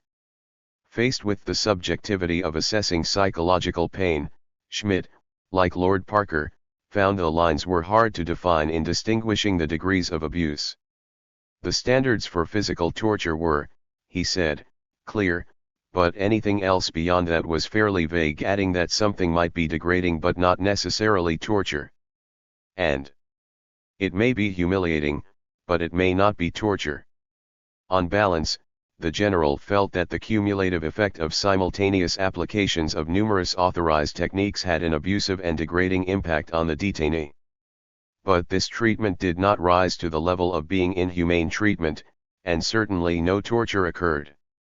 Even so, the task force recommended that Camp Commander General Jeffrey Miller be admonished for the treatment of al-Qahtani because the general failed to monitor the interrogation and exercise commander discretion by placing limits on the application of authorized techniques. Moreover, Miller seemed guilty of what might be politely styled inconsistency, telling the task force he had been unaware of the creative approaches in the interrogation, when in fact he had earlier advised Southern Command that he had personally approved the interrogation plan and was enforcing its application relentlessly. But the investigators' recommendation for Miller's reprimand was overruled by the Southern Command Chief, General Vance J. Craddock, who had once been Rumsfeld's military aide. 70. In response to the rising tide of revelation, the Republican majority of the Senate Armed Services Committee defended military treatment of detainees and denied that the psychological techniques were anything akin to torture. Dismissing these hearings into alleged abuse as a waste of time, Senator James M. Inhofe insisted we have nothing to be ashamed of, and rued the damage we are doing to our war effort by parading these relatively minor infractions before the press and the world again and again and again. Similarly, Senator Pat Roberts remarked that we do not need to concentrate on 3 misdemeanors out of 24,000 investigations. After attacking Senator Edward M. Kennedy for criticizing U.S. treatment of detainees, Senator Jeff Sessions asked rhetorically if any Guantanamo prisoners suffered a broken bone or serious permanent injury. 71. After weeks of intense, often partisan debate over Guantanamo, a half-dozen Republican senators broke ranks with the Bush administration to introduce motions barring any inhumane treatment of military prisoners. Dissatisfied with the Pentagon's refusal to punish responsible senior officers, leading Republicans on the Senate Armed Services Committee Lindsey Graham, John McCain, and John Warner began lobbying colleagues for legislation to limit executive authority over detainee interrogation. As the White House launched an aggressive effort to quash this initiative, Vice President Cheney met the dissidents for a confrontational 30 minutes, arguing they would weaken the president's ability to defend America against terrorists. Nonetheless, speaking to the Senate on July 25, 2005, McCain, himself a victim of torture for 5 years as a POW in Hanoi, moved amendments to the massive $442 billion defense appropriation that would require registration of all foreign prisoners with the International Red Cross to eliminate the problem of ghost detainees we faced in Abu Ghraib prison, establish the Army Field Manual as the uniform standard for interrogation of all prisoners, except those held by the CIA, and bar any cruel or unusual punishment. Warning: we must never simply fight evil with evil. The senator insisted that we hold ourselves to humane standards of treatment of people no matter how evil or terrible they may be. And, McCain concluded, the costs of our deviation from this principle have been high. I would argue the pictures, terrible pictures from Abu Ghraib, harmed us not only in the Arab world, but also harmed us dramatically amongst friendly nations, the Europeans, many of our allies. During the floor debate, Senator Sessions, a fellow Republican, opposed the motion, calling the detainees terrorists, not prisoners of war. But McCain insisted that the issue is not about who they are. It's about who we are. 72. In a strong statement of support for McCain, 11 retired military leaders, including the former chief of the U.S. Central Command, General Joseph Hoar, urged passage of the legislation. The abuse of prisoners, they wrote, hurts America's cause in the war on terror, endangers U.S. service members who might be captured by the enemy, and is anathema to the values Americans have held dear for generations. With at least 4 of his fellow Republicans in open revolt, Senate Majority Leader Bill Frist lacked the votes to pass the defense appropriation and was forced to postpone its consideration until after the August recess. When the Senate reconvened, McCain delivered an impassioned plea for passage of the amendments, invoking his experience as a POW in Vietnam. Many of my comrades were subjected to very cruel treatment, a few of them even unto death. But every one of us, every single one of us, took strength from the belief that we were different from our enemies. Despite a threatened White House veto and a fierce debate, the Senate voted 90-9, including 46 Republicans, to ban cruel, inhuman, or degrading treatment of anyone in U.S. custody, a stunning repudiation of Bush's interrogation policy. Countering with a bid to legalize torture, the Vice President and CIA Director then met McCain to urge an exemption for the agency in clandestine counterterrorism operations conducted abroad. But the senator refused, leaving battle lines clearly drawn. 73. Throughout these months of heated discussion, the American public, its government, and its media, even as they immersed themselves in Guantanamo's sordid details, persistently failed to examine these psychological interrogation tactics closely and critically to realize that they are, in fact, torture. Indeed, the CIA's psychological techniques have become so standardized within the intelligence community that even military interrogators no longer seem aware that many of their basic methods violate the Geneva and UN Conventions. 74. Also overlooked was the fact that Guantanamo's integration of psychologists into routine interrogation perfected the CIA's paradigm, moving beyond a broad-spectrum attack on human senses, sight, and sound, to a customized assault on individual phobias or cultural norms, sexual and religious. Driving this impassioned debate over Guantanamo were very different views about the fundamental nature of torture. Some conservatives argued, forcefully, that torture is an effective and thus necessary means to extract the information that America needs to track down Al-Qaeda's top terrorists. Indeed, more than a year after the Abu Ghraib scandal broke, many interrogation practices that U.S. military lawyers had branded repugnant persisted. Moreover, the Bush White House was battling the courts to preserve its extreme vision of executive prerogatives, the right to detain foreign combatants endlessly and to prosecute them without judicial oversight, under ever-changing rules. 75. Liberals countered, much more reticently, that torture is not only illegal but also damaging to America's moral leadership in this troubled world. Unwittingly, liberal and moderate critics weakened their case by failing to challenge the conservative argument on its own terms, leaving its central contention about torture's extraordinary efficacy both unexamined and unanswered. 6. The question of torture. As the War on Terror approached its 5th year, the question of torture moved from the margins of American consciousness to become, in many ways, the dominant political issue of the day, no longer a mere scandal but a moral touchstone for divergent visions of the Republic. Those willing to tolerate torture as a necessary excess in defense of democracy argued, at least by implication, that it is an efficient, accurate means for extracting information vital to national security. Critics of White House policy have generally tried to shift the discussion from the narrowly construed belief in efficacy to broader questions of legality and morality. What has yet to be explored, closely and carefully, is whether torture is, in fact, an effective and thus necessary weapon for national security. There is no longer any need, well into the War on Terror, to ask whether the United States has engaged in the systematic torture of suspected terrorists.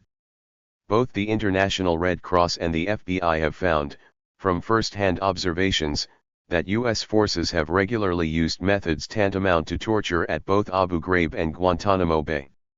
Even the Army, although denying that the practice is systematic, has found dozens of soldiers, from private to general, either culpable or criminal. But the Bush administration, by blaming those few, lowly bad apples and protecting higher UPS, has created a climate in which coercive interrogation will be allowed to continue into the future. Undeterred by the shame of Abu Ghraib, this White House has, moreover, fought doggedly in the courts and Congress to establish limitless detention and unrestrained interrogation as permanent executive powers in any case of national security. Americans need, therefore, to begin by disabusing themselves of the notion that the harsh techniques seen at Abu Ghraib are part of the past. Many may take President Bush at his word, thinking that his repeated repudiation of those methods, combined with the unprecedented stream of investigations and trials, means that Washington has rejected torture as a weapon in the war on terror. Although the Bush administration has indeed cultivated such an impression, it seems unsupported by the facts at hand. Let us assay the evidence. In the months following the release of the Abu Ghraib photos, psychological torture continued, according to eyewitness accounts by the International Red Cross at Guantanamo Bay. And despite the multiple military investigations, one key agency has remained exempt from review and reform: the CIA. While the Army has investigated almost every unit and individual implicated at Abu Ghraib, it has avoided comparable probes of Bagram and Guantanamo Bay, where its soldiers worked closely with the CIA in the torture interrogation of suspected terrorists.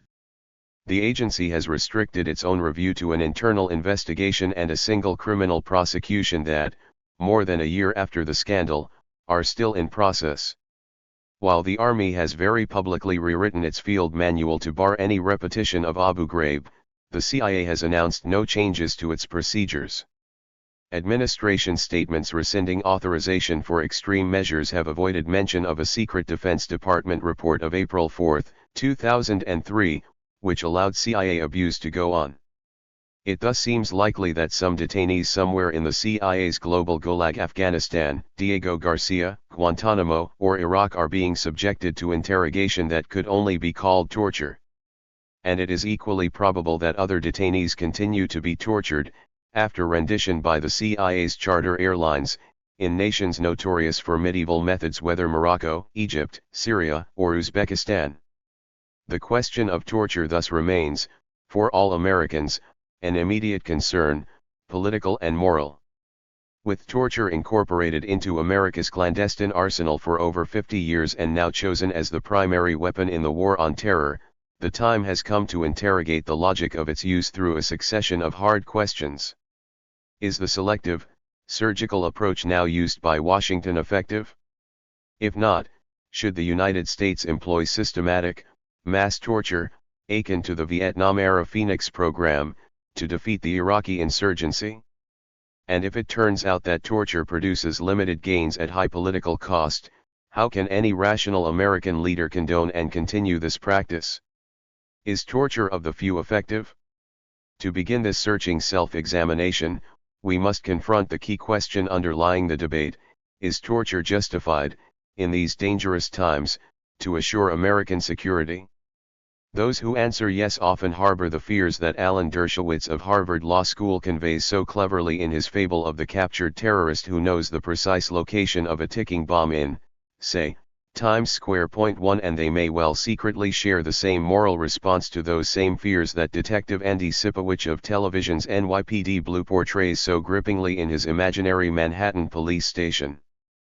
By confronting the moral choices entailed in unmasking evildoers, Detective Sipowicz, the everyman hero of ABC television's long-running series NYPD Blue, became a fixture in popular culture, resolving the ambiguities of interrogation for ordinary Americans.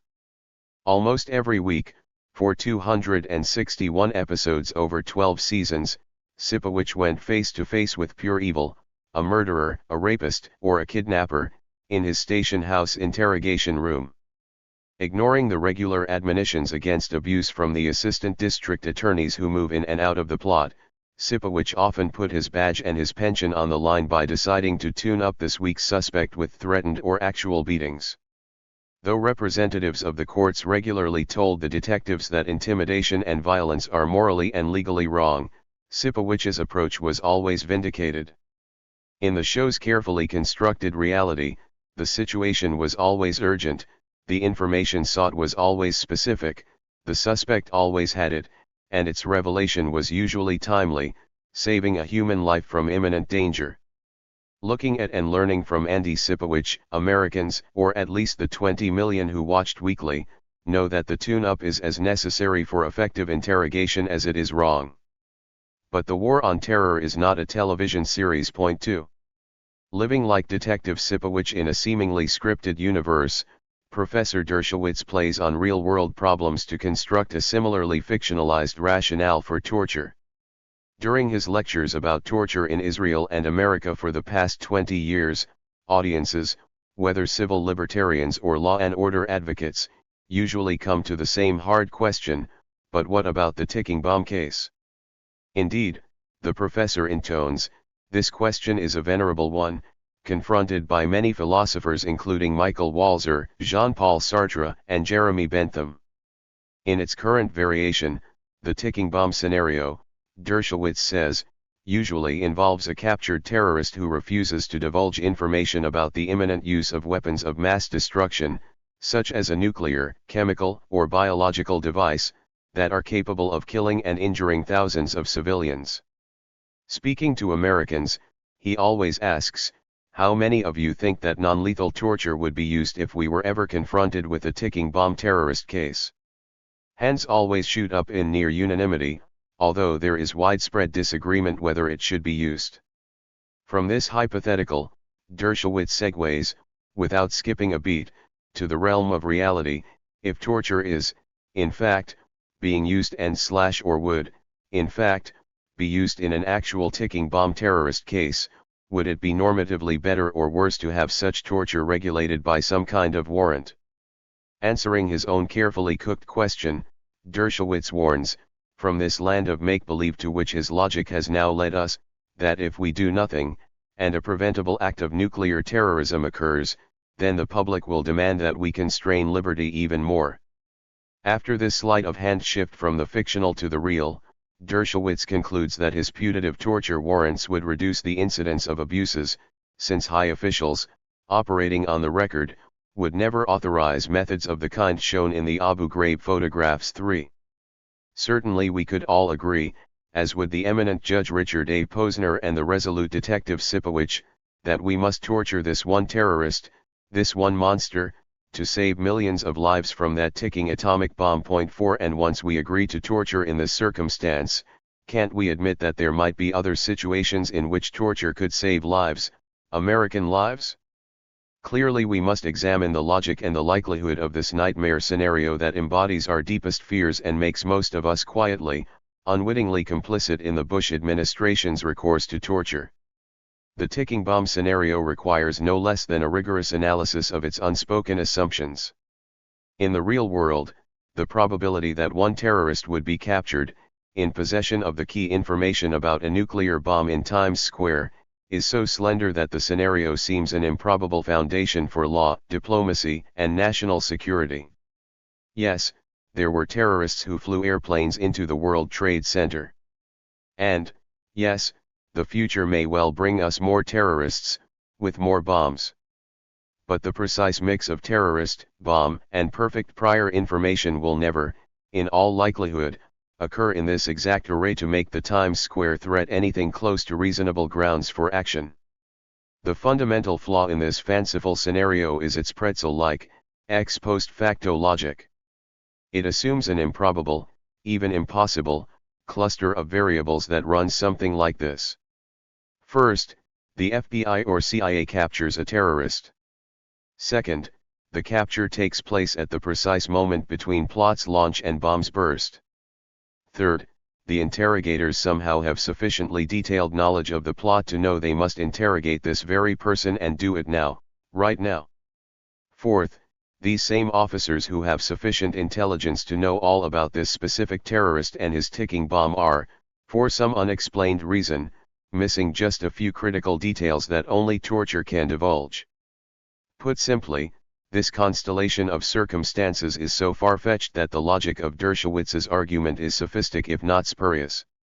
Such an extraordinary string of coincidences probably never has and never will occur.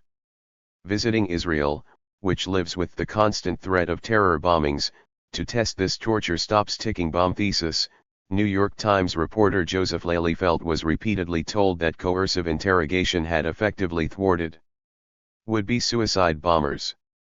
One highly placed source in Israeli security claimed that hundreds of terror attacks intended to cause the deaths of an inestimable number of innocent civilians had been stopped time and again by torture. But nobody would cite a single specific case.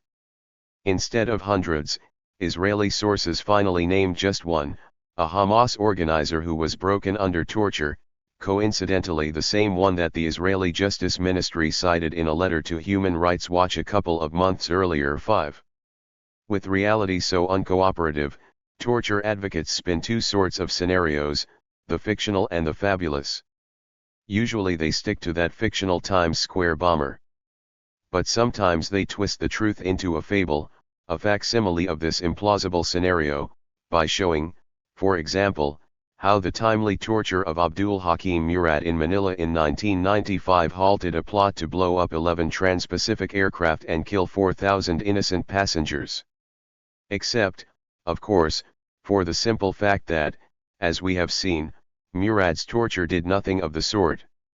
In another real-world case, without such fictions or fables, an alleged member of the Al-Qaeda hijacking crew, Zacarias Moussaoui, sat in a Minneapolis cell for nearly a month before September 11 under desultory investigation as a possible suicide hijacker, because the FBI, lacking omniscience, did not have precise foreknowledge of Al-Qaeda's plot or Moussaoui's possible role. In pressing for a search warrant before September 11, the Bureau's Minneapolis field supervisor even warned that he was trying to keep someone from taking a plane and crashing into the World Trade Center. But the reply from FBI headquarters in Washington that there was no evidence Moussaoui was a terrorist provides us with yet another reminder of how difficult it is to grasp the significance of even such stunningly accurate insight or intelligence in the absence of foreknowledge. Then, when two jets hit the Twin Towers, everybody, even the FBI, discovers this forgotten flight school dropout in Minnesota. With hindsight and 3,000 dead, everybody knows what could have, should have been done, if only we had interrogated him. If only we had gotten a warrant to open his laptop computer. Then just maybe, then just possibly, 9/11 would never have happened. A maximum U.S. effort to investigate Moussaoui conceivably could have unearthed his connections to Binal Shivite, wrote the 9/11 Commission, in a flight beyond the hypothetical into the counterfactual. Those connections might have brought investigators to the core of the 9/11 plot. Though it was not an easy trail to find. 6. But just as FBI and CIA headquarters, in the weeks before the Twin Towers attack, failed to realize Moussaoui's significance, so future FBI or CIA agents, still lacking omniscience, will hold tomorrow's terrorists in ignorance of their intentions. The CIA and NSA may be sleek and omniscient in the movies, reads the report of the President's Commission on Intelligence Capabilities, but in real life they and other intelligence agencies are vast government bureaucracies. And as the scholar Elaine Scarry notes in her rebuttal of Dershowitz's ticking bomb thesis, these are bureaucracies with a record that falls far short of anything akin to omniscience. In the 30 months after September 11, authorities relied on intelligence to arrest 5,000 terror suspects, found evidence to charge just 3, and won only one conviction, an apt measure of the American state's omniscience. 7. Let us push this twisted logic to its inevitable limits. If the government nabbed only one certain terrorist in 5,000 arbitrary arrests, should we not expect the same security apparatus to perform similarly with warrants for legalized torture, that is, 4,999 innocent victims tortured for every true terrorist interrogated? And what do we do with the hundreds, hypothetically thousands of innocents subjected to life-destroying trauma? Do we tie up the courts for decades in litigation and spend billions of dollars compensating them? Or do we somehow dispose of these victims, via rendition, to other nations or through another, more final solution? To return to the example of Moussaoui, even had he been tortured, he might have confessed in rambling, half-crazed rhetoric to a non-existent plot, as he actually did at his trial 4 years after his arrest: I am guilty of a broad conspiracy to use a weapon of mass destruction to destroy the White House. Had he actually spoken in this megalomaniacal manner when arrested in August 2001, would his FBI questioners have been able to sort information from disinformation, attributing some significance to these ravings? Testing has found that professional interrogators perform within the 45 to 60% range in distinguishing truth from lies, little better than flipping a coin. Even skilled polygraph examiners have only an 85% accuracy rate. Thus, as intelligence data move through three basic stages: acquisition/interrogation, analysis, and action, the possibility of human error is infinite and, without the divine gift of foresight, the chances that good intelligence will be ignored are high. After the event, Roberta Wallstetter wrote in her classic study of that other great U.S. intelligence failure, Pearl Harbor, "A signal is always crystal clear. We can now see what disaster it was signaling since the disaster has occurred. But before the event it is obscure and pregnant with conflicting meanings." 8. In the real world, the impossibility of perfect prescience makes the plea to torture the few an opening to torture the many. Once we agree to torture that non-existent terrorist with the hypothetical ticking bomb, then we admit a possibility, even an imperative, for torturing hundreds who might have ticking bombs or thousands who just might have some knowledge about those bombs. "You can't know whether a person knows where the bomb is," explained Georgetown University law professor David Cole, "or even if they're telling the truth. Because of this, you end up going down a slippery slope and sanctioning torture in general." 9. Those who think this improbable should recall how the United States got to Abu Ghraib. Orders from President Bush and Secretary Rumsfeld for the CIA to torture just a few high-value al-Qaeda targets quickly proliferated into the abuse of dozens at Bagram, hundreds at Guantanamo, and thousands at Abu Ghraib and other Iraqi prisons. As we slide down that slippery slope to torture in general, we should realize that there is a chasm at the bottom called extrajudicial execution. With the agency's gulag full of dozens of detainees of dwindling utility, CIA agents, active and retired, have been vocal in their complaints about the costs and inconvenience of limitless, even lifetime, incarceration for these tortured terrorists. Illegal rendition or legal deportation is a possibility for some low-ranking suspects at Guantanamo, but not for the 100 or so top al-Qaeda prisoners who are too dangerous for release, too tainted for trial. The ideal solution to this conundrum, from a CIA perspective, is extrajudicial execution. Indeed, the systematic French torture of thousands from the Kasbah of Algiers in 1957 also entailed over 3,000 summary executions as an inseparable part of this campaign, largely, as one French general put it, to ensure that the machine of justice not be clogged with cases and free terror suspects to launch other attacks. For similar reasons, the CIA's Phoenix program of torture interrogation in Vietnam during the late 1960s produced over 20,000 extrajudicial killings. 10. In effect, the logical corollary to state-sanctioned torture is state-sponsored murder. Can torture work against terror? After 50 years of fighting enemies, communist and terrorist, with torture, we now have sufficient evidence to entertain a second question: is torture an effective weapon in the war on terror? French and American experience, hard-won since the 1950s, leads to two clear conclusions. Torture of the few yields little useful information. Torture of the many can produce results, but at a prohibitively high political cost. As the ancient Roman jurist Ulpian once noted, when tortured the strong will resist and the weak will say anything to end the pain. Most of those rounded up by military sweeps in Iraq and Afghanistan for imprisonment at Abu Ghraib and Guantanamo were indeed the weak. Some 90% of Iraqi detainees were, according to U.S. military estimates, innocent civilians. And with up to 750 prisoners at Guantanamo subjected to interrogation tantamount to torture, presumably with at least a few of the strong among them, there has been surprisingly little useful intelligence. As noted, FBI interrogators found the military's techniques produced little real information and interfered with their own bureau's proven methods of building rapport through long, non-coercive questioning.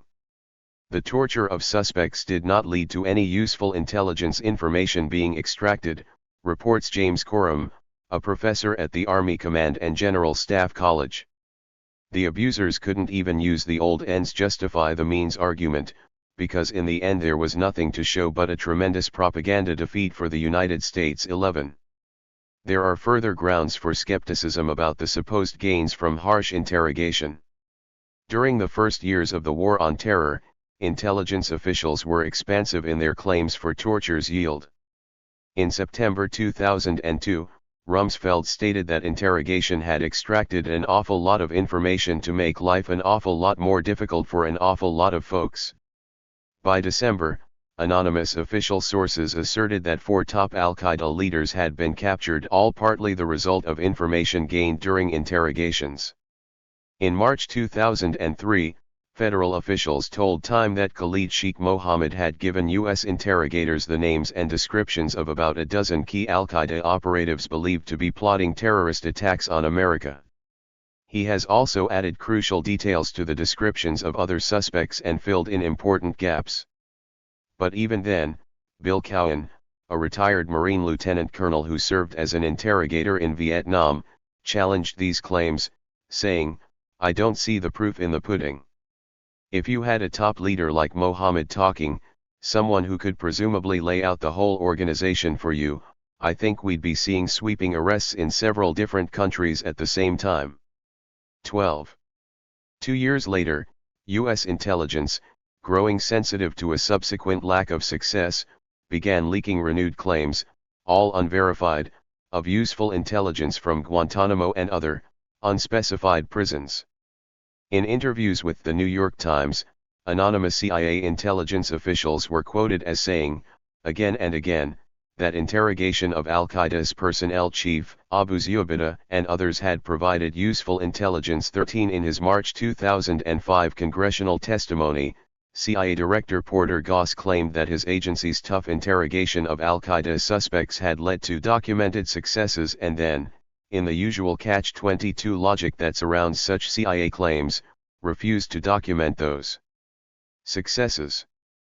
After 4 years of torture, the agency, in statements on the record and off, could not boast of anything akin to stopping a ticking bomb. And there is good reason for this failure. Very few individuals have enough information to make torture worthwhile, and those who do are the least likely, for obvious reasons, to fall into the interrogator's net, or to talk when they do. We recognize that espionage is always chancy at best, the President's Commission on Intelligence Capabilities reminds us. 50 years of pounding away at the Soviet Union resulted in only a handful of truly important human sources. 14. Looking back on the past few years of the War on Terror, veteran FBI counterintelligence officer Jack Clunan felt that Washington had replicated this dismal Cold War result. "Have we gotten enough information out of or anywhere else to justify the negative?" he said. "I think the answer from the authorities will be, we've gotten great information. I'm less and less inclined to believe that. There's a certain naivete in thinking that any schmuck taken off the battlefield on any given day or taken off a street somewhere and flown halfway around the world and being held incommunicado with no rights and no charges will know where bin Laden is or what's going to be planned in Iraq or Afghanistan." 15. Nonetheless, torture of the many tens of thousands in Vietnam and hundreds of thousands in Algeria can produce results, albeit with long-term political consequences that subvert the effort's larger aims. In 1957, the French army destroyed the urban underground in Algiers with the systematic abuse of thousands of revolutionary suspects. During the year-long battle, French soldiers arrested 30 to 40% of all males in the city's Casbah and subjected most of them to brutality, using, in the words of one senior officer, beatings, electric shocks, and, in particular, water torture, which was always the most dangerous technique for the prisoner. Although many resisted to the point of death, mass torture gained sufficient intelligence to break the rebel underground. The CIA's Phoenix program no doubt damaged the Viet Cong's communist infrastructure by the vicious questioning of countless South Vietnamese civilians and 20,000 extrajudicial executions. So the choices are clear. Major success from limited, surgical torture is a fable, a fiction. but mass torture of thousands of suspects, some guilty, most innocent, can produce some useful intelligence. Point 16. What about mass torture? If indiscriminate torture can, in fact, yield useful information, then should the United States deploy systematic, mass arrests, akin to the Vietnam War's Phoenix program in Iraq, Afghanistan, or other covered battlegrounds in the War on Terror? Would we pay a price, perhaps an unacceptably high one, if we use more extensive torture? During a tour of the Phoenix program's provincial interrogation centers near Saigon in 1969, a CIA regional chief, Orrin DeForest, was disgusted to find them irretrievable, just a horrible mess. Commonly considered the sites of the worst tortures, in particular the water treatment, where they forced water down prisoners' throats until their stomachs swelled up, or the torture in which they applied electric shock to the genitals and nipples. 17 Assigned to this particular region as CIA chief for Guyana Dinh Province in 1968, Ralph W. McGehee found himself in the middle of an insane war that defied rationality and mocked the statistical indices of progress amassed by the vast counterinsurgency program. The killings by the CIA's assassination teams, the provincial reconnaissance units, and the absurd intelligence collection activities progressed as in a Greek tragedy, he recalled. No one seemed to understand what was going on. Yet people died, reports flowed, meetings convened, and the gods frowned. 18 As he left Saigon in 1970, the Phoenix program's founder, Robert Colmer, described it as a small, poorly managed, and largely ineffective effort. Indeed, one Pentagon contract study of Phoenix's operations found that, in 1970-71, only 3% of the Viet Cong killed, captured, or rallied were full or probationary party members above the district level. Over half the supposed Viet Cong captured or killed were not even party members. 19 CIA veteran McGehee was even blunter. The truth is that never in the history of our work in Vietnam did we get one clear-cut, high-ranking Viet Cong agent. 20 Not surprisingly, a pacification effort based on this problematic program failed either to crush the Viet Cong or win the support of Vietnamese villagers, contributing to the ultimate defeat in Vietnam. 21.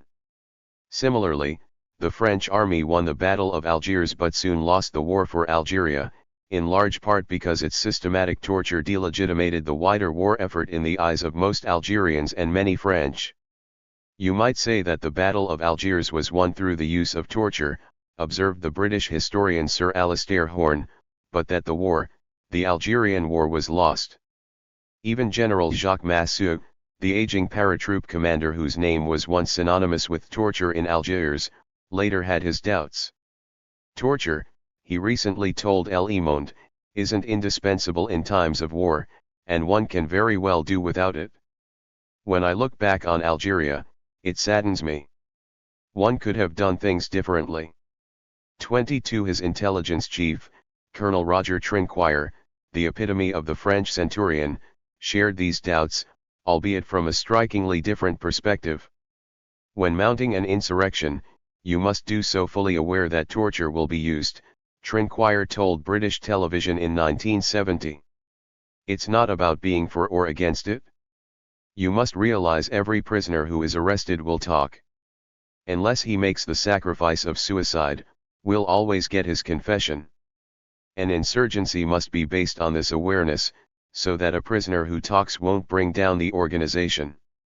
23 In this desperate game, the state's torture gambit is thus checked by the terrorists' axiomatic countermeasures, minimizing any intelligence yield for the state and maximizing political gains for the terrorists. Even the comparatively limited torture at Abu Ghraib has done incalculable damage to America's international prestige. Look, said Acting Assistant Secretary of State Michael G. Kozak in February 2005, the events of Abu Ghraib were a stain on the honor of the U.S., there's no two ways about it. 24 Army interrogator Chris Mackey saw the face of the enemy at close quarters in Afghanistan.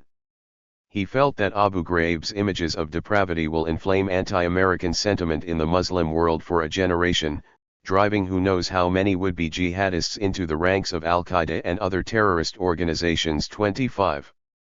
Whether the more limited, individual tortures in the War on Terror or the mass, systematic torture in Algeria and Vietnam, the intelligence gains are soon overwhelmed by political costs, as friends and enemies recoil in revulsion at such calculated savagery. Indeed, even the Army's current field manual, FM, Intelligence Interrogation 34-52, contains an implicit warning about the high political costs. Revelation of use of torture by U.S. personnel will bring discredit upon the U.S. and its armed forces while undermining domestic and international support for the war effort. 26. For the United States and its war on terror, there is a contradiction between stopping terror plots in motion versus stopping terrorism. By pursuing the chimera of halting conspiracies in progress, Washington has used extreme methods, contributing to a larger political climate that fosters terrorism. In effect, the use of torture to stop terrorism has, paradoxically, created more terrorists.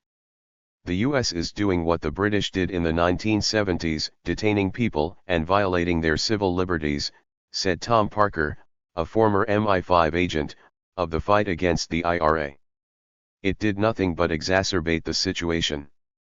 Most of those interned went back to terrorism. You'll end up radicalizing the entire population. 27. Indeed, the thousands of ordinary Iraqis processed through harsh military prisons since March 2003 emerge bitter about their treatment. Many of them are innocent civilians swept up, said Bruce Hoffman, a Rand Corporation consultant in Iraq. Prisons are the main incubators for terrorists and insurgents. In November 2003, reporter Mark Danner asked a young Iraqi man from Fallujah about the reasons for the rising resistance to the U.S. presence and was stunned by the intensity of his response. "It is a shame for the foreigners to put a bag over their heads, to make a man lie on the ground with your shoe on his neck," the Iraqi said, speaking slowly to emphasize certain words. "This is a great shame, you understand? This is a great shame for the whole tribe. It is the duty of that man, and of that tribe, to get revenge on this soldier to kill that man. Their duty is to attack them, to wash the shame. The shame is a stain, a dirty thing they have to wash it. No sleep, we cannot sleep until we have revenge. They have to kill soldiers." 28.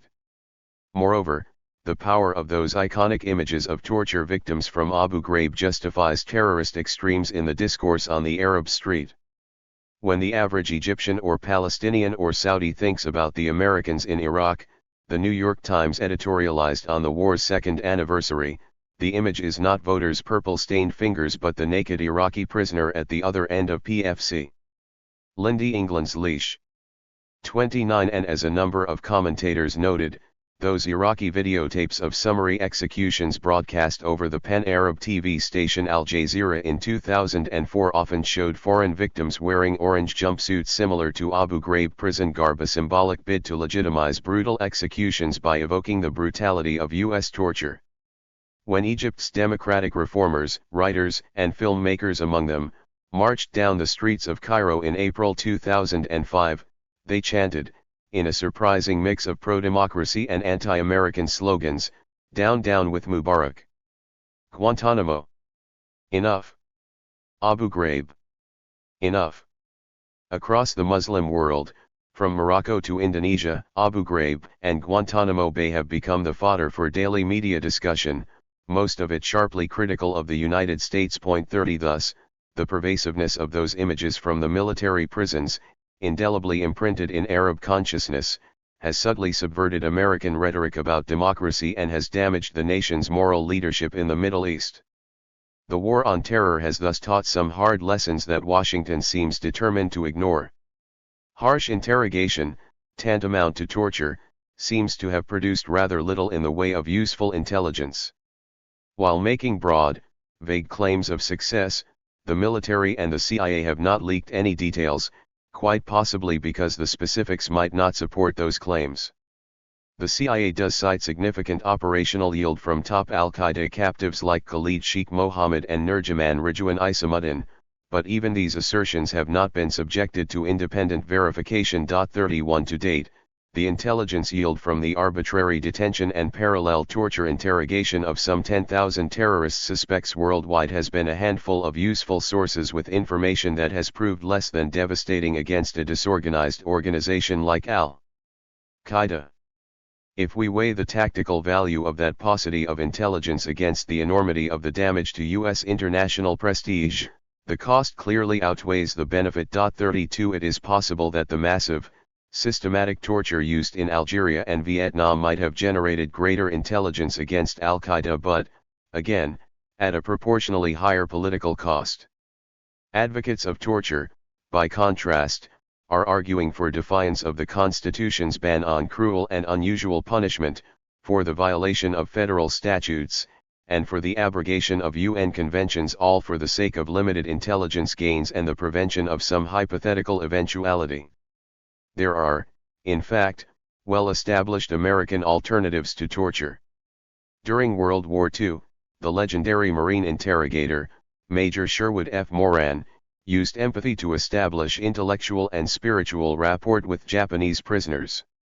Rejecting the idea of the enemy as fanatics who required tough tactics, Moran, who was fluent in Japanese from his years as a missionary, approached each prisoner talking as a human being to a human being.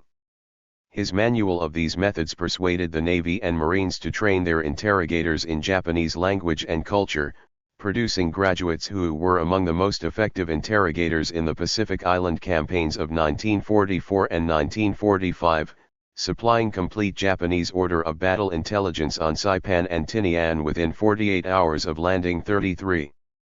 Throughout the War on Terror, the FBI has used similar procedures in its tested, by-the-book techniques that can withstand critical examination in open court. In the years before September 11, the FBI worked on the 1998 Kenya and Tanzania embassy bombing cases, using careful investigation and non-coercive interrogation to build rapport with suspects that yielded, by May 2001, accurate intelligence about Al-Qaeda and the conviction of 4 terrorists, who, in fact, pleaded guilty.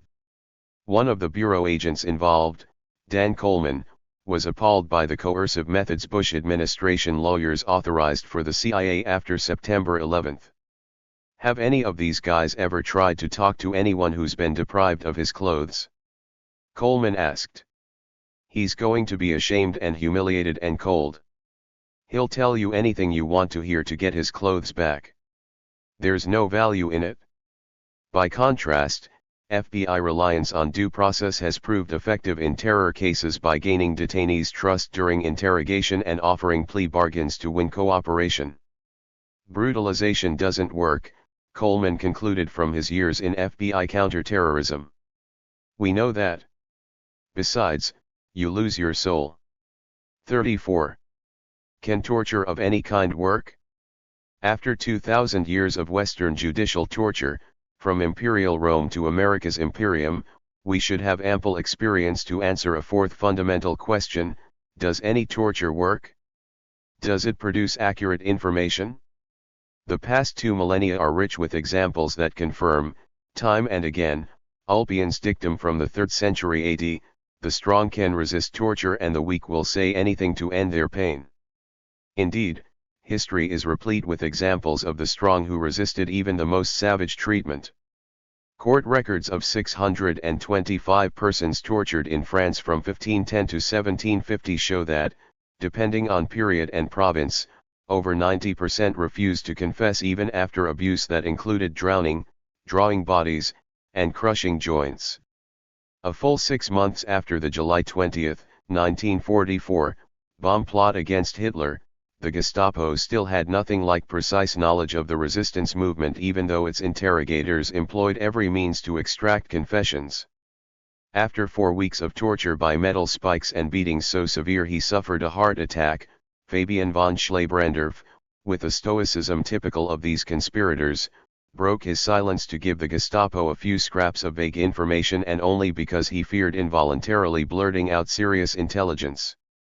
Similarly, during the Vietnam War, U.S. prisoners held in Hanoi resisted years of brutal Vietnamese tortures.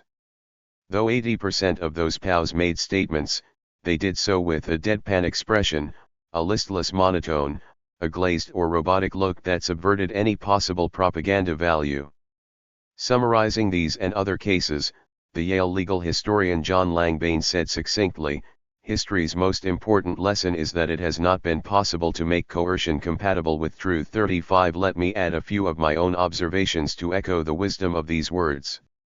During a decade's research into military torture in the Philippines under the Marcos dictatorship, I met dedicated communist cadres whose resistance to savage state violence almost defies comprehension. A visit to Manila in 1986 brought an extraordinary meeting with Julieta Sison, a leading revolutionary and the wife of Communist Party founder Joma Sison, both just released after 10 years in a military prison.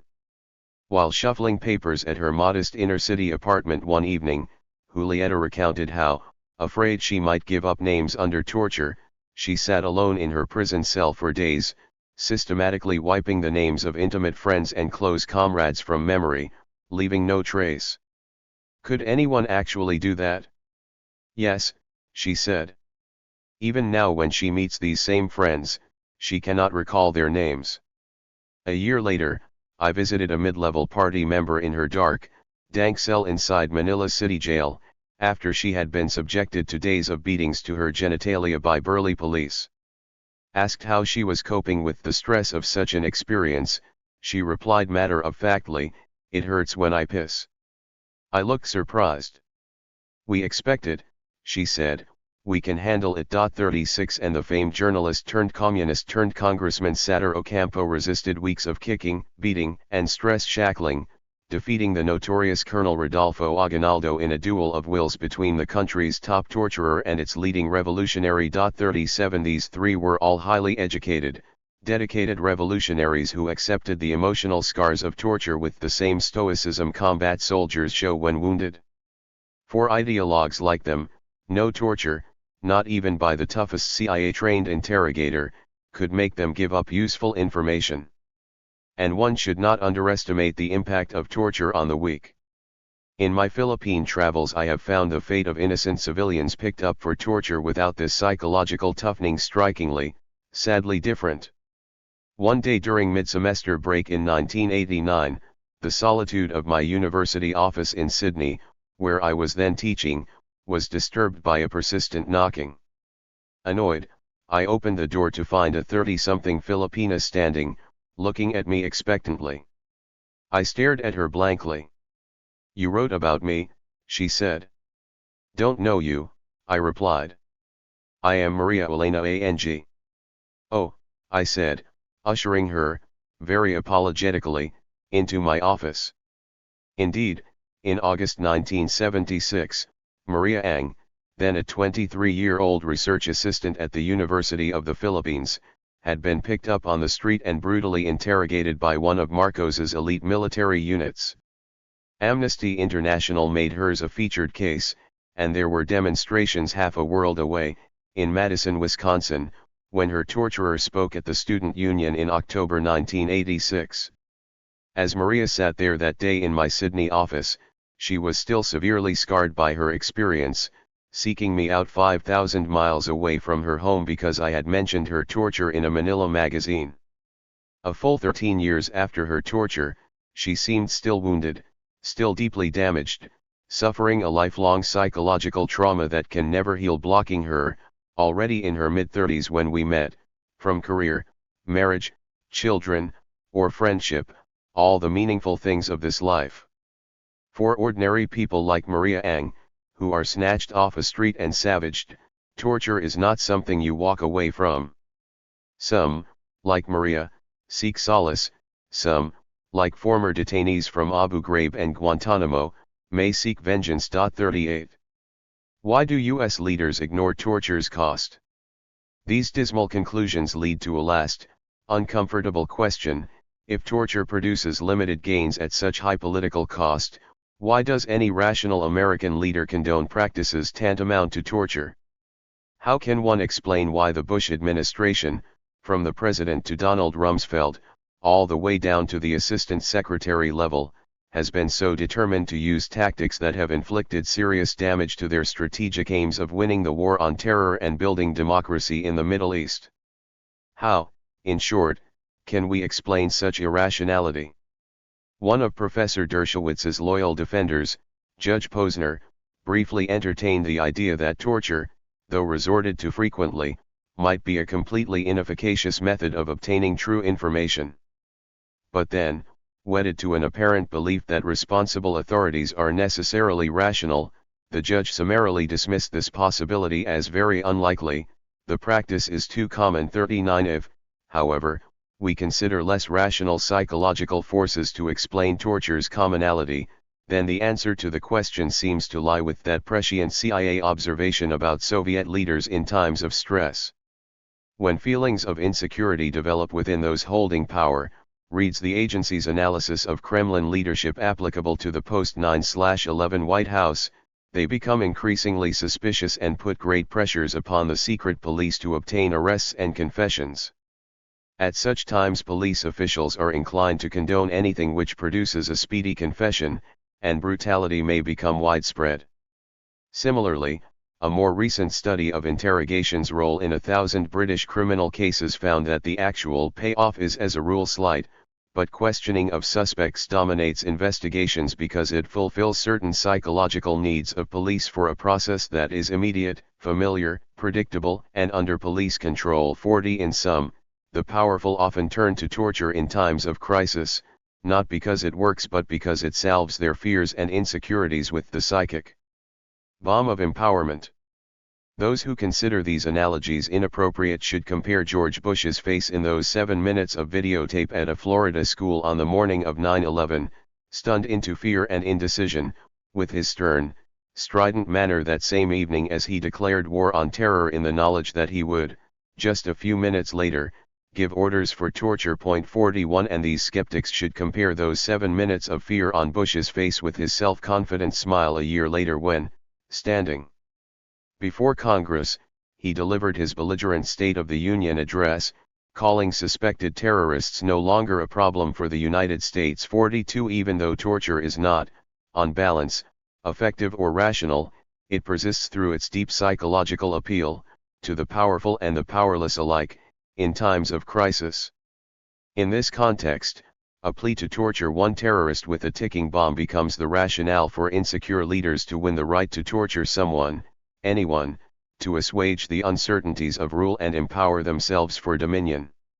For those Americans and Europeans who place a premium on security, there are legal, long-term alternatives to torture, notably, strict port surveillance, upgraded safety measures at chemical and nuclear facilities, and increased efficiency within the intelligence community.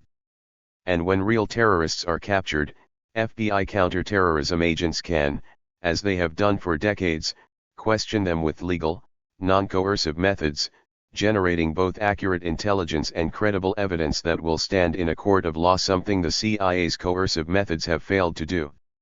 While the Army, Navy, and CIA are now mired in painful internal inquiries over torture, the FBI has emerged from 4 years of the war on terror with no charges of human rights abuse, even after several thousand interrogations alongside the CIA and military intelligence. 43.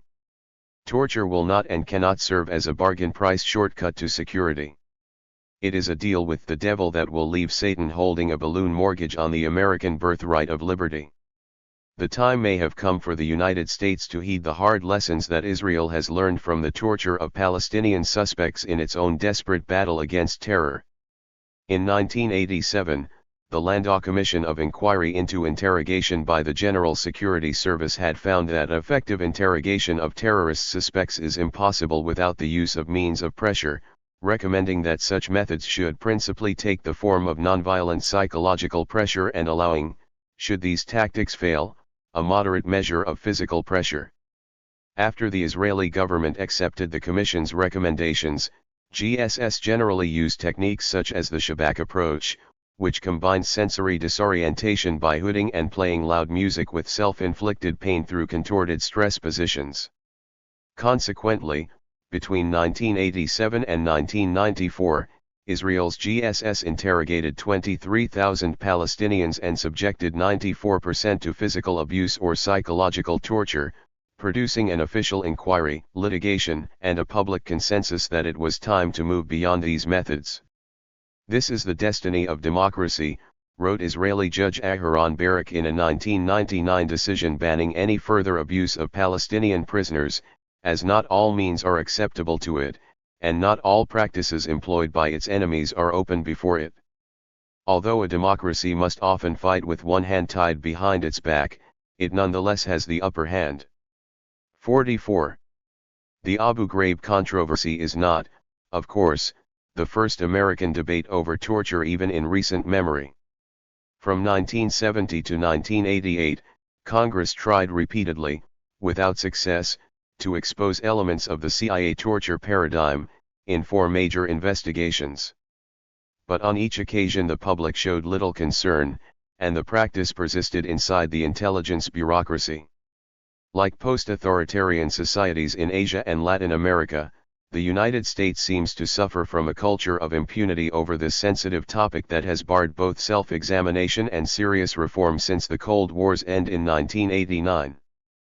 But now, through the photographs from Abu Ghraib, ordinary Americans have seen, up close, the interrogation techniques that the intelligence community has propagated for nearly half a century. The public can join the international community in repudiating a practice that, more than any other, represents the denial of democracy. Or, in its desperate search for security, the United States can continue its clandestine torture of terror suspects in the hope of gaining useful information without negative publicity. In the likely event that Washington adopts the latter strategy, it will be a decision posited on 2 false assumptions: that torturers can be controlled, and that news of their work can be contained. Once torture begins, it seems to spread uncontrollably, particularly during times of crisis, in a downward spiral of fear and self-empowerment.